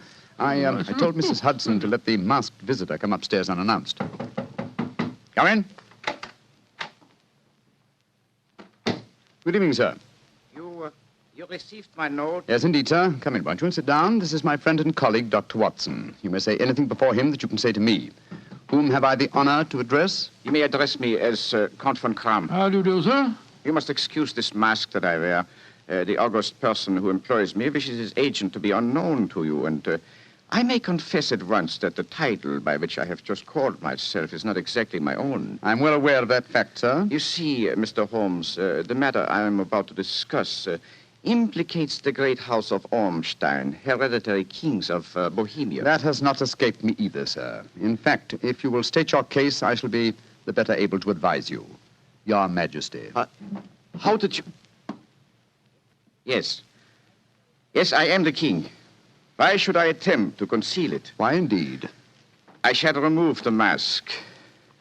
There. Mr. Holmes, I have traveled incognito from Prague for the express purpose of consulting you. Then pray consult. Briefly, the facts are these. Some 5 years ago, during a visit to Warsaw, I made the acquaintance of the well-known adventuress Irene Adler. Irene Adler? We know of her, Your Majesty. Look her up in the index for me, will you, Watson? It's right beside you on the desk there. I imagined that the name would not be unfamiliar to you. Here we are. Abraham's, Acton Green, Hatchet Murders. Adler. Splendid, old fellow. Hand me the file, will you? Thank you. Irene Adler, born in New Jersey in the United States in 1858, contralto. Prima donna Imperial Opera of Warsaw. Retired from the operatic stage, living in London. Quite so. And here's a recent notation. Your Majesty, as I understand, became entangled with this young person, wrote her some compromising letters, and is now desirous of getting those letters back. Precisely so, but how did... Was there a secret marriage? None. No legal papers or certificates? No. Then I fail to follow, Your Majesty. If this young lady should produce her letters for blackmailing purposes, how is she to prove their authenticity? There is the handwriting. That could be a forgery, Your Majesty. But it was private note paper. Stolen. My own seal. Imitated. My photograph. Bought. What? We were both in the photograph. Oh, dear, that's very bad. Your Majesty has indeed committed an indiscretion. Did you inscribe the photograph, Your Majesty? Yes, Dr. Watson, I'm afraid I did. Precious me. Mr. Holmes, it must be recovered. Perhaps if you were to pay enough, the photograph might be bought. She refuses to sell. Oh, stolen, then. 5 attempts have been made. Twice burglars in my pay ransacked her house. Once we diverted her luggage when she traveled. Twice she has been waylaid. There has been no result. Oh, dear. It's quite a pretty little problem. It is a deadly serious one to me. Your Majesty, what does Miss Adler intend to do with the photograph? To ruin me. Oh, how? Well, I'm about to be married to the second daughter of the King of Scandinavia. She is the soul of delicacy. A shadow of a doubt as to my conduct would bring the matter to an end. And Irene Adler threatens to send the photograph to your fiancé, I suppose. Yes, and she will do it.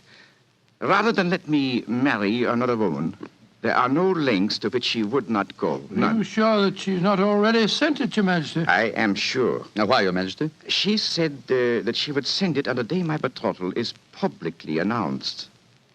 That day will be next Monday. Splendid. Then we have still 3 days yet. Your Majesty will, of course, stay in London for the present. Certainly. You will find me at the Langham Hotel, registered as Count von Kram. Just 2 questions before you leave, sir. What are they? Is the photograph large or small? Quite large. And it was in a heavy frame. I see. And what is Miss Irene Adler's London address? Briony Lodge, Serpentine Avenue, St. John's Wood. Thank you, Your Majesty. Good night, and I trust we shall soon have some good news for you. I am placing all my hopes in you, Mr. Holmes. Good night. Good night, Dr. Watson. Good night, Your Majesty. Fascinating problem, Holmes. I wish I could help you with it. You can, my dear chap. Huh? I shall be glad of your company. Oh, splendid. What's our first move, Holmes? Well, a good night's rest, I think.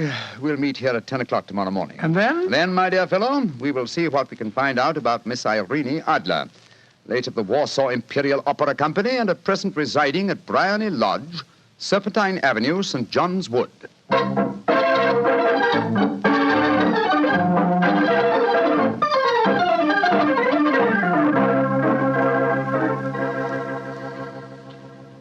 Well, Holmes, a cursory examination of Briony Lodge didn't prove very illuminating. No, a bijou residence that represents the essence of dignified suburbia, but tells us very little about its owner. I think a visit to the local public house might prove more instructive. Come on, old chap. I see the door to the Coach and Horses inviting us from across the road. Well, our disguises shouldn't cause any suspicion, Holmes. That's why I suggested them. In the character of a couple of stable hands, I felt that we might inspire confidence. This is a horsey neighborhood. There's a wonderful sympathy and Freemasonry among the fraternity. There we are. Better let me do most of the talking. Yes, I will indeed. I'm sure that your accent will be more convincing than mine. Let's go in, shall we?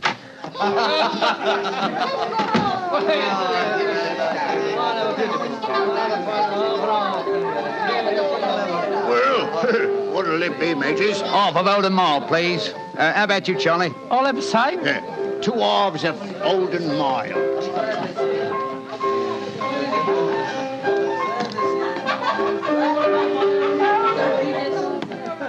Well, here you are, mateys. That'll be a tenner. Have a drink with us, Governor. Oh, don't mind if I do. I'll have a Guinness.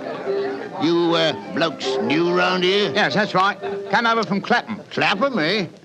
Well, here's looking at you. Hunting for jobs? That's right. We was told that Miss Adler across at Briony Lodge needed a new coachman and a groom. Well, it's the first I've heard of it. It might be true. Have you been over there to ask? No, not yet. We thought we'd find out something about the old girl first. She ain't no old girl, matey. She's the prettiest young thing you ever saw under a bonnet, and that's a fact. You know her, Governor? Why, of course I know her. Used to drive her carriage, I did, afore I came to work here. Oh, what's she like? Oh, nice little lady, as you'll find, chum. Work hard? No. She lives quiet, like. Goes out singing at concerts once in a while. The rest of the time, it's money for jam. She goes out for a drive in the park every day at 5 and comes back to dinner at 6:30. The rest of the time's your own. She ain't married, you say? No. But she's got a bloke what comes to see her all the time. He's a barrister. Nice gentleman. Mr. Geoffrey Norton is his name. Good-looking fella. Wouldn't be surprised to see him get spliced. Sounds like a cushy job to me. Come on, Charlie. Let's get over to the house and see what's what. Much obliged to you, chum. Well, good luck, mateys, and thanks for the Guinness.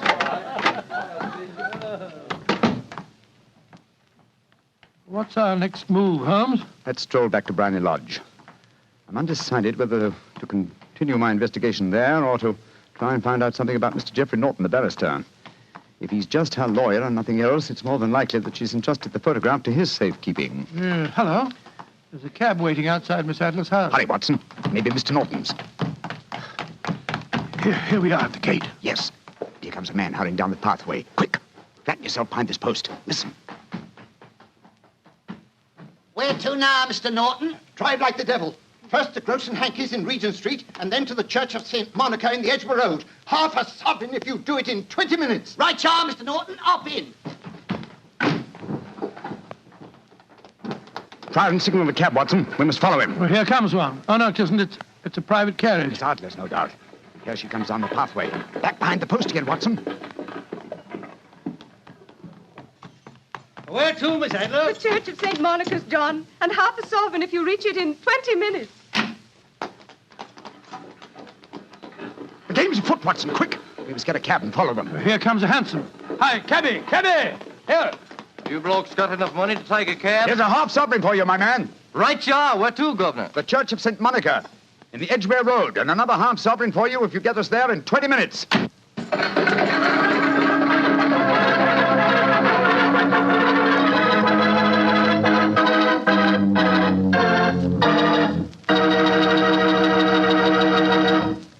We'll hear the rest of Dr. Watson's story in just a second, but let me tell you something.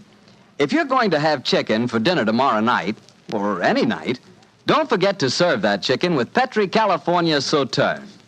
Believe me, Petri Sauterne is just about the last word in white wines.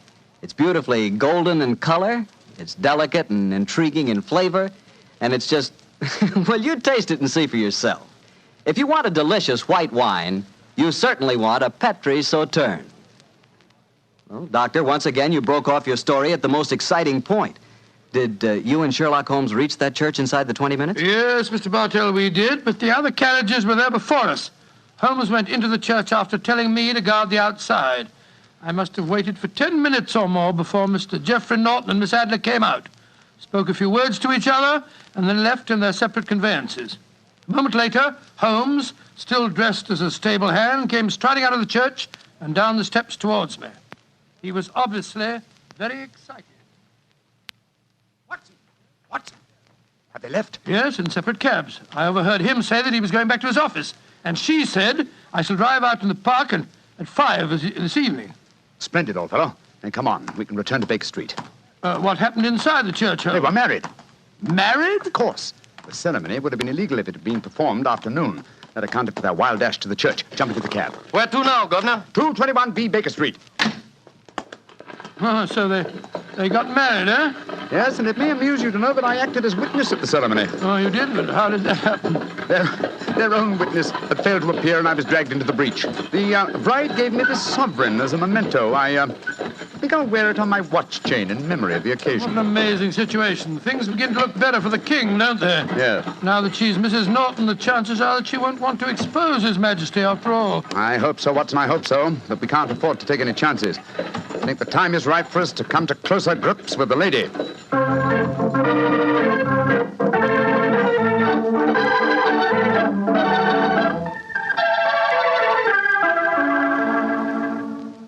Well, Holmes, now that we've eaten, perhaps you'll tell me your plan. With pleasure, my dear fellow. And while I'm so doing, I'll proceed with applying the makeup for my new disguise. Another disguise? What's it to be this time? I think the character and appearance of an amiable and simple-minded nonconformist clergyman would be most suited to my plan for entering Miss Adler's house. Oh, you're going to try and enter, then? I must, dear fellow. Yes, I'm sure the photograph is there. Miss Adler, or rather Mrs. Norton, will return from her drive in the park at 6:30. We must be at Blarney Lodge to meet her. And what then? You must leave that to me. I've already made my arrangements. There is only one point on which I must insist. You must not interfere, come what may. You understand? I'm to remain neutral. Yes, there will be some small unpleasantness. Don't join in it. It will end in my being conveyed into the house. As soon as I'm able to, I shall open one of the windows. You're to watch from the outside. When I raise my hand, you will throw an object which I shall give you through the window, and at the same time cry, fire. Follow me? Entirely, but what am I to throw? Oh, it's nothing very formidable. Here it is. Looks like a great big cigar. What is it? Just an ordinary plumber's smoke rocket, fitted with a cap at each end to make it self-lighting. Your task is confined to throwing it through the window. When you raise the cry, fire, it will be taken up by quite a number of people. You will then walk to the end of the street, and I'll rejoin you in 10 minutes. I hope I've made myself clear. Perfectly. Good. And now, old fellow, as soon as I've donned my clerical attire, let's be on our way. There's no time to be lost.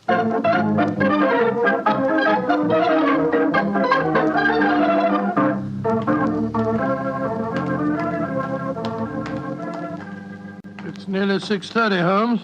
We've been pacing up and down in front of her house for half an hour now. I hope she does come back. I'm sure she will. There seem to be a lot of loafers hanging round her gate. All part of my conspiracy, old chap. You'll see them play their parts in a few minutes. You still think the photograph is inside the house? Yes, I'm sure of it. Hmm? It's most unlikely that she carries it about with her. Remember, the king told us it was a large frame picture. And also remember that she planned to use it within a few days. It must be where she can lay her hands on it. It must be inside her house. But her house has been burgled twice. They don't know how to look. Well, how will you look? I won't. I'll get her to show me. She'll refuse. No, she won't be able to. Shh. Here comes the carriage now. Remember, Watson, carry out my orders to the letter. Yes, you can trust me, Holmes. Blimey, here comes the Duchess of Tiddlewigs. Let's put out the carpet. She might get her tootsies wet. Oh, put her sock in it, Elfie. Leave him alone. She's no better than she ought to be. Please let me through. I live here. Well, ain't that nice? We'll all come in and have a cup of cocoa. Move out of the way, please, and let the lady through. Mind your own business. Just 'cause your collar's turned the wrong way, you can't spoil our fun. That's right, Eddie. Keep your nose out of it, parson. Please don't fight about it. I tell you to stop molesting the lady. Do ya? Then how would you like a biff in the nose? Oh, he hit the poor man. Then he ran away, the coward. Is the clergyman badly hurt? He hit his head, Mum, and he fell. If you asks me, he's hurt bad. He's bleeding something terrible. Can we bring him in, Mum? He can't lie here in the street. Why, of course. Bring him in. Right you are, Mum. Here, Bert. Right out. Give us a hand. Coo, poor fella. Do you see what happened to him, mister? Yes, I saw, my good woman. A very convincing demonstration. What do you mean? Weren't you paid by a certain gentleman for this performance? Oh, you knows about it, too. Yeah, you must be a friend of Mr. Sherlock Holmes. Yes, I am. Nice gentleman. He give us $5 bob apiece for tonight's work. It ain't through yet, though. We got to start yelling fire when somebody tells us. I'm that somebody, my dear lady. There's Mr. Holmes now. He's inside the house. Yes, he's opening a window. Now he's raising his hand. That's my signal. Now to throw the rocket. There we are. Fire!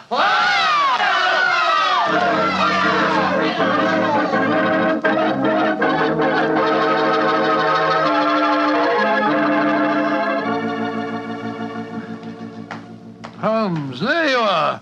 You have the photograph? No. But I know where it is. She showed me, as I told you she would. I'm still in the dark. There's no mystery, old chap. When my accomplices started the round the street, I had a little moist red paint in my hand. As my good friend Alfie pretended to strike me, I clapped my hand to my head and fell down. It's an old trick. Yes, I understand that, but how did my throwing the rocket help you? It was all important, my dear fellow. When a woman thinks her home is on fire, her instinct is at once to rush to the thing she values most. A married woman grabs her baby. An unmarried reaches for her jewel box. In this case, of course, it was the photograph. Well, where was it? In a recess in the living room, just above the right-hand bell pull. I caught a glimpse of it as she half drew it out. When I made it known that the fire was a false alarm, she replaced the photograph. As soon as I was able, I assured her that I was feeling well enough to leave. You didn't take the photograph, then? No, I felt that over-precipitance at this stage might ruin everything. And what do we do now? Drive to the Langham Hotel and inform His Majesty of what has happened. Then return with him here. After that, my dear chap, the case will be ended.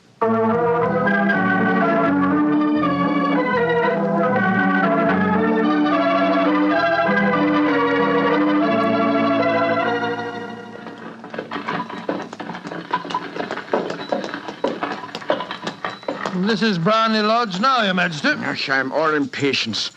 You're certain this photograph will still be there, Mr. Holmes? I have every reason to believe so, Your Majesty.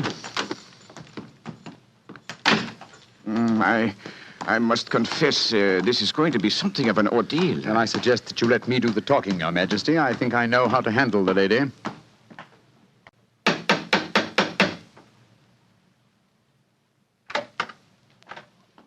Mr. Sherlock Holmes, I believe. Yes. I am Mr. Holmes. How did you know? My mistress told me that you would be likely to call. She has left for the continent with her husband. You mean she's left England? Never to return. Then the papers, the photograph. All is lost, Mr. Holmes. We'll soon see. Follow me. She said you've been looking for something. I hope you find it. This was the bell pull. There's a sliding panel behind it somewhere. Ah, here it is.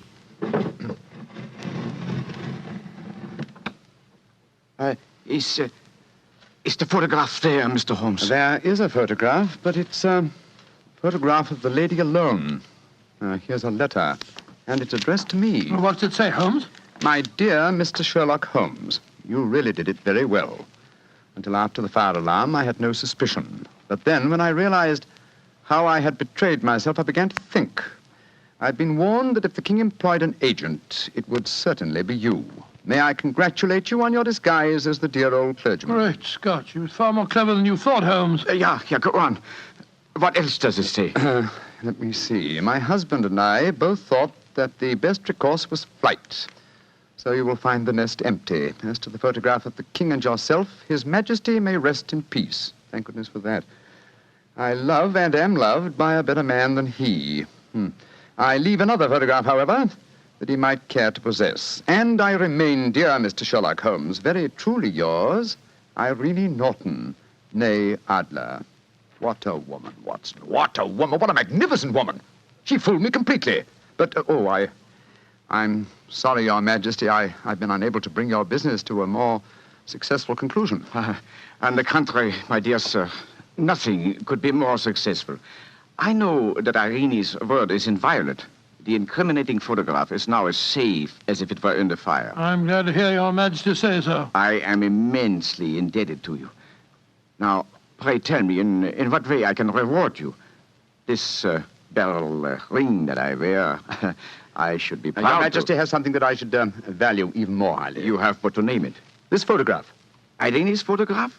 But certainly. However, you must let me give you something more substantial. No, Your Majesty. This is something I shall treasure all my life. This and a golden sovereign I received from the lady's hand. They will remind me that I was once tricked by a woman. A woman that I shall never forget.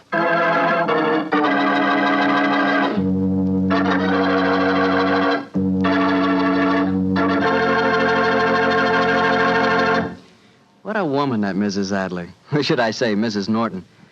That's the kind of woman I could really go for, Doctor. Yes, you could. Just between ourselves, you know, I sort of, I sort of could go for her myself.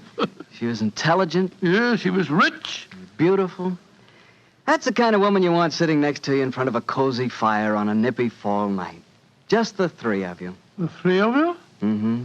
You, she, and a glass of Petri port. Mr. Bartelli. Why not? That Petri California port is some wine. Boy, that Petri family really knows how to make good wine, all right. And no wonder. Look at all the experience they've had. Ever since they started the Petri business way back in the 1800s, the Petri family has handed down from father to son, the art of selecting perfect sun-ripened California grapes and making them into clear, fragrant, delicious wine. Those letters, P-E-T-R-I, on the label of every bottle of Petri wine are the personal assurance of the Petri family that every drop of wine in that bottle is good wine. It's got to be, because Petri took time to bring you good wine.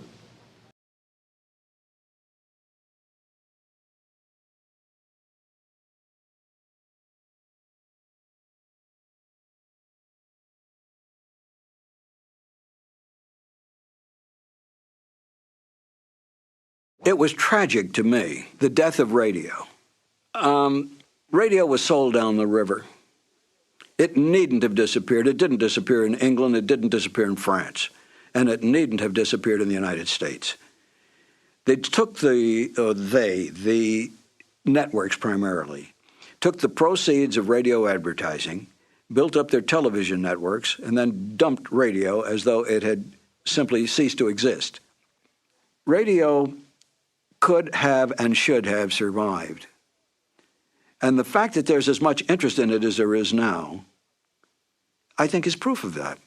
I did a show once on Armed Forces Radio Service with John Anderson. We did a 13-week series on Lewis and Clark. It was an excellently produced and directed show, very well written, historically accurate. And I've played those records for my children and other children at times, and they're fascinated. The idea that they create the scenery, they create the action. They think this is great, and we don't even have to sit down and watch television. Petri Wine brings you Basil Rathbone and Nigel Bruce in the new adventures of Sherlock Holmes.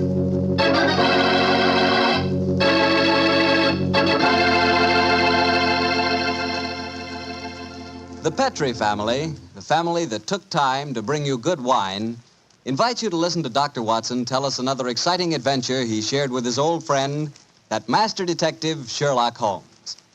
You know, the lives of Holmes and Watson were not always filled with action. They spent many a quiet evening at home in Baker Street, discussing the problems of the world over a glass of port. You know, it seems that no wine is more expressive of friendship and hospitality than port. And I'm sure there's no port wine more enjoyable than Petrie California port. Try a good glass of Petrie port after dinner some evening, or any time you get together with your friends. You'll love the rich, ruby red color of that Petrie port. You'll love its smoothness and full body, its remarkable and wonderful flavor, a flavor that comes straight from the heart of luscious, hand-picked grapes. Serve that Petrie port alone, or serve it together with cake or cookies or with fruit. Yes, and serve it proudly. You can, because the name Petrie is the proudest name in the history of American wines.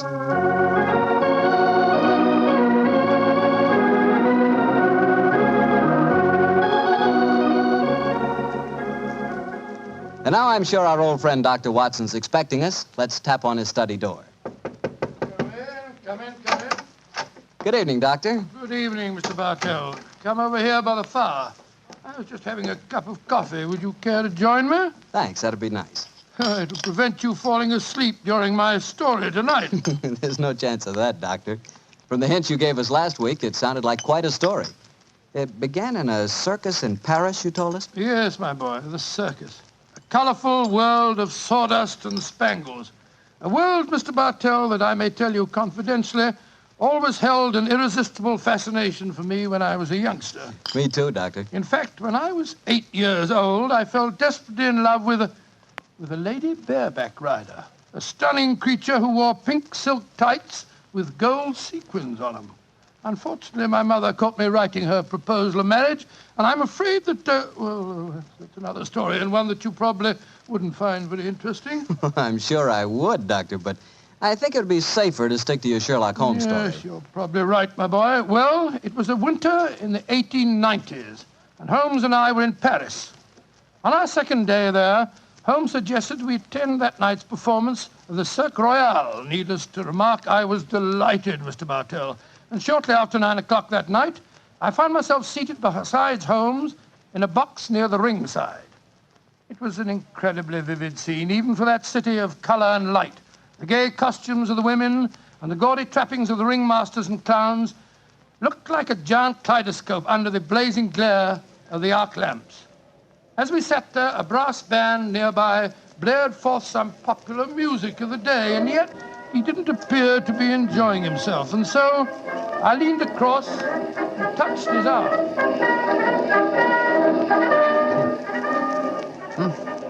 What is it, Watson?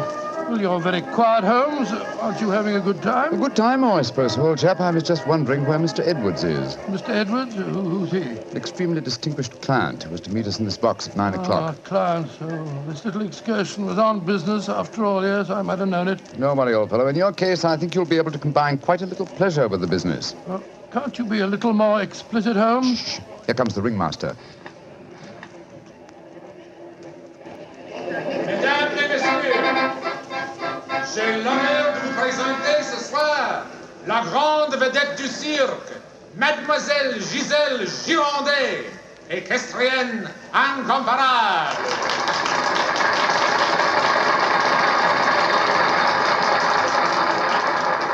Gisèle Girondet, yes, I've heard of her. She's a bareback rider, isn't she, Honest in France, old fellow. She also has quite a reputation as a femme fatale. 3 duels have been fought over her. A young English officer in the Grenadier Guards committed suicide last year because of her. And a famous French banker is at present languishing in prison because her extravagances drove him to appropriate funds that did not belong to him. Yes, Watson, she's an extremely colorful personality. You know, Holmes, the funny thing, when I was 8 years old, I fell violently in love with a lady bareback rider. She wore pink silk tights with golden sequins on them, but unfortunately... Here she is, old fellow. Here she is.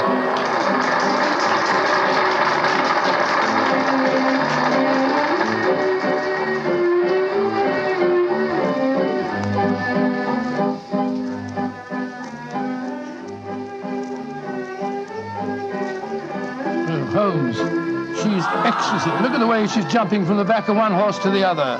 Sheer poetry of motion. The lady appeals to you, Watson. By George, yes, indeed she does.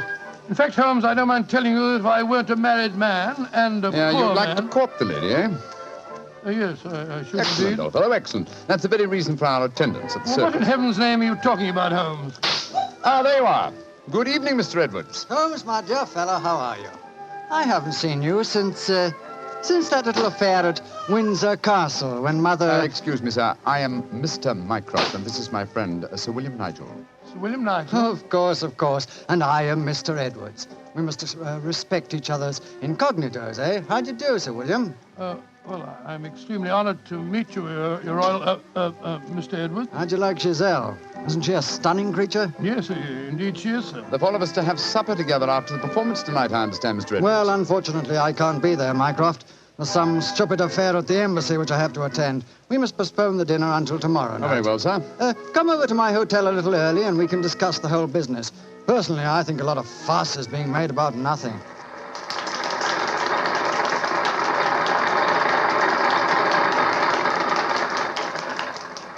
Now, if you'll excuse me, gentlemen, I must go back and see Giselle for a moment and tell her that I can't keep our appointment for tonight. I'll see you tomorrow, Mycroft. Good night, Sir William. Good night. Good night, good night, sir. Et maintenant, pour votre plaisir, les frères Salini, les jongleurs internationaux. Holmes, what's all this mystery? That wasn't Mr. Edwards, it was the Prince of... Shh, Watson, please. Discretion, old fellow. Mr. Edwards, as you know, is extremely democratic. Too much so, possibly, when one considers his position and responsibilities. He's become quite seriously involved with Mademoiselle Giselle, the lady bareback rider who has just left the ring. Oh, so that's it. The Foreign Office, quite naturally, I suppose, is deeply concerned over the matter, and I've been entrusted with the delicate mission of protecting Mr. Edwards. Oh, does Giselle Gironde know that his true identity, do you suppose? That's the first thing that we have to find out. It's possible that she is simply captivated by having a rich Englishman at her feet. If, on the other hand, she knows who Mr. Edwards is, then we may be in for a great deal of trouble. Yes, but how are you going to find that out? By tempting her with a richer Englishman.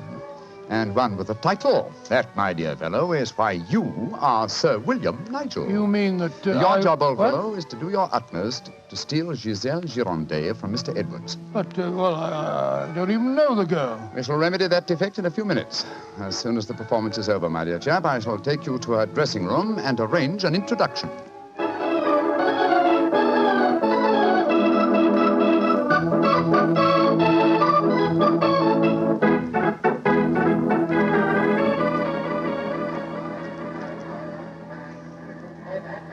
I must say, Holmes, the backstage life at a circus is even more colourful than in the ring. What makes you say that, old fellow? Well, I just saw a pinhead having tea with a bearded lady while a sword swallower was standing behind him practicing his act. Oh, hello. See that man standing talking to the girl in tights? Yeah, attractive, isn't she? The gentleman is Inspector Vernet of the French police, an old friend and a distant relative of mine. Vernet, how are you? Ah, Holmes, mon cher ami, comment ça va? No, Vernet, please. On this occasion, my name is Mycroft, if you don't mind, and this is my friend, Sir William Nigel. How do you do, Inspector? Enchanté, Sir William. Permit me to introduce Mademoiselle Yvette Marat. How you do? How do you do, madame? How do you do? What brings you behind the scenes at the circus, may I ask, mon cher Mycroft? My friend Sir William is most anxious to make the acquaintance of Mademoiselle Gironde. But of course, every man wishes to meet Giselle Gironde. Why not ask Blarney? He will present you to her. Ha! He knows her well. Oh, now, Yvette, chérie, do not begin that all over again. You're in love with her. You have always been in love with her. I wish you were dead. Sometimes I think I could kill her myself. Upon my soul, Inspector, she's a fiery little thing, isn't she? Ah, ça c'est vrai, ça, Sir William. Many times I've told her that Giselle Gironde would never waste her time with a simple police inspector. She prefers a wealthy foreigner. But Yvette ne comprend pas. She does not understand and she does not believe. Mademoiselle Marat was dressed in tights, Vernet. And what does she do in the circus? She walks the tightrope. Oh, She's yes. queen of the high wire. Mm-hmm. A charming and a talented girl, but a most jealous one. Vernet, my distinguished friend Sir William Nigel is most anxious to meet Giselle Gironde. Will you introduce him? I should prefer not to appear in the matter at this stage. Oh, mais certainement. I will take you to her dressing room. Please come with me, Sir William. Yeah, right. I'll see you later, Holmes. I'll be waiting for you, old chap. Good luck. You're a lucky man, Sir William. Giselle has quite a penchant for the Englishmen. And when they are rich and have a title, I am sure she finds them irresistible. You really think so? Oh, but of course. Ah, quel dommage that I am only a poor policeman. Here we are. Entrez. Giselle Monchot, permit me to present to you Sir William Nigel. He's a great admirer of yours. Yes, indeed, madam. Ah, Sir William Nigel. Come and sit here beside me, Sir William. I shall leave you. Au revoir. Sit closer. There. That is much more cozy, no? It's very nice of you to see me, Mademoiselle Gironde. Oh, don't be so formal, my Englishman. You may call me Giselle, and I shall call you... Let me see, I shall call you Sir William... Willie! I shall call you Willie. You do not mind? Mine, it's very delightful. Quite delightful, my dear. I was hoping perhaps that you'd care to have a little supper with me tonight, Giselle. So what about some oysters, a cold pheasant, and a bottle or two of Pomeranian Green 072? And you get to taste rather well, don't you think? Oh, Willie, I can see you are a perfect host. I don't know about One that. moment, I get my cloak. Well, you know, Giselle, it's a funny thing. What is a funny thing, Willie? When I was 8 years old, I fell violently in love with a lady bareback rider at a circus. History seems to be repeating itself. Here. Alfio Alfieri, do you no longer knock when you come to my door? Who is this man? My name is Nigel, Sir William Nigel, my good man, and who may you be? I am Alfio Alfieri. I am Alfio Alfieri. And what is he? A trainer of wild animals. An imbecile. Va-t'en! You must not speak to Alfio in that way. You belong to me. Send this stupid Englishman away. Founded impudence. Grossier. Belong to you. Giselle belong to no one. Do I have to take my whip to Put you? down that way. Put it down, you scoundrel. Next time it will be your face, Canary. You infernal blackguard. Raising your hand against a woman. Shocking. Bravo! Mon cher Willie has knocked him down. He certainly deserved it. Oui. And you in turn deserve something, Willie. Oh, what was that? Come close, Willie, and I give it to you. A little kiss. Oh, kiss? Thanks awfully. Oh,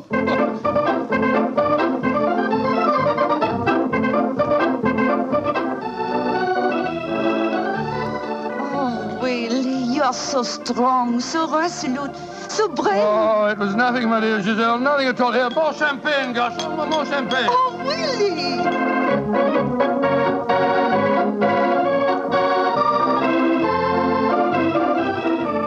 Giselle? Oui, Monsieur Edwards? I have a box for the opera tomorrow night. I was hoping that perhaps... Oh, I'm sorry, Monsieur, but my time is occupied. I am showing the delightsome moment to mon cher Willie.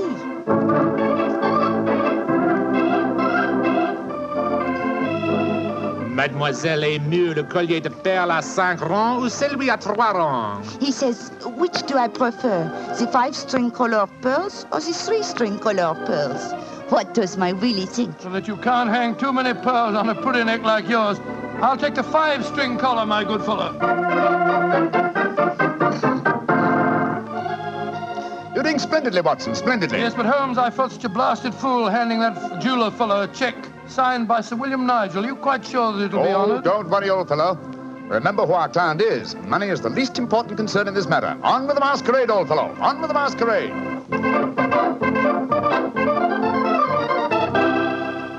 More champagne, garçon.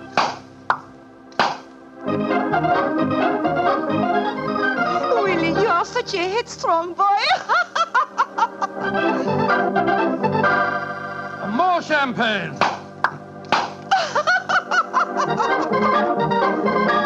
Giselle, you dear little thing. Oh,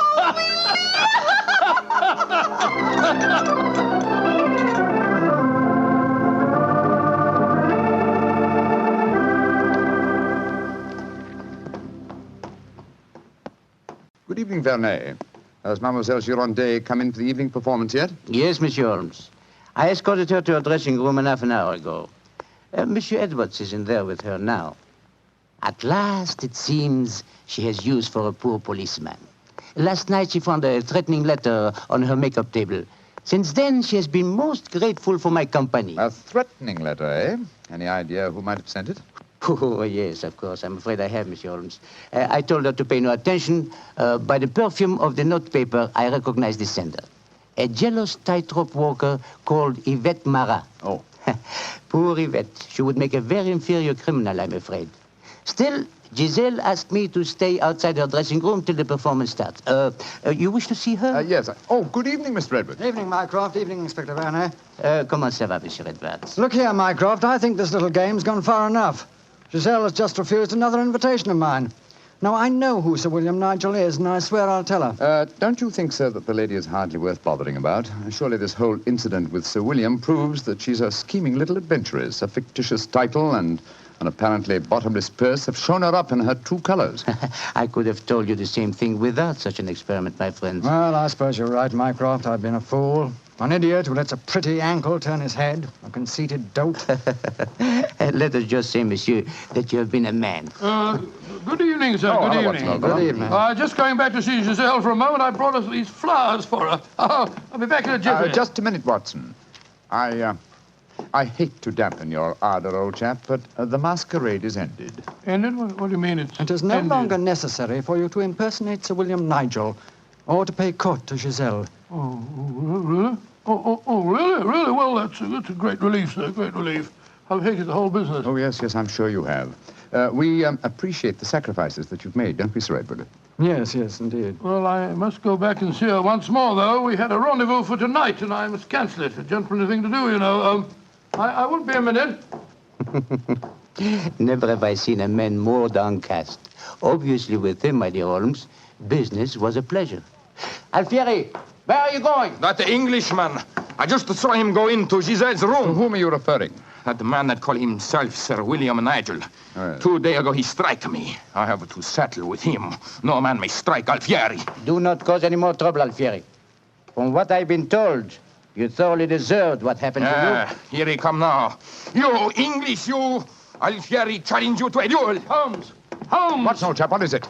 You're as white as a ghost. It's Giselle. What's wrong with her? She's dead. She's lying there in her dressing room. Strangled. Strangled? And only half an hour ago I spoke with her myself.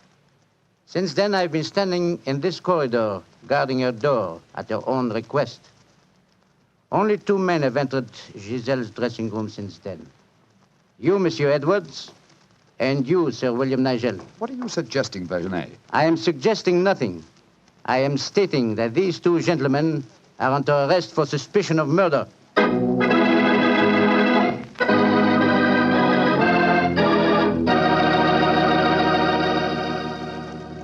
Dr. Watson's unusual story will continue in just a few seconds. Time I'd like to take to remind you that one wine that seems to be the outstanding favorite among the ladies is Petri California Muscatel. That's probably because, like a beautiful woman, Petri Muscatel is subtle and intriguing. Petri Muscatel is the color of burnished gold. And its flavor, well, it's the flavor of big, plump Muscat grapes, picked by hand carefully and tenderly when they're just full of wonderful, delicious juice. If you want to show that you really know the wine that women prefer, serve Petri Muscatel. Serve it after dinner or later in the evening. It's wonderful. And why shouldn't it be? It's a Petri wine. Well, Dr. Watson, so you and the mysterious Mr. Edwards got yourselves arrested on suspicion of murder, huh? Yes, Mr. Bartell. Holmes did everything in his power to persuade Inspector Vernet to release us, but it was useless. And so, while Mr. Edwards and myself were languishing in detention cells at the local Sûreté, Holmes and the French inspector were examining the dressing room of the dead woman. I'm sure, Inspector Vernet, that being as keen a detective as you are, you must suspect the true identity of Mr. Edwards. Of course, Monsieur Holmes. But that is the danger of incognitos. If he chooses to assume the identity of plain Monsieur Edwards, then he must run the risks of plain Monsieur And you're convinced that either he or my friend strangled Mademoiselle Girondet? It is obvious. Then I'll have to prove to you that they didn't. Let me examine the body again, will you? If she had been strangled by either of my friends, why would her body be lying here under the window? It's as far away from the door by which they left this room as possible. That proves nothing. No, but it's odd. Giselle was a strong girl. There might easily have been a struggle. Perhaps she tried to get away through the window. And yet there are no marks of violence on her throat. Just this piece of very fine cord that did its deadly work so cleanly. Cut with a knife. Please do not remove the cord, Monsieur Holmes. The body has not yet been photographed. Dear me, Vernet, you're making it very hard for me, aren't you? You notice, of course, that the window is open. Yes, but we have examined the snow outside. There were no footprints within 3 yards of the window. The murderer must have entered by the door that I was watching. Yes, it would be hard, even for a professional acrobat to jump in. An acrobat? Vernet, your young friend, Mademoiselle Yvette Marat, is a tightrope walker. Yvette, but... Yes, she certainly had a motive. She'd even sent a threatening letter. I heard her express hatred and jealousy for this dead woman. It's conceivable that she could enter a room by a window without leaving footprints in the snow. Where was she at the time of the murder? I do not know. I was waiting for her in the corridor. Then I suggest that we investigate her alibi at once. And after that, Inspector, I must pay a visit to the Sûreté. I don't want my friends to think that I've deserted them.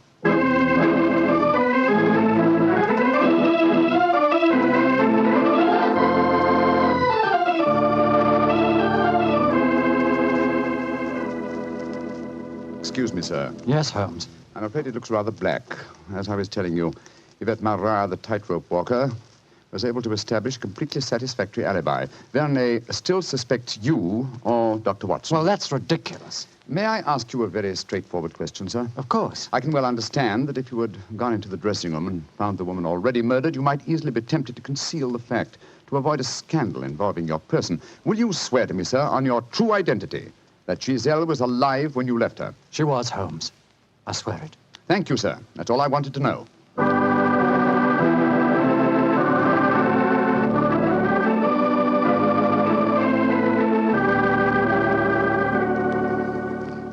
Holmes, I'm glad to see you. You know, I've been thinking. All this depends on Vernet's evidence. But supposing he was the murderer? He told us that Giselle had turned him down, you know. I'd thought of that, but Mr. Edwards swears that Giselle was alive when he left the room. And yet that means that Mr. Edwards... Oh, no, it's unthinkable. Holmes, you're not suggesting... Holmes, if I thought that were possible, I'd confess to the murder myself. My life wouldn't matter if it had saved a scandal like that. Great Scott, it'd shatter the empire. Dear old Watson, you shall not sacrifice yourself. You're as valuable a British institution as the Lion himself. No, my dear fellow. We shall never sacrifice you, not while my mind is still capable of... My mind? That's it. Thank you, Watson. You've given me the answer. Holmes, what are you burbling about now? Be patient, old fellow. In half an hour, you'll be out of this cell, and the real murderer will be in it.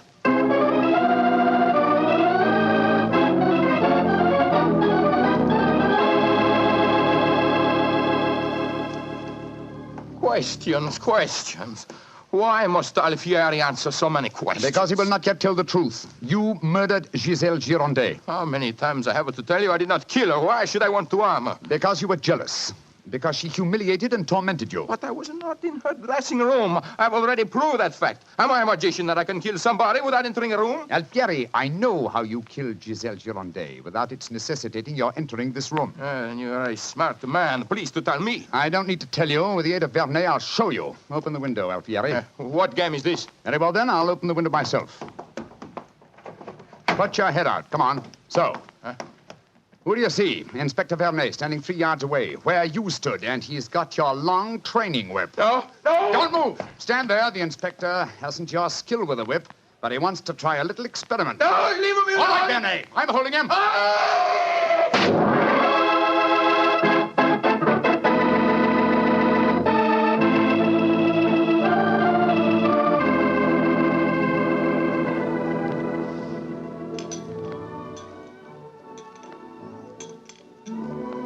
Well, Mr. Edwards, I mean, well, sir, this is a pleasant change from a prison cell, isn't it? It certainly is. Holmes, I can't tell you how grateful I am. I still don't quite understand how you did it. Watson, in rather a roundabout way, was responsible for giving me the clue. Oh, how was that, Holmes? Well, on more than one occasion, old chap, I've had cause to deplore your rather florid style of writing. Tonight, I was very thankful for it. When I began to speak of the capabilities of my mind, suddenly I remembered a phrase of yours in which you referred to its whip-like rapidity and accuracy. That, of course, made me think of Alfieri, the animal trainer. Exactly how did he kill the poor girl? Well, sir, he stood outside the window, far enough away to leave no incriminating footprints. Called to Giselle, probably persuaded her to lean out, then snapped the whip around her neck, pulling it tight and strangling her. And then I suppose he cut the cord and let the body fall back into the room. Precisely, old fellow. We found a whipstock among his tackle, a whipstock from which the lash had been cut. The stub of lash left matched the cord around the dead girl's throat. Amazing business.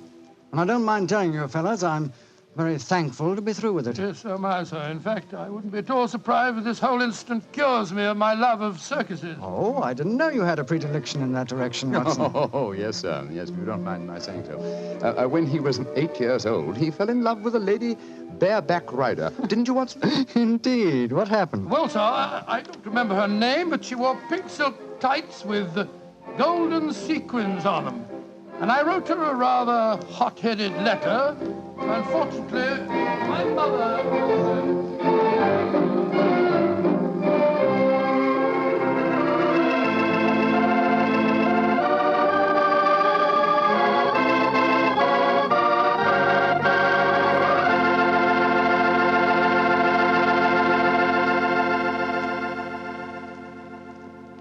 Well, Doctor, that was one of the most unusual stories you've ever told. And I might say you played a very prominent part in that case yourself. Oh, I suppose I did at that, Mr. Bartell. Giselle was a beautiful girl. Beautiful. Boy, I sure love that nickname she gave you. Wheelie. Yes, I thought it was rather nice myself. Well, that is, I mean, Don't get embarrassed over a nickname, Doctor. You should hear the nickname I had. Well, when I went to school, all the girls called me Bottles. Bottles? Oh, I see, from Bartell. Bartell? Oh, goodness me. Some nickname, like a prophecy. What do you mean? Well, they called me Bottles, and now that's what I like to talk about most. Bottles. Bottles of Petri wine. Oh, I should have known. And I'd like to talk about Petri wine because, as far as I'm concerned, it's the swellest wine that ever poured from a bottle. That's because the Petri family really knows how to make good wine. Well, they ought to. They've been making good wine ever since they started the Petri business way back in the 1800s.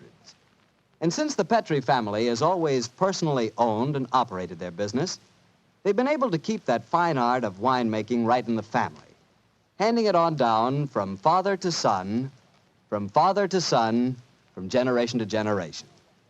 So it's no wonder whenever you want a good wine, you want a Petri wine, because Petri took time to bring you good wine.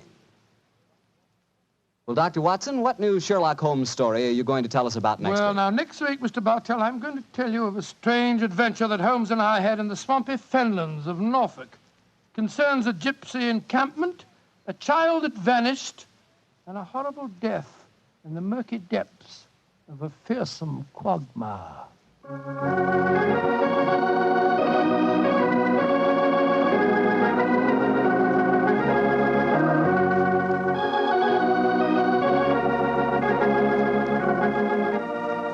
Tonight's Sherlock Holmes adventure was written by Dennis Green and Anthony Boucher and was suggested by an incident in the Sir Arthur Conan Doyle story, The Adventure of the Three Students. Music is by Dean Fostler. Mr. Rathbone appears through the courtesy of Metro-Goldwyn-Mayer, and Mr. Bruce through the courtesy of Universal Pictures, where they are now starring in the Sherlock Holmes series.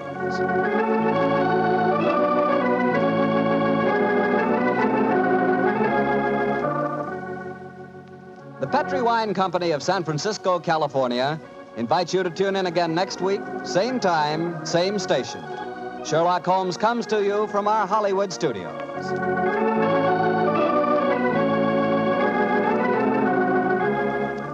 This is Harry Bartell saying goodnight for the Petri family. For a solid hour of exciting mystery dramas, listen every Monday on most of these same stations at 8 o'clock to Michael Shayne, followed immediately by Sherlock Holmes. This is the Mutual Broadcasting System.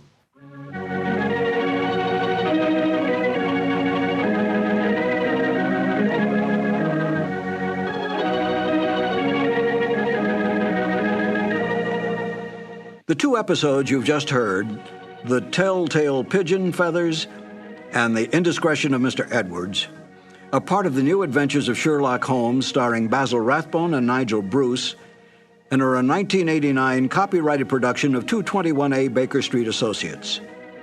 The Sherlock Holmes stories and the characters of Sherlock Holmes and Dr. John H. Watson were created by Sir Arthur Conan Doyle and are used with the kind permission of Dame Jean Conan Doyle.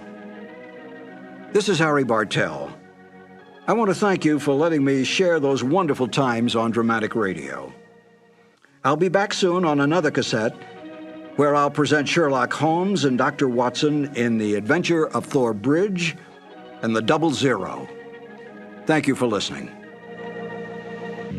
Come in.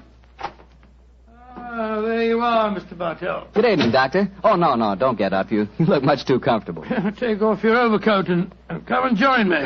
Well, I enjoyed your story of a scandal in Bohemia last week, Doctor, and tonight you promised us a sequel. Yes, that's right, Mr. Bartell. A sequel that took place over 20 years afterwards, in 1909 to be exact. Sherlock Holmes was living on his Sussex bee farm. It was only in June, I remember, that I received a telegram from the great man asking me to come and spend a long weekend with him. And I'm sure you needed no urging to accept the invitation. None, Mr. Bartell, none at all. I hadn't seen Holmes for some time, and this fact, combined with my rather indifferent health, found me on the eastbourne train a few hours after receiving the telegram. A dog cart was at the station to meet me, and after a brisk drive across the downs, I found myself once more with my good friend. He looked somewhat older than when I'd last seen him, but as he spoke to me, I realized from the keenness of his voice and the sparkle in his eye that Sherlock Holmes would never really be old. After a while, our conversation lapsed into the comfortable silence that can exist only between friends. And then, as the sun was setting, Holmes picked up his beloved violin and began to play some haunting melody. As he lay back, eyes half closed, his long, thin fingers caressing the instrument, a wave of nostalgia swept over me. I thought of the many years that we'd spent together, and of the exciting adventures that we had shared during the old days in Baker Street.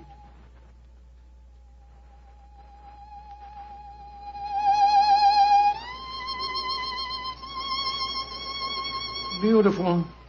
Quite beautiful. Thank you, Watson. You look uncommonly wistful, dear chap. You thinking of the old days? Yes, Holmes.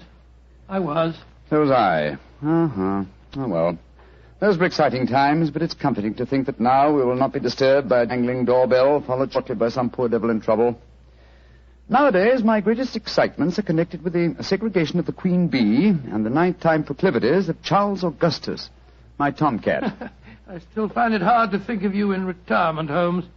Do you ever consider returning to active practice? Oh, I consider it occasionally, and then reject the idea. And I should work only up to the peak of his ability. I'm past mine. Nonsense, Holmes. You're just alert as ever you were.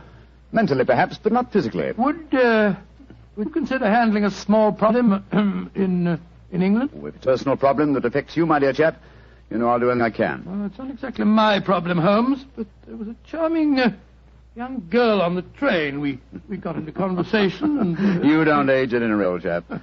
You're just as susceptible as ever. No, Holmes, let me finish. She said that you knew her mother quite well. Her mother? Come in. Oh, yes, Devers, what is it? I'm sorry to disturb you, Mr. Holmes. Your man said I might come in. My master, Mr. Lytton Stanley, instructed me to deliver this note. Oh, thank you. He also instructed me to wait for a reply. What confounded impudence. You tell Master that there's no answer to this letter. But he told me I must get a reply, sir. You may tell Mr. Lytton Stanley that I will instruct my solicitors to reply to his message in due course. But, sir... That's all, Devers. You may go. Very good, sir. Oh, what did the note say, Holmes? Read it for yourself. Keep your filthy bees where they belong. One of my guests was stung yesterday. If this happens again, I'll have the police run you out of this place. Good Lord, what an offensive letter. The man himself is even more offensive. He's a retired manufacturer who thinks that his immense wealth entitles him to domineer over the local residents. Oh, but let's not spoil a nice sunny afternoon by discussing him. Please continue with the story of the young lady that you met on the train. Yes, I'd like to. Poor little thing seems in dreadful trouble. I do wish you would help her. You say that she told you her mother knew me? Yes. What's her name? Norton. Irene Norton. Norton? I don't seem to recall. Oh, but of course! Where is the girl, Watson? She's staying at the Red Lion in the village. Then ring her on the telephone and ask her to come over here as fast as she can. Of course I'll help her. I'm delighted, Holmes, but what made you change your mind so suddenly? Your memory so short that you can't remember Irene Adler? Surely you haven't forgotten that in the case you called a scandal in Bohemia, I was completely fooled by her? Why, Joe, yes, of course. You always refer to her as the woman. But how does Irene Norton fit into the picture? Irene Adler married a barrister named Geoffrey Norton. Tell Miss Norton to come at once, Watson. She is the daughter of the woman.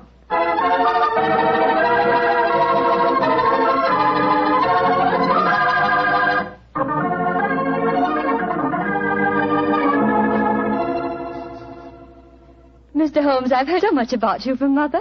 She says you're the cleverest man in England. Your mother flatters me, my dear child. She herself was much more clever than I. In fact, yes.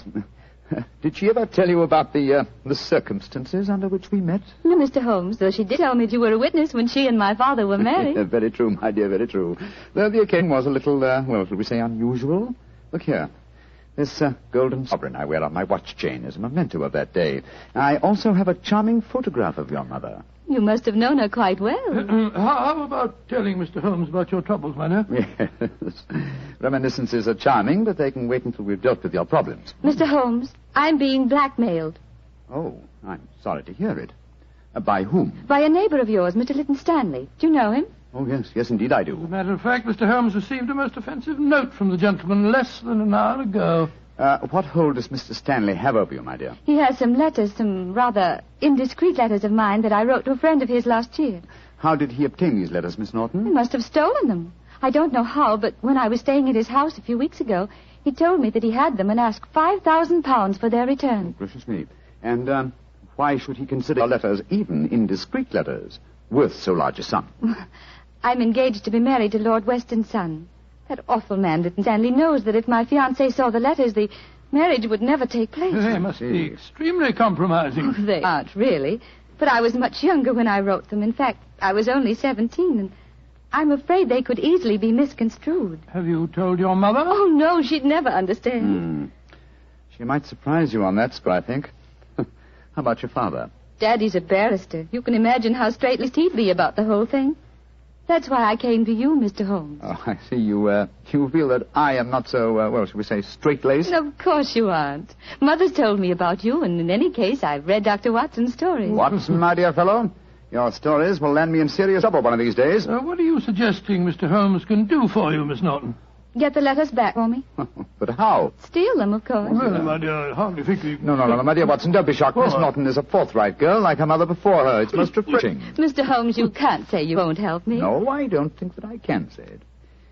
In any case, I have a slight personal score to settle with Mr. Lytton Stanley myself. He's rude and has no understanding of bees. But how are you going to steal the letters?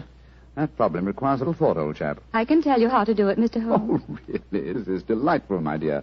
You've explained the problem and also the way of solving it. How easy a detective's work might be if all clients were equally helpful. Tell me, what is your plan? Tomorrow is a servant's half-day off at Mr. Lytton Stanley's. He'll be alone there during the afternoon. How do you know that fact? My maid was keeping company, as they say, with Divas, the butler, when I was staying there a few weeks ago. She found out everything from him. My letters are kept in a filigree box in his desk. With your enterprise, my dear, I'm surprised that you didn't try and open the desk yourself. I did. But it's very sturdy and has a combination lock. Oh. However, I'm sure that you and Dr. Watson can think of some way of getting the letters, particularly if Mr. Lytton Stanley's alone in the house.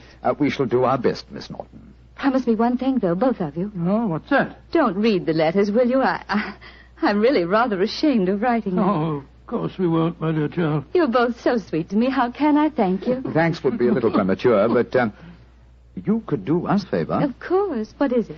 Your mother had a beautiful voice, I recall. I wonder if you inherit her talent. I do sing, though I've never done so professionally, like Mother. And I've never played the violin professionally. But perhaps, between us, we could give Watson a little concert? That's a delightful idea. We can't do anything until tomorrow, anyway. What would you like to sing? Songs things my mother taught me. Really remarkably appropriate. In the days long vanished, seldom from her. Charming. Tonight, music, and tomorrow, a touch of daylight robbery.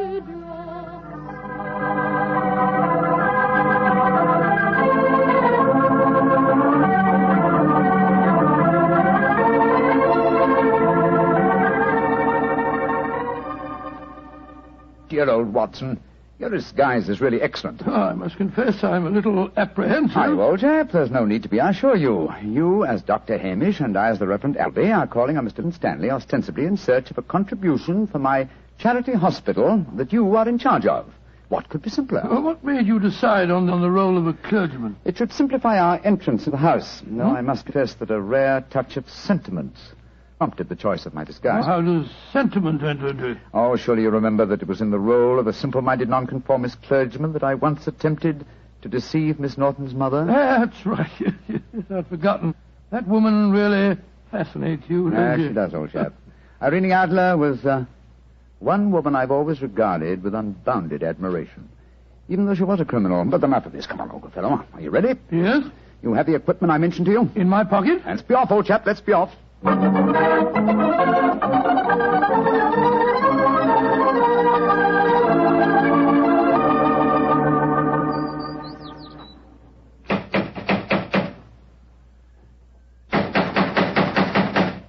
he's home, why the devil doesn't he answer the door? Come, my dear Reverend Appleby. For a parson, your language is hardly appropriate. I'm sorry, Dr. Hamish. Shh.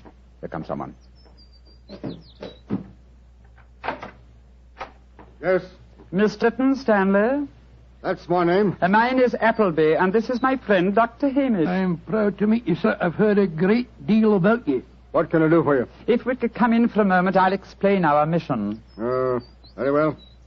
Come into the study. We're raising a subscription list for a charity hospital at Paddlewaite, just across the Downs. You're a prominent resident here, and we thought that you'd like to donate a few guineas. I'm really not very interested. I've given as much to charity this year as I can afford. Well, it's a fine cause, sir. I'm giving my medical services 3 days a week, and the Reverend Appleby is donating his services too.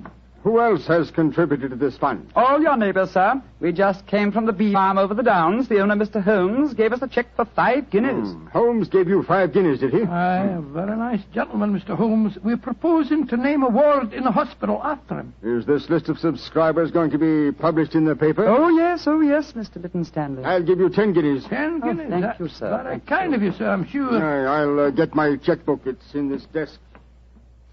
Quick, Watson. The chloroform. Right.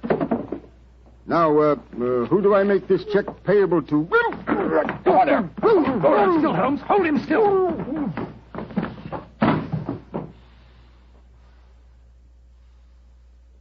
Very neat, Watson. Chloroform doesn't take long, does it, Move it back a Holmes? little, old fellow. He's lying over the desk. That's it. Is the filigree box in there? Uh-huh. Here it is. Splendid. Holmes, don't open it.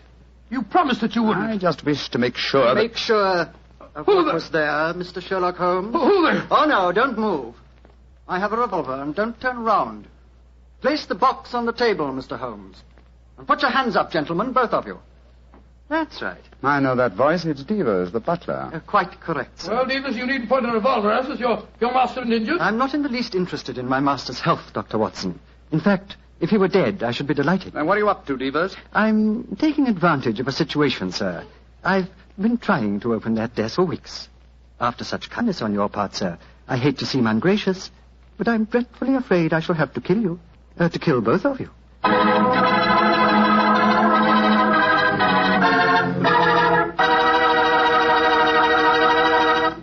Dr. Watson's story will continue in just a second, so I'm just going to remind you that good food always tastes better when served with good wine.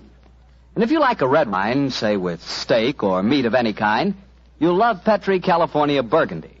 If you'd rather have a white wine, say with chicken or fish, then by all means get Petri California Sauterne. Oh, and look, if opinion is divided in your family, if some of you like a red wine and some like white, the answer is obvious. Don't buy one, buy two. Remember that, huh? Don't buy one, buy two. But do buy Petri. Then you know it's good.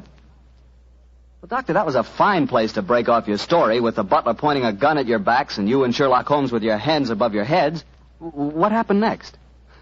I know at least you didn't get killed, or you wouldn't be sitting here in California tonight telling me the story. Elementary, my dear Mr. Bartell, but supposing I take you back in the story to the point where I left off. Well, all right then. Take me back, Doctor. Take me back. Very well. We stood there, Holmes and I, our hands above our heads. As Divas said... How grateful I am that you opened the desk for me. After such kindness on your part, sir, I hate to seem ungracious, but I'm dreadfully afraid I'm going to have to kill you both. Because I dislike to appear stupid at such a melodramatic moment, but why is it necessary to kill us? For months, I have been waiting for an opportunity to steal the Kitmanjar emerald, and now you have done it for me, sir, and presented me with a perfect alibi. The Kitmanjar emerald? Oh, come now, Miss Holmes. You know the treasures in this house as well as I do.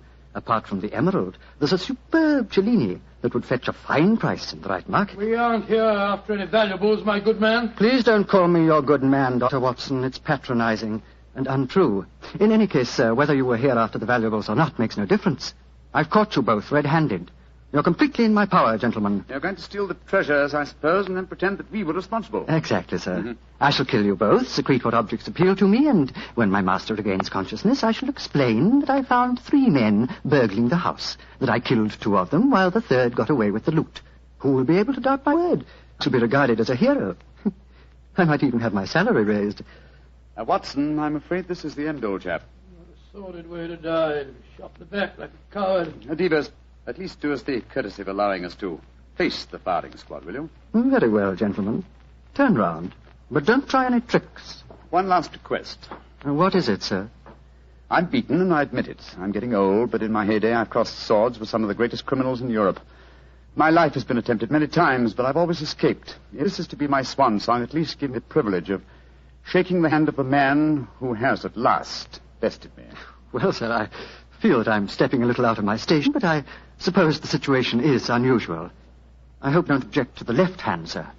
I'll keep the revolver in my right. Very well, Devers. There you are.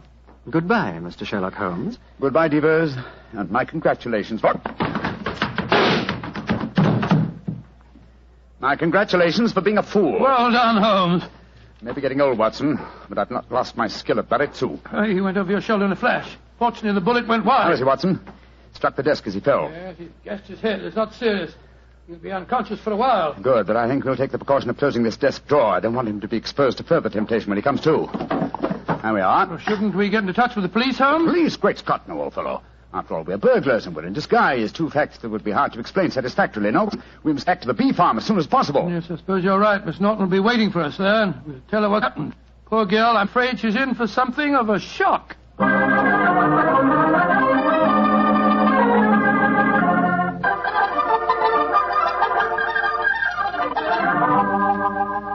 Mr. Holmes, Dr. Watson, I'm so glad to see you back again. Did you get the filigree box? Yes, Miss Norton, here it is. But, Holmes, I didn't know that you... Watson. Why not open it, Miss Norton? Well, I... Open it, my dear. There may not be love letters inside it, but there's a note. Oh. Why don't you read it to us? Well, let this be a warning, Norton. Crime does not pay. If you don't believe me, ask your mother. Sincerely, Sherlock Holmes.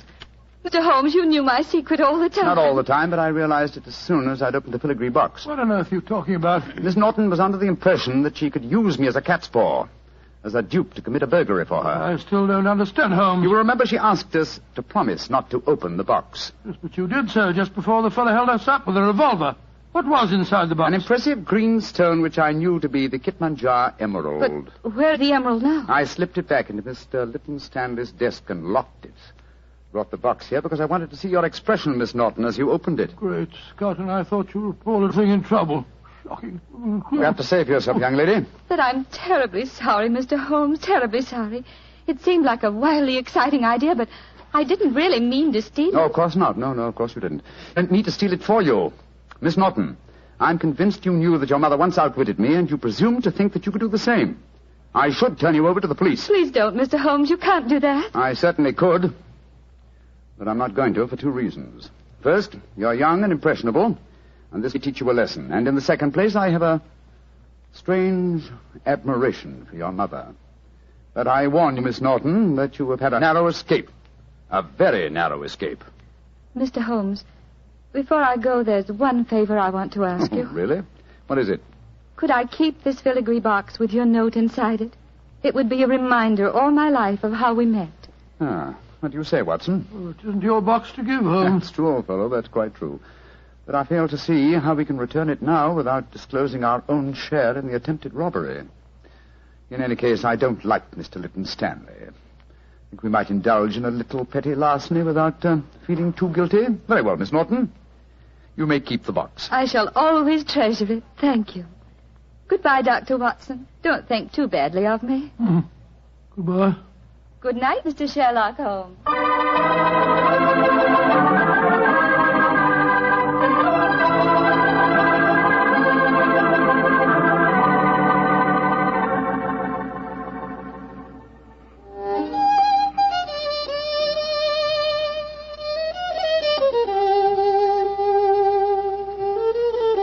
You know, Holmes, I must say you were surprisingly lenient with that girl. Do you suppose her mother put her up to the whole thing? That possibility had occurred to me, old fellow. And yet I have a feeling that... Come in. Door's open. Were you expecting anyone? No. Good Scott, it's Lytton Stanley. Good evening, sir. This is an unexpected honor. Sherlock Holmes, we haven't been the best of friends, I know. But you've got to help me now. I'm in serious trouble. Oh, indeed, sir. Won't you sit down? This is my friend, Doc Watson. How do you do? And now, sir, what is your trouble? I've been robbed, Holmes. Robbed? What was stolen? Well, my greatest treasure, the Kipmanjar emerald, removed from his case, and then mysteriously returned loose in my desk afterwards. But there's a priceless Cellini missing. Have you any idea who the burglars might be? Oh, it was a gang, I'm sure of that. A couple disguised as a clergyman and a doctor came into the house on the pretext of raising money for some hospital. And they overpowered me with chloroform. Oh, dear me, how very unpleasant for you. Yes, well, when I came to, I found my butler was lying beside me in a pool of blood. The brave fellow had wrestled with the thieves, but they got away. And he's in the hospital now. Holmes, you've got to help me.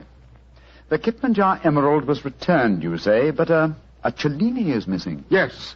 It's an exquisite filigree box in which I'd kept the emerald. A filigree box? Yes, it's a genuine Cellini. It's worth several £1,000s. Holmes, you must help me solve this business. I'm sorry, Mr. Lytton Stanley, but I'm afraid I can't help you. I've retired. Yes, and I intend to remain in retirement. Good night, sir. Oh, but I'll pay you any fee within reason. My decision is final, sir. Good night. Oh, I might have known I wouldn't get any help from you. Holmes, she fooled you again. Yes, the little devil. She knew that box was a Cellini all the time. You don't seem very angry with her, old fellow. I should be, but I'm not. What splendid audacity. What a superb nerve the child has. But you must get the box back from her. I shall, Watson. I shall. Or rather, I shall persuade Devers to do it for me. As the price of our silence. But how can he get it back? Remember that he walks out with Miss Norton's maid. I'm certain that when he explains his predicament, he can prevail upon her to steal the box from her mistress so that it may be returned to its rightful owner. That's a good idea. By George, Holmes, Miss Norton's a chip off old block, all right. Yes, Watson, she is, and it makes me wonder. What about? I wonder, my dear chap, how long I can remain in retirement. Such a worthy antagonist at large, it's a challenge. It's an irresistible challenge.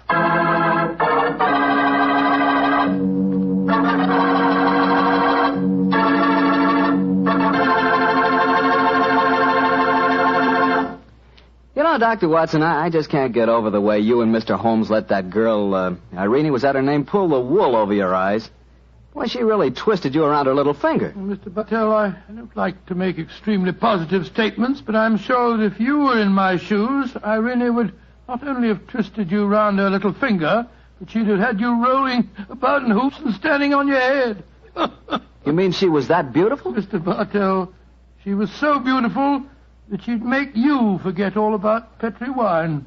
Dr. Watson, no girl is that beautiful. Oh, how young you really are. Well, maybe so, but there are lots of pretty girls in this world and only one Petri wine. That's because there's only one Petri family that's been making wine since the 1800s. And believe me, because the Petrie business has always been family-owned and operated, they've been able to hand on down from father to son, the highly skilled art of making fine wine. And those generations of winemaking add up to a lot of experience.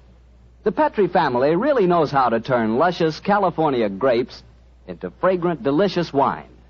That's why, no matter what type wine you wish, you can't go wrong looking for the label that says Petri, Petrie, because Petrie took time to bring you good wine. Well, Dr. Watson, what story are you planning to tell us next week? Well, now, next week, Mr. Bartell, is the day before Christmas, so I'm going to tell you an adventure that took place many years ago and involved Holmes and myself in one of the most fantastic Christmas Eve situations in which we ever found ourselves. I think you'll like the story. I call it The Night Before... Good evening, Doctor. You look a bit irritated, if you'll pardon my saying. Good evening, Mr. Manning. Good evening. Yes, I am a bit annoyed, and with good reason. I don't know if I've told you that Holmes has been listening in to these reminiscences. Well, here's a letter I received for him after last week's story. Read it. All right. My dear Watson, I noticed that in your last broadcast, you gave way to your regrettable habit of emotionalizing your story. Detection, my dear fellow, is or ought to be an exact science. To tinge it with romanticism is like introducing a love story into the fifth proposition of Euclid. As ever, Sherlock Holmes. Well, what do you think of that? But the emotion was there. You couldn't tamper with the truth. Holmes has always maintained that the truth is not in what you say, but in the impression you create in the other person's mind. Well, Holmes always complained that I overstress the human element in recording his cases. How well I remember the attitude with which he received the publishing of my first book about his adventures. It was a cold morning in early spring. We were sitting on either side of a cheery fire in our rooms in Baker Street. A thick fog rolled down between the dun-colored houses. Our gas was lit. It shone on the white cloth and glimmered on the coffee cups and on the soda. The breakfast table had not yet been cleared away. Holmes had been silent all the morning, smoking his long cherrywood pipe, which usually displaced his favorite tray when he was in a disputatious mood. Altogether, he was not in the best of tempers.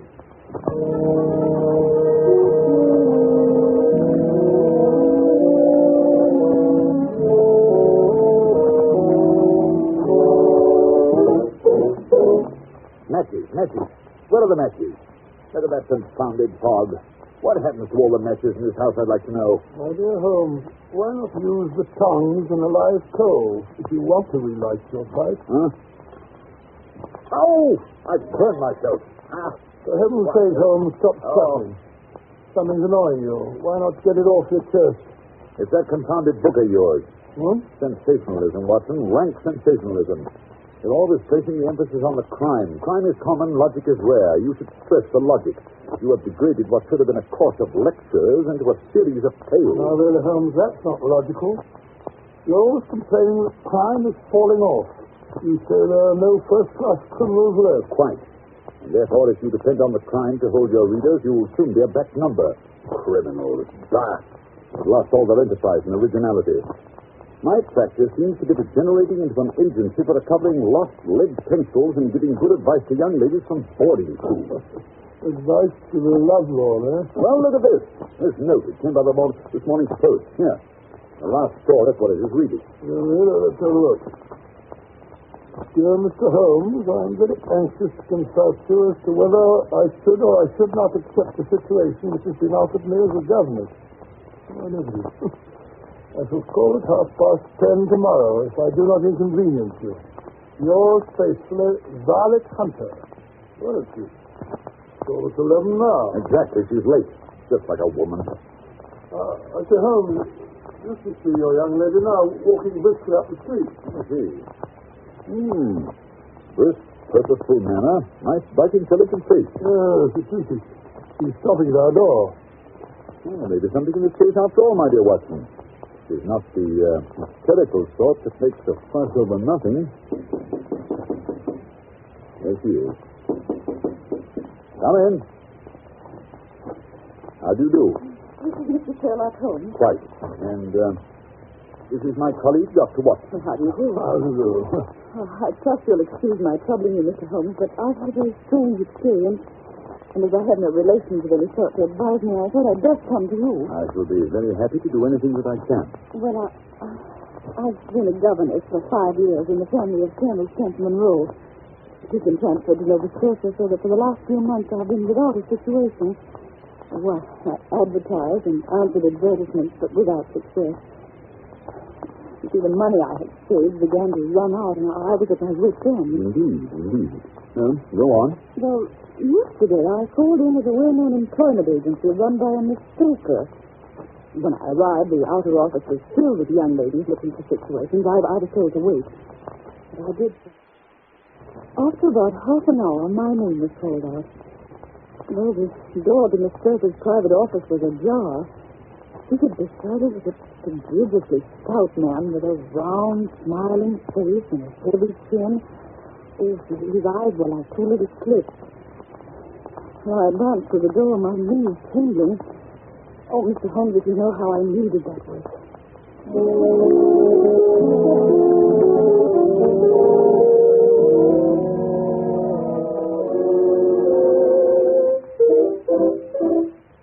Come in, my dear. Come in.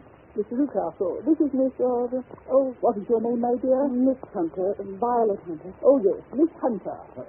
Capital. I couldn't ask for anything better. I'm sure you'll do, Miss Hunter. I hope so, Mr. Newcastle. You're looking for a situation as a governess? Yes, sir. And what salary do you ask? Well, I had £4 a month in my last place. £4? Sweating. Frank Sweating. How anyone could have the audacity to offer that to a lady with such a question, such accomplishment. A lady fitted to the rearing of a child who may someday play a considerable part in the history of this country. Your salary with me, madam, will commence at £100 a year. 100? Oh, Mr. Newcastle. And furthermore, it is my custom to advance my young ladies half their salary beforehand. May I ask where you live, Mr. Newcastle? Hampshire, a charming rural spot. The top of Beeches is the name of the place, 5 miles north of Winchester, or the dearest old house. And what would be my duty? One child, a dear little romper aged 6. Oh, if you could see him killing cockroaches with a slipper. Smack. He's gone before you could wink. My sole duty, then, is to take care of this child. Well, I'm sure your good sense would suggest that you obey any little commands which my wife might give, provided, of course, that they were such as a lady might obey with propriety. You see no difficulty, eh? Oh, I should be happy to make myself useful. Oh, by the way, in dress, for example, we're saddy people. Saddy but kind-hearted. Now, if you were asked to wear a particular dress that we might give you wouldn't object to our little whim. No. Or to sit here or there. That wouldn't be offensive to you. Why, no. Or to cut your hair short before you come to it. My hair? Oh, yes, it is quite essential. It's a little fancy of my wife, you see. And ladies' fancies, my dear, Miss Hunter, must be consulted. But my hair... Oh, no, I couldn't. No, what a pity. Well, in that case, Miss Stoker, I'd best inspect a few more of your young ladies. Good day, then, Miss Hunter.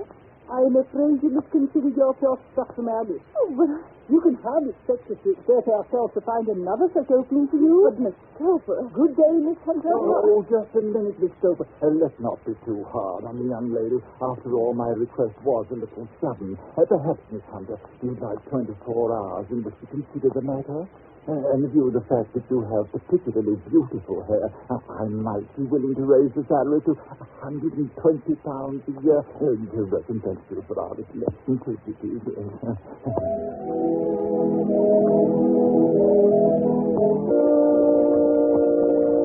Unusual, most unusual, my dear Miss Hunter. What do you make of it, Watson? Well, perhaps his husband's wife is a lunatic and he wishes to humor her in her fancy in order to prevent an outbreak. Possibly, Watson, possibly. In any case, it doesn't seem a nice household for a young lady. But the money, Mr. Holmes, the money, and I need it so. Well, yes, the pay is good. Too good. Why should they give you £120 when they can have their pick for 40? There must be some strong reason. But I have no choice. Then you've made up your mind to accept? Yes, I must. I thought if I told you the circumstances, you would understand afterwards if I wanted your help. And Mr. Holmes, I should feel so much stronger if I knew you were behind me. Certainly you may carry that feeling away with you. And if at any time you should find yourself in danger... Danger? Well, what danger could there be? My dear Miss Hunter, you could cease to be a danger if we could define it. But remember, at any time, day or night, just telegraph me and we'll come to your help. Oh, thank you, Mr. Holmes. Thank you.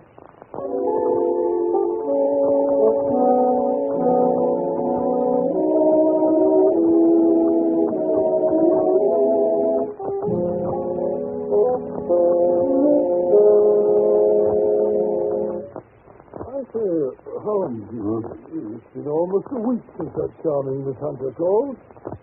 Conditions must be pretty good at the copper beaches, or we'd have heard from her. You never know, Watson. You never know. She may not be able to get to a telegraph office. Huh? Nonsense, Holmes. Nothing very dreadful can happen out in the open country like that. That's where you're wrong, Watson. My experience that the vilest alleys in London do not present a more dreadful record of sin than does this smiling, beautiful countryside. Oh, you mean creep? What do you mean? The pressure of public opinion is greatest in the towns. There is no lane so vile that the scream of a tortured child or the thud of a drunkard's blow does not beget sympathy and assistance from the neighbors. But the countryside, my dear Watson, filled with its lonely houses. Think of the hellish cruelty, the hidden wickedness.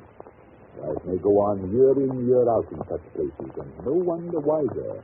Had our young friend gone to Winchester, I should not have had this fear for her safety.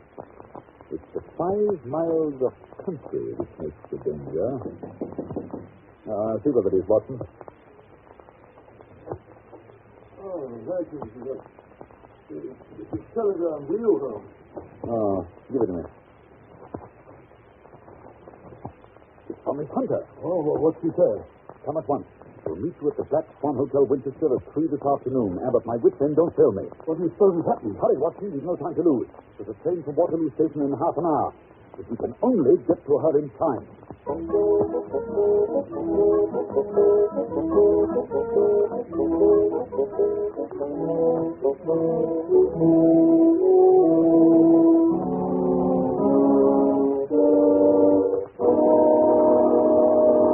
In just a moment, we will follow Sherlock Holmes and Dr. Watson on their strange journey. Yes, there's the Black Swan. Opposite the station. Yes, and if I'm not mistaken, that's Miss Hunter waiting for us on the doorstep. She looks a bit pale and shaky, Holmes? Yes. Poor girl is obviously frightened. Mr. Holmes, so kind of you to come. You too, Dr. Watson. Oh, no, it's all I can't tell you. I'll tell you how anxious I've been. There, now, Miss Hunter. Perhaps if we go inside, they can give us a private sitting room. Yes, Mr. Holmes. I've ordered tea this way. Yes, that's better. Nice, cozy fire. Close the door, will you, Watson? That's right. Now then, suppose we let the doctor do the pouring while you tell the story. First of all, how do you like your tea? 2 lumps of a little tea. Oh, right, oh. Thank you, Dr. Watson. Yes, and now? Well, first of all, I've had no actual ill treatment from Mr. and Mrs. Newcastle, but he's surprising me. However, I'd best begin at the beginning. Yes, that is generally a good place to start. Well, Mr. Holmes, Papa Beeches is a large, sinister-looking house, almost completely surrounded by woods. It's depressing. From the moment of my arrival, I was met at the door by Mr. Newcastle and his wife. And is she... No, Mr. Holmes. She's not married. I see. She's a small, pale-faced woman, much younger than Mr. Newcastle. In fact, I gather that she's his second wife. You see, there was a daughter by the first marriage, a girl now over 20, but she's not living at the house. Mr. Newcastle said that she couldn't get along with her stepmother, so he sent her to America, to Philadelphia. And does Mrs. Newcastle strike you as a difficult woman to get along with? Oh, no, Mr. Holmes. She's shy and rather quiet. More than once I surprised her in tears. At first I thought it might be worry over the disposition of her child. What's the matter with this disposition? Well, He's badly spoiled. He has an ungovernable temper. He seems to take great delight in torturing birds and small animals. Pleasant little beast. And the rest of the household? Well, there's only one servant. Toller is his name. A rough, uncouth man with a perpetual smell of drink about him. Why they keep him, I don't know. Except perhaps because he's the only one who can manage Carlo. Carlo? Yes. Carlo's a huge, underfed mastiff that's kept chained in the stable during the day, but at night they let him out. This is a terrible beast. Even Mr. Rickastle is afraid of him. I'm sure he'd try any practice with a brick. I wonder why Mr. Rickastle desires such ferocious protection. I'm sure I don't know unless there's something on the top floor of the west wing that he wants to protect. The west wing, eh? Yes, the door that leads into it is opposite my room, and it's kept securely locked. Yes, it looks nasty to me, Holmes. Please, Watson, please, don't interrupt. Well, the second day after my arrival, immediately after breakfast, Mr. Rickastle asked me to put on a dress which had been laid out for me on my bed. What was it like? Well, it wasn't a new dress, Mr. Holmes, but the material was excellent and of a particularly brilliant shade, and electric blue. Electric blue, John. I put it on and went down to the living room. Mr. Rickastle had placed a chair for me by the front window. He asked me to sit there with my back to the window and to read to him from a French novel. Well, I read for an hour, and at the end of that time, he said I might go upstairs and sing. Strange. This experience has been repeated every morning since then. Well, as time passed, I became more and more curious. Why were they so careful to keep my face turned away from the window? Naturally, I was consumed with the desire to see what was going on behind my back. And today I devised a means. I noticed at breakfast that Mr. Rickastle had had quite a few drinks. A happy thought seized me. My hand mirror had been broken, so I concealed a piece of it in my handkerchief and later in my book, feeling sure that Mr. Rickastle was too drunk to notice. Holding the book up, I was able to see everything behind me. And what did you see? Well, at first there was nothing. At the second glance, however, I saw a young man in a gray suit leaning against a railing which bordered our field. He was looking earnestly in my direction. Mr. Rickastle must have noticed my surprise, for he burst out angrily.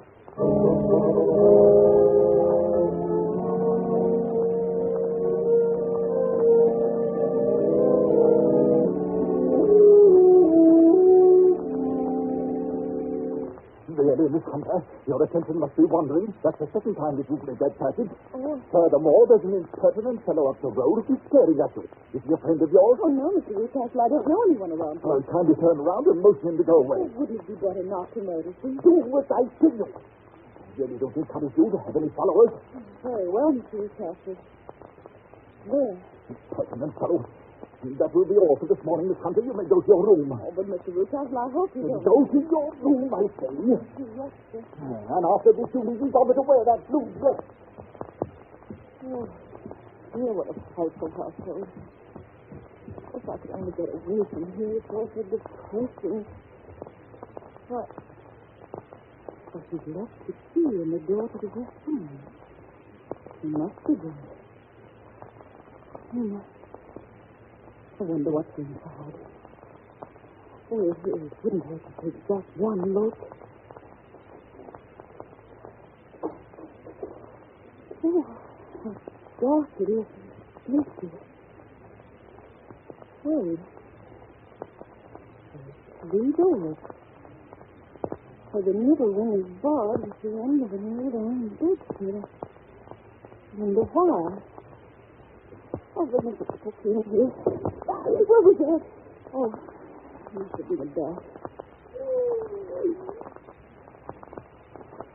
Someone's in here.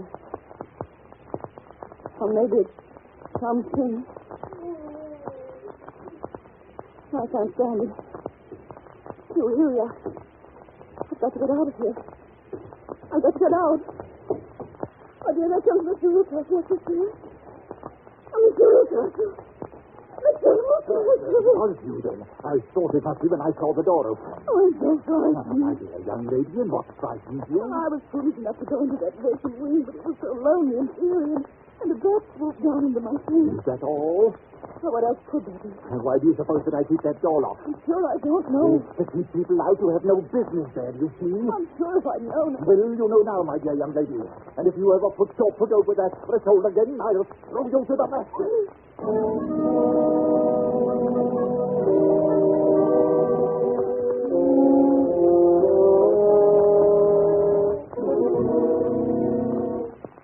What a dreadful experience. Mr. Holmes, I feel sure there's someone locked in that room.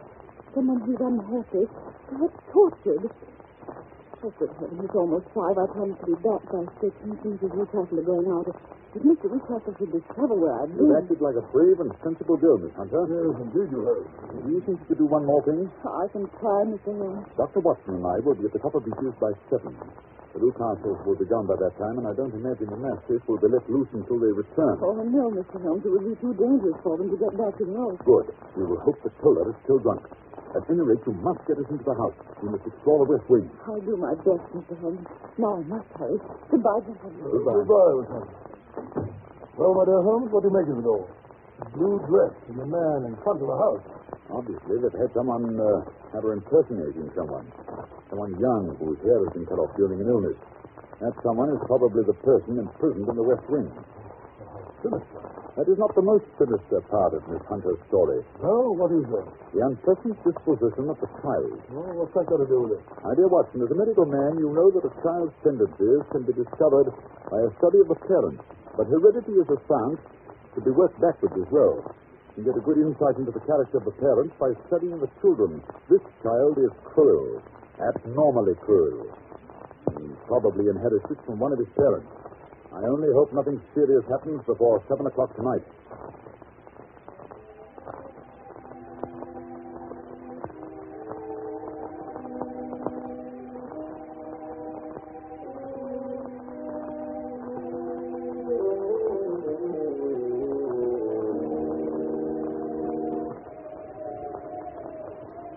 Yes, what a night.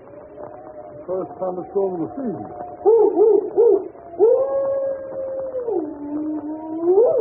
Listen to that dog. He's in an ugly temper. Listen to the house. With this group of copper beeches in front of it. Yes. Miss Hunter waiting for us in the doorway. The coast is secure. Come in. You must be close to the street. Oh, you're rather wet yourself. You need to be careful, you know. You'll be What? catching... What's that sounding? It's Toller. He was just going out to release the dog. I sent him to the wine cellar, then locked him in. Splendid. I managed to get Toller's fuses off him, too. He gets quite drunk. They're duplicates of Mr. Newcastle. Better and better, but come along upstairs. We've no time to wait. Have you got your revolver handy, Watson? Yes. Good. Good heavens, that lightning must have hit quite near here. The copper beeches, no doubt. No, this tree. Oh, this one. That's right. Nothing here. Come along. Listen to that rain on the roof.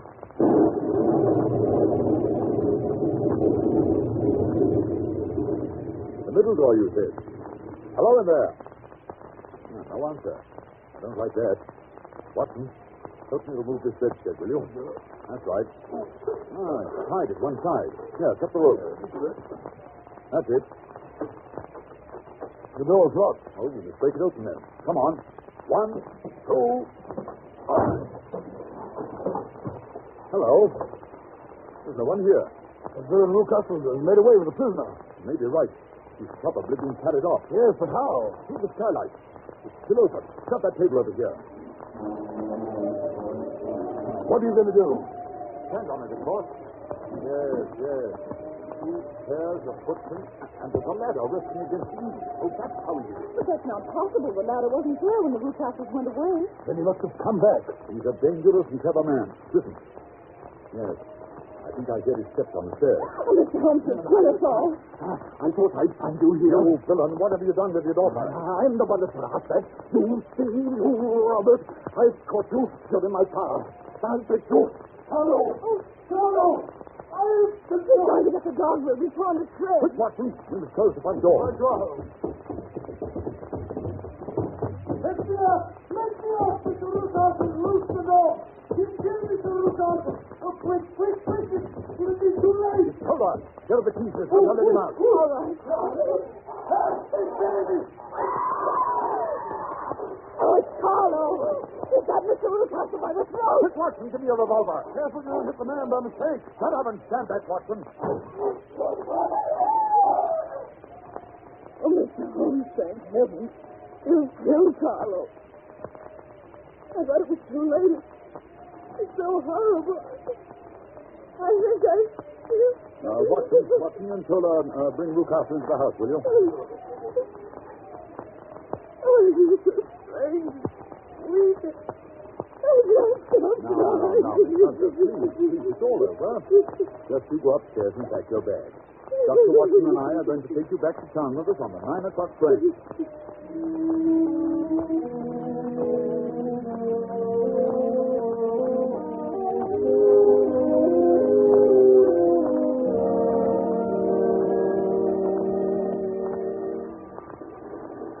So you think, Watson, that Rucastle will live? I'm afraid so, Holmes. Oh, I'm so glad we got away from that dreadful thing. I say, Holmes, just what did happen to the prisoner in the West Wing, and who was it? It's all so disgustingly simple, my dear Watson. It's Rucastle's daughter, as I suspected. It seems that she had inherited some money from her mother, who was Rucastle's first wife. When she threatened to get married and take a small fortune with her, her father tried to get her to sign a paper giving the money to him. He worried her until she got brain fever and had to have all her hair cut off. Oh, what a brute. I got all these details from Tola. Still, her young man stuck to her, and she to him.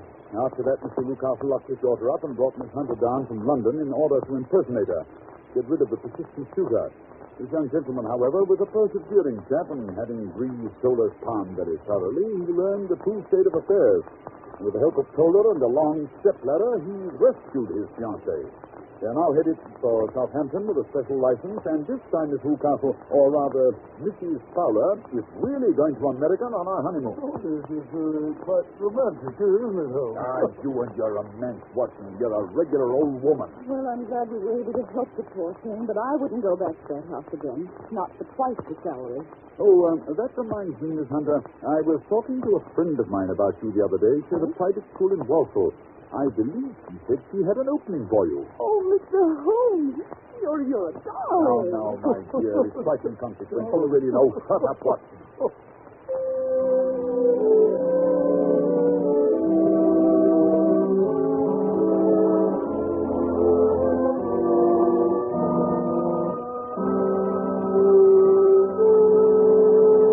Well, Dr. Watson, you certainly had some exciting times when you were living with Sherlock Holmes. I certainly did, Mr. Manning. Those were the days. I mean, never a dull moment. Yes, when I think of the thrilling experiences that Holmes brought into my life. Petri Wine brings you Basil Rathbone and Nigel Bruce in the new adventures of Sherlock Holmes.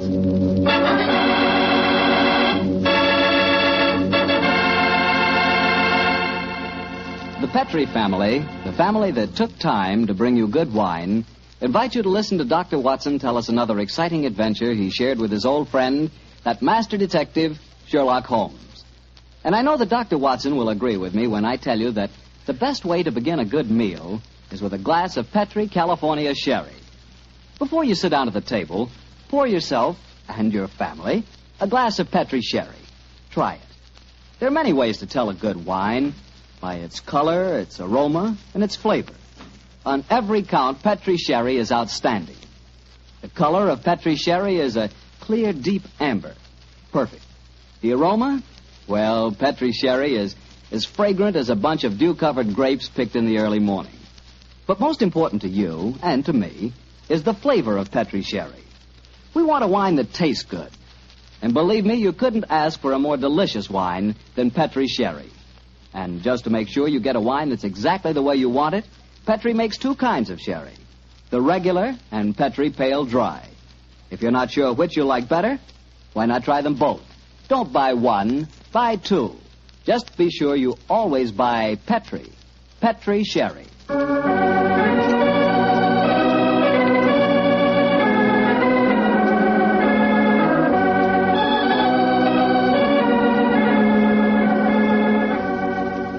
And now I'm sure our good friend Dr. Watson's ready for us. Let's go in and join him.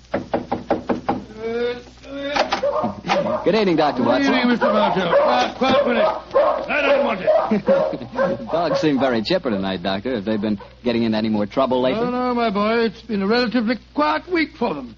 One meeting with a dead seal, 2 visits to my neighbor's chickens, and a losing battle today with a cross-eyed Siamese cat. You call that a quiet week, huh? Oh, it is for them, but never mind about the dogs. Draw up your usual chair and make yourself comfortable. You're just in time to join me in a glass of sherry. That'd be very nice, Doctor. Oh, I see you have the old dispatch box out again. Yes, my boy. As the story I'm going to tell you tonight took place in 1887, I thought I'd better refresh my memory on some of the details of the case. But shortly after my marriage, and as I had bought a practice in the Paddington district, I saw very little of my old friend Sherlock Holmes. How was doctoring in those early days? A struggle, my boy, a distinct struggle. Dr. Farquhar, from whom I had bought the practice, had at one time an excellent clientele, but his age, combined with an unfortunate affliction, that resembled St. Vitus's dance, had very much thinned it. I had confidence, however, in my youth and in my energy, and I was convinced that in a very few years the practice would be as flourishing as ever. But, as I said, I saw very little of Holmes in those days. I guess you were too busy to visit Baker Street, huh, Doctor? Here you guessed quite correctly, Mr. Bartell, quite correctly. Holmes seldom went anywhere himself save on professional business. You can imagine my surprise, therefore, when one day on coming home from a heavy day's work, I found that Holmes had decided to pay us a visit. My wife persuaded him to stay to dinner, and as the 3 of us sat at the table, the flickering candlelight dancing strange patterns on the walls, felt quite like old times. Holmes was in an unusually gay mood, and I can remember the twinkle in his eye as he turned to my wife and said, "You're a brave woman, Mrs. Watson, to feed an unexpected guest on the maiden night out. I'm extremely grateful. Mrs. Hudson's cooking, though excellent of its kind, lacks variety. Your dinner has been quite a treat." That's a very gracious little speech, Mr. Holmes. Yes, I've never known you to be so observant about food, Holmes. Perhaps the lack of your company, my dear chap, and the consequent lonely meals have made me conscious of Mrs. Hudson's culinary shortcomings. I suppose you're taking John out with you tonight on one of your cases. Oh, no, Mrs. Watson. Though I can understand your suspicions, my visit was purely social. Then let's go into the other room and have a pipe, shall we? Well, don't you think you'd be more comfortable at the club? On the soul, Mary, I believe you want to get rid of us. Oh, no, dear, it's not that. It's just that... Your visitor is due at any moment, and you had counted on the house being empty by now. Why, how on earth did you know that, Mr. Holmes? Past half hour, you've been glancing at the clock with mounting anxiety. I feel sure that... If it had not been for my unexpected visit, your good husband would already have been walking towards his club. Yeah, it is my custom to go to the club on Thursdays, but how'd you know? I know your habits, my dear chap, as well, if not better than you do. It's a good thing I'm a bachelor, isn't it, Mrs. Watson? Yes, indeed. A wife could keep no secrets from you, Mr. Holmes, I'm sure. Well, Mary dear, who is your visitor, and what is the secret that you've been hiding? Oh, it's innocent enough, John. As Thursdays is the maid's night out, and you've been going to the club, I've been letting Alicia Wentworth meet her young man here. With me as chaperone, of course. Oh, so that's the mystery. Well, Watson, your love is on the wing, and I'm sure we're dreadfully in the way. Let's stroll to Baker Street, shall we? Yes, of course, I'll get my coat. Why didn't you tell me, Mary? Well, I was afraid you might be angry, John. Angry, of course, ma'am. Alicia's such a sweet girl.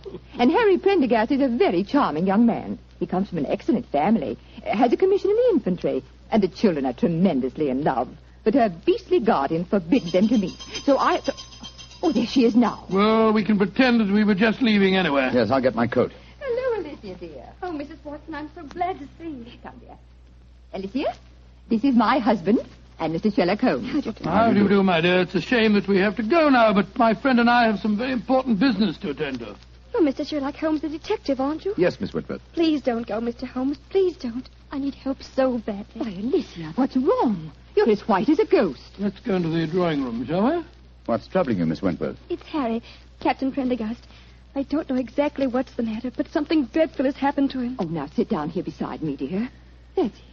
Miss Wentworth, what reason do you have to suppose that Captain Prendergast is in trouble? I've seen friends of his today. They spoke of him almost as if he were dead, and yet they wouldn't tell me why. And just now I went to his club, and they told me that Captain Prendergast was not a member. But he is a member. He's been a member for years. Oh, what's happened to it? What has happened to it? There, dear. Mr. Holmes will help you. Now, don't you cry. Have you been to the police, Miss Wentworth? No, Doctor. You see, I went to my guardian, but he wouldn't let me go to the police. He said there'd be a scandal. But then he hates her. The Prendergasts are a fine family. Why does your guardian object to him so strongly? I don't think he would approve of anyone I choose. He doesn't want me to get married. Oh, sounds like a positive ogre to me. Who is your guardian, my dear? Colonel Moran. Colonel Sebastian Moran. Indeed. He's a man who has many entries against him in my ledgers, but a man that I've never met. I have long hoped to cross swords with him directly. But how could Uncle Sebastian have anything to do with the criminal profession, Mr. Holmes? He's a son of Sir August Moran. And he was once British minister to Persia. Oh, you must be confusing him with someone else. No, my dear, it's the same man. And furthermore, I'm almost certain that your guardian is the right-hand man of a certain friend of mine whose name also begins with the three letters M-O-R. Good Lord, Moriarty. I have no proof. And yet I suspect that Colonel Moran is the second most dangerous man in London. That's Harry. It must be Harry. Oh, poor girl. I do hope you can help her, Mr. Holmes. I shall do my best, Mrs. Well, Watson. if that is her young man at the door, it's more than likely her problem doesn't exist any longer. I hope you're right, Watson. Though with Colonel Moran as a guardian, I'm afraid the young lady is destined to have trouble. Come on, Harry. Good evening, Mrs. Watson. I'm so glad to see you, Harry. This is my husband. How do you do, Doctor? How do you do, my boy? And Mr. Sherlock Holmes. How do you do, Captain Prendergast? How do you do, sir? Harry, what's wrong? I can tell by your face that something dreadful has happened. It has, darling. Tell Mr. Holmes about it. He's promised to help us. Well, sir, I'm afraid this is a little outside of your province. You will find that my friend's province is quite extensive, Captain Prendergast. I shall be more than happy to do anything I can to help, sir. That's very nice of you, Mr. Holmes. Well, it's pretty bad. Last night I was accused of cheating at cards at the Tankerville Club. Oh, dreadful. Of course, I don't have to tell you that I didn't cheat, but the evidence was dead against me. I'd been winning heavily, and the cards were proved to be marked. Marked? How? There were pinpricks on the edges. Pinpricks which indicated the card's value. How did the pack of cards come into play? That's the devil of it. I myself broke open a sealed pack given to me by the club porter. And I swear that was the pack that was later found to be marked. Was everyone searched? Yes. But they found a new, unopened pack in my pocket. The obvious implication being that you had substituted the marked cards, of course. I can see what happened. Somebody deliberately tried to incriminate you by dropping the new pack in your pocket. Of course, darling. But what I can't understand is how the marked pack was introduced into the game. Were there any other cards found in the room? None, Doctor. The Tankerville, eh? Colonel Moran is a member of the club, isn't he? Yes, he is. Uncle Sebastian uses it all the time. He was present at the game last night, Alicia. Oh, Harry, now we're worse off than ever. If he thinks you cheated at cards, he'll never let us get married. Now, don't worry, Alicia. I'm sure that Mr. Holmes can find a way out of this. I'm afraid it'll be too late. I couldn't marry you now, Alicia. What do you mean, Harry? But they forced me to resign from the club. That's a bad enough disgrace. But I know there's worse to come. You see, I was expecting my promotion to major any day. Now it'll be a miracle if I'm not cashiered from the regiment. What kind of a life can I offer you? Harry, you're talking absolute nonsense. I think, Captain Prendergast, the next step is obvious. We must remove this apparent stain on your character. But how? Miss Wentworth can stay here with Mrs. Watson. The doctor and I will drive over in a cab with you to the club and see what can be done.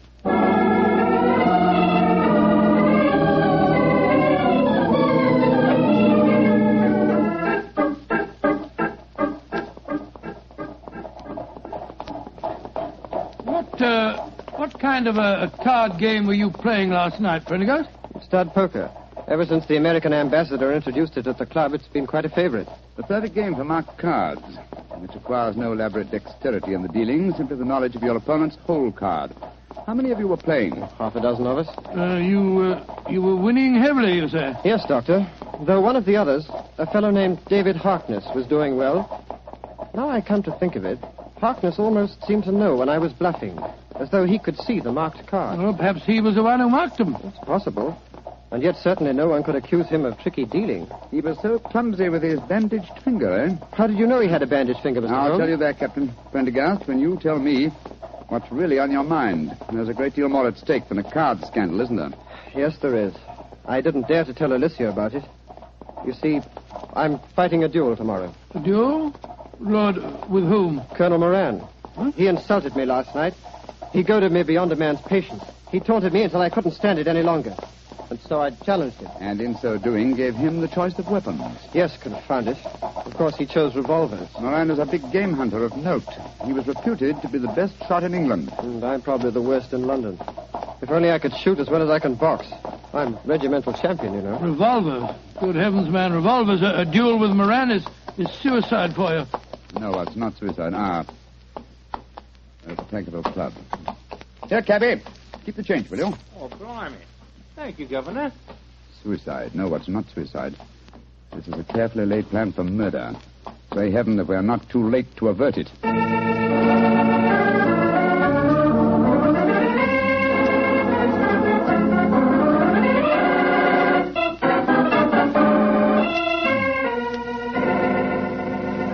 Mr. Harkness that you're wanting, sir? Yes, he went to his room half an hour ago. Number 108. Up the main stairs and down the corridor, sir. Thank you. I want you to follow us in precisely 1 minute and bring a sealed pack of the club's playing cards to Mr. Harkness's room. Do you understand? Oh, yes, sir. And thank you.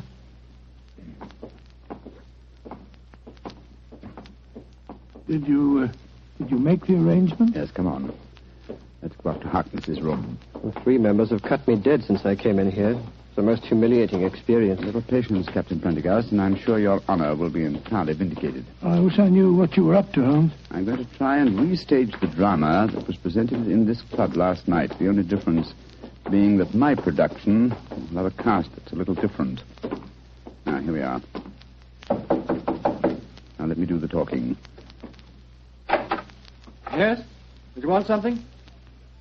Prendergast, I don't want you in my rooms. I don't know why they allowed you inside the club. Let us in, Mr. Harkness, please. No, I won't. Take your foot out of the door, confound it. Mr. Harkness, there are 3 of us.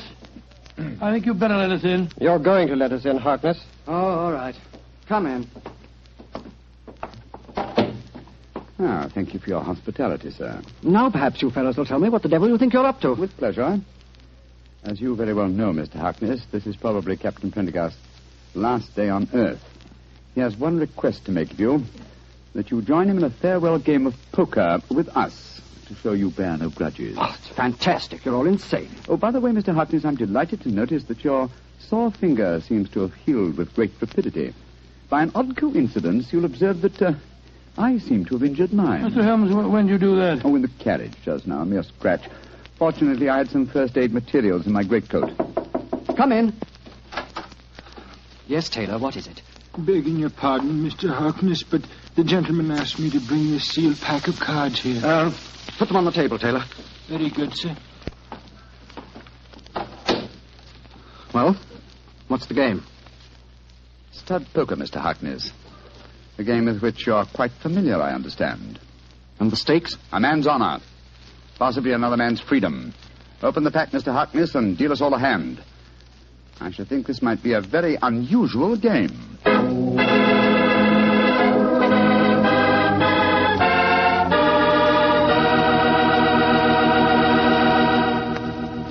You'll hear the rest of Dr. Watson's story in just a few seconds. Time for me to explain that Petri California Sherry is not only an ideal wine to serve before dinner, but it's also the perfect wine for almost any occasion.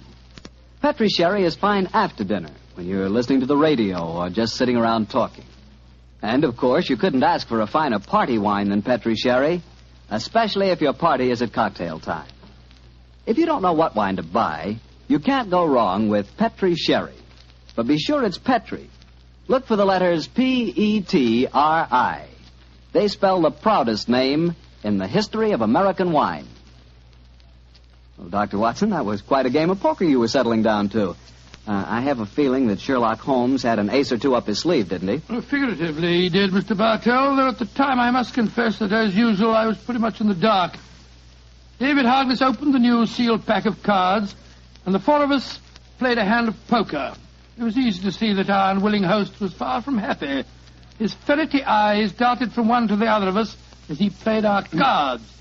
He knew that he was the victim of a conspiracy, and so he was watching every move we made. Finally, as that strange game progressed, Captain Prendergast leaned across the table and said, I think you're bluffing, Harkness. Do you? Well, it'll cost you exactly the limit to find out. How curious are you? By Joe, I think you are bluffing, Harkness. I'll see you. You'd be a fool to, Watson, when he has a straight flush. What do you mean, Holmes? My dear Harkness, the markings are quite apparent, I assure you, to someone who knows what he's looking for. Scott, you mean that these cards are marked too? Examine them for yourself, old chap. They are marked. They're pinpricked just like they were last night. Oh, that's impossible. Harkness broke the seals on your pack just now. We all saw him do it. He couldn't have switched the pack. And why would I do that, even if I could? I wouldn't try and cheat Mr. Sherlock Holmes, would I? No, Mr. Harkness. I just wanted you to know that I understood the trick. What trick, Mr. Holmes? The same one that was played on you last night, Captain Prendergast. This was a demonstration of how easily a sealed pack of cards may be turned into a marked one by a man with a sore finger. What on earth's a sore finger got to do with it, Holmes? Oh, it's very simple, Watson. A pinhead or a thumbtack hidden under the bandage, a tiny pressure against a card one wishes to mark as it comes into one's hand, and after several deals... hey, presto, a marked pack. Oh, so that's how it was done. You can't prove it, Holmes. You can't prove a thing. You weren't here last night. No, unfortunately, I wasn't, Mr. Harkness. Otherwise, I should have had the great pleasure of exposing your trick at the time. As it is, I shall have to rely on a public confession. You'll never get a confession from me. Possibly not, but I'm sure that you'll be interested to know that I've made quite an extensive study of card sharping. In fact, I considered giving a little lecture or demonstration here at the club. What are you talking about? This game that we've just played was in the nature of a rehearsal. I should, of course, stress this particular method as being of great local interest. I'm sure most of the gambling members will recall one man who has had unusually bad luck with his fingers. Holmes, you're trying to ruin me. Well, you were willing to see Prendergast ruined. And killed. But a pistol duel with Colonel Moran is almost equivalent to murder. What do you want me to do? From the direction of your glance, Mr. Harkness, I'm certain that you keep a loaded revolver in your desk drawer. That's a very poor solution, I assure you. Why not be a man, write a confession and sign it? It'll free Captain Prendergast from any stigma, and it'll help to trap the real culprit, Colonel Sebastian Moran. Moran? But where does he come into the picture, Holmes? Mr. Harkness knows, don't you? And I think I know now. Why don't you tell us, Harkness? One thing at a time, Prendergast. I owe it to you to write a confession. I'll do that, rather than face a public exposure in the club, but that's as far as I'll go. If you have any ideas about Moran, go and talk to him yourselves. There's a certain honor, you know. Even among thieves?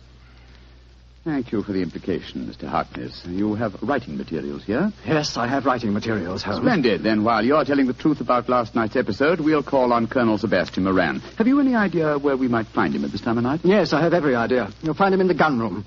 Thinks he has a duel on his hands tomorrow. In the gun room, eh? Thank you, Mr. Harkness. We'll go and talk to him. You may expect us back within half an hour.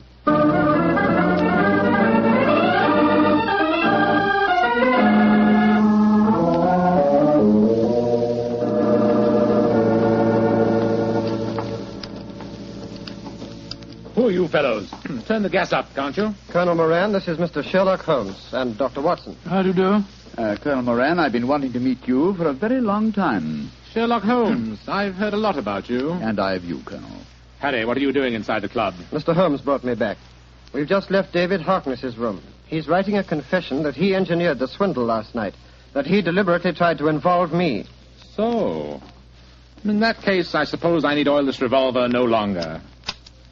Harkness is a cheat. Dear me, how shocking. Aren't you glad that my name will be cleared in this business? Of course I am. I'm delighted. And you'll apologize for the things that you said last night?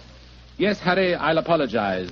But you must realize that this revelation makes no difference to my feelings about your marriage to Alicia. Upon my soul, Colonel Moran, it seems to me that one Dr. Watson, I think the name is. Watson, yes, my name's Watson. Dr. Watson, I would suggest that the happiness of my ward is a matter that cannot possibly concern you. Now, look here, sir, I don't want to go... Will you, old chap? Oh, sorry. Colonel Moran, I think I may be able to change your mind on the question of your ward's marriage. How very interesting. And what makes you labor under that delusion? Would you care to have it known at the club that you had deliberately planned Captain Prendergast's murder? What in thunder are you talking about? You know, sir, that a revolver duel with you is no duel. It's a cold-blooded killing. Rubbish. I was challenged. Therefore, I had the choice of weapons. Naturally, I chose the weapon with which I was most familiar. And you had the choice for a very good reason, Colonel Moran. You forced Prendergast into a duel because it was the only way you could be certain that he'd never marry your ward. Alicia? What do you know about her? More than you think, sir. She's at my wife's house this very minute. She suspects you of jealousy. I think it's far more likely that the financial aspect of guardianship is involved here. A financial accounting is due upon her marriage, isn't it? That's none of your business. An accounting is due, Mr. Holmes. Alicia told me that herself. Exactly, and the accounts were in no state to undergo scrutiny. The answer is obvious. David Harkness, a card shop, was in need of money. You induced him to practice his cheating last night in order that you could trap Captain Prendergast into a duel. Harkness, what the devil do you want? Put that revolver down, you fool. I don't care about my own disgrace, but you're going to pay for your share in it, Moran. Drop that revolver, Harkness. Don't you see that you're... Moran, you shot him. You saw that it was in self-defense, gentlemen. He was waving a loaded revolver at me. It's most unfortunate, but it was in self-defense. Yes, self-defense that removed the one dangerous witness who could have testified against you. He's dead, Watson, isn't he? Yes. Shot right through the heart. Moran, you're a cold-blooded, murdering devil. I demand satisfaction for that insult. These gentlemen are my witnesses. I apologize for the misunderstanding last night, but this is a different matter. You've insulted me, Harry. The duel will take place, Colonel Moran, and Dr. Watson and myself will act as seconds for Captain Prendergast. Let's make the necessary arrangements, shall we?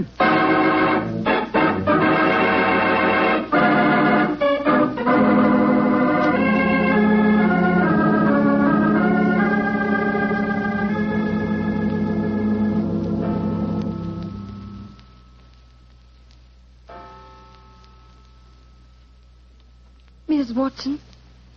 Yes, Alicia, dear? It's 2:00. What can have happened to them? They left here just after 8. Well, if you'd been married to John for any length of time, my dear, you wouldn't worry. When your husband goes out with Sherlock Holmes, you're prepared not to see him for a few days. Mrs. Watson, what are you saying? I haven't got a husband.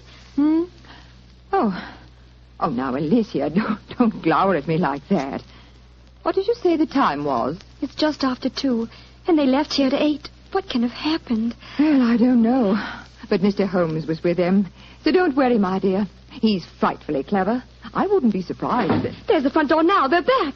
Oh, dear me. Now I'll have to make cocoa. Harry, darling, what's happened? Oh, lots of things, darling. I'm a member of the Tankerville Club again. I'll probably become a major, and you'll certainly become Mrs. Prendergast before very long. Oh, it all sounds wonderful.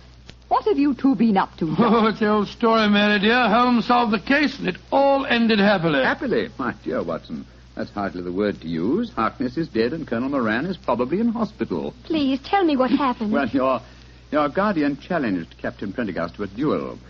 He overlooked the fact that since he was the challenger, the choice of weapons belonged to his opponent. Perhaps you can guess what that choice was. Boxing gloves. We've just come from the gymnasium at the club, Alicia.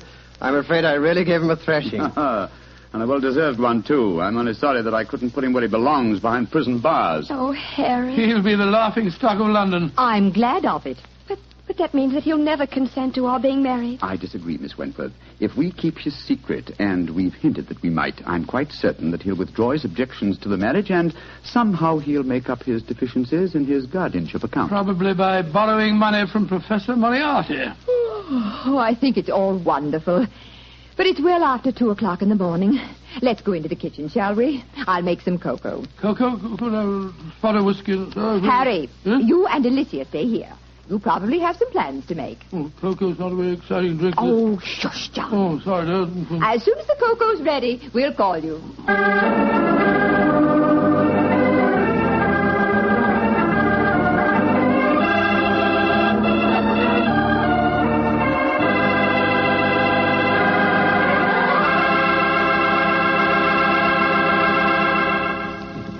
Well, Doctor, that was some story. You know, I'm glad the age of dueling is over. I'd hate to have someone challenge me to a duel. What's the matter, Mr. Bartell? Are you afraid of being hurt? Afraid of being hurt? Of course not. If someone challenges me to a duel, I have the right to choose the weapons, don't I? Yes, and what weapons would you choose? Cream puffs at 30 paces. Nobody's going to hurt me. see that. Although, come to think of it, instead of cream puffs, I'd rather have a piece of cake. Oh, why a piece of cake? Because it tastes so good with a glass of Petri sherry. Any questions? No questions. For a while there, I'll bet you thought I'd forgotten all about Petri wine. Forgotten about it. Not you, Mr. Bartell. No, not anybody who's ever tasted it. Petri wine is the kind of wine you'll always remember. That's because the Petri family really knows how to make good wine. They've been making wine for generations. Winemaking is their heritage. It's an art that's been handed on down in the Petri family from father to son, from father to son. Every drop of Petri wine is clear, fragrant, and delicious. As delicious as the luscious sun-ripened California grapes from which it's made. Remember, the name Petri on a bottle of wine is more than a trademark. It's the personal assurance of the Petri family that their wine is the kind of wine you like, for any occasion. You can't miss with Petri wine because Petri took time to bring you good wine. Well, Dr. Watson, what new Sherlock Holmes story are you planning to tell us next week? Well, now, let me see. Next week, Mr. Bartell, I'm going to tell you an adventure that took place in the gay Vienna of the 90s. Concerns a strange tragedy that occurred on a ballroom floor and a weird series of murders that were punctuated by the sound of music. I call the story The Waltz of Death.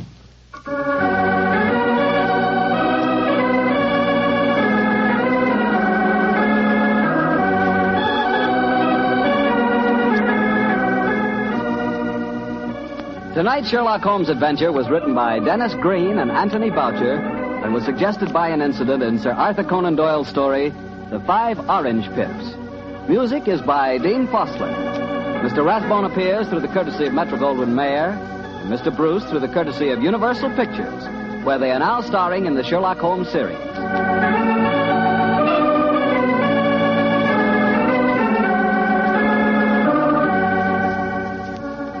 The Petri Wine Company of San Francisco, California, invites you to tune in again next week. Next week, many communities will change time, and this program will reach some of our listeners at a different hour. Consult your local newspaper or mutual station for the exact time in your area. Sherlock Holmes comes to you from our Hollywood studios. This is Harry Bartell saying goodnight for the Petri family. For a solid hour of exciting mystery dramas, listen every Monday on most of these same stations at 8 o'clock to Michael Shayne, followed immediately by Sherlock Holmes. This is the Mutual broad. Petri Wine brings you Basil Rathbone and Nigel Bruce in the new adventures of Sherlock Holmes.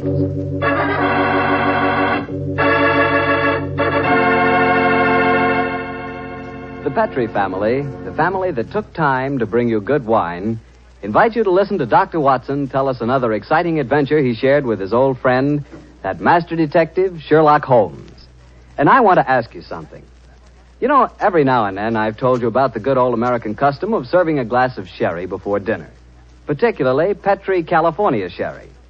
And I wonder if you've tried that Petri sherry. Really, a glass of Petri sherry is the best beginning a good meal ever had. Petri sherry is clear, fragrant, and truly delicious. It's a wonderful wine whose flavor is the essence of luscious, sun-ripened grapes. And Petri makes 2 kinds of sherry wine, a regular sherry and Petri Pale Dry. If you don't know which you prefer, try them both. Don't buy one, buy 2. But remember, always buy Petri, because Petri wine is always good wine.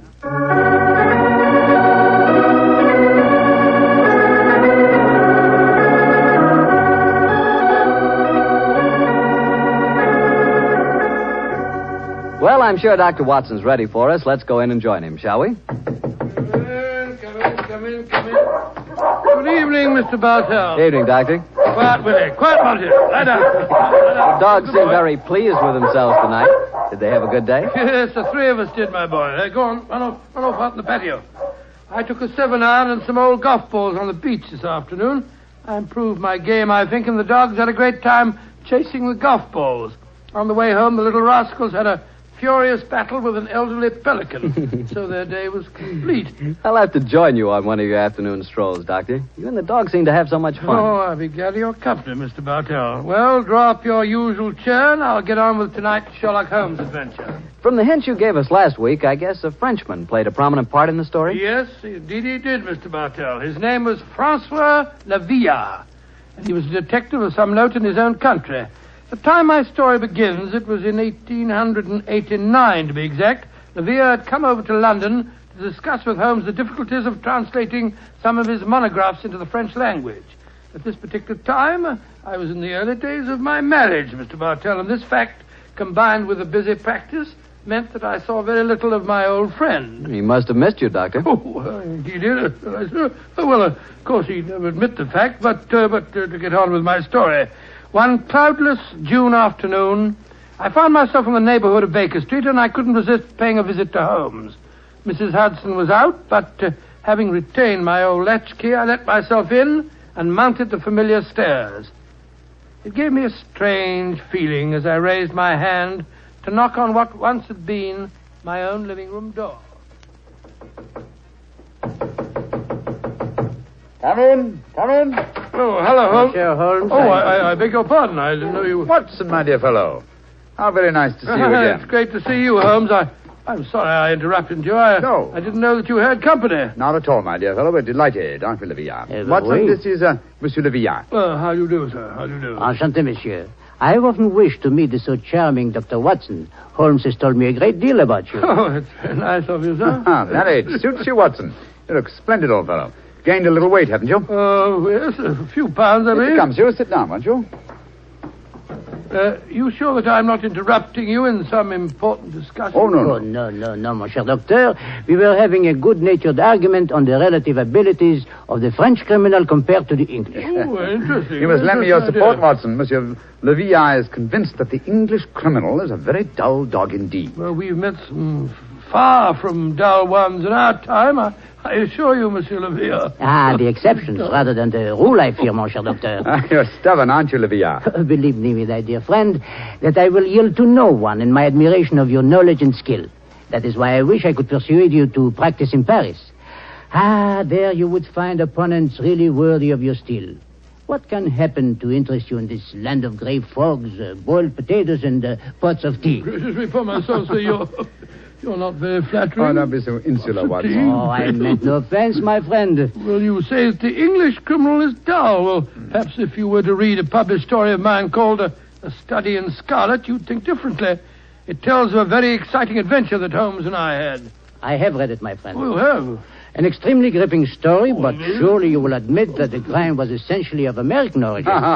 He's right, Watson. He's perfectly right, dear me. What can I do to vindicate the dishonor of the London criminal? Let me see. Oh, yes, of course. A copy of today's Times. That's fine. I shall introduce you to a section known as the agony column. Where is it now? Oh, yes, here we are. This should convince you of the color and variety of English life. The agony column? Mm-hmm. It sounds most painful. What is it, pray? A personal column is liable to contain anything from a lover's frantic appeal to his lady love to a ransom note. In my profession, I've frequently found it an invaluable medium for contacting the underworld. Yes, now, here we are. Here's something. Dear me. Oh, dear, no. Today's column seems rather uninspired, I'm afraid. May I examine it? Of course, here you are. Merci. If the lady who helped my little boy across the road at the corner of Threadwell Street and High Auburn last Wednesday at 4 will get in touch with Box 845, she will learn of something to her advantage. We can be more colorful than that in Paris, my friend. Yes, I think we can do better than that, too. Yeah, look at this, will you? The printer must have been half asleep when he set up the type for this advertisement. Will any gentleman interested in discussing cryptography and cipher writing please communicate with Box XQL 696, the time? Oh, I fail to find this message any more stirring than the preceding one. You notice the execrable printing, don't you? Indeed I do. It is all mixed up. The first word, will, starts with a capital W and a capital I. The second word, any, starts with a small a, and then has a capital N and Y. It is a shocking example of typography. And when it occurs in a paper noted for its excellence in typesetting, one realizes that this is no mistake. What do you mean, huh? This is undoubtedly a code message. Come now, my friend. I defy even you to make a mystery out of a printer's negligence. I accept your challenge, my dear Le Villard. If you recall, the Baconian bilateral cipher depends upon the use of two sizes of type. If we group the letters in units of 5, the arrangements of small and capital letters within the group should give us the message. Now, let's see. 2 capitals followed by 3 small gives us the letter H.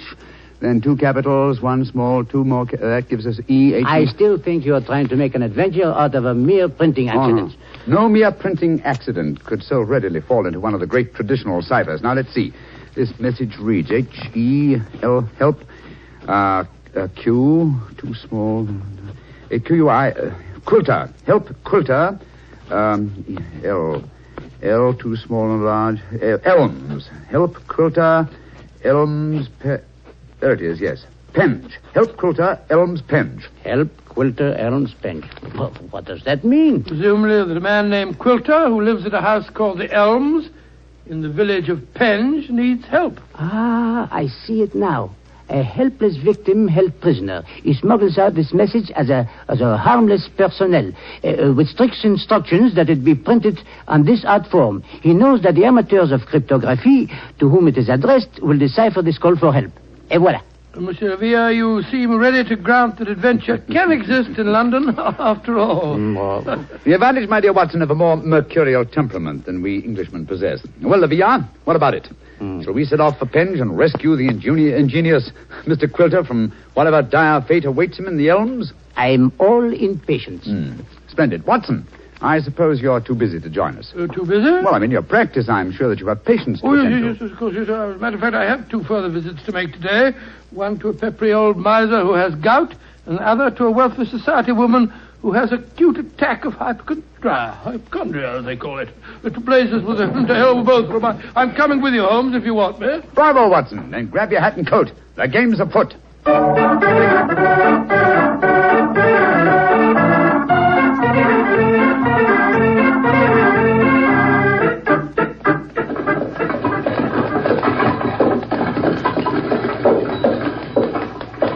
Here you are, gents. The Helms Penge. Nice afternoon for a drive, wasn't it?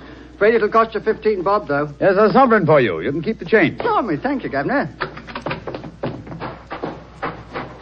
Top of the evening to you, gents.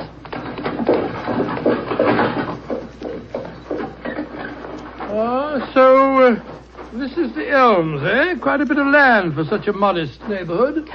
To call it the Elms seems remarkably inapropos. I cannot see an elm tree in sight. So you see, Leviat, the English have more imagination than you give them credit for. Are you just going to walk up to the front door and knock, Holmes? Why not? The direct approach is often the most satisfactory. Oh, you disappoint me. I had hoped that perhaps you would adopt one of the disguises in which you are so adept, I am told. Well, since it's unlikely that these people know me by sight, that's hardly necessary, is it? However, I trust that this little problem may reward you with some colorful highlights before we're through. Oh. Great Scott. Revolver shots. They came from the house. We are too late. Monsieur Quilter has been murdered. No, I think not. You will observe that the next-door neighbor to the Elms was mowing his front lawn as we drove up. He is still engaged in the same occupation. Obviously, revolver shots attract little attention in this vicinity. Mon Dieu, you mean that violence and sudden death are so common that they do not attract even the passing interest? No, Villa. Even the British are not as phlegmatic as that. Then what is the answer to those shots, Holmes? Some member of this household is addicted to pistol practice. The fact that a shooting target is nailed to the back of that fence over there would further support the theory. Well, that's rather ominous, in my opinion. Well, here we are at the front door. Let's keep our wits about us anyway. Are you carrying a revolver, Dr. Watson? No, and a stethoscope, I'm afraid. I was prepared for sickness when I left the house today, and not for crime. I, too, am unarmed. How about you, Monsieur Holmes? Only a magnifying glass, I'm afraid. Hardly a very lethal weapon. Yes? My friends and I were calling on Mr. Quilter. Oh? Who are you? My name is Sherlock Holmes, and these are my friends, Dr. Watson and Monsieur Leviat. How do you do, madam? How do you do? Is Mr. Quilter expecting I don't know. We read his advertisement in the agony column of the Times today and came down here at once. Are you a relation of his? I'm his niece. Oh. My name is Doris Faversham. Come in, won't you? Miss Faversham, I suppose it is? Yes, Doctor. It's Miss Faversham. We heard 3 revolver shots as we were walking up the driveway. They gave us quite a start. Yes, mademoiselle. We were afraid that we might have arrived at the time of tragedy. Yes, indeed. Tragedy? Oh. My hobby is revolver shooting. I was doing some target practice in the back garden as you arrived. Revolver shooting, Miss Faversham. How very interesting. I flatter myself that I'm something of a marksman myself. Oh, really? Mm-hmm. Well, perhaps we can have a match. Won't you sit down? Your challenge intrigues me, Miss Faversham, but before I accept it, I should like to see Mr. Quilter. Well, Uncle George is paralyzed, you know. Oh, Spends all his time in a wheelchair. I'm not at all sure he'll see you. Well, at least you can ask him, can't you, Miss Faversham? It is his custom at this time of the day to take a little nap. Perhaps tomorrow... Doris! He's still awake. Who's it? Yes, Uncle. Some men have come to see you, Uncle. Well, bring him in. Follow me, gentlemen.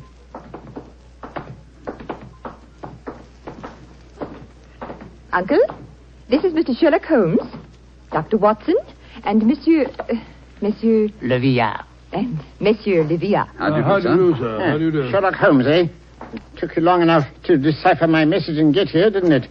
Your brother's a much faster worker, isn't he? Oh, what makes you say that, Mr. Quilter? Received this telegram from him at 11 o'clock this morning. Read it for yourself.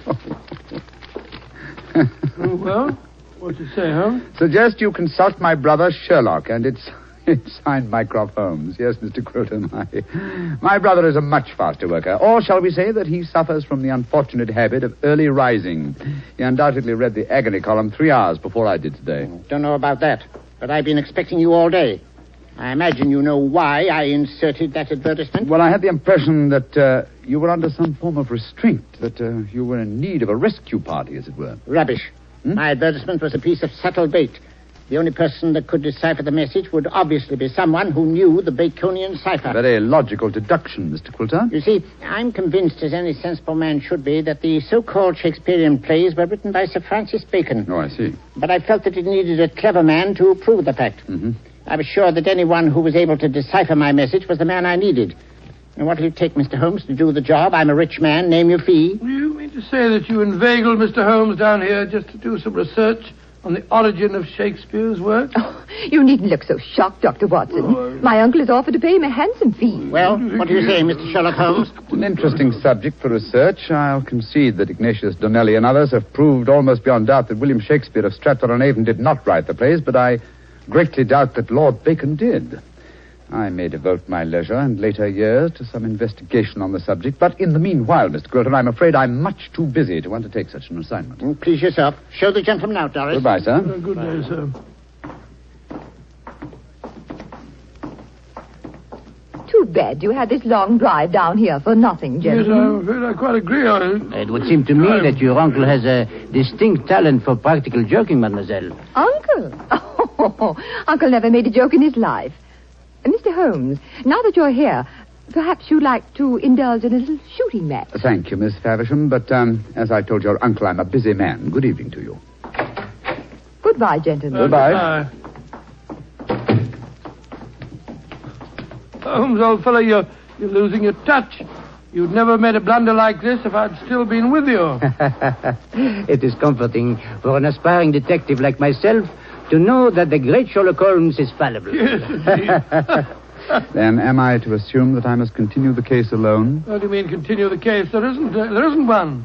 Quilter's in no danger. He's in desperate danger. What?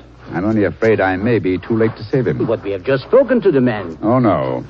Did neither of you notice the traces of fresh loam on the boots of that supposedly paralyzed man? Gentlemen, I fear the agony column has led us to murder.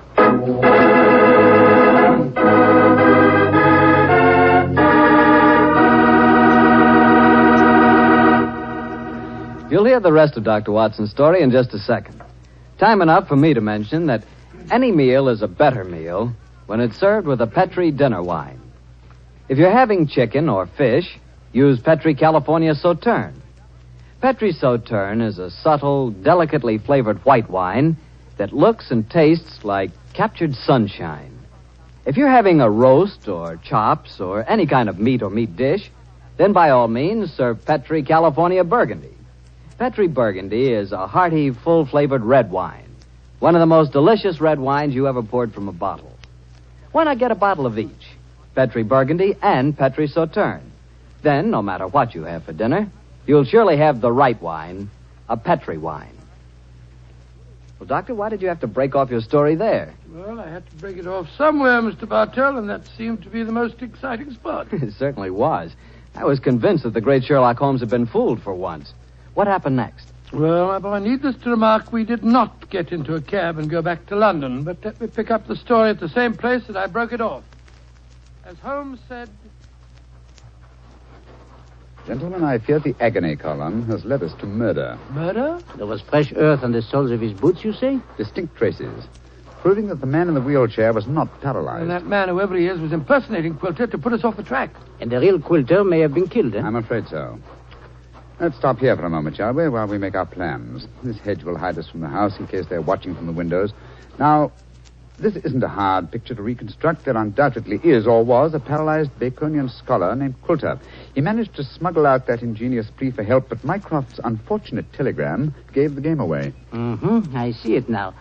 The people in there, holding him prisoner, forced him to reveal what he has done, eh? What they may have done to him, heaven alone knows. One of the criminals, guessing from the telegram that I might appear on the case, posed as the crippled Coulter. What's our next move, Holmes? Remember that singularly unattractive young lady skilled with the revolver? We must search the grounds as unobtrusively as we can. Search the grounds? For what? I can answer that question, Monsieur Doctor. We search for signs of the freshly turned earth of a grave.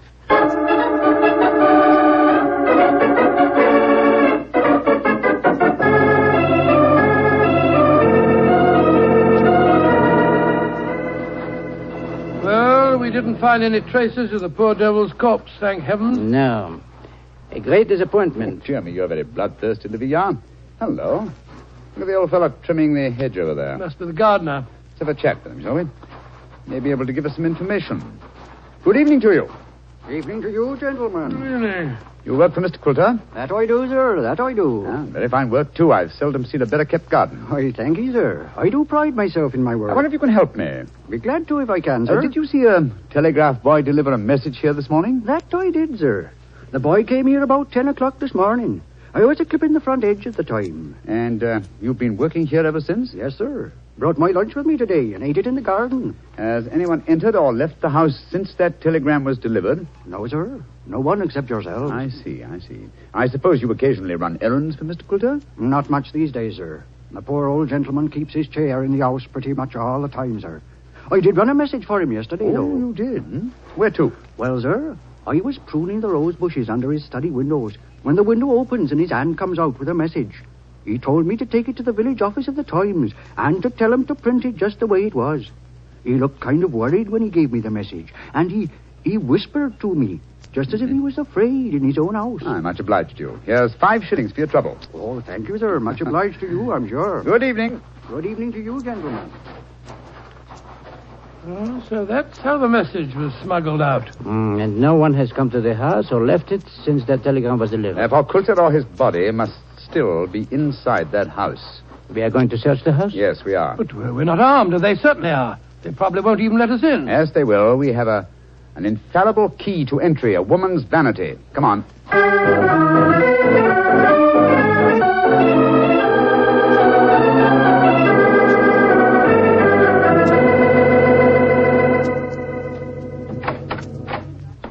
Oh, so you came back. I thought you wouldn't be able to resist my challenge to a pistol match, Mr. Holmes. Exactly, Miss Faversham. We had difficulty in finding a cab and decided to take a train back to London. It was an hour's wait, so I thought I'd accept your challenge. Good. Come in. We'll go into the back garden. Thank you. Don't talk loudly. I think Uncle's asleep in the next room. Don't bring anybody in here, Doris. I want to see. All right, Uncle. This way, gentlemen. If your uncle wants to sleep, seems a funny sort of alibi. Oh, well, he's used to that, Doctor.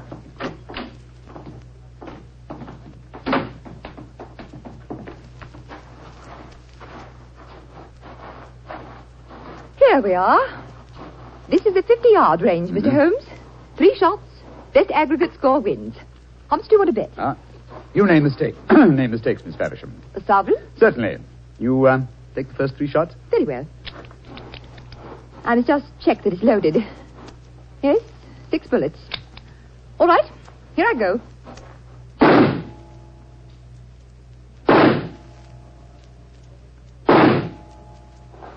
Bravo, Miss Faversham. Splendid. A bullseye and 2 winners. I can do better. Your turn, Mr. Holmes. Doris, who are these men? Friends of mine. I'll introduce you in a minute, Geoffrey. We're in the middle of a match at the moment.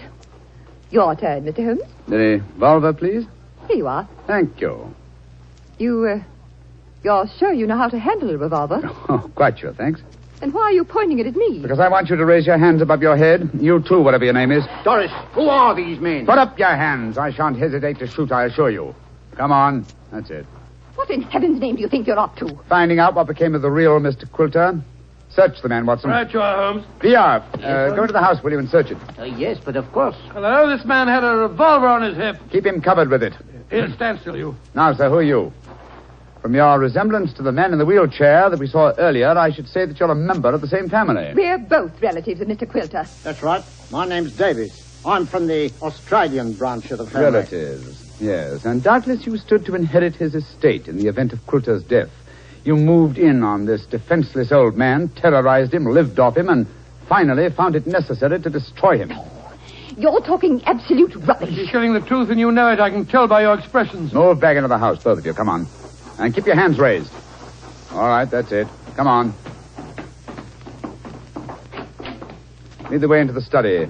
The man posing as Mr. Quilter is still there. We heard him call out as we came in. Yes, we might as well confront the three of them together. Yes, he's still seated in the chair. He seems to be asleep. Leah! Did you find anything? Not a trace of the missing men, Monsieur Holmes.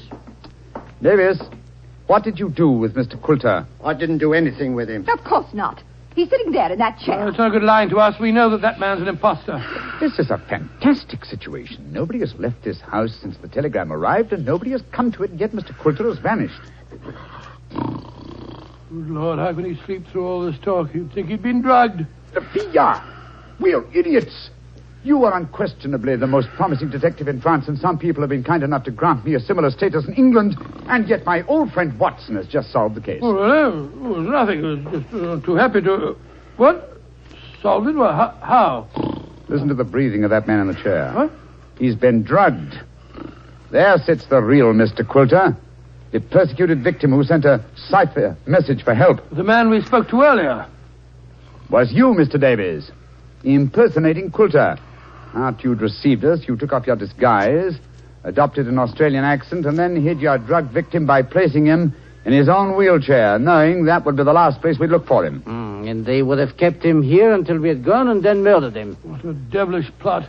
Well, what have you got to say for yourselves? It was Jeffrey's idea, not mine. I didn't have anything to do with it. That's a dirty lie. You were in this as much as I am. Oh, this is splendid, simply splendid. Please continue the argument. It'll make interesting evidence in court. You can't take us into court. Of course you can't. What's the charge? Quilter's still alive, isn't he? When Mr. Quilter revives under Dr. Watson's ministrations, you will be charged, I have no doubt, with attempted murder, abduction, sequestration, duress, and probably several other counts. Monsieur Villard, if you will find us a cab, we'll take these miscreants to Scotland Yard. Our work is done.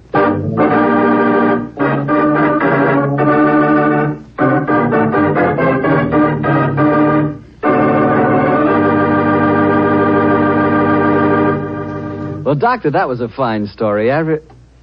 What are you fidgeting for? Fidgeting me? Well, I'm expecting a guest. I thought I heard him just now at the front door. A guest?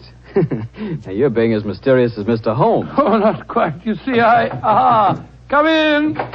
Dr. Watson, how are you, you old rascal? Gregory, my boy, it's great to see you again. Mr. Bartell, meet my friend, Mr. Gregory Hood. Not the Gregory Hood. Mr. Bartell, I like the way you say that. Yes, Mr. Bartell, this is the Gregory Hood. Mr. Bartell, if you listen to Dr. Watson, he'll lead you to believe I'm much more important than I am. I'm quite a simple person, really. I'm kind to dogs, just love little children, and always help old ladies cross the street. I also know how to make a fire by rubbing two sticks together. Yes, and unlike my old friend Holmes, you pretend to know very little about criminals and crime, and yet you're one of America's outstanding criminologists. So I've heard. A hobby, Mr. Bartell, a hobby. My real business is importing, headquarters San Francisco.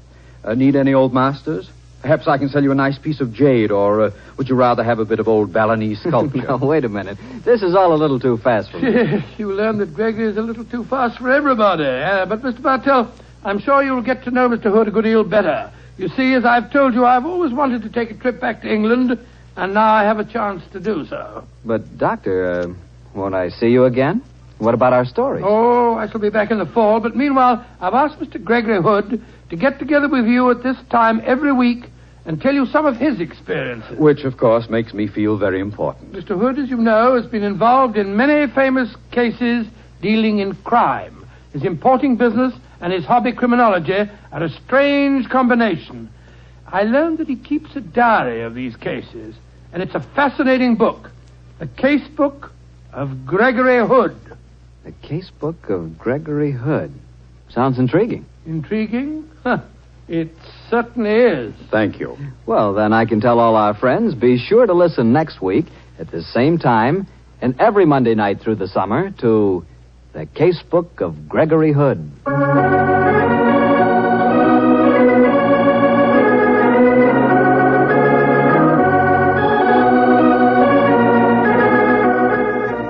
Tonight's Sherlock Holmes adventure was written by Dennis Green and Anthony Boucher and was suggested by an incident in Sir Arthur Conan Doyle's story, The Sign of Four. Music is by Dean Foster. Mr. Rathbone appears through the courtesy of Metro-Goldwyn-Mayer, and Mr. Bruce through the courtesy of Universal Pictures, where they are now starring in the Sherlock Holmes series.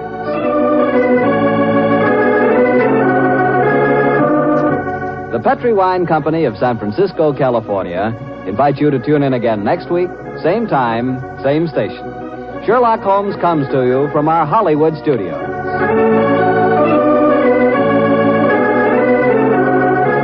This is Harry Bartell saying goodnight for the Petri family. This is the Mutual Broadcasting. Petri Wine brings you Basil Rathbone and Nigel Bruce in the new adventures of Sherlock Holmes.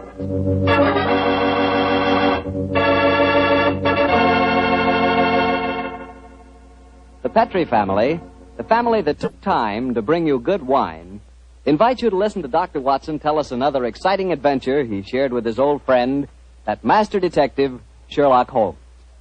And right now, I'd like to just briefly mention an idea you ought to try tomorrow night, just before you sit down to dinner.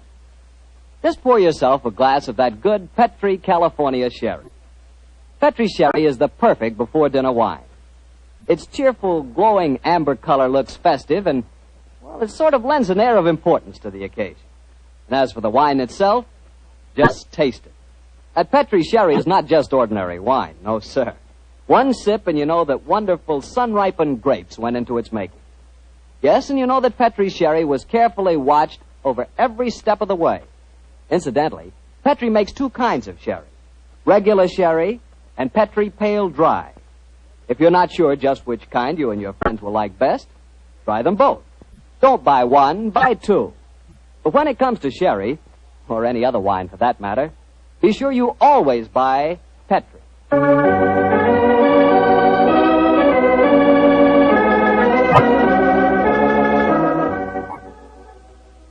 And now I'm certain our good friend Dr. Watson's waiting for us. Let's go in and join him. Ah, there you are, Mr. Bartell. Punctual to the minute, as always. Well, this is one doctor's appointment I'm eager to keep. Nice of you to say so, my boy. Draw up your usual chair and make yourself comfortable. Thanks. Well, Doctor, today's April the 1st. Did anyone try and play any jokes on you? Yes, you did, Mr. Bartell, but I'm happy to say that nobody caught me. Not as in the story that I'm going to tell you tonight, when an April Fool's Day prank certainly scored a bullseye. I see you have the dispatch box out again, Doctor. Been refreshing your memory? Yes, I have, Mr. Bartell. And when I tell you the adventure took place in 1881, I think you'll agree that after such a lapse of time, a man can hardly rely on memory alone. 1881? Say, Doctor, tonight's adventure must have been one of the really early ones. Yes, it was indeed. In fact, to be exact, it took place only a little while after Sherlock Holmes and I had first met and had taken up lodgings together. How was the great detective in those early days? Profound mystery to me, Mr. Bartell. To give you an example, my boy, I'd shared our Baker Street lodgings with him for over a month before I was even certain of his profession, the knowledge of which I learnt to my awe and astonishment when our first adventure together took place. Oh, that was the one you called a study in scarlet, wasn't it, That's Doctor? right, Mr. Bartell. What a memory you've got, study in scarlet. But even after that adventure, I found myself wondering at times what I had let myself in for, sharing lodgings with such a strange companion. It was in one of those moods of doubt and confusion that my story begins. Late one March evening, I found myself in the neighborhood of Piccadilly Circus. It was cold, and a steady drizzle of rain had dampened my spirits. I thought that a glass of wine and the sound of music would put me in a better mood. And so, Mr. Bartell, I entered the Criterion restaurant. As I sat with a glass of rare vintage port at my elbow, the orchestra playing a dreamy Strauss waltz in the background, I couldn't help thinking of the last time that I'd been there. It was the night I met a young medical student by the name of Stamford. He was the man who first introduced me to Sherlock Holmes. Suddenly, I felt a tap on my shoulder. I turned, and to my amazement, once again young Stamford was standing before me. Watson. Or should I say Dr. Watson. How are you, my dear chap? Hello, Stamford. Come and sit down. Thanks. I'm glad to see that you're not holding any grudge against me. Why on earth should I do that? For introducing you to Sherlock Holmes. I've reproached myself ever since. I think he's as mad as a hatter. Not at all. He may be eccentric. In fact, I'll admit that he is eccentric, but he's an extraordinarily interesting fellow. He'll make a great name for himself as a private detective one of these days. You'll see if I'm not right, Stamford. I saw something about him in the paper the other day. Yes, I expect that was the Larston Gardens affair, wasn't it? Yes, it was. He's a brilliant man, Stamford. Quite brilliant. Though I must admit he's difficult at times. He works like a fiend as a rule, but occasionally a reaction sets in for days at a time. He'll lie on our sofa, hardly uttering a word or moving a muscle from morning to night. It's depressing, I must say. I think he takes himself too seriously. Yes, perhaps you're right. How would you like to join in a little plot? Plot against Holmes? Yes, just a rag, you know. We thought it'd be rather fun. We? Murphy and I, we were just talking about it. I'll call him over. Murphy? Oh, is that Murphy? I've seen him before somewhere, haven't I? I'm sure you must have done. He's been round at the hospital, and any time you go into the British Museum, you'll find him there. Nice fella, but dull. Definitely dull. Yes, Stamford. Oh, this is a friend of mine, John Watson. This is James Murphy. How do I think I've seen you at the hospital? And I know I've seen you, Dr. Watson. Oh, sit down and come and join us, won't you? Oh, thank you very much. I was just telling Watson about our little plot. Oh, you mean about Sherlock Holmes? Now, look here. I'd like you fellows to realize that Holmes is a very good friend of mine. Oh, don't worry, Watson. This is all in good fun. Don't you realize what the date is tomorrow? 1st of April, isn't it? Yes, April Fool's Day. Oh, now I see. You're going to play an April Fool's Day joke on Holmes. Yes, that's our plan. Well, it's hardly our plan, Stamford. It's really Lady Anne Partington's idea. You see, Holmes was very rude to her when she visited the hospital recently, and she wants to, take him down a peg or two. Sounds innocent enough, but I must say he's inclined to be rather arrogant at times. Well, what's the plan? Well, we'll need your help, Watson. You must be careful not to give the joke away. I'll bet you a $5 that Holmes falls for the whole story, hook, line, and sinker. Now, here's exactly what we're planning to do. Lady Anne is going to call on Holmes at Baker Street in the morning. Lady Anne, I'm very flattered that you called to see me in my professional capacity. Surely, my dear man, you didn't think this was a social call. You were much too rude to me at the hospital the other day for that. That was the point I was trying to make. Please sit down, won't you? Take this chair, won't you, Lady Anne? It's by far the most comfortable chair in the room. Oh, thank you, Dr. Watson. And now, what can I do to help you? You've heard of the Elphinstone Emerald? Oh, yes, indeed. A magnificent stone of very considerable value. An heirloom in your family, I believe. Yes, Mr. Holmes. I keep it in a wall safe in my bedroom. This morning, when I had occasion to go to the safe, I discovered that the emerald had been stolen. Stolen? Good Scott. Shocking business. Of course, you want Mr. Holmes to recover it for you. A remarkable deduction, my dear doctor. Lady Anne, when you opened the safe, did you observe any signs of it having been tampered with? Oh, I think it's rather stupid to sit and answer questions here in Baker Street. Why don't you come over to my house in Cavendish Square and examine the safe for yourself? You are a detective, aren't you? Lady Anne, just now you accused me of rudeness. I assure you that mine, at least, was unintentional. Oh, come, Holmes. Don't be so touchy. I can promise you a substantial fee, Mr. Holmes. I'm a struggling practitioner and a new profession, eh? My poverty, but not my will, consents. I pay thy poverty, and not thy will. You see, I can quote my Shakespeare, too, Mr. Holmes. My carriage is waiting, gentlemen. Let's drive over to Cavendish Square at once, shall we?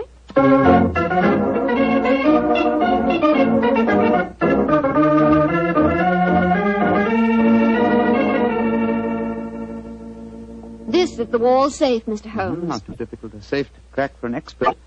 You placed the emerald in it last night, you say? Yes, when I went to bed. And this morning, it had gone. Well, surely, Holmes, this is a good occasion to use that magnifying glass that you're always fiddling about with. Excellent occasion, my dear doctor. That's why I brought it with me. Uh-huh. That's very interesting. What is it? This safe was opened by an expert. There isn't a sign of its having been forced. Hello. What have you discovered? There's a peculiar tarnish on the steel knob.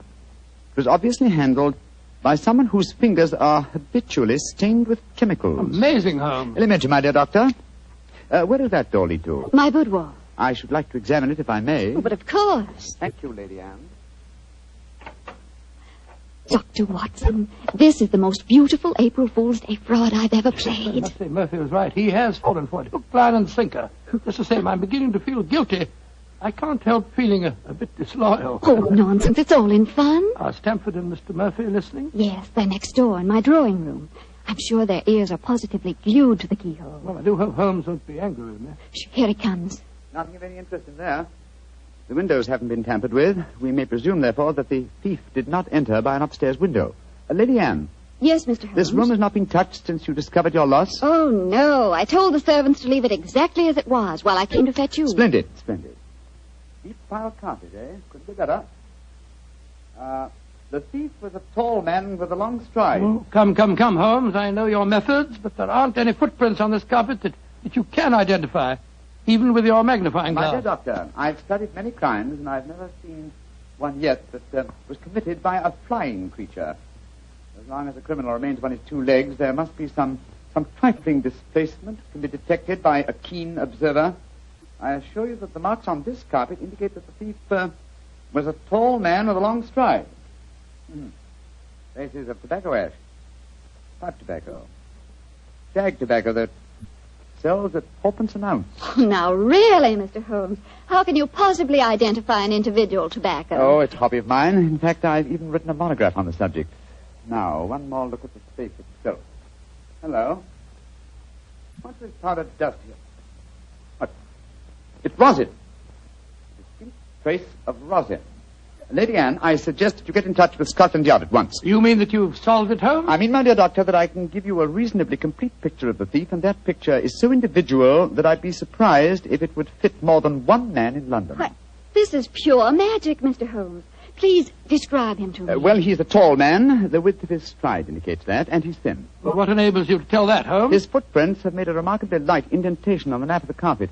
Our thief dabbles extensively in chemicals, as indicated by the tarnishing of the knob on the safe, and the traces of rosin would suggest that he plays the violin also.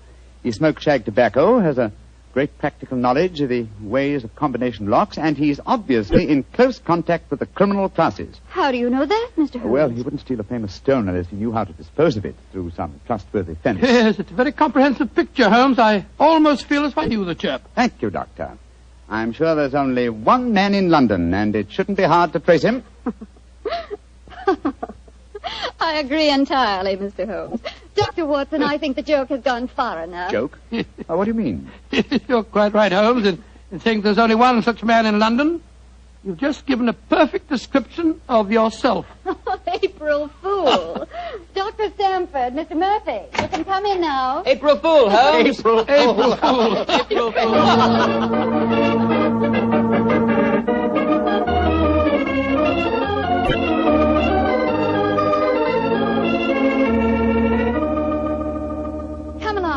Into the drawing room, everyone.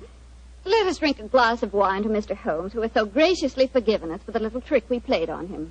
And also to Dr. Stamford, who thought of the whole idea. No hard feelings, Holmes. Oh, no, Doctor. Though it was a rather embarrassing experience. When Murphy told me about the plan, I just couldn't resist joining him. Ah, here you are, Holmes. Here's a drink. Thank you, Stamford. You know Murphy, don't you? No, I don't think we've met. How do you do, sir? How'd you do, Holmes? How did you like the little game we played on you? It was rather a salutary experience. I suppose you gave them all the details to build up the picture of me, eh, Doctor? As a matter of fact, I did, Holmes, and knowing some of your methods, we tried to plant every clue that you'd pick up. Very neat job, too, and incidentally, a perfect example of the dangers of deductions based on purely circumstantial evidence. I shall profit from this little lesson. I must say it was worth a fortune in emeralds to see your face, Holmes, when you realized what you'd done. Well, the joke's over now. By the way, where is Lady Anne? I believe she said she was going to fetch the Elphinstone emerald. She thought you might be interested in seeing it. She probably feels the sight of it will salve my wounded vanity. Oh, here she comes now. Mr. Holmes! Mr. Holmes! What's wrong? What's happened, Lady Anne? The emerald. It's not where I hid it. This time it's really stolen.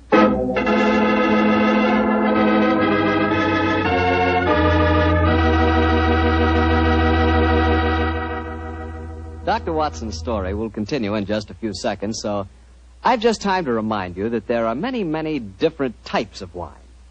But if you want one wine that's fine for almost any occasion, then you want Petri California Sherry. Petri Sherry is fine before dinner, of course.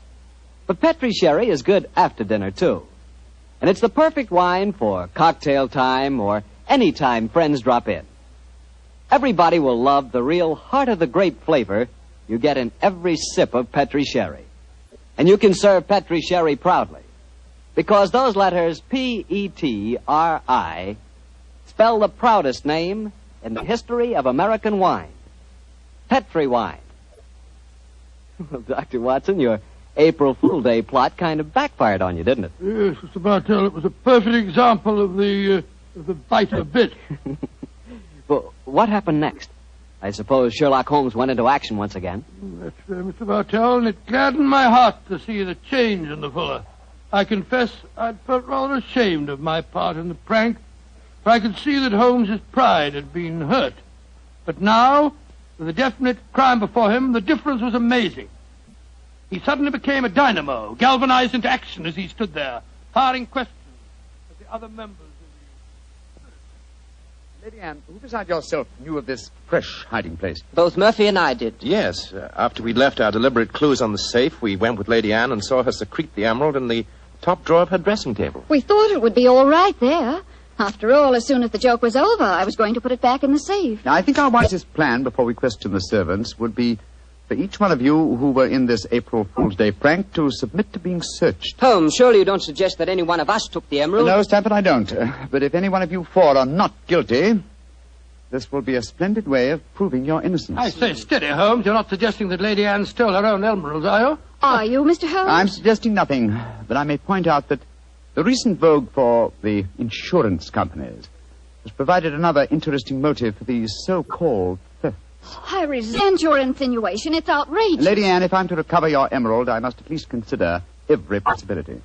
A search is the most immediate practical action, and perhaps you'll retire into the next room while I persuade these gentlemen to submit to being searched. Very well, but I think you're in danger of making a fool of yourself once again. Wait, don't go, Lady Anne. A search won't be necessary. What do you mean, Murphy? I must throw myself on your mercy, Lady Anne. I confess that I stole the emerald. Murphy! After you put it in the drawer, Lady Anne, I slipped back into the room and took it out. Murphy, that's a criminal action. I know it, but I'm poor. I need money desperately for my mathematical research. I knew the emerald was priceless, and I couldn't resist the temptation to take advantage of a joke. Here, Lady Anne, here's the stone, and please don't prosecute me. Please don't. It'd be my ruin. May I examine the emerald, Lady Anne? Thank you.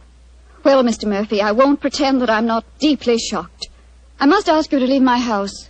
But you won't prosecute me, will you? It was a moment's temptation. No, I won't prosecute you. Holmes, what are you doing with the emerald? Well, knowing something of the deceptive ways of thieves, I came on this case fully prepared to test the emerald when I found it. Now, a drop of this acid from this vial, so... Mr. Holmes, what are you doing? You'll injure the stone. No, not if it's a true emerald. Uh-huh, look at that. Good Lord, the acid's eating to the stone as if it was sugar. But then that means... It means, Lady Anne, that Mr. Murphy has just imperiled his honor and his freedom to steal a singularly beautiful fake.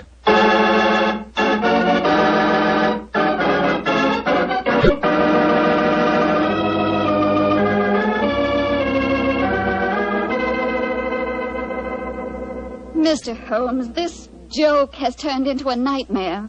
Is there no way of recovering my emerald? I hope so, Lady Anne. I've been taking steps in their logical order. The servants have all been questioned. We've searched Mr. Stamford and Mr. Murphy. Yes, most humiliating experience. Made me feel like a criminal. Well, personally, I was only too thankful to submit to a search this time. I knew I had nothing to worry about. You yourself, Lady Anne, you consented to being searched by the police matron that Holmes sent for? Only because he threatened to send for the police if I didn't. But distasteful though it was, I'd rather endure that than have this story on the front pages of the newspapers. And in spite of all these rather unfriendly proceedings, we've got exactly nowhere as regards finding the emerald. No, Stamford, but we have at least eliminated the possibility that the thief is secreting the jewel on his person. Still somewhere in these two rooms, eh, Holmes? I think so, though there is one remaining possibility. And that is? That the fake stone was substituted for the real emerald sometime before all of you engineered your April Fool's Day joke. Oh, no, Mr. Holmes, that's not possible. I know it was the genuine emerald I took out of the safe this morning. How can you be sure? The substitute was an excellent imitation. Without a chemical test such as I performed, it would be hard to be certain. I can tell you why I'm certain. Last night, Papa came to dinner and brought a Mr. van der Leyden of Amsterdam. He examined the stone. And you'll agree that a jewel expert like that couldn't be fooled. That's true, Lady Anne. And what did you do with the emerald after Mr. van der Leyden left? I locked it in my safe and went to bed. I didn't unlock the safe again until Dr. Stamford and Mr. Murphy came here this morning. That settles it, then. The real emerald is still hidden somewhere in these two rooms. But where? That's the question. I must say it's completely mystifying. Well, let's go back to what we were all doing at the exact moment you came into the room, Lady Anne, and informed us of the loss of your stone. Now, we were... We were drinking a toast to you and... That's it. Lady Anne, hard thinking is, well, it's thirsty work. Oh, I'm so sorry. Let me get you something. A glass of port, perhaps? No, thank you, but I observe that you have a remarkably comprehensive assortment of liqueurs. I wonder if I might have a glass of creme de menthe. Oh, of course. I'll get it for you. Creme de menthe in the middle of the day, Holmes? I knew you were eccentric, but this really takes... This bottle, it clinked as I picked it up. I thought it might, Lady Anne. There's something inside it. Allow me, madam. Thank you. I'm sure you won't mind if I waste this liqueur on the aspidestra. No, of course not. So... Lady Anne, allow me to restore to you the Elphinstone Emerald. Great Scott. Amazing. Fantastic. Ingenious. The one safe hiding place in the room. Where could a green gem be more effectively hidden than in a bottle of green liqueur? But who stole it? Who substituted the fake stone? Frankly, I don't care. The gem is restored. That's all that matters. I prefer not to go to court. Neither you nor I, Mr. Sherlock Holmes, would show up in the best of lights. And my father would disapprove of this whole affair, I'm afraid. Just as you wish, Lady Anne. In either case, I shall expect your check for my services in due course.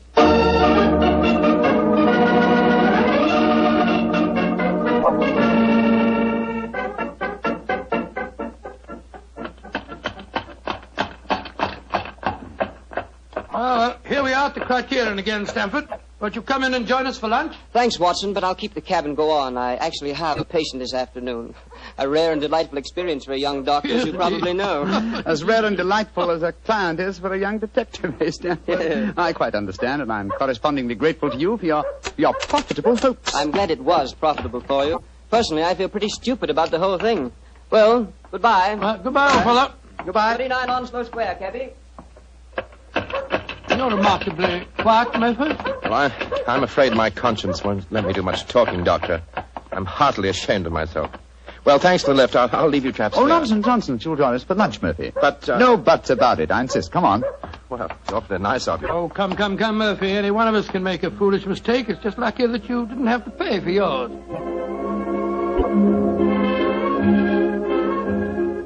Monsieur wishes a table? Yes, for 3, please. This way, monsieur.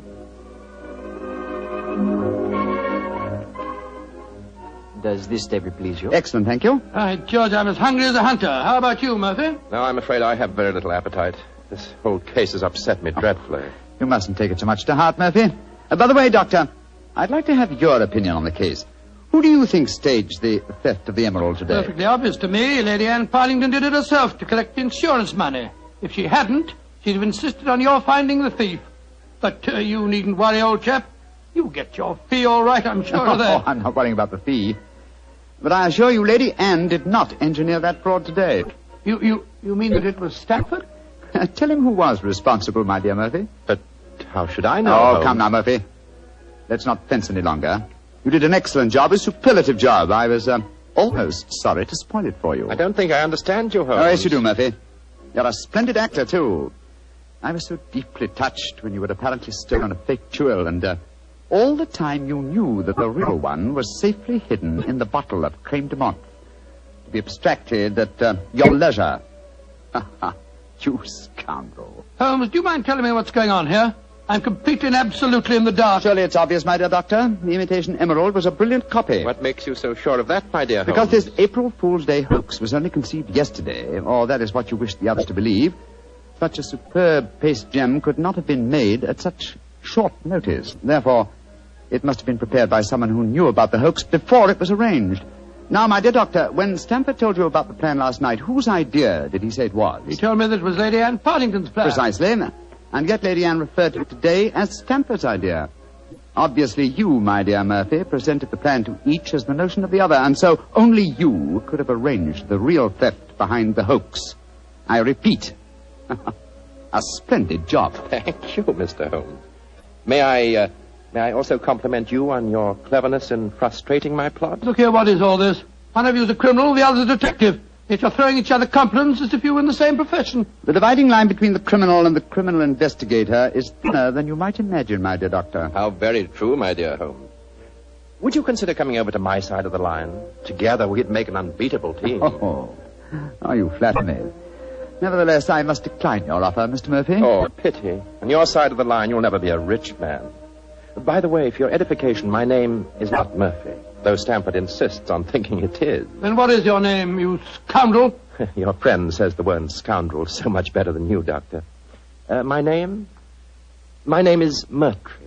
Oh, indeed. Spelled M-U-R-T-R-Y? No. Dear me, I have so much trouble with my name. People will either misspell it or mispronounce it. I'm afraid I'll have to begin calling it the way it looks. M-O-R-I-A-R-T-Y. Moriarty. Moriarty. I shall remember that name. I have a feeling we shall meet again. I trust that we shall. You've won the first round, Sherlock Holmes, I admit that. But I believe that a return match is indicated. I shall look forward to it, Moriarty. And now, Doctor, I can't stand your baleful glare any longer. Let's order lunch, shall we?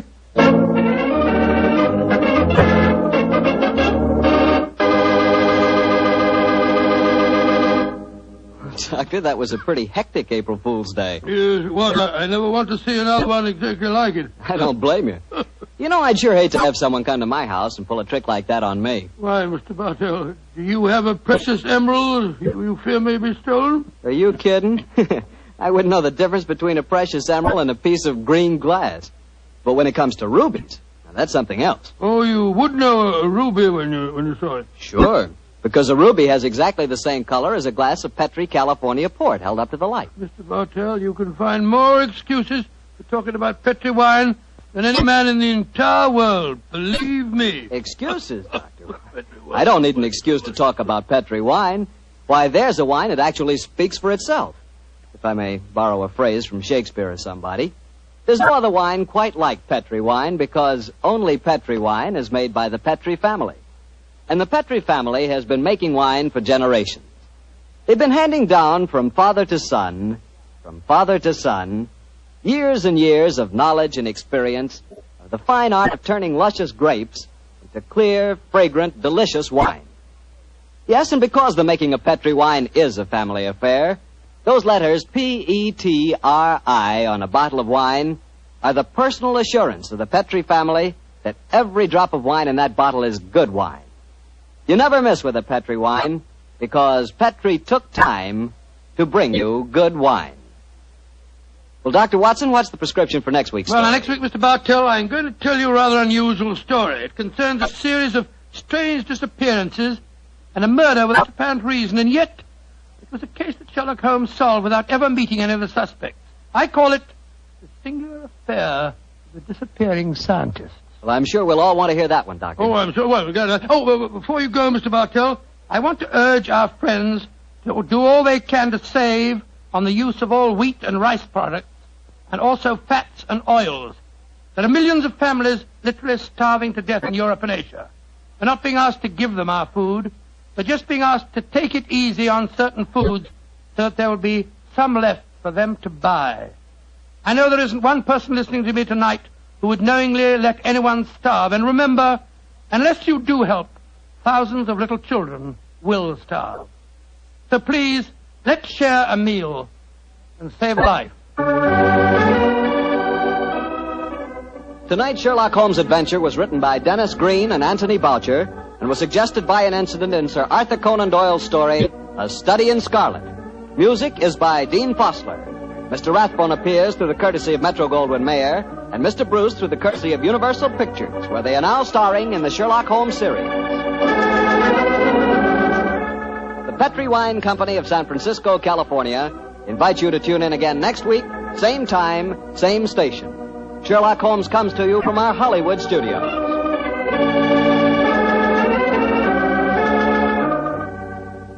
This is Harry Bartell saying goodnight for the Petri family.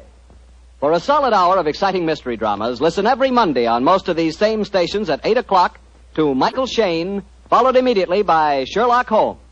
This is the Mutual broad. Petri Wine brings you Basil Rathbone and Nigel Bruce in the new adventures of Sherlock Holmes.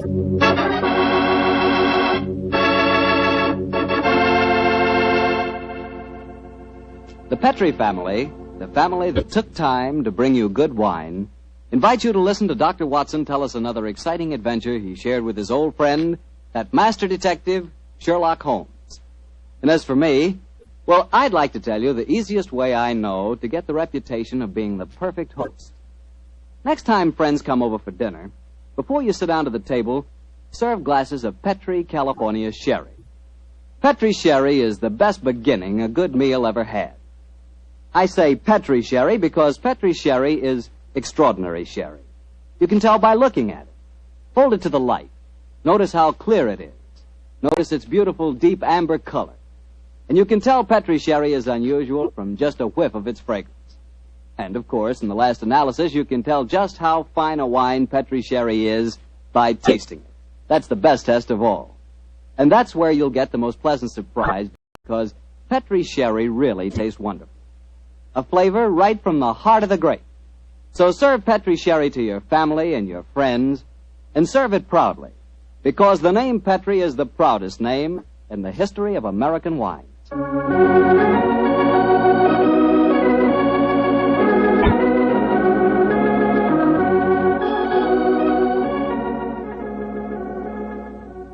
And now I'm sure our good friend Dr. Watson's expecting us. Let's not keep him waiting. Come in. Good evening, Doctor. Good evening, Mr. Bartell. You'll forgive me if I don't get up, won't you, my boy? Of course, Doctor. What's the matter, a touch of rheumatism? No, I played 18 holes of golf today. I hope that when I'm your age, Doctor, I can be half as sprightly. Oh, it's nice of you, but if you don't mind, we won't discuss the question of my age. So draw up your chair, make yourself comfortable. I'll get on with tonight's new Sherlock Holmes adventure.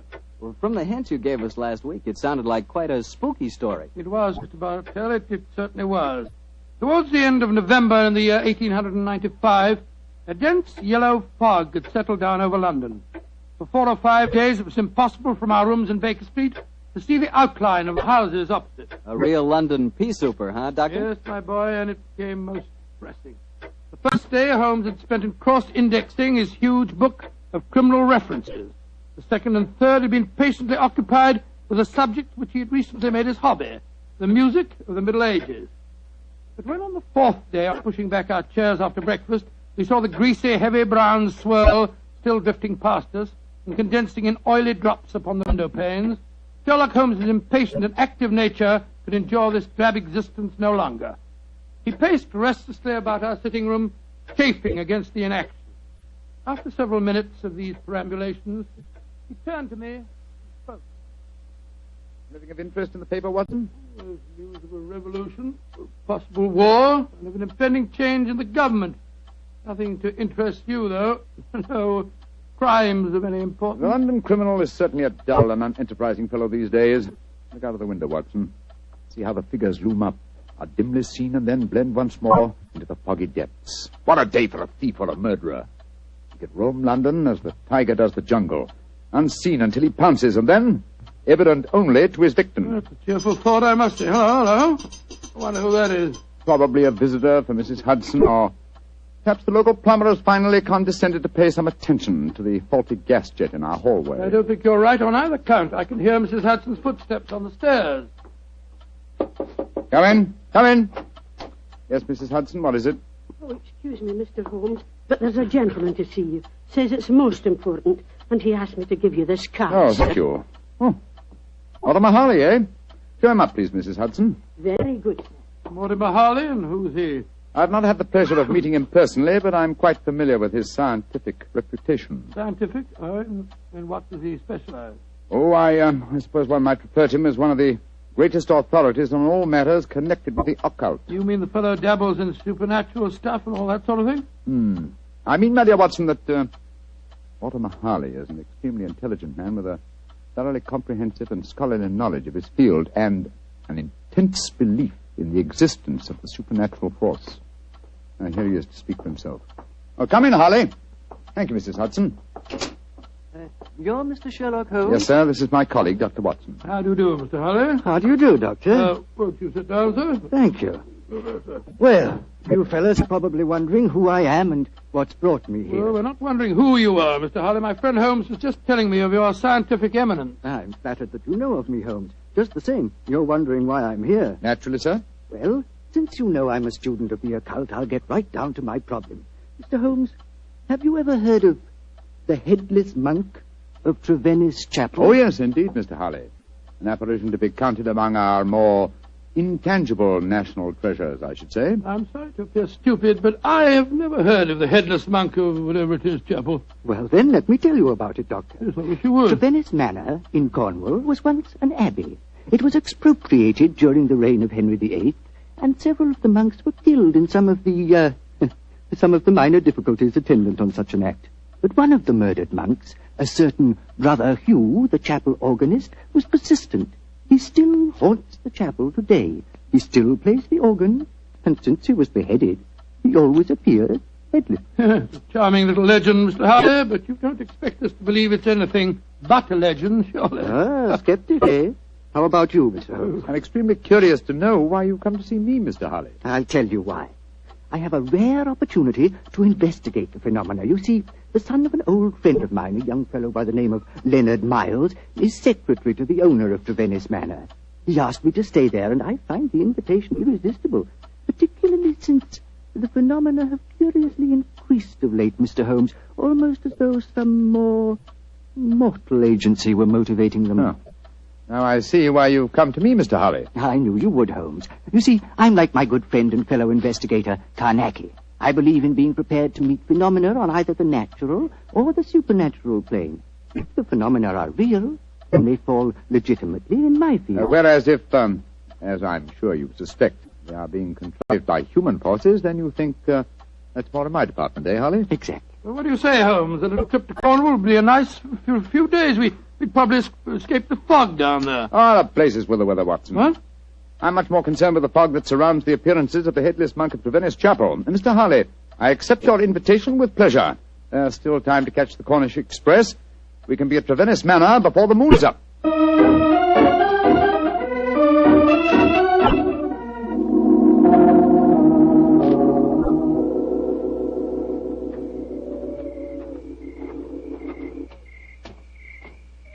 Hello? Who's this funny-looking fellow coming down the steps towards us? If I didn't hear the sound of his footsteps, I'd believe it was a psychic manifestation. It certainly looks as if he came from beyond the grave. Who be ye, gentlemen? Where be ye going? Well, supposing you tell us who you are first, my good man. Who be I? I be David Pendragon, sir. That's who I be. Stableman here at the manor. And I ask you gentlemen again where you be going. We're staying at the manor, and we're just going to take a look at the chapel. Oh, don't ye do that, sir. People that go in there don't often come out the way they go in, sir. Don't he do it, gentlemen? What are you talking about, my good fellow? I be talking about the ghoulies and the ghosties and the organ music that comes out of the nowheres. You've heard it? Of course I heard it, sir. Just like I seen the poor monk walking around without his head on. Take us into the chapel, will you? And show us where you saw the figure. Aye, that I will not, sir. Not for all the gold in Port Call will I go back and chance seeing the poor lost soul wandering about without his head on. You gentlemen know what's good for ye. You'll not go in there either. Mark my words. Don't he go in that chapel. Extraordinary chap. Seems really frightened of the place. Yes, but it's more than blind superstition that accounts for his reluctance. Let's go in, shall we? Well, I suppose it's all right.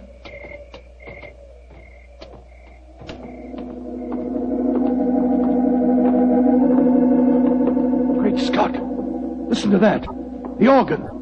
The ghost's playing it. We're extremely fortunate. A psychic manifestation as soon as we enter. Remarkable. Psychic manifestation rubbish. Look who's sitting at the keyboard. It's Holmes.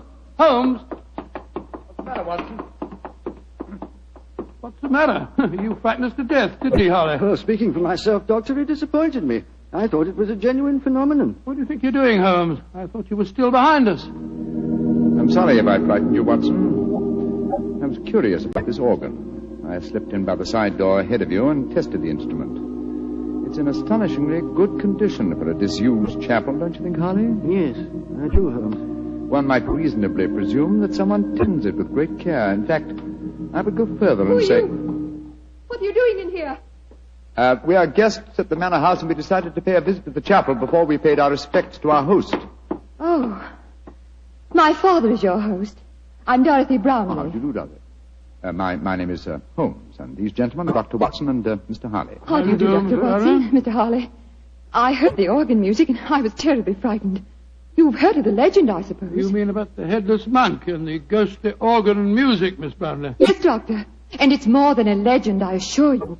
That's why I rushed over here as soon as I heard it. It must have frightened all the servants within hearing distance. Why were you playing the organ? I was curious to see whether it was in good repair. Obviously it is, Mr. Holmes. Well, my father and his secretary, Mr. Miles, are expecting you, I know. Let's walk over to the house, shall we? I'm sure you've seen enough of the chapel for tonight.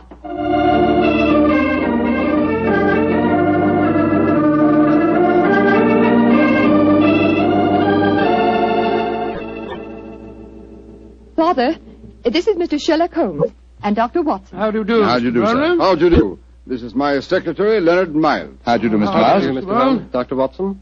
I'm afraid Mr. Brown is rather angry with me. I hadn't told him that you were an expert on psychic phenomena, Mr. Harley. I fail to see why the knowledge of that fact should make you angry, Mr. Brownlee. I don't want you ferreting about into this so-called ghost business.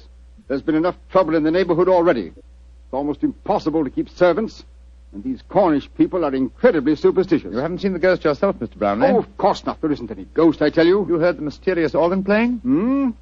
No, I haven't. And I don't want to talk about it anymore. Yes, what is it? David Pendragon's at the door. He's very anxious to see you, sir. Pendragon? Oh, very well. Tell him to come in. Yes. David? What does he want, I wonder? Pendragon, that's the fellow we met outside the chapel, isn't it? Yes. Quite a colourful character. Oh, he's a superstitious old fool, if you ask me. But he is a good groom. Yes, Pendragon, what is it? Begging your pardon, sir, but there be trouble at the chapel again tonight. I says to myself, David, 'tis your duty to go to the master, I says. Never mind. What's the trouble? As the moon was hanging low tonight, sir, I hears the organ a-playing. But that was Mr. Holmes, my good man. Aye, that's what he thinks, maybe. But what I says to myself is, what made him play the organ? And then this very night, I saw the Headless monk. With my own eyes, I saw that poor soul with his head off, wandering in the moonlight. I saw that, sir, with my own eyes, I did. Oh, get out of here, you blithering old fool. And I'm warning you.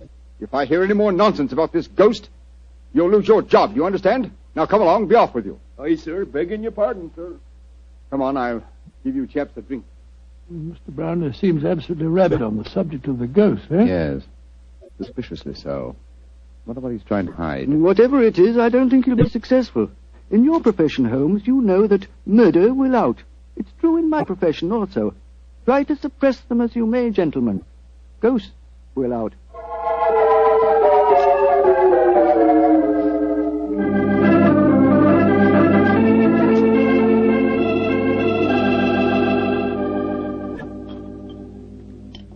Well, Holmes, this place may be haunted, but I swear that I never spent a better night anywhere.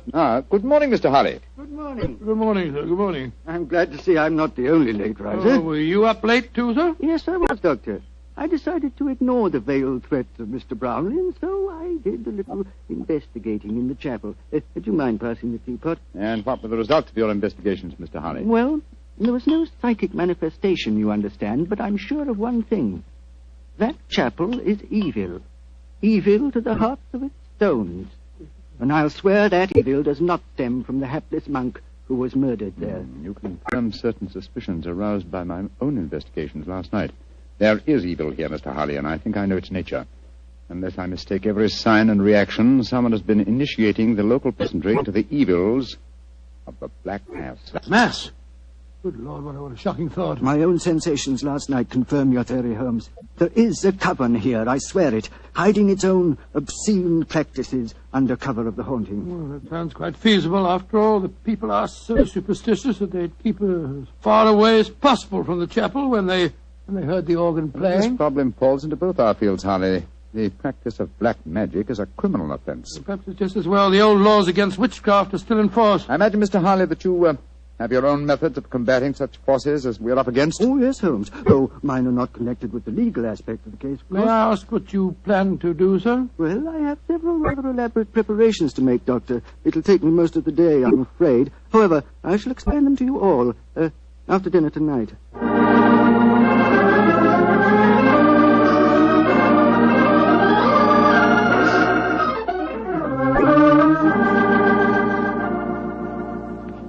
It's very pleasant to sit here after a good dinner with a superb brandy at one's elbow and listen to the piano being so So charmingly played. You're very kind, Won't you play something more, Miss Brownlee? I'd love to. Are you enjoying your stay down here, Oh, Mr. very Holmes? much, thank you. Both Mr. Harley and I have found the local folklore extremely interesting. I say, you fellows haven't been investigating the haunted chapel business again, have you? Now, look here. If you have, I shall be very angry. It's abusing my hospitality. I told you distinctly I didn't want any more talk of ghosts. We are not talking of ghosts, my dear Mr. Brownlee. I have something even more important that I must fight now. It's possibly a little hard to imagine me as a crusader. Me, the stooped little man, beside the four of you, as toweringly tall a quartet of men as I have ever faced. And yet, I am your St. George. What on earth are you talking about, sir? I'll tell you in secrecy. This mustn't reach the ears of the peasantry. I refer to myself as St. George because I go to wipe out an evil that lives in your midst. A living, modern dragon. Oh, please, Mr. Harley.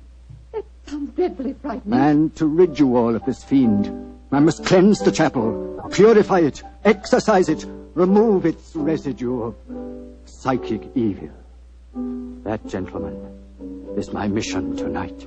Dorothy! She's fainted. Get some smelling salts, quickly. I'm afraid you were a little too graphic, Mr. Harley. I'm sorry if I frightened the young lady, but I'm sure that after tonight she will have no further grounds for fear in Trevennis Manor.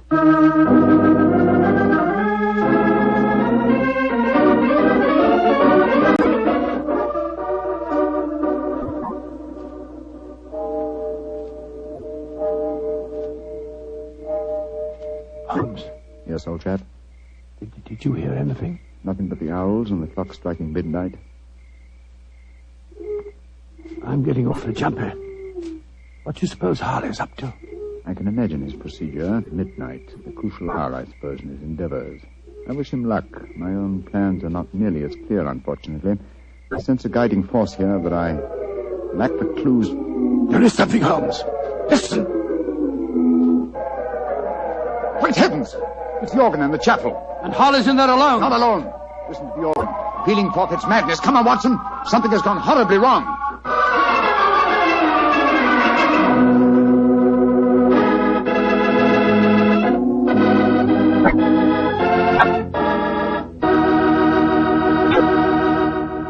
You'll hear the rest of Dr. Watson's story in just a second.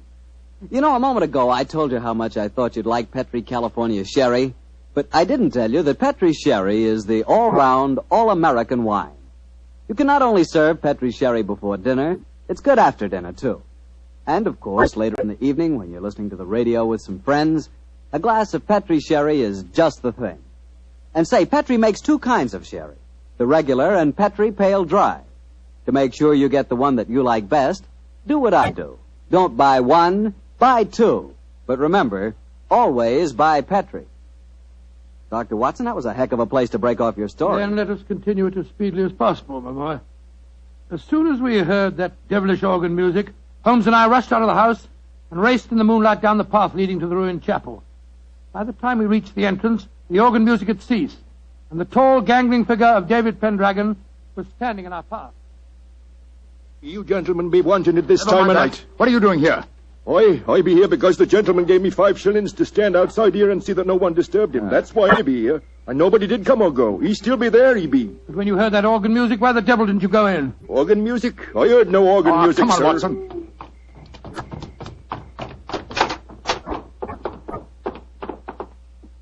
Great heavens. Look at him. We're too late. Poor devil. A knife through his heart. It's obvious who did it. That fellow Pendragon. I'll go and grab him before he gets away. Watson, he's not our man. This murder was planned with devilish cunning. The curious thing, there's no sign of a struggle at all. Looks like he just stood here and allowed himself to be stabbed. Are these chalk marks with which the body is surrounded? They're known as a pentagram, I believe. He thought it would protect him completely from the supernatural forces. Poor chap. For once his researches went too far. Yes, because they touched not on the supernatural, but upon natural evil. And remember, Watson, that only 3 people besides ourselves and David Pendragon knew of this vigil. Yes, Brownlee, his daughter, and young Miles, the secretary. Exactly. Go back to the house, will you? And bring them here. Perhaps we can lay a ghost by trapping a murderer.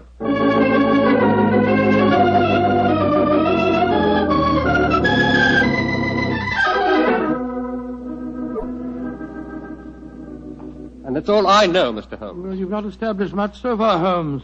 3 of them all swear they were asleep and that they didn't hear the organ. Yes, then you can't prove otherwise, I think I Holmes. can prove that one of you was not only awake, but also murdered Mortimer Harley. But why should any of us want the poor man dead, In Mr. your Holmes? case, young lady, I confess that I find it hard to conceive a motive. Implying that Mr. Brownlee and I might have one. Well, Mr. Miles, you must admit that you're responsible for Mr. Harley coming here. And you, Mr. Brownlee, must admit that you did everything in your power to prevent the dead man from carrying out his investigations. Why?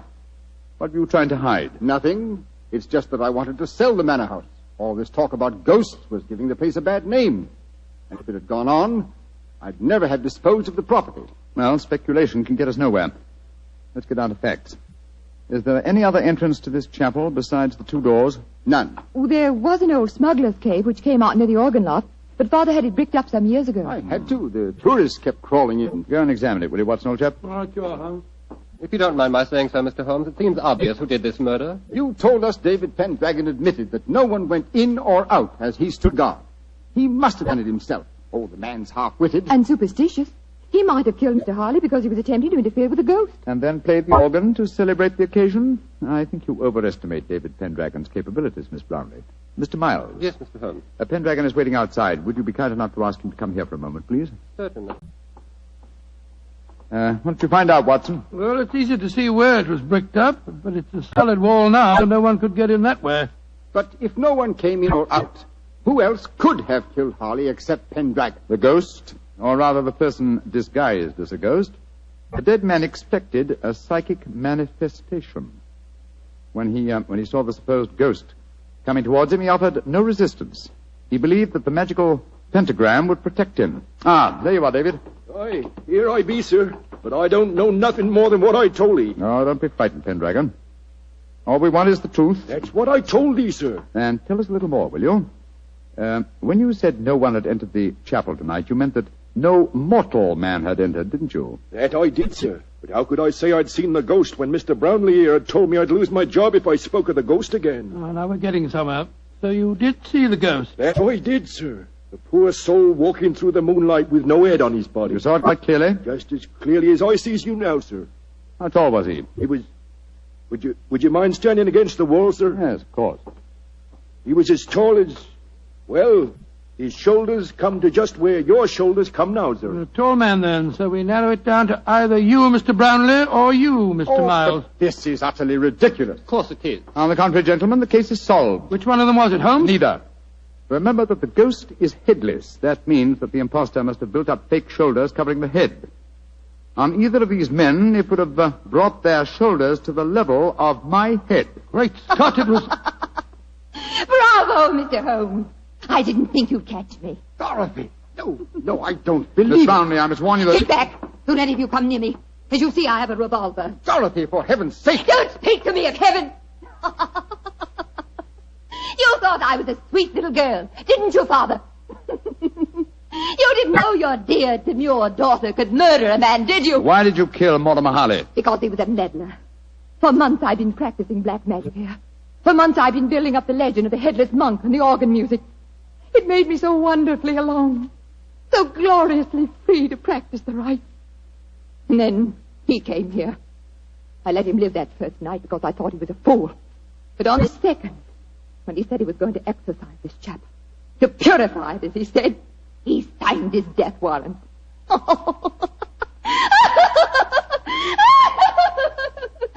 you could have seen his face, if you could only have seen his stupid, startled face as I plunged the knife into him. Dorothy! He bled so beautifully. Holmes, she's mad as a hatter. What are we going to do? Brownlee, give me that revolver. And let you take me to prison or an asylum?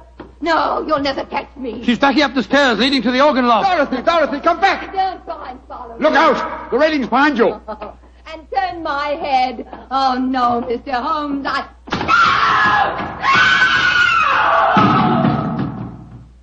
Dorothy! Dorothy! My poor little girl. Mr. Brownlee, the powers of evil are frightening. Your daughter had killed one man and might have killed more. She was insane. Hopelessly insane.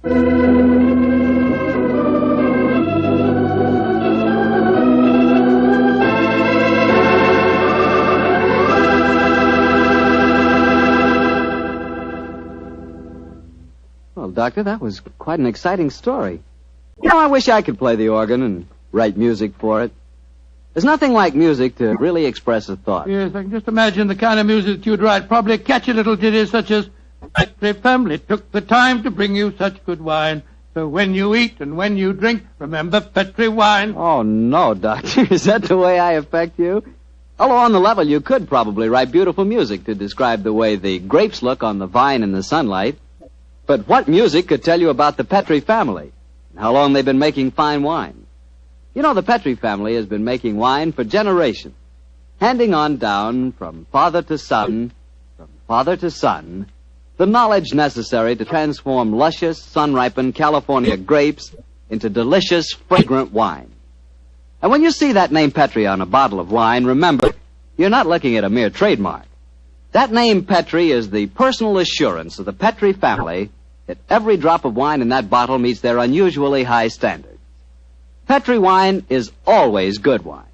It's got to be, because Petri took time to bring you good wine.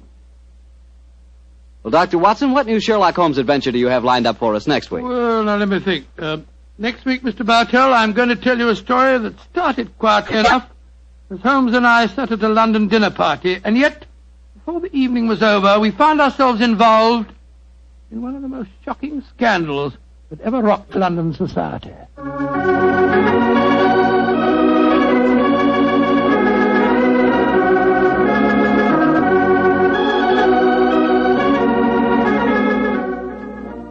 Tonight's Sherlock Holmes adventure was written by Dennis Green and Anthony Boucher and was suggested by an incident in Sir Arthur Conan Doyle's story, The Adventure of the Devil's Foot. Music is by Dean Fossler. Mr. Rathbone appears through the courtesy of Metro-Goldwyn-Mayer, and Mr. Bruce through the courtesy of Universal Pictures, where they are now starring in the Sherlock Holmes series.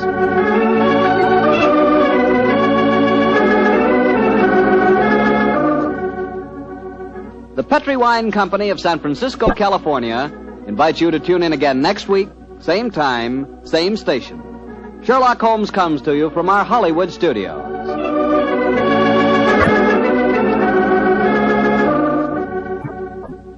This is Harry Bartell saying goodnight for the Petri family. This is the Mutual Broadcast. Petri Wine brings you Basil Rathbone and Nigel Bruce in the new adventures of Sherlock Holmes.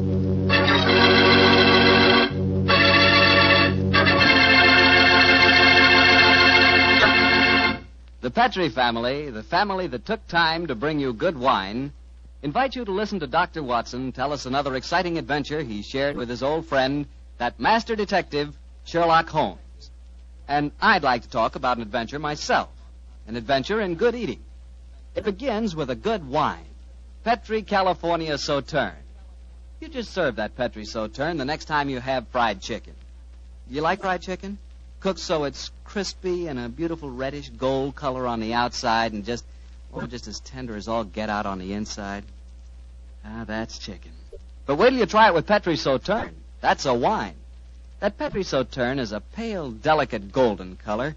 You can just look at it and you know it's going to be one of the most delicious wines you've ever tasted, if not the most delicious. Petri Sauterne is not only wonderful with chicken, it's great with fish or any kind of seafood, too. Get a bottle of Petri Sauterne. When it's a Petri wine, it's a good wine.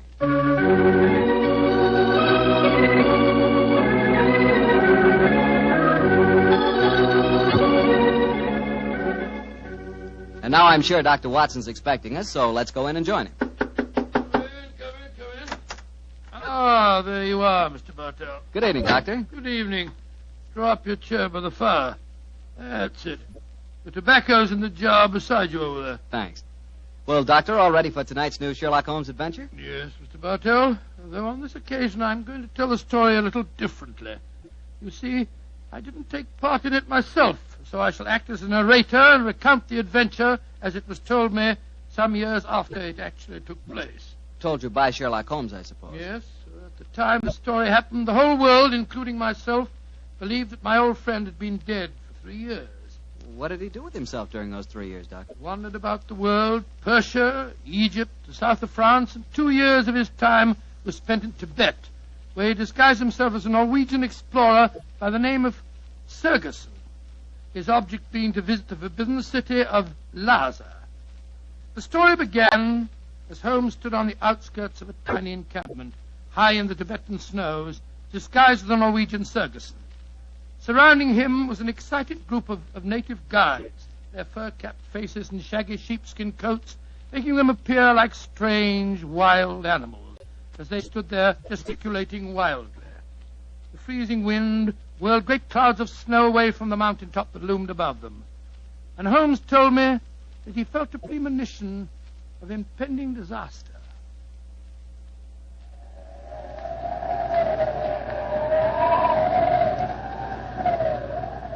Sir, my men will go no further. They say the goddess of the mountain is angry. If we climb further, she will swallow us up. She will bury us. But we cannot go back now. We have come so far, 1,000 feet, 800 feet higher. We shall reach the pass. We shall be safe. I will not go. We can stay back there in the tents until the goddess of the mountain tells us we may go further. He is right. We can't go. We don't want to go anymore. It's too... Fools! If you stay here in the wilderness, in the village, and the avalanche comes, you will all be buried. You will be swept away. The only road lies upward. We will not go! Back to the tent! The wind is rising! Then I shall go on alone.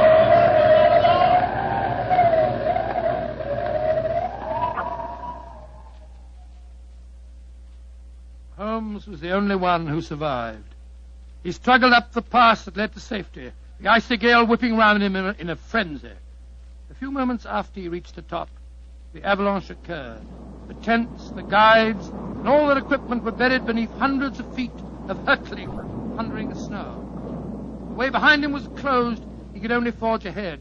Alone, unaided, he descended the path that led to the plateau beyond. But the goddess of the mountain was still angry. Through the knifing wind and snow he battled on, without food and without, as he told me later, much hope. Even Holmes was helpless in that battle of man against the elements. What happened in that 36 hours he never really knew, except that the wind howled and the driving snow slashed at him without mercy. Finally, his mind began to wander, and he became delirious.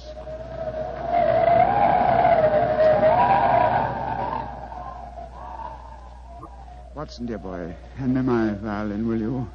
Moriarty, I want to introduce to you the goddess of the mountain. I think you will have a lot in common. 221B Baker Street, Clavier. For heaven's sake, get me as fast as you can. I think I've caught a chill.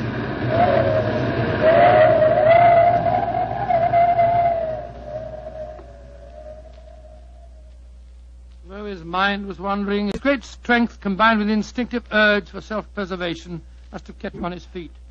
But finally he returned to normal consciousness to find himself jogging along a rough road in a primitive cart drawn by 2 oxen. The sun shining on him and a white girl feeding him warm broth from a cup. For a moment the girl looked at him with a comforting smile, and then she spoke. No wonder you look puzzled, poor man. You can't make up your mind whether you're in this world or the next. Who are you? And how did I get here, please? My name is Eileen Farley. I'm a medical missionary. I found you wandering out of your mind 2 days ago, and I've taken you under my wing. We're going to the monastery of Panchapushpa. I'm most grateful to you, Miss Farley. You have saved my life. Permit me to introduce myself. My name is Sigerson, Olaf Sigerson. I'm a Norwegian explorer. Oh, no. No, your name is Sherlock Holmes, and you're a famous English detective. Please, I don't understand you. Mr. Holmes, you've been delirious for the last 2 days. In your ravings, I was delighted to learn that the great Sherlock Holmes did not die 2 years ago at the Reichenbach Falls. I can see that further simulation is useless, my dear young lady. However, I must implore you to keep my secret. It's essential that for a while longer the world continues to think me dead. You don't need to worry, Mr. Holmes. I'm a great admirer of yours, and I promise that no one will ever learn your secret from my lips. Try drinking a little more broth. You're dreadfully weak. Thank you, sir. Help me, please. Please, to give me help. Another white man travels the road to Panchapushpa. Stop the cart! You need help? My own cart has broken the wheel. We're going perhaps to the monastery of Panchapushpa. We are? Good. Fyodor Dmitrievich Dorogin, Imperial Russian envoy, will travel with you. Please to make room. Спасибо. Remember my secret. The court may proceed. Понимаешь? Your name, please, young lady. Eileen Farley. I'm an American medical missionary. I do not approve of missionaries, but you are very beautiful. So Borodin will forgive you. Who's this mujik lying on the floor? He looks half dead. I am half dead, Господин Borodin. My name is Sigerson. I am Norwegian. What is a Norwegian doing in Tibet? I have been exploring the mountains. And what, may I ask, is a Russian doing in Tibet, Господин Borodin? What is a Russian doing? You shall see, my friend. To Holy Mother Russia shall belong Tibet. But now let us be gay. We have some hours ahead of us. You like vodka, Miss Farley? I'm afraid I don't drink. Borodin will teach you to drink. Then he will sing you songs of his native Russia. We shall be happy. Ay, chiki, chiki, chiki, gor, vashni, more, Singing. Holmes told me that every note jarred his aching, weary head. After a few hours, the strangely assorted trio arrived at the gates of the monastery. An edifice, as Holmes told me, of great antiquity and of breathtaking beauty, and built in the shadow of a giant mountain. He was fed and bathed, and shortly afterwards he found himself together with his two companions in the presence of the head abbot himself, a man of great age and infinite wisdom. The faint chanting of religious music could be heard coming from another part of the monastery. As the old man spoke,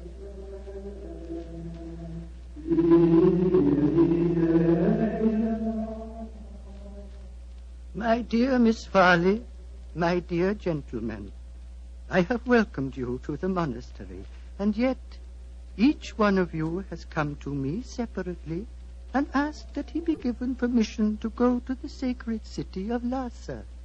I cannot give that permission, my children. Borodin has traveled a long way. Russia will be most unhappy if he does not get the permission. I am an explorer, Reverend Sir. Will not that fact entitle me to some consideration? I, too, have traveled a great way, sir. My children, I realize your claims, but the permission is not in my power to grant. Tibet is ruled by our Chinese overlords. In any case, I will ask you to turn your heads. The gentleman approaching us has preceded you in residence here.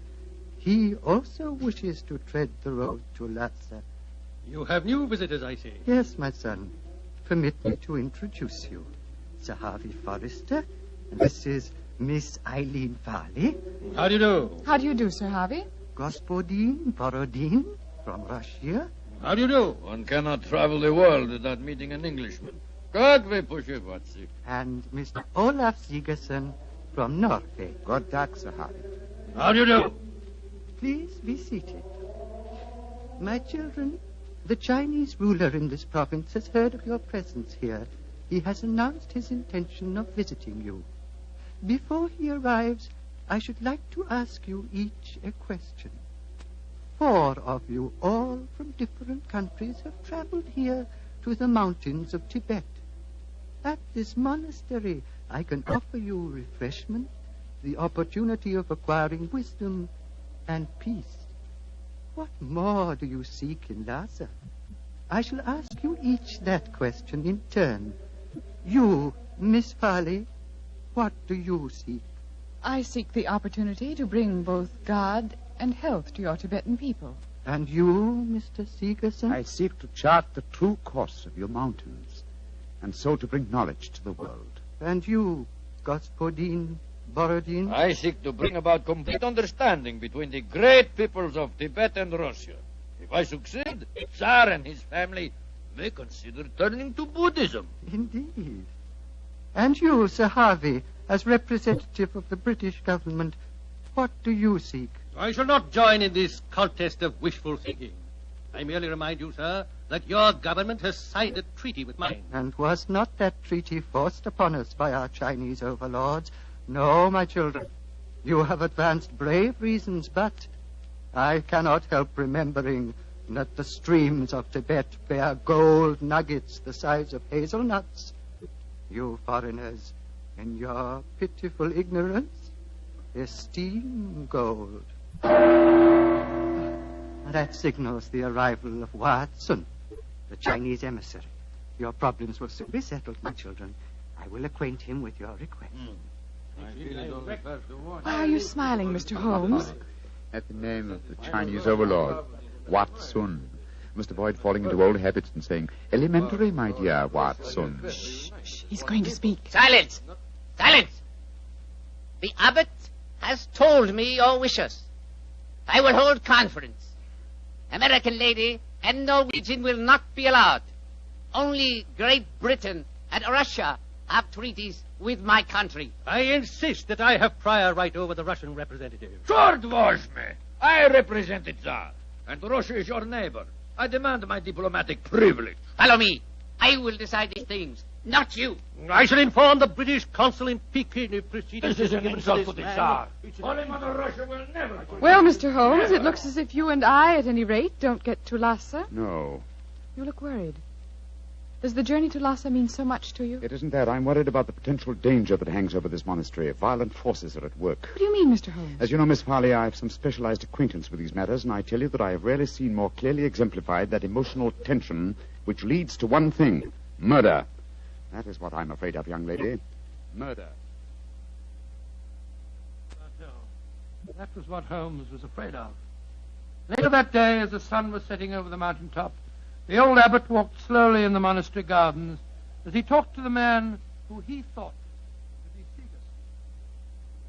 Segerson. Mr. Segerson, what can I do to help you? Our conversation has pleased me. You are a man of rare perception and knowledge.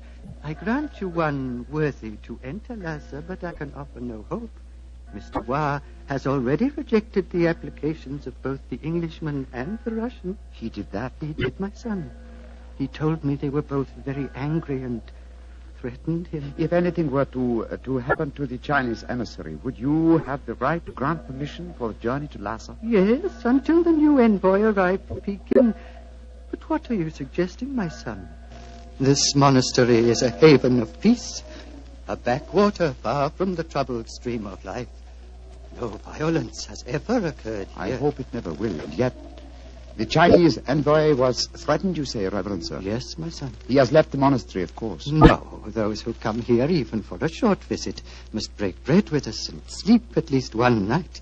Mr. Wa is quartered in the cell you see before us. Then do you mind if we call on him, Reverend Sir? Of course not, my son, though you will but waste your breath in talking to him. He will not give you permission to take the road to Lhasa. He sleeps, my son. Let us not disturb him. If you don't mind, Reverend Sir, I must waken him, if he can be wakened. What can be wrong? I think I know. I'm going in.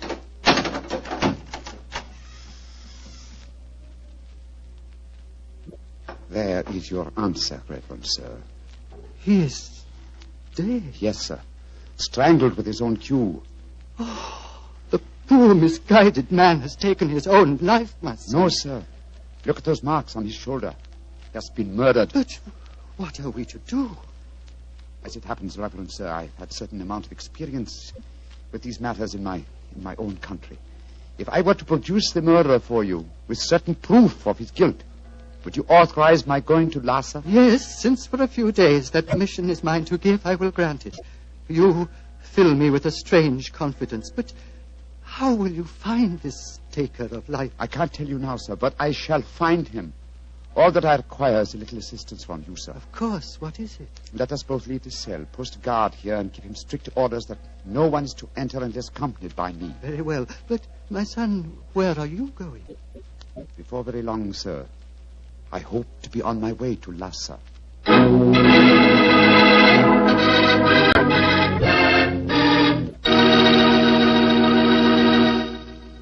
Dr. Watson will tell us the rest of his story immediately, so I'll just take a second to remind you that hamburgers, hamburgers, are practically an all-American food. We all love a good hamburger, but wait till you taste a juicy hamburger together with a glass of Petri California Burgundy. Boy, that Petri Burgundy is a hearty red wine that's just the best friend a hamburger or steak or any kind of meat dish ever had. So remember, if you want a red wine for dinner, you want Petri Burgundy. If you prefer a white wine, you want Petri Sauterne. And if you can't make up your mind which you want, it's simple. Don't buy one, buy two. But always buy Petri. Petri. Petri. Well, Dr. Watson, it seems to me that Sherlock Holmes was in a tough spot. There he was, thousands of miles from England. A murderer was running loose. Holmes was in disguise. And he hadn't got you to help him on the case. Oh, thank you, Mr. Bartell. I must say I think that I always was useful to my old friend.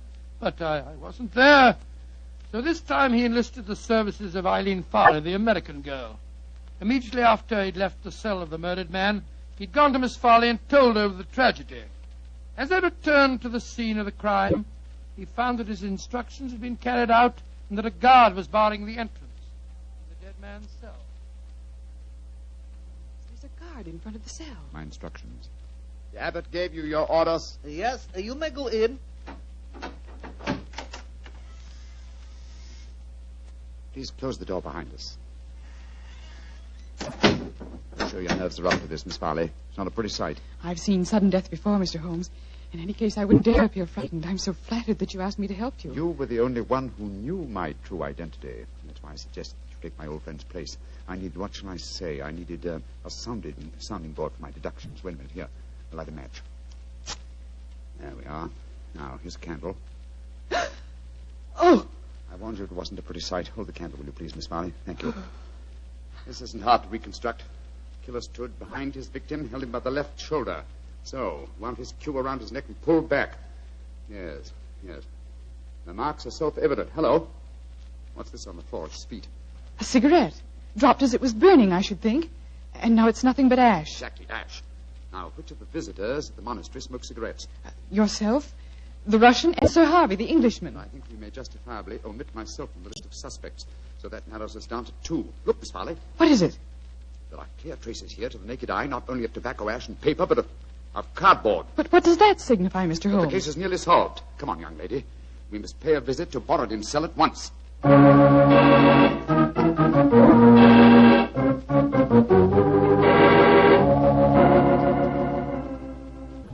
Arguments. Always, Sir Harvey Forrester, you give me the argument. But, my dear Borodin... I am not your dear Borodin. I'm Pyotr Dmitrovich Borodin, ambassador of Holy Mother Russia, and no friend of yours. Come in. The missionary girl and the sick Norwegian. Come in. We will drink vodka, and I will sing Russian songs for you. We haven't come here to listen to songs. The Chinese envoy was murdered tonight. So we have been told, my dear.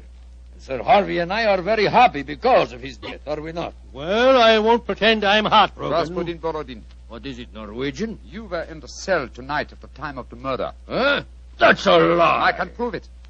In that cell, I've just found ashes, a totally burned cigarette, ashes that included fragments of cardboard. Only a Russian cigarette has a cardboard mouthpiece. What you can or cannot prove is of no interest to me, Sigerson. He's very obstinate tonight, Sigerson. We've just been having a political argument. Couldn't agree on a single point, except on the danger of the common man. He was telling me of the most extraordinary revolution in his estates.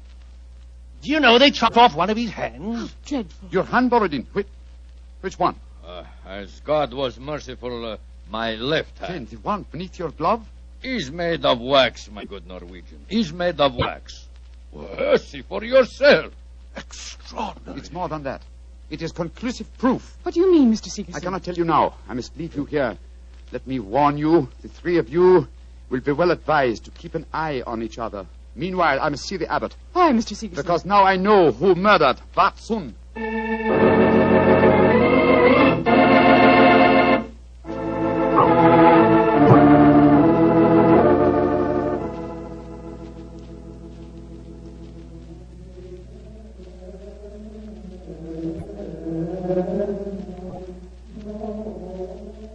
Pink fingers of dawn are stealing across the mountain top, my son. Soon you will be on your way to Lhasa. Yes, Reverend Sir. You have kept your promise. You kept yours, Mr. Sigerson. The Chinese soldiers have arrived, and the taker of life has been given into their custody. Before you leave, my son, I want you to do something for me. Anything, Reverend Sir. What is it? The hooded figure in the corner is that of the monastery scribe. He keeps our annals. I want you to explain for our records how you knew which one of the three was the taker of life. It was not difficult, sir. The killer had gripped Watson's shoulder with the left hand, while the right was used to strangle him.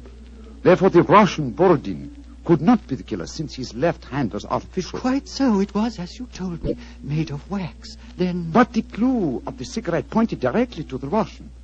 Therefore, it had obviously been planted there deliberately to incriminate him.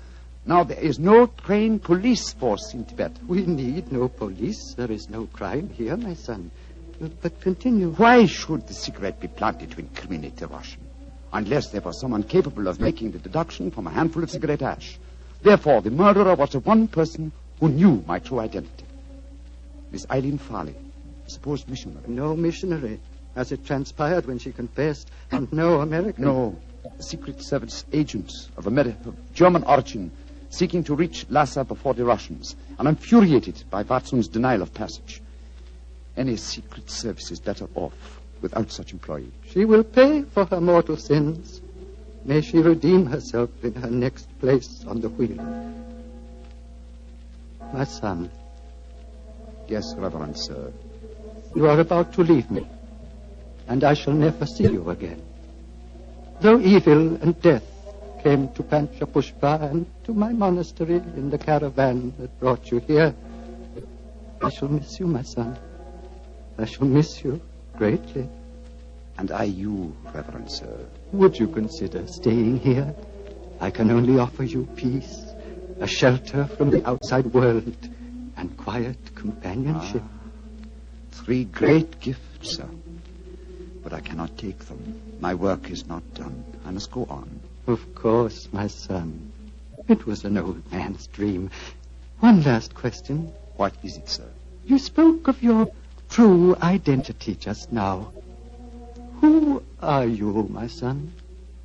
Reverend Sir, I cannot tell even you the answer to that question. One day, perhaps, but not now. Let us just say that I have wandered through a world of trouble, just as you have remained tranquil in a world of peace. I hope, sir, that we shall meet again. I hope so, too. Goodbye, my son. Goodbye, Reverend Sir. Goodbye.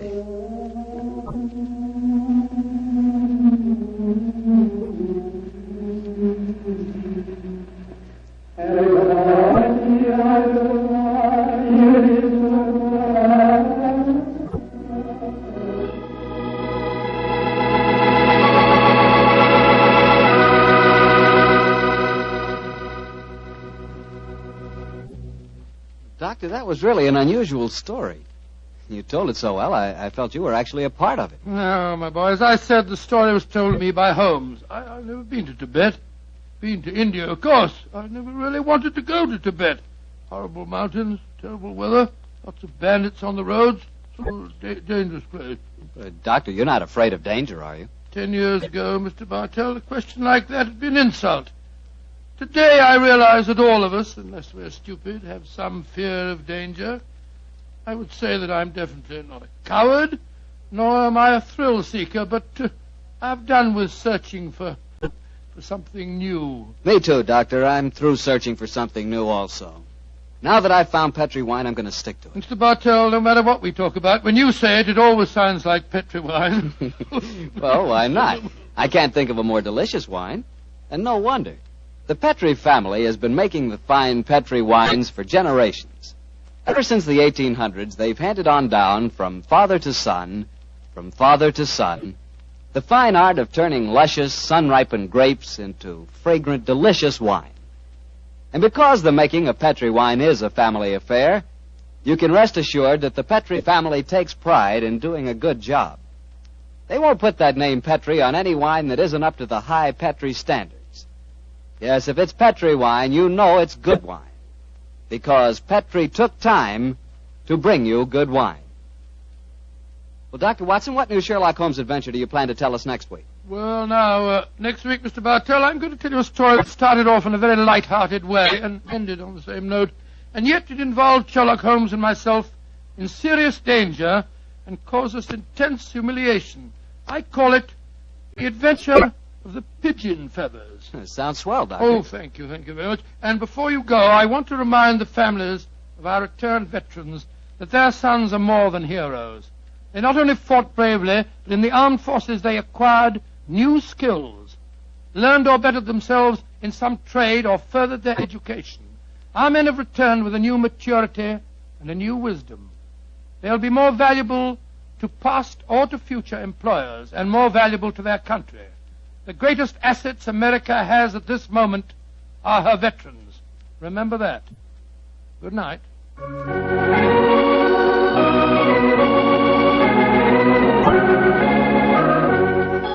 Tonight's Sherlock Holmes adventure was written by Dennis Green and Anthony Boucher and was suggested by an incident in the Sir Arthur Conan Doyle story, The Adventure of the Empty House. Music is by Dean Fossler. Mr. Rathbone appears through the courtesy of Metro-Goldwyn-Mayer, and Mr. Bruce through the courtesy of Universal Pictures, where they are now starring in the Sherlock Holmes series.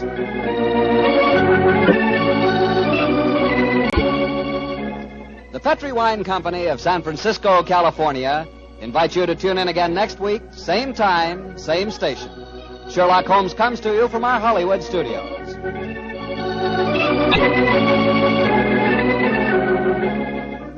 This is Harry Bartell saying goodnight for the Petri family.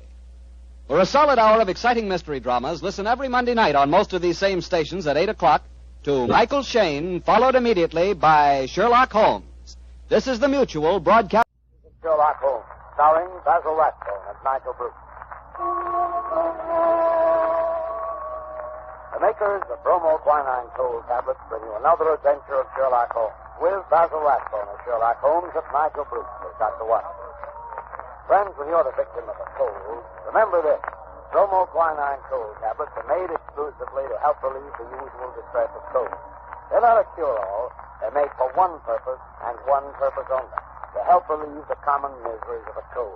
The aches, the pain, the fever, and nasal stuffing. That's why they do such an effective job. Give yourself the advantages of specialized medication. When a cold attacks, take bromoquinine cold tablets as directed, and only as directed.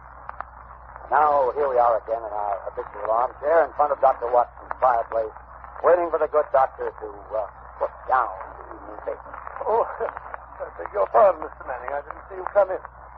I was reading about your latest American gang shooting. Yes, crime seems to be riding high, wide, and handsome in most of our big cities, I'm afraid. What a pity we haven't got Mr. Sherlock Holmes on the job. This is just what I was thinking. But on the other hand, these gangs of racketeers have sprung up since he retired. Perhaps he wouldn't know how to handle it. Rubbish. I can remember just one case we handled back in '94. It was concerned with Giorgiano, the worst gang leader New York ever had. They didn't call it racketeering in those days, but it amounted to the same thing. Kidnapping, blackmailing, bombing, terrorizing innocent people. Why, during the course of that particular case, Giorgiano had one man taken for a ride, as you call it. Yeah, that sounds interesting. Why don't you tell us about it? Well, it's a bad story. Let me see. It was in November in the year 1894. Holmes and I were sitting in our rooms in Baker Street. Well, I thought you said this story was about the head of a New York gang. Yes, so I did, Mr. Manning, so I did, just to interrupt. Even famous gangsters have been known to travel about from time to time. Well, as I was saying, Holmes and I were sitting in our rooms in Baker Street, and our housekeeper, Mrs. Hudson, ushered in a friend of hers, a landlady who kept lodgings in Great Orm Street. Holmes invited her to sit down. The poor woman was obviously harassed and kept sucking away at the fringe of her cape.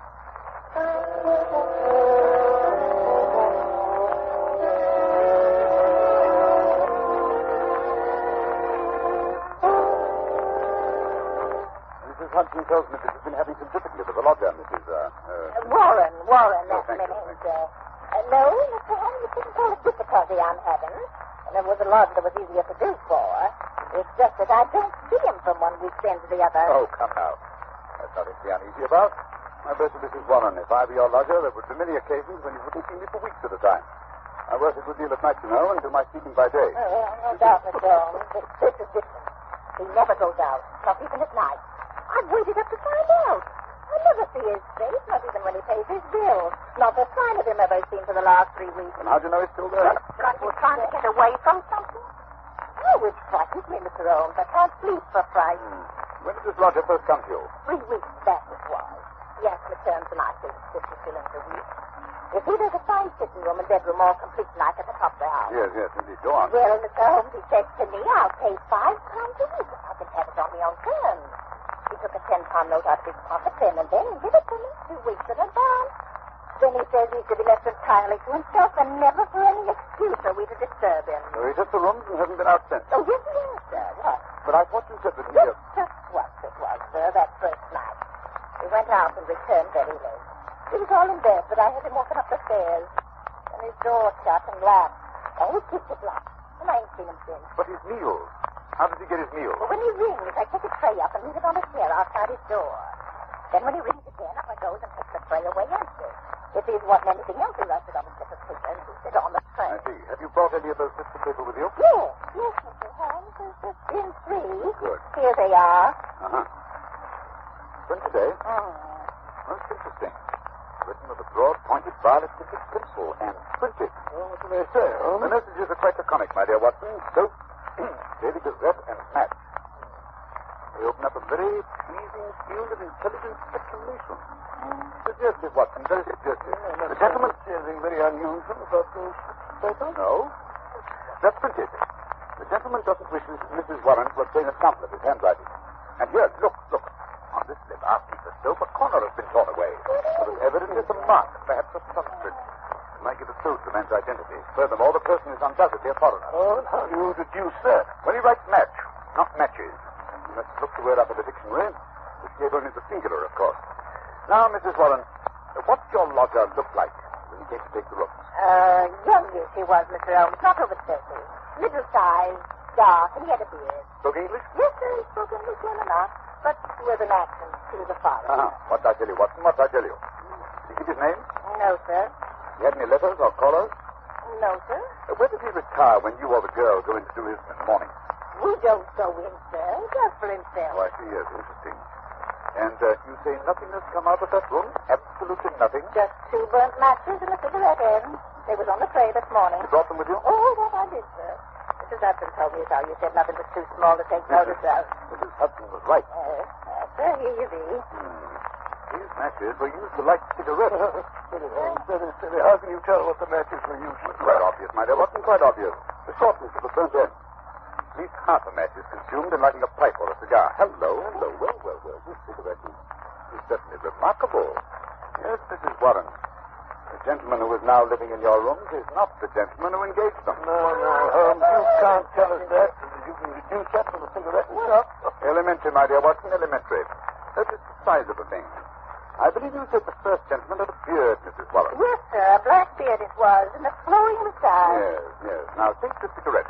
Only a clean-shaven man could have smoked it down this far. Why, Watson, even that person you call a moustache would have been singed. That's not very funny. Perhaps he used a holder. Impossible, my dear fellow. Notice the way that it's matted at the end. No, it's a different person entirely. How could he have got in? Well, he went out the first night, Mrs. Warren tells us. But did the same man return? I think not. I think it was the second chap who came back. The one for whom the first man took the room. Perhaps they both returned. Possibly that there are 2 men in those rooms. Excellent, my dear Watson, excellent. You're coming along. Now, tell me, Mrs. Warren, how much does the fellow eat? Would it be enough for 2? Oh, no, sir. He eats so little I often wonder if he can keep life in one. Well, that settles that. Oh? Now, Mrs. Warren, there seems to be nothing more to be done for the moment. I hardly think the situation is dangerous, at least not for the present. But keep us informed of any further developments. Oh, thank you, Mr. Holmes. I've really easier in my mind already. Thank you, sir. Thank you. Not at all. Good day, gentlemen. Good day, Mrs. Warren. Look here, Holmes. You're not going to go bucking about in this affair. The man is probably just a harmless eccentric of some sort. You never know, Watson. You never know. Whoever he is living in terror. Huh? Terror of what, I wonder? Oh, rubbish. Besides, who's going to foot the bill? What do you expect to get out of a case like this? Education? The pursuit of knowledge, Watson, is my great hobby. Pursuit of knowledge of afoot. Curiosity, that's what it is. Plain, unadulterated curiosity. Oh, possibly, Watson, possibly. Education, pursuit of knowledge, curiosity. Perhaps they all amount to the same thing. Where are you going to look for your education in this case, if I may ask? In the Daily Gazette, my dear fellow, in the Daily Gazette. And A newspaper is often a very storehouse of knowledge.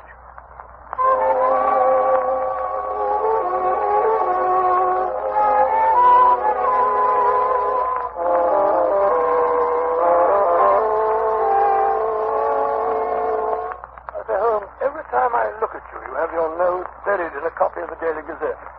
Why the fondness for that yellow rag? Yeah. The Daily Gazette is the paper Mrs. Warren's mysterious lodger asked for, remember? Well, what of it? What can you discover from a common newspaper? The answer is nothing. Nothing at all. Here it is 4 days since we heard of that mysterious gentleman, Mrs. Warren's, and what have you unearthed? Nothing. Absolutely nothing. You're wrong as usual, my dear Watson. We interrupt this program to bring you a special bulletin from the NBC newsroom in New York. President Roosevelt will address the joint session of Congress at noon tomorrow. We return you now to the adventures of Sherlock Holmes. My chief is enemies to the hiding place of the mysterious lodger. How would you go about keeping in touch with him? Just where now? Through the papers, my dear fellow, through the agony columns. And since Mrs. Warren's lodger received only one paper, the notices must appear in that. Of course, I see now, but how can you tell which notice is the one we're after? By elimination, Watson. By elimination. Take this paper, for instance. The edition which appeared 2 days after the lodger took up his residence with Mrs. Warren. The agony column, huh? Let's have a look. Dear me. What a collection of groans, cries, and utter nonsense. Oh, perhaps, my dear Watson, perhaps, but nevertheless, an invaluable hunting ground for the searchers after education. Well, go on. The first one reads, surely Jimmy will not break his mother's heart. That's very certain. Listen to this. It's the lady who fainted in the Brixton bath. Disregard that. The lady doesn't interest me. Here's another. Every day, my heart longs. Oh, bleach, Watson. Unmitigated bleach. Go on, please. Well. Be patient. We'll find some means of communication. Meanwhile, watch this column. It's signed G. Sounds more plausible, eh? Are there any others? Yes. 3 days later, we picked up the trail again. Here it is. Now, that one. And making successful arrangements, patience and prudence, the clouds will pass. G again. Yes, nothing for 2 weeks after that. Then comes something more definite.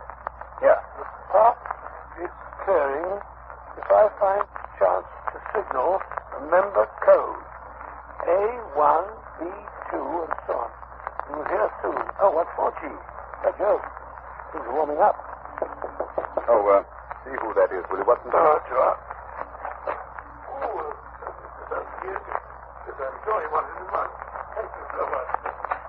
Well. What is it? The afternoon copy of the Gazette that has just arrived. This is how Good. See if there's anything in it.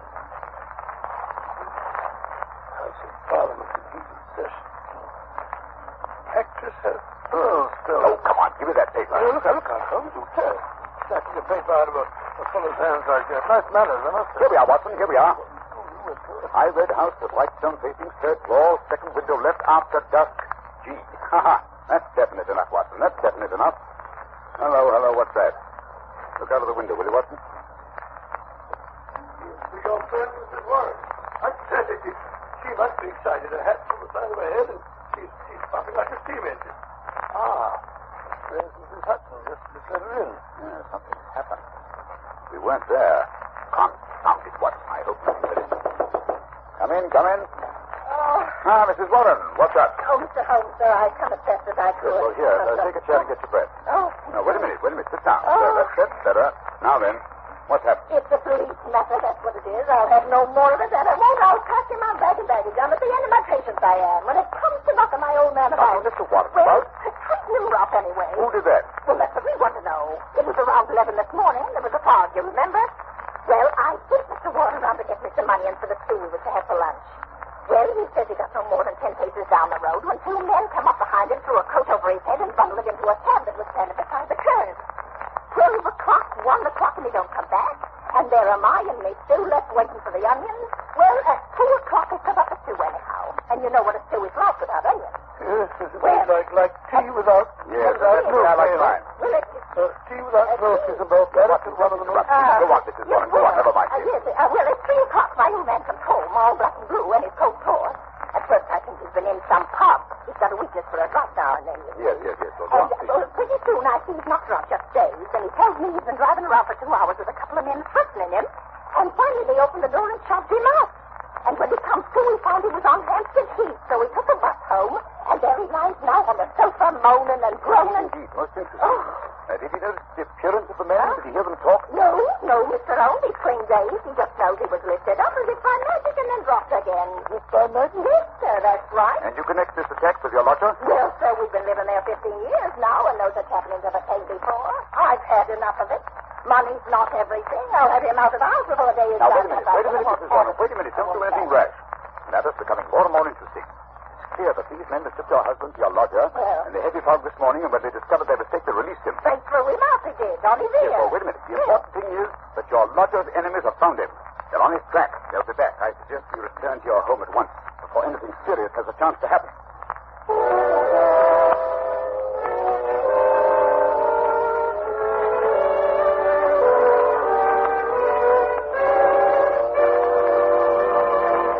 Just a moment, we'll rejoin Sherlock Holmes as he endeavors to solve the mystery of Mrs. Warren's lodger. Ladies and gentlemen, in every American city, town, or village, you'll find a group of people who are worthy of the highest praise. The American druggists, men and women who are always on the job to serve our needs day and night. This evening, we have a very welcome guest, a druggist from the city of the famous Mardi Gras, colorful New Orleans, Mr. Wally Schweikart of the Schaefer and Schweikart Pharmacy at Carrollton and Genesee. Now, here's what happened the other day when a friend of mine visited the Schaefer and Schweikart Pharmacy. Mr. Schweikart, you certainly have a fine modern drugstore. How long have you been serving this neighborhood? About 25 years. Well, sir, it's a long time. Say, what were those big buildings I just passed on the way out? Why, the famous Tulane and Loyola University. And we're proud to have some of the students among our best customers. And I suppose you have an occasional professor stopping in, too, huh? Yes, we do. College students and professors buy medicines just like anyone else. And that brings up a question I'd like to ask. What do most of your customers buy when they want to relieve the usual symptoms of colds? Bromoquinine cold tablets by a big margin. We recommend them, and both Mr. Schaefer and I have used them to help relieve the common miseries of our own colds. That's just the way it happened, isn't it, Mr. Schweikart? Yes, that's right. It's been a pleasure to have you with us, Mr. Schweikart, and your statement bears out the results of a coast-to-coast survey conducted by one of America's leading research organizations and taken among over 2,000 American druggists just like yourself. It was found that more than 87%, that's about 9 out of every 10 druggists, recommend bromoquinine cold tablets as an effective aid in the relief of the usual cold symptoms. And in addition, the majority of these druggists said that bromoquinine cold tablets were their largest selling tablets made exclusively for the common distress of cold. Friends, when you have the usual symptoms of a cold, get the preparation your druggist probably recommends. Time-proven bromoquinine cold tablets, and take only as directed. Bromo, B-R-O-M-O. Quinine, Q-U-I-N-I-N-E. Bromoquinine cold tablets.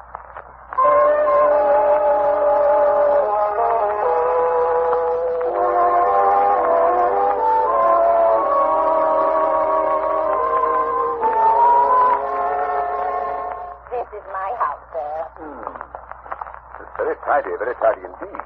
Starched curtains, polished doorknobs. I do my best, Mr. Holmes. Now, where do I put my keys? Those windows on the top floor where the lamp is lit. Those are the lodger's rooms, I take it? Yes, sir. Oh, here's the key. Slipped inside the linen and the bag. Will you come in, gentlemen? Holmes? Oh, the door's open. Come on in. I say, why are you staring at that house across the street? You see it, Watson? You see it? Of course I see it. I'm not blind. High red house with white stone facing. Of course. The message. Yes. Watson, that is undoubtedly the signal station.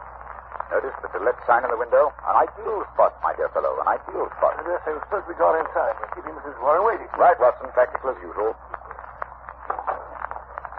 Oh, Mrs. Warren, what now? I don't rightly know, sir. I suppose we begin by taking a look at this mysterious lodger of yours. How are you going to manage that if he keeps the door locked? When do you take his next tray up to, Mrs. Warren? Usually I do see around 4:30. 4:30, eh? It's almost that now.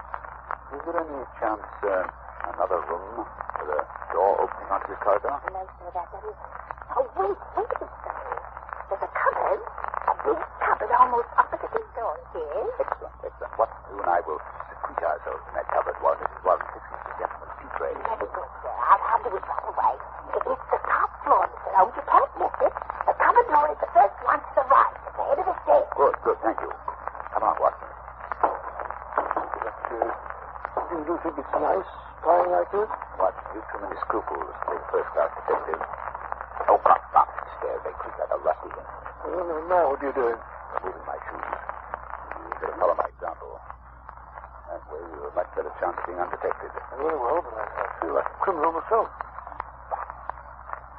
Oh, not I can't get this shoelace undone. Well, but this big break is we can't sit here all night. All right, all right. Oh, here. Come along now. Quiet, be quiet. You sound like the charge of the light brigade. I'm not making any more noise than you are. Easy now. Cupboard door. Yes, go. What? What you said it was a large. Poke of paint, please, will you? Close the door. Look at the crack. That's enough to see through. Move up a little. I can't see the best thing pushed here like this. Well, you're not supposed to. I'll do this little man, but it's myself. Ah, here comes Mrs. Warren now. Stop that noise, Watson. You're talking like a grappler. Yes, here she is.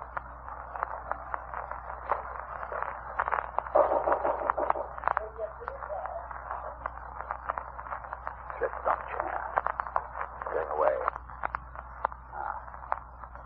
At the door now. Slowly. And a face. By thunder. Well, I'm dashed. What is it, Holmes?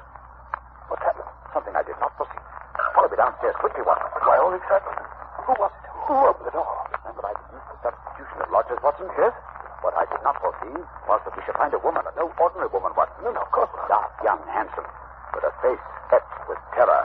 Terror? Do you think she saw us? I think she suspected our presence. Well, what do we do now? We'll put on our shoes. We're going to spend the next few minutes on the front doorstep. Why? You remember the message said that G would communicate with the lady at dusk today? Please keep an eye on the window opposite. Yes, but that's It's almost dark now. Come along.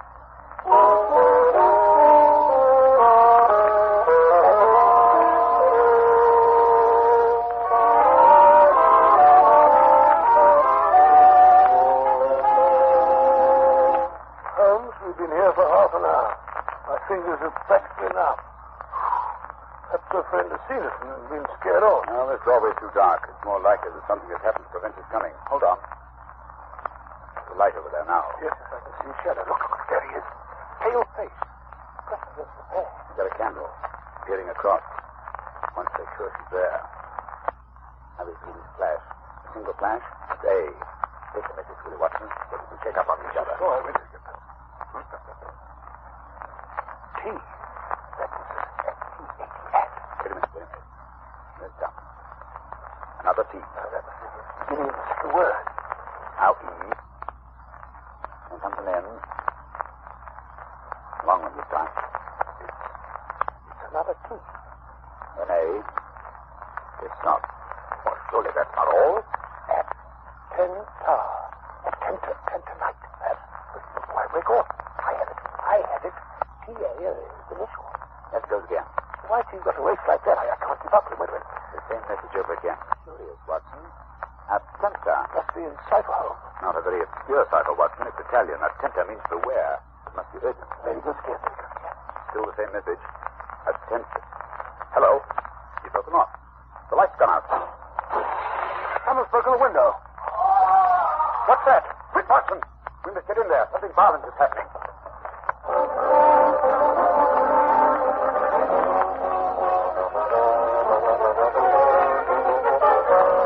The door's unlocked, Holmes.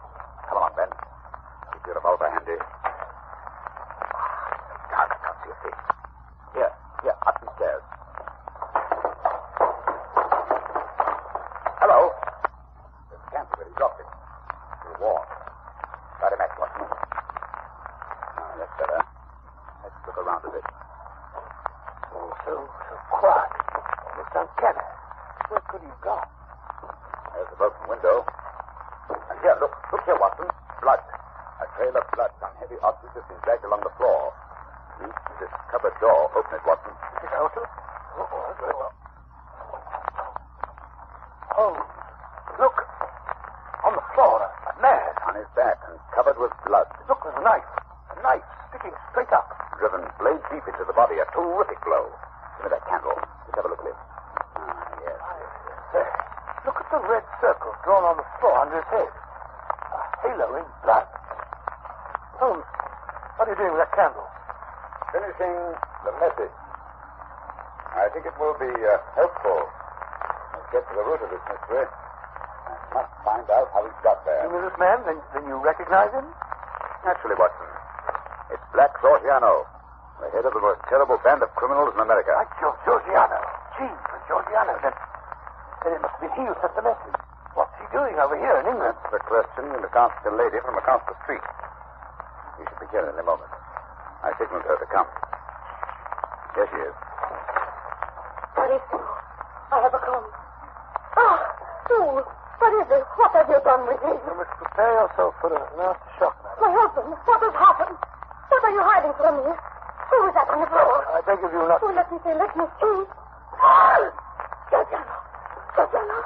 Romeo, you have killed him. He is dead. Please don't be so upset, madam. But it is wonderful, marvelous. What? You are the police. You have killed him. Oh, I'm so happy. You have killed him. He was dead when we found him. How so? Then it was my Jenna who killed him. My wonderful Jenna. He has done it to protect me. He has seen it. He is magnificent. But where is he? Just now he sent a message for me to come. It was I who sent the final message. Your husband disappeared out of the back window, if I read the signs correctly. But I ran away. Oh, my husband, he did it to protect himself. To save me. No one could blame him. You could not arrest him for that. No. Now that your Jenna is dead, we fear nothing. We are free. Perhaps you'd like to tell us about it. I may be able to arrange matters with Scotland Yard. Well, Jenna is my husband. Gennaro Luca. I am Amelia Luca. My husband and I, we live in New York. We are happy until my Geno's brother, he meets this Georgiano. He was a devil. A monster. There is no judge in the world who would punish my husband because he killed me. Yes, I understand he had rather an unsavory character. He was a king. He makes the young Italian men join in his society. Gennaro's brother was one of his men. He cannot break away. He must do the most terrible thing. And then one night he say no. He was shot in the back. In the back? Quite a sportsman, huh? Quite what? After that, this Georgiano, he say my husband must join his band. He began to make love to me. He was terrible. I was so afraid. So you ran away? Yes. One night we go on a boat for England. But we know Georgiano will follow us when he finds out.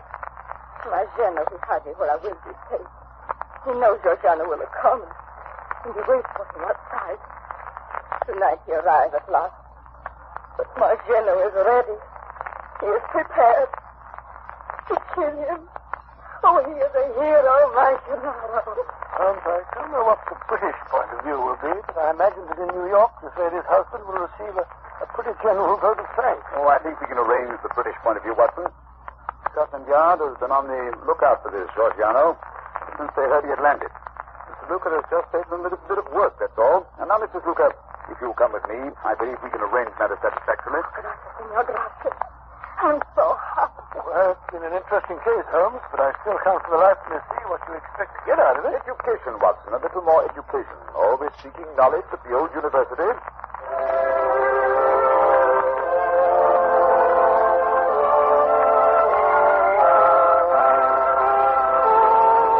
In just a moment, Dr. Watson will be back to tell us about next week's story. Ladies and gentlemen, when colds are prevalent, act wisely. Don't neglect the cold. Rest and avoid exposure. Remember, if neglected, even a so-called light cold may lead to more serious illness. But if a cold attacks with its headache, pain, nasal distress, and fever, take bromoquinine cold tablets. They go right to work to help relieve the usual miseries of a cold. They're specialized medication, and they work internally. They bring prompt relief, grateful relief, and they are time-proven. They're known and sold everywhere to help relieve the common discomforts of cold. Yes, you can take them with confidence. So when you have the usual symptoms of a cold, get busy and take bromoquinine cold tablets. Use only as directed, and be sure to get the real thing. Look for the letters LBQ on the tablet, and always ask for them by name. Bromo, B-R-O-M-O. Bromoquinine, Quinine. Bromoquinine cold tablet. Now, Dr. Watson, what about next week? Well, next week I think I'll tell you an adventure that took me on a wild goose chase halfway across the continent of Europe. A case which Holmes solved by opening a coffin.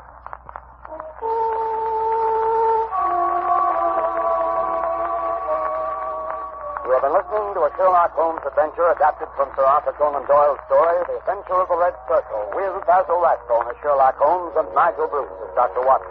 The dramatization was by Edith Miser, musical interludes composed and conducted by Lou Tosma. This program is presented from Hollywood each week at this time by the makers of Bromoquinine Cold Tablets, prompt relief for cold distress. This is not Manning speaking. Christmas seals are the stamps that help fight tuberculosis. Your contribution to the health and strength of our nation. Buy your Christmas seals today. This is the Red Network of the National Broadcasting Company.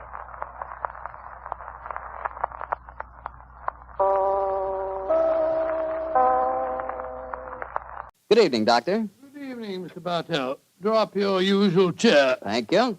That's it. Well, did you enjoy the Christmas holidays? Well, I've had a whale of a time, thank you, but I don't think I can face a turkey or a mince pie for at least another year. How about you, Doctor? Oh, I had a very pleasant week, too, my boy. Parties, visitors, and a flattering number of Christmas messages to be answered. Oh, say, you got a new pipe. Is that a Christmas present? Yes, new pipe, new tobacco pouch, and a pound of my favorite tobacco. All of them sent to me from London by an old client and a friend of mine, Sir Ian Dunbar. An old client, huh? Well, do you mean he was one of your patients, or was he someone that you and the great Sherlock Holmes helped? The latter, Mr. Bartell. As a matter of fact, it was receiving this gift that reminded me of the story I've decided to tell you tonight. A story in which Sir Ian Dunbar played a prominent part. And how did it begin? The day before New Year's Eve in 1899. Sherlock Holmes and I sat in opposite corners of a first-class railway carriage as we sped towards Edinburgh in the Flying Scotsman. What took you and Sherlock Holmes up there, Doctor? It started off as a holiday visit, Mr. Bartell. My old friend Sir Walter Dunbar had asked Holmes and me to spend a few days with him at Dunbar Castle, about 20 miles outside Edinburgh. After we left King's Cross Station, Holmes, his sharp, eager face framed in his deerstalking cap, dipped into the bundle of fresh papers which he'd brought with him. We left Bedford far behind us before he thrust the last one of them under the seat, leaned across, and offered me his cigar case.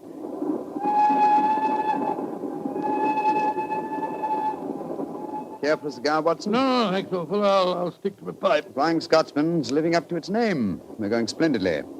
Our present rate is 53.5 miles an hour. Oh, I hadn't noticed the quarter-mile post. Nor have I, but the telegraph posts on this line are 60 yards apart. With the aid of a watch, the calculation is a simple one.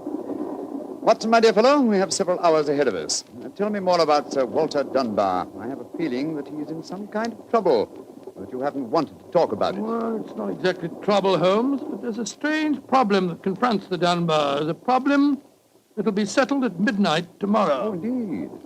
Night of New Year's Eve, eh? Yes, exactly. But to really appreciate the story, I have to begin by telling you of the death of old Sir Thomas Dunbar. The father of the present baronet, I suppose. Yes, he was severely wounded at Waterloo, though he managed to last out long enough to get back to Dunbar Castle. The story goes that as he lay there on his deathbed, he told his wife of his plans for their unborn child. Dinna grieve, lass. I fetched the baronetcy home from Waterloo. What if I fetched a mortal wound as well? Oh, hush, lass. I'm no afraid to die. All that niggles me is that I shall ne'er see the child you bear. The Sir Wattle Scott no coming yet. Can he visit the deathbed of his old friend? Who's there? Is that you, Sandy Murdoch? Aye, Thomas. It's me. Aye. I'm leaving an unborn son behind me when I die. Now, I don't trust women or children or banks for that matter. Put the best part of my wealth and gold in the big iron box you'll find under the bed. The money's there. Aye, and something else for a rainy day. You're to keep that box in trust for me, Sandy. You can turn it over to my boy on the New Year's Eve before his 21st birthday. And he'll be a man and wise enough to know how to use it. You understand, Sandy? Aye, Thomas. But supposing your bairn's a girl. A girl? I tell you, it'll be a boy. And we'll name him Walter after my good friend, Sir Walter Scott.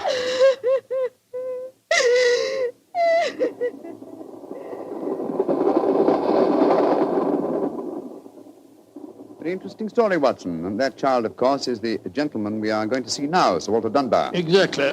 And the first baronet was a friend of Sir Walter Scott, while his son can boast of your acquaintance. Why, it's a family singularly rich in literary friendships. That's not very funny, Holmes. To continue, I suppose you can guess what happened. Sir Thomas carefully drew up a document to specify the New Year's Eve before the baronet's 21st birthday. And the poor child was born on February the 29th. It was a leap year. Oh, so poor Sir Walter is still waiting for his iron box full of gold. Yes, he'll be 84 next year, and yet legally, with only one birthday every 4 years in the eyes of the law, he'll at last be 21. A most amusing situation, though I'm afraid Sir Walter finds it far from entertaining. The lawyers must have been extremely scrupulous in abiding by the letter of the document. Yes, old Sandy Murdoch is dead now, of course, but he too is a great-grandson, William Murdoch, who still handles the Dunbar estate. He'll be at the castle tonight to formally hand over the iron box. I'm delighted you accepted the holiday invitation of Sir Walter. My dear fellow, I've needed a rest, but I've always loathed too strict a one. This situation may pose a nice little problem for me. Problem? Yes, I'm reasonably certain that the aged Sir Walter Dunbar will not get his iron box full of gold on this New Year's Eve either. But we shall see, old fellow. We shall see.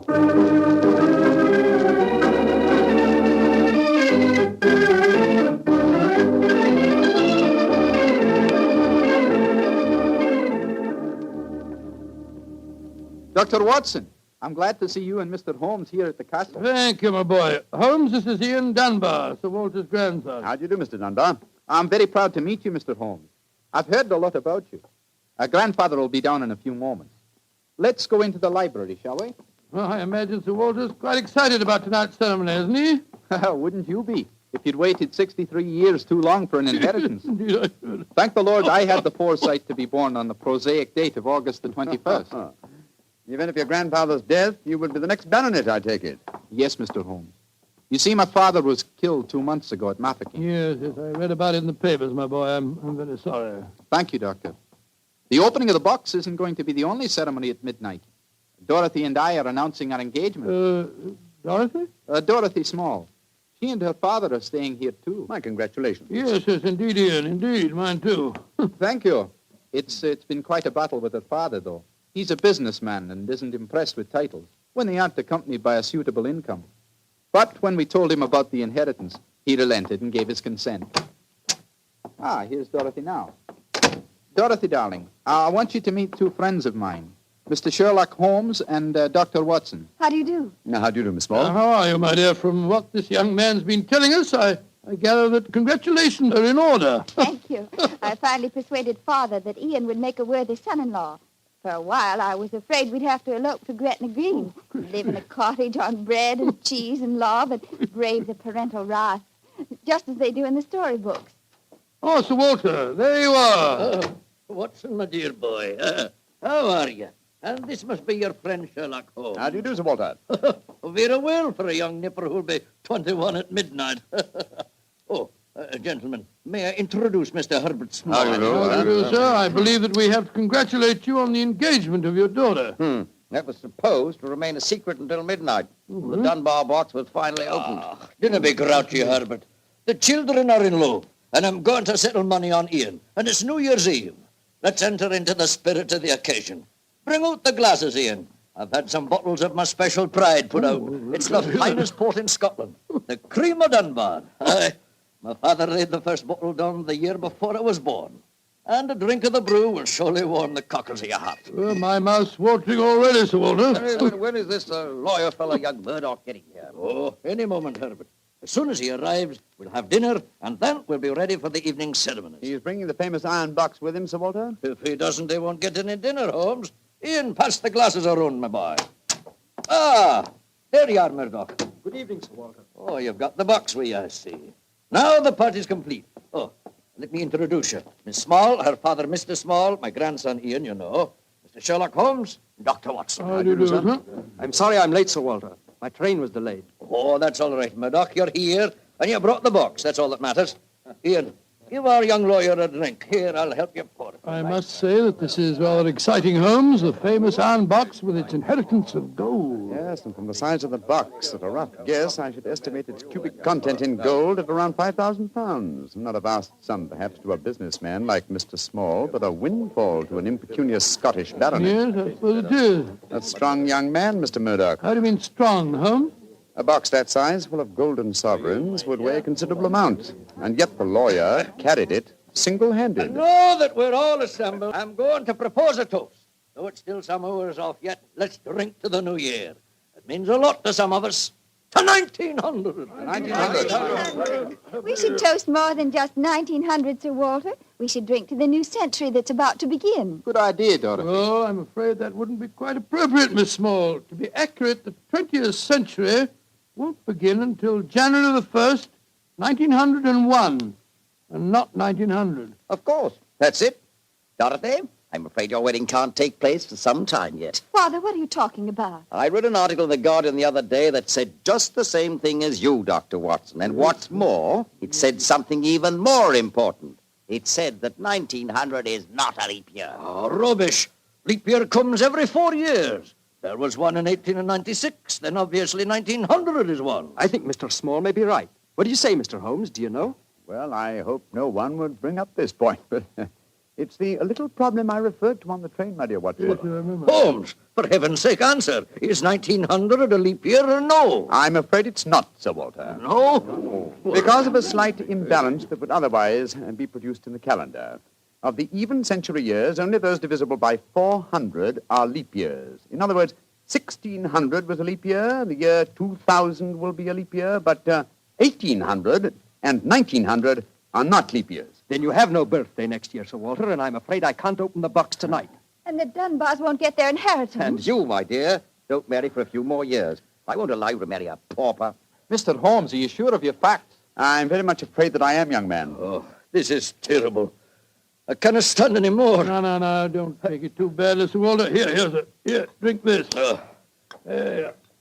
That's it. After all, you only have to wait another 4 years. Another 4 years? At my age, young man, at my age. Oh, no.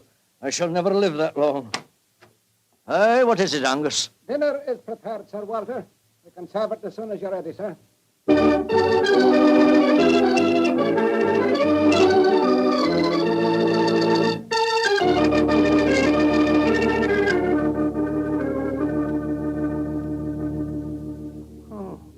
What a miserable meal, Holmes. Sir Walter's gone to his room, the young lovers are nearly in tears, and Small and the lawyer Murdoch seem to be positively gloating. Yes, a most depressing atmosphere in which to welcome the new year. But let us, at least, make the best of it. I think I'll go and have a talk with Sir Walter. And you, my dear chap, why not try and cheer up the young folks? Some of your experiences in India may make them take their minds off their trouble. Yes, quite an idea. I'll join you in the library. Call me if you want me, Holmes. Ah, there you are, my dears. Hello, Dr. Watson. All alone in front of the fire, eh? I'm afraid we're not in very good spirits, sir. Oh, nevertheless, I'll sit down here and join you, if you don't mind. Misery loves company, you know. You're very kind, Doctor. I was just trying to persuade Ian to elope with me. But he's being most ungallant. He won't even consider it. How can I, darling? I've got under 200 pounds a year in my own right. How could we live on that? I was counting on the money the grandfather was going to give us to get me started. Now, Miss Small, a little earlier you talked of Gretna Green and bread and cheese and love in a cottage. Yes, there's a lot to be said for it, you know. Well, to be said for it, yes, Doctor. But have you ever tried it? Not literally, my boy, but I may tell you that when Mary, my wife, and I were first married, I had very little money. In fact, my income was just about the sum that you mentioned. And we were very happy. Ah, but you have a profession, Doctor. Look at me. I've been trained for nothing except to be Laird of Dunbar Castle. I can't support a wife on tradition. But you're young, Ian. You can get some kind of position. I'm sure you can. Yes, of course. As a matter of fact, I think that... Holmes, what is it? What's wrong? There's devil's work afoot, Watson. Come with me, old fellow. And you, Mr. Dunbar. Mr. Holmes, what's happened? It's Sir Walter. I went to his room. It was in darkness, but in the moonlight I saw two figures struggling by the open casement. One of them was Sir Walter. As I entered, he disappeared from sight. His attacker had pushed him out of the window into the moat. How dreadful. The other man got away in the darkness. We must get lanterns and go out to the moat at once, though I'm very much afraid, Mr. Dunbar, that your grandfather is beyond our help.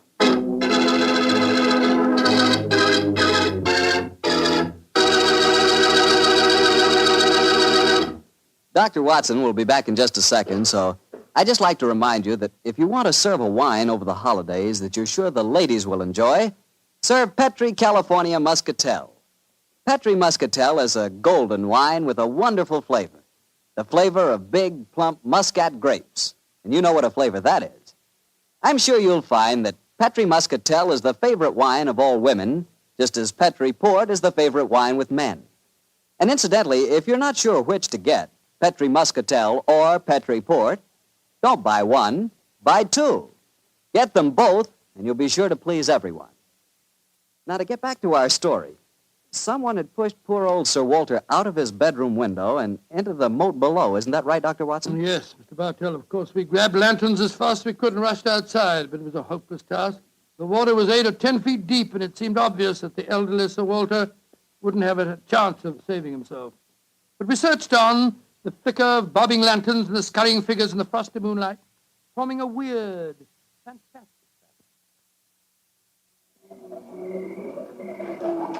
Arthur, bring a lantern over here. Aye, sir. Can you see anything, Holmes? Not a thing. I don't see why your friend doesn't call the police, Dr. Watson. He's accomplishing nothing. He thought there might be a chance of finding the old man alive, Mr. Small. He wants to avoid a scandal, if possible, for your sake, sir, as well as the Dunbars. The scandal can't touch me or Dorothy over this. Her engagement was never announced. Thank heaven. That's a great pity, sir. I should think some new blood in your family would be a great improvement. You're being confoundedly impertinent, Doctor. And you'll be confoundedly heartless, sir. Well, Holmes, have you given up hope? I'm afraid we'll never find him without dragnets and grappling hooks. Have to call the police. What time is it? Sir Ian, you know the time? What did you call me, Mr. Holmes? Sir Ian. By Jove, yes. It does seem a bit premature, Holmes, but of course you're right. If your poor grandfather's dead, Mr. Dunbar, you're the baronet now. And the time, Sir Ian? It's 11:45, Mr. Holmes. A quarter of an hour to the new year. Sir Ian, doesn't that fact suggest something to you? Yes, it does. So I'm the new baronet, am I? Very well, then. There'll be no more talk of the police for 15 minutes. I want all of you to come back to the castle with me. As the last chime of midnight rings out, I shall have a statement to make. A statement that I want you all to hear.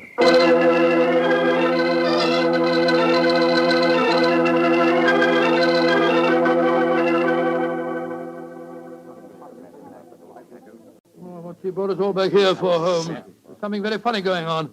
I tell you, I don't like the look of it. And I, Watson, like the look of it very much. I wish you wouldn't be so dashed mysterious. What are you up to? You haven't taken a step yet towards finding the murderer? Haven't I? And I wonder what causes the beads of perspiration on Mr. Small's brow. Small? You mean that Small... Yes, and I wonder what causes the singular look of apprehension on the face of Murdoch, the young lawyer. You remember, of course, on my remarking how easily he carried the large iron box. Good Scott, yes. And it took a strong man to throw Sir Walter out of the window. Watson, huh? The new year is approaching. Ladies and gentlemen, in view of our recent tragedy, this is one New Year's Eve when none of us feels like song and jollity. But there still remains a ritual duty for me to perform. Mr. Murdoch, open the iron box, please. But I can't do that. It was only to be opened for your grandfather. No, Mr. Murdoch. The phrase was that it was to be opened on the New Year's Eve before the baronet's 21st birthday. I am now the baronet, and I shall be 21 next year on August 21st. Open the box, please, Mr. Murdoch. Ian, darling, how frightfully clever of you. Good lad. I hoped you'd think of it. Sir Ian. Murdoch, open that box. Very well, Sir Ian. But I'm afraid you're in for something of a shock. Great Scott, the box is empty. Except for a sheet of notepaper in the bottom. What's the meaning of this, Murdoch? Read that paper, Sir Ian, and you'll understand. I owe you 4,000 sovereigns. And it's signed Alexander Murdoch, on behalf of Murdoch and Murdoch, lawyers. You'd better explain this. It's the family skeleton, Sir Ian. That note is signed by my great-grandfather, the one that witnessed the original deed concerning the box. As soon as Sir Walter was born on that February the 29th, my great-grandfather realized the money wouldn't have to be produced for 84 years. And so he stole it. He borrowed it. He always intended to pay it back, but he was never able to. When he died, he told my father of his secret, and my father in turn told me. We've always planned to put back the money, Sir Ian, but we've never been able to. This is daylight robbery. You should prosecute them, Ian. The firm's still in business. You can ruin them. You can sue them for every penny they have. Mr. Small, you've already shown a marked aversion to my family. I suggest you allow me to handle their affairs. Bravo, Ian. How dare you, Dorothy? Go to your room. No one's going to their room. No one's leaving here until the police arrive. I'm convinced that one of you murdered my grandfather tonight. And if you ask me, it's obvious who that someone is. Who, Dr. Watson? You, Mr. Murdoch. You came here planning to kill poor old Sir Walter because you never intended to open that box. You thought that your secret would die with him. That's a lie. I was going to tell him everything and then ask for time to pay the money. I didn't kill him. Of course he didn't. There's your murderer. You yourself, Ian. Father, what are you saying? I'm saying that Ian's the murderer. He saw that the box wasn't going to be open for another 4 years. He realized out the money couldn't marry Dorothy, so he killed his grandfather and then ordered the box opened. You're trying to cover yourself. You pushed grandfather out of that window tonight. You thought that if he died, the box would never be opened. So Dorothy couldn't marry me. You young Gentlemen, please. Upon my soul, Holmes, you seem remarkably calm. Do I, my dear Watson? I must say I'm absolutely fascinated by listening to three people accusing each other of murder, and each of them producing perfectly sound motives. It's a remarkable example of the dangers of reasoning from motive alone. We should profit by experience, Watson. Mr. Holmes, how can you be so calm? There's a murderer in this I room. suppose this game of charades is getting a little out of hand, Miss Small. Let's conclude it. You'd better come out now. That tapestry, it's moving. A happy new year to you all. Grandfather. Sir Walter, oh, am I seeing a ghost? Oh, Sir Walter, you're all right. But what kind of a game have you been playing? It's a bonny game that Holmes and I invented. You might call it forcing the issue. I was determined to have the box open before the next 4 years were out, whilst I was still alive to look inside it. But the trickery of your family, Murdoch, has made me a very unhappy man. Sir Walter, I shall pay back the money in a few years. I swear I will. It'll be too late to do me any good, but I'll take care that Ian gets it.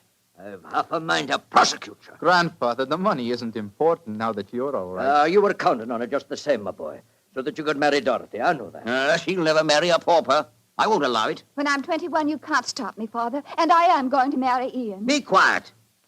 Sir Walter, this is a very unsavory business. I think that you owe us an explanation of your behavior tonight. You tell him, Holmes. I fancy a wee drop of cream of Dunbar. Watching you all search for my body in the moat has made me thirsty. The explanation is a very simple one, ladies and gentlemen. When you arrived here tonight, Mr. Murdoch, I knew from the way you handled the box that it could not contain the sum of gold it was supposed to. And so you suspected fraud and devised a plan to force the opening of the box. Yes, and Sir Walter was an eager conspirator. Of course I was. Ian is 21 next August. Supposing I had died after he came of age and before my next birthday, 4 years hence, the box would never have been opened. And so we invented the fake murder story. By the way, Ian, I must congratulate you for grasping the possibilities of the situation so speedily. If you hadn't demanded the opening of the box, the Murdoch secret might still be a secret. It's a clever plan, Holmes. It's too bad that it had to have such a miserable ending. I'm not sure that we have finished with the matter. Mr. Murdoch. Yes, Mr. Holmes? You say that your family took £4,000 from that box? Yes, Mr. Holmes. Curious. I would have sworn from its size that it would hold closer to 5,000. And in your account of the legend, Watson, you told me that Sir Thomas Dunbar stated of his deathbed that he had put something else in the box. Right. Something for a rainy day, is that it? Mm-hmm. Did the Murdochs find that extra something? No, Mr. Holmes. They found nothing but the gold. Oh, that's very odd. I think I'll take a closer look at that box, if you don't mind. Since this seems to be a night of telling secrets, I think you might as well know, Father, that if you don't give your consent, I shall elope with him. Oh, bravo, my dear, bravo. No such thing. I admire your resolution, young lady, but I hardly think it will be necessary. What do you mean, Holmes? Permit me to show you all the treasure of the Dunbars. What have you found, Holmes? Something for a rainy day that old Sir Thomas spoke of. You see, since the cubic contents of the box obviously differed from my calculations, I deduced the existence of a false bottom. I was correct. And in that space, I found this. Oh, it's a manuscript. Quite so, the manuscript of a book. Look at the title page and see the author's name. History of the Dunbar Family. By Sir Walter Scott. Scott? I think, Sir Walter, that an original and unpublished manuscript by your distinguished namesake will prove worth several times the gold that is missing from that box. You've saved the day for us, Holmes, my boy. God bless you. Oh, this has been as strange a new year as ever I knew. But it's turned out to be a bonny one, thanks to you, Holmes. Well, fill up your glasses. We're going to drink a toast to the new year. By Joe, yes, Sir Walter. This is really a happy occasion. Then let's complete it. by singing the traditional song of the season, Auld Lang Syne. And in this case, when we sing, Should Old Acquaintance Be Forgot, I feel that in our hearts we should be thinking of Sir Walter Scott. Though he died over 60 years ago, he's made us all very happy here tonight. Should old acquaintance be forgot and never brought to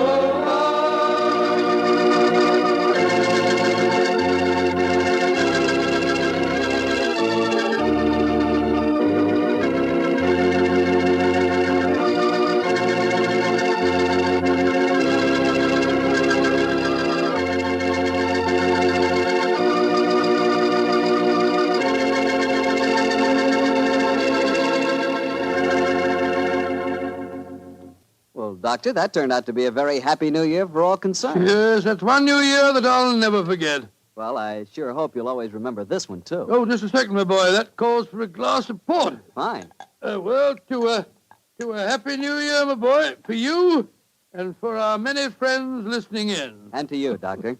Oh, thanks, boy. That's good. Doctor, this has indeed been a pleasant association for me. Oh, I'm glad to hear. You're the best storyteller I've ever known, and the Petrie family makes the best wine I've ever tasted. I hope that just as they've been making wine for generations in the past, the Petrie family will continue to make fine wine in the future. And Mr. Bartell, I know that you'll always be here to tell us just how good that Petrie wine is. Well, I hope so, Doctor. And I hope you'll always be right here beside me to tell another swell story about Mr. I hope Holmes. so too, my boy. Oh, and incidentally, Doctor, what new adventure are you planning to tell us next week? Next week, Mr. Bartell, I'm going to tell you a weird story. It starts with a series of murders on Hampstead Heath and ends with a battle to the death in a burning waxworks. I call it the strange case of the murderer in wax. Tonight's Sherlock Holmes adventure was written by Dennis Green and Anthony Boucher and was suggested by an incident in the Sir Arthur Conan Doyle story, The Silver Blaze. Music is by Dean Fossler. Mr. Rathbone appears through the courtesy of Metro-Goldwyn-Mayer, and Mr. Bruce through the courtesy of Universal Pictures, where they are now starring in the Sherlock Holmes series.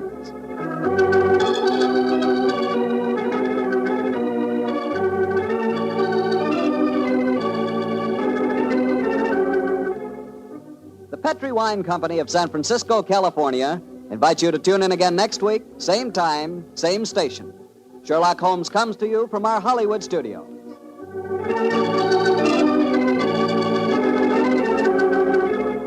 This is Harry Bartell saying good night for the Petrie family. For a solid hour of exciting mystery dramas, listen every Monday on most of these same stations at 8 o'clock to Michael Shayne, followed immediately by Sherlock Holmes. This is the Mutual Broadcasting System. I would like to thank Phyllis White for taking the time to tell us about her husband, Anthony Boucher, and also about Dennis Green, and those wonderful times, not so long ago, when Holmes and Watson were played by Rathbone and Bruce. The two episodes you have just heard are part of the new adventures of Sherlock Holmes, starring Basil Rathbone and Nigel Bruce, and are a 1988 copyrighted production of 221A Baker Street Associates. The Sherlock Holmes stories and the characters of Sherlock Holmes and Dr. John H. Watson were created by Sir Arthur Conan Doyle and are used with the kind permission of Dame Jean Conan Doyle. This is Ben Wright. Won't you join me again sometime soon for two more new adventures of Sherlock Holmes? Thank you for listening.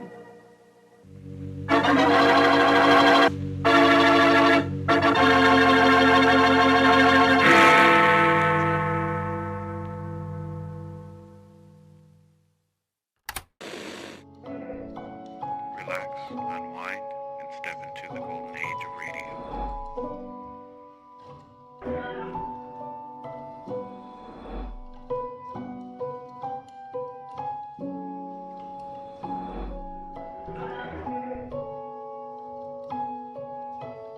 You're now listening to Golden Radio Hour.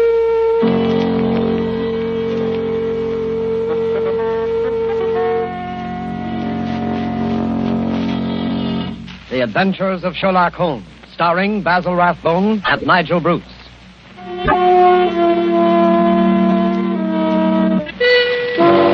The makers of bromoquinine cold tablets bring you another adventure of Sherlock Holmes with Basil Rathbone as Sherlock Holmes and Nigel Bruce as Dr. Watson.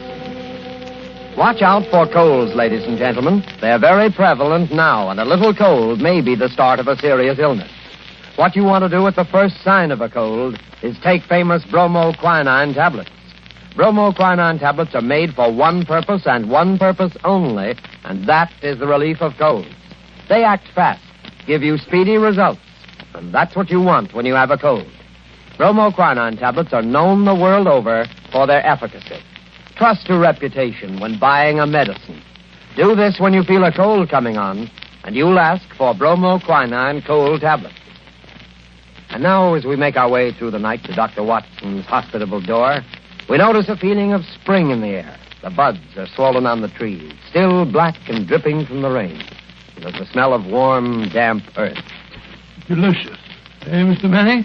Well, hello, Dr. Watson. I didn't see you in the doctor. Yes, I've been out checking up to see if my magnolias survived the winter. Any casualties? No, they all seem to be fairly bursting with bugs.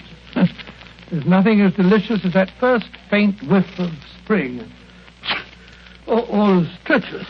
Come along to the house before we both catch our death of cold. After you, sir. Not at all, my boy. None of that age before beauty nonsense. I'm not as decrepit as all that.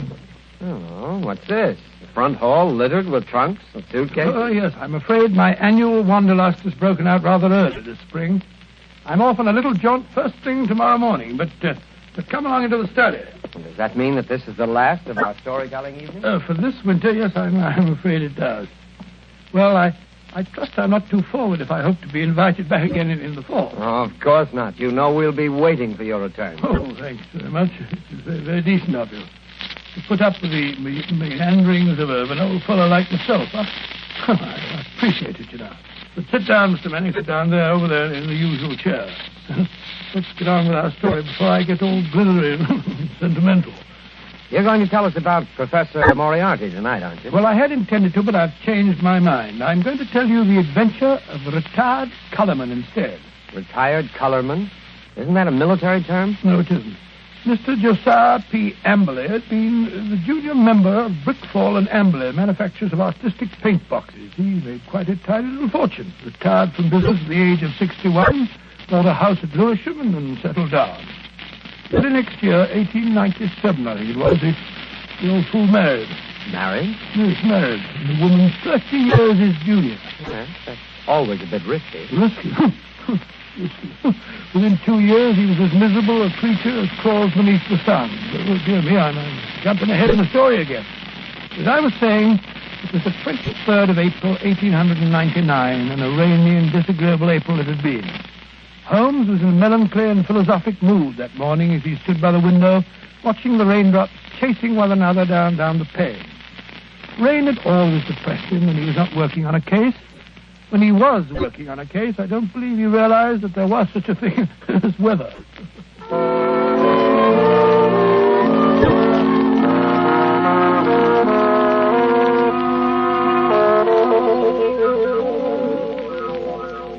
Look at that beastly rain. Hasn't stopped for 3 days. Might as well be another flood. Well, heaven only knows what transgressions could have brought it on. That's been a really first-class crime for months.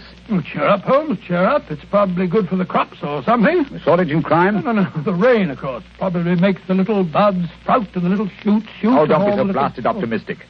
More likely rotting all the seed that's already been planted. Rain, where the deuce does it all come from? This confounded English climate? Why any man with half a brain stays on this rain-soaked, mist-bound island is beyond me. Oh, I doubt if the men have anything to do with it. It's the ladies, God bless them. This climate gives them perfect complexions, and with so many lovely creatures about, what Englishman would think of quitting the country? So much beauty, such exquisite... Oh, rubbish, Watson, rubbish. The spring has given you a temporary softening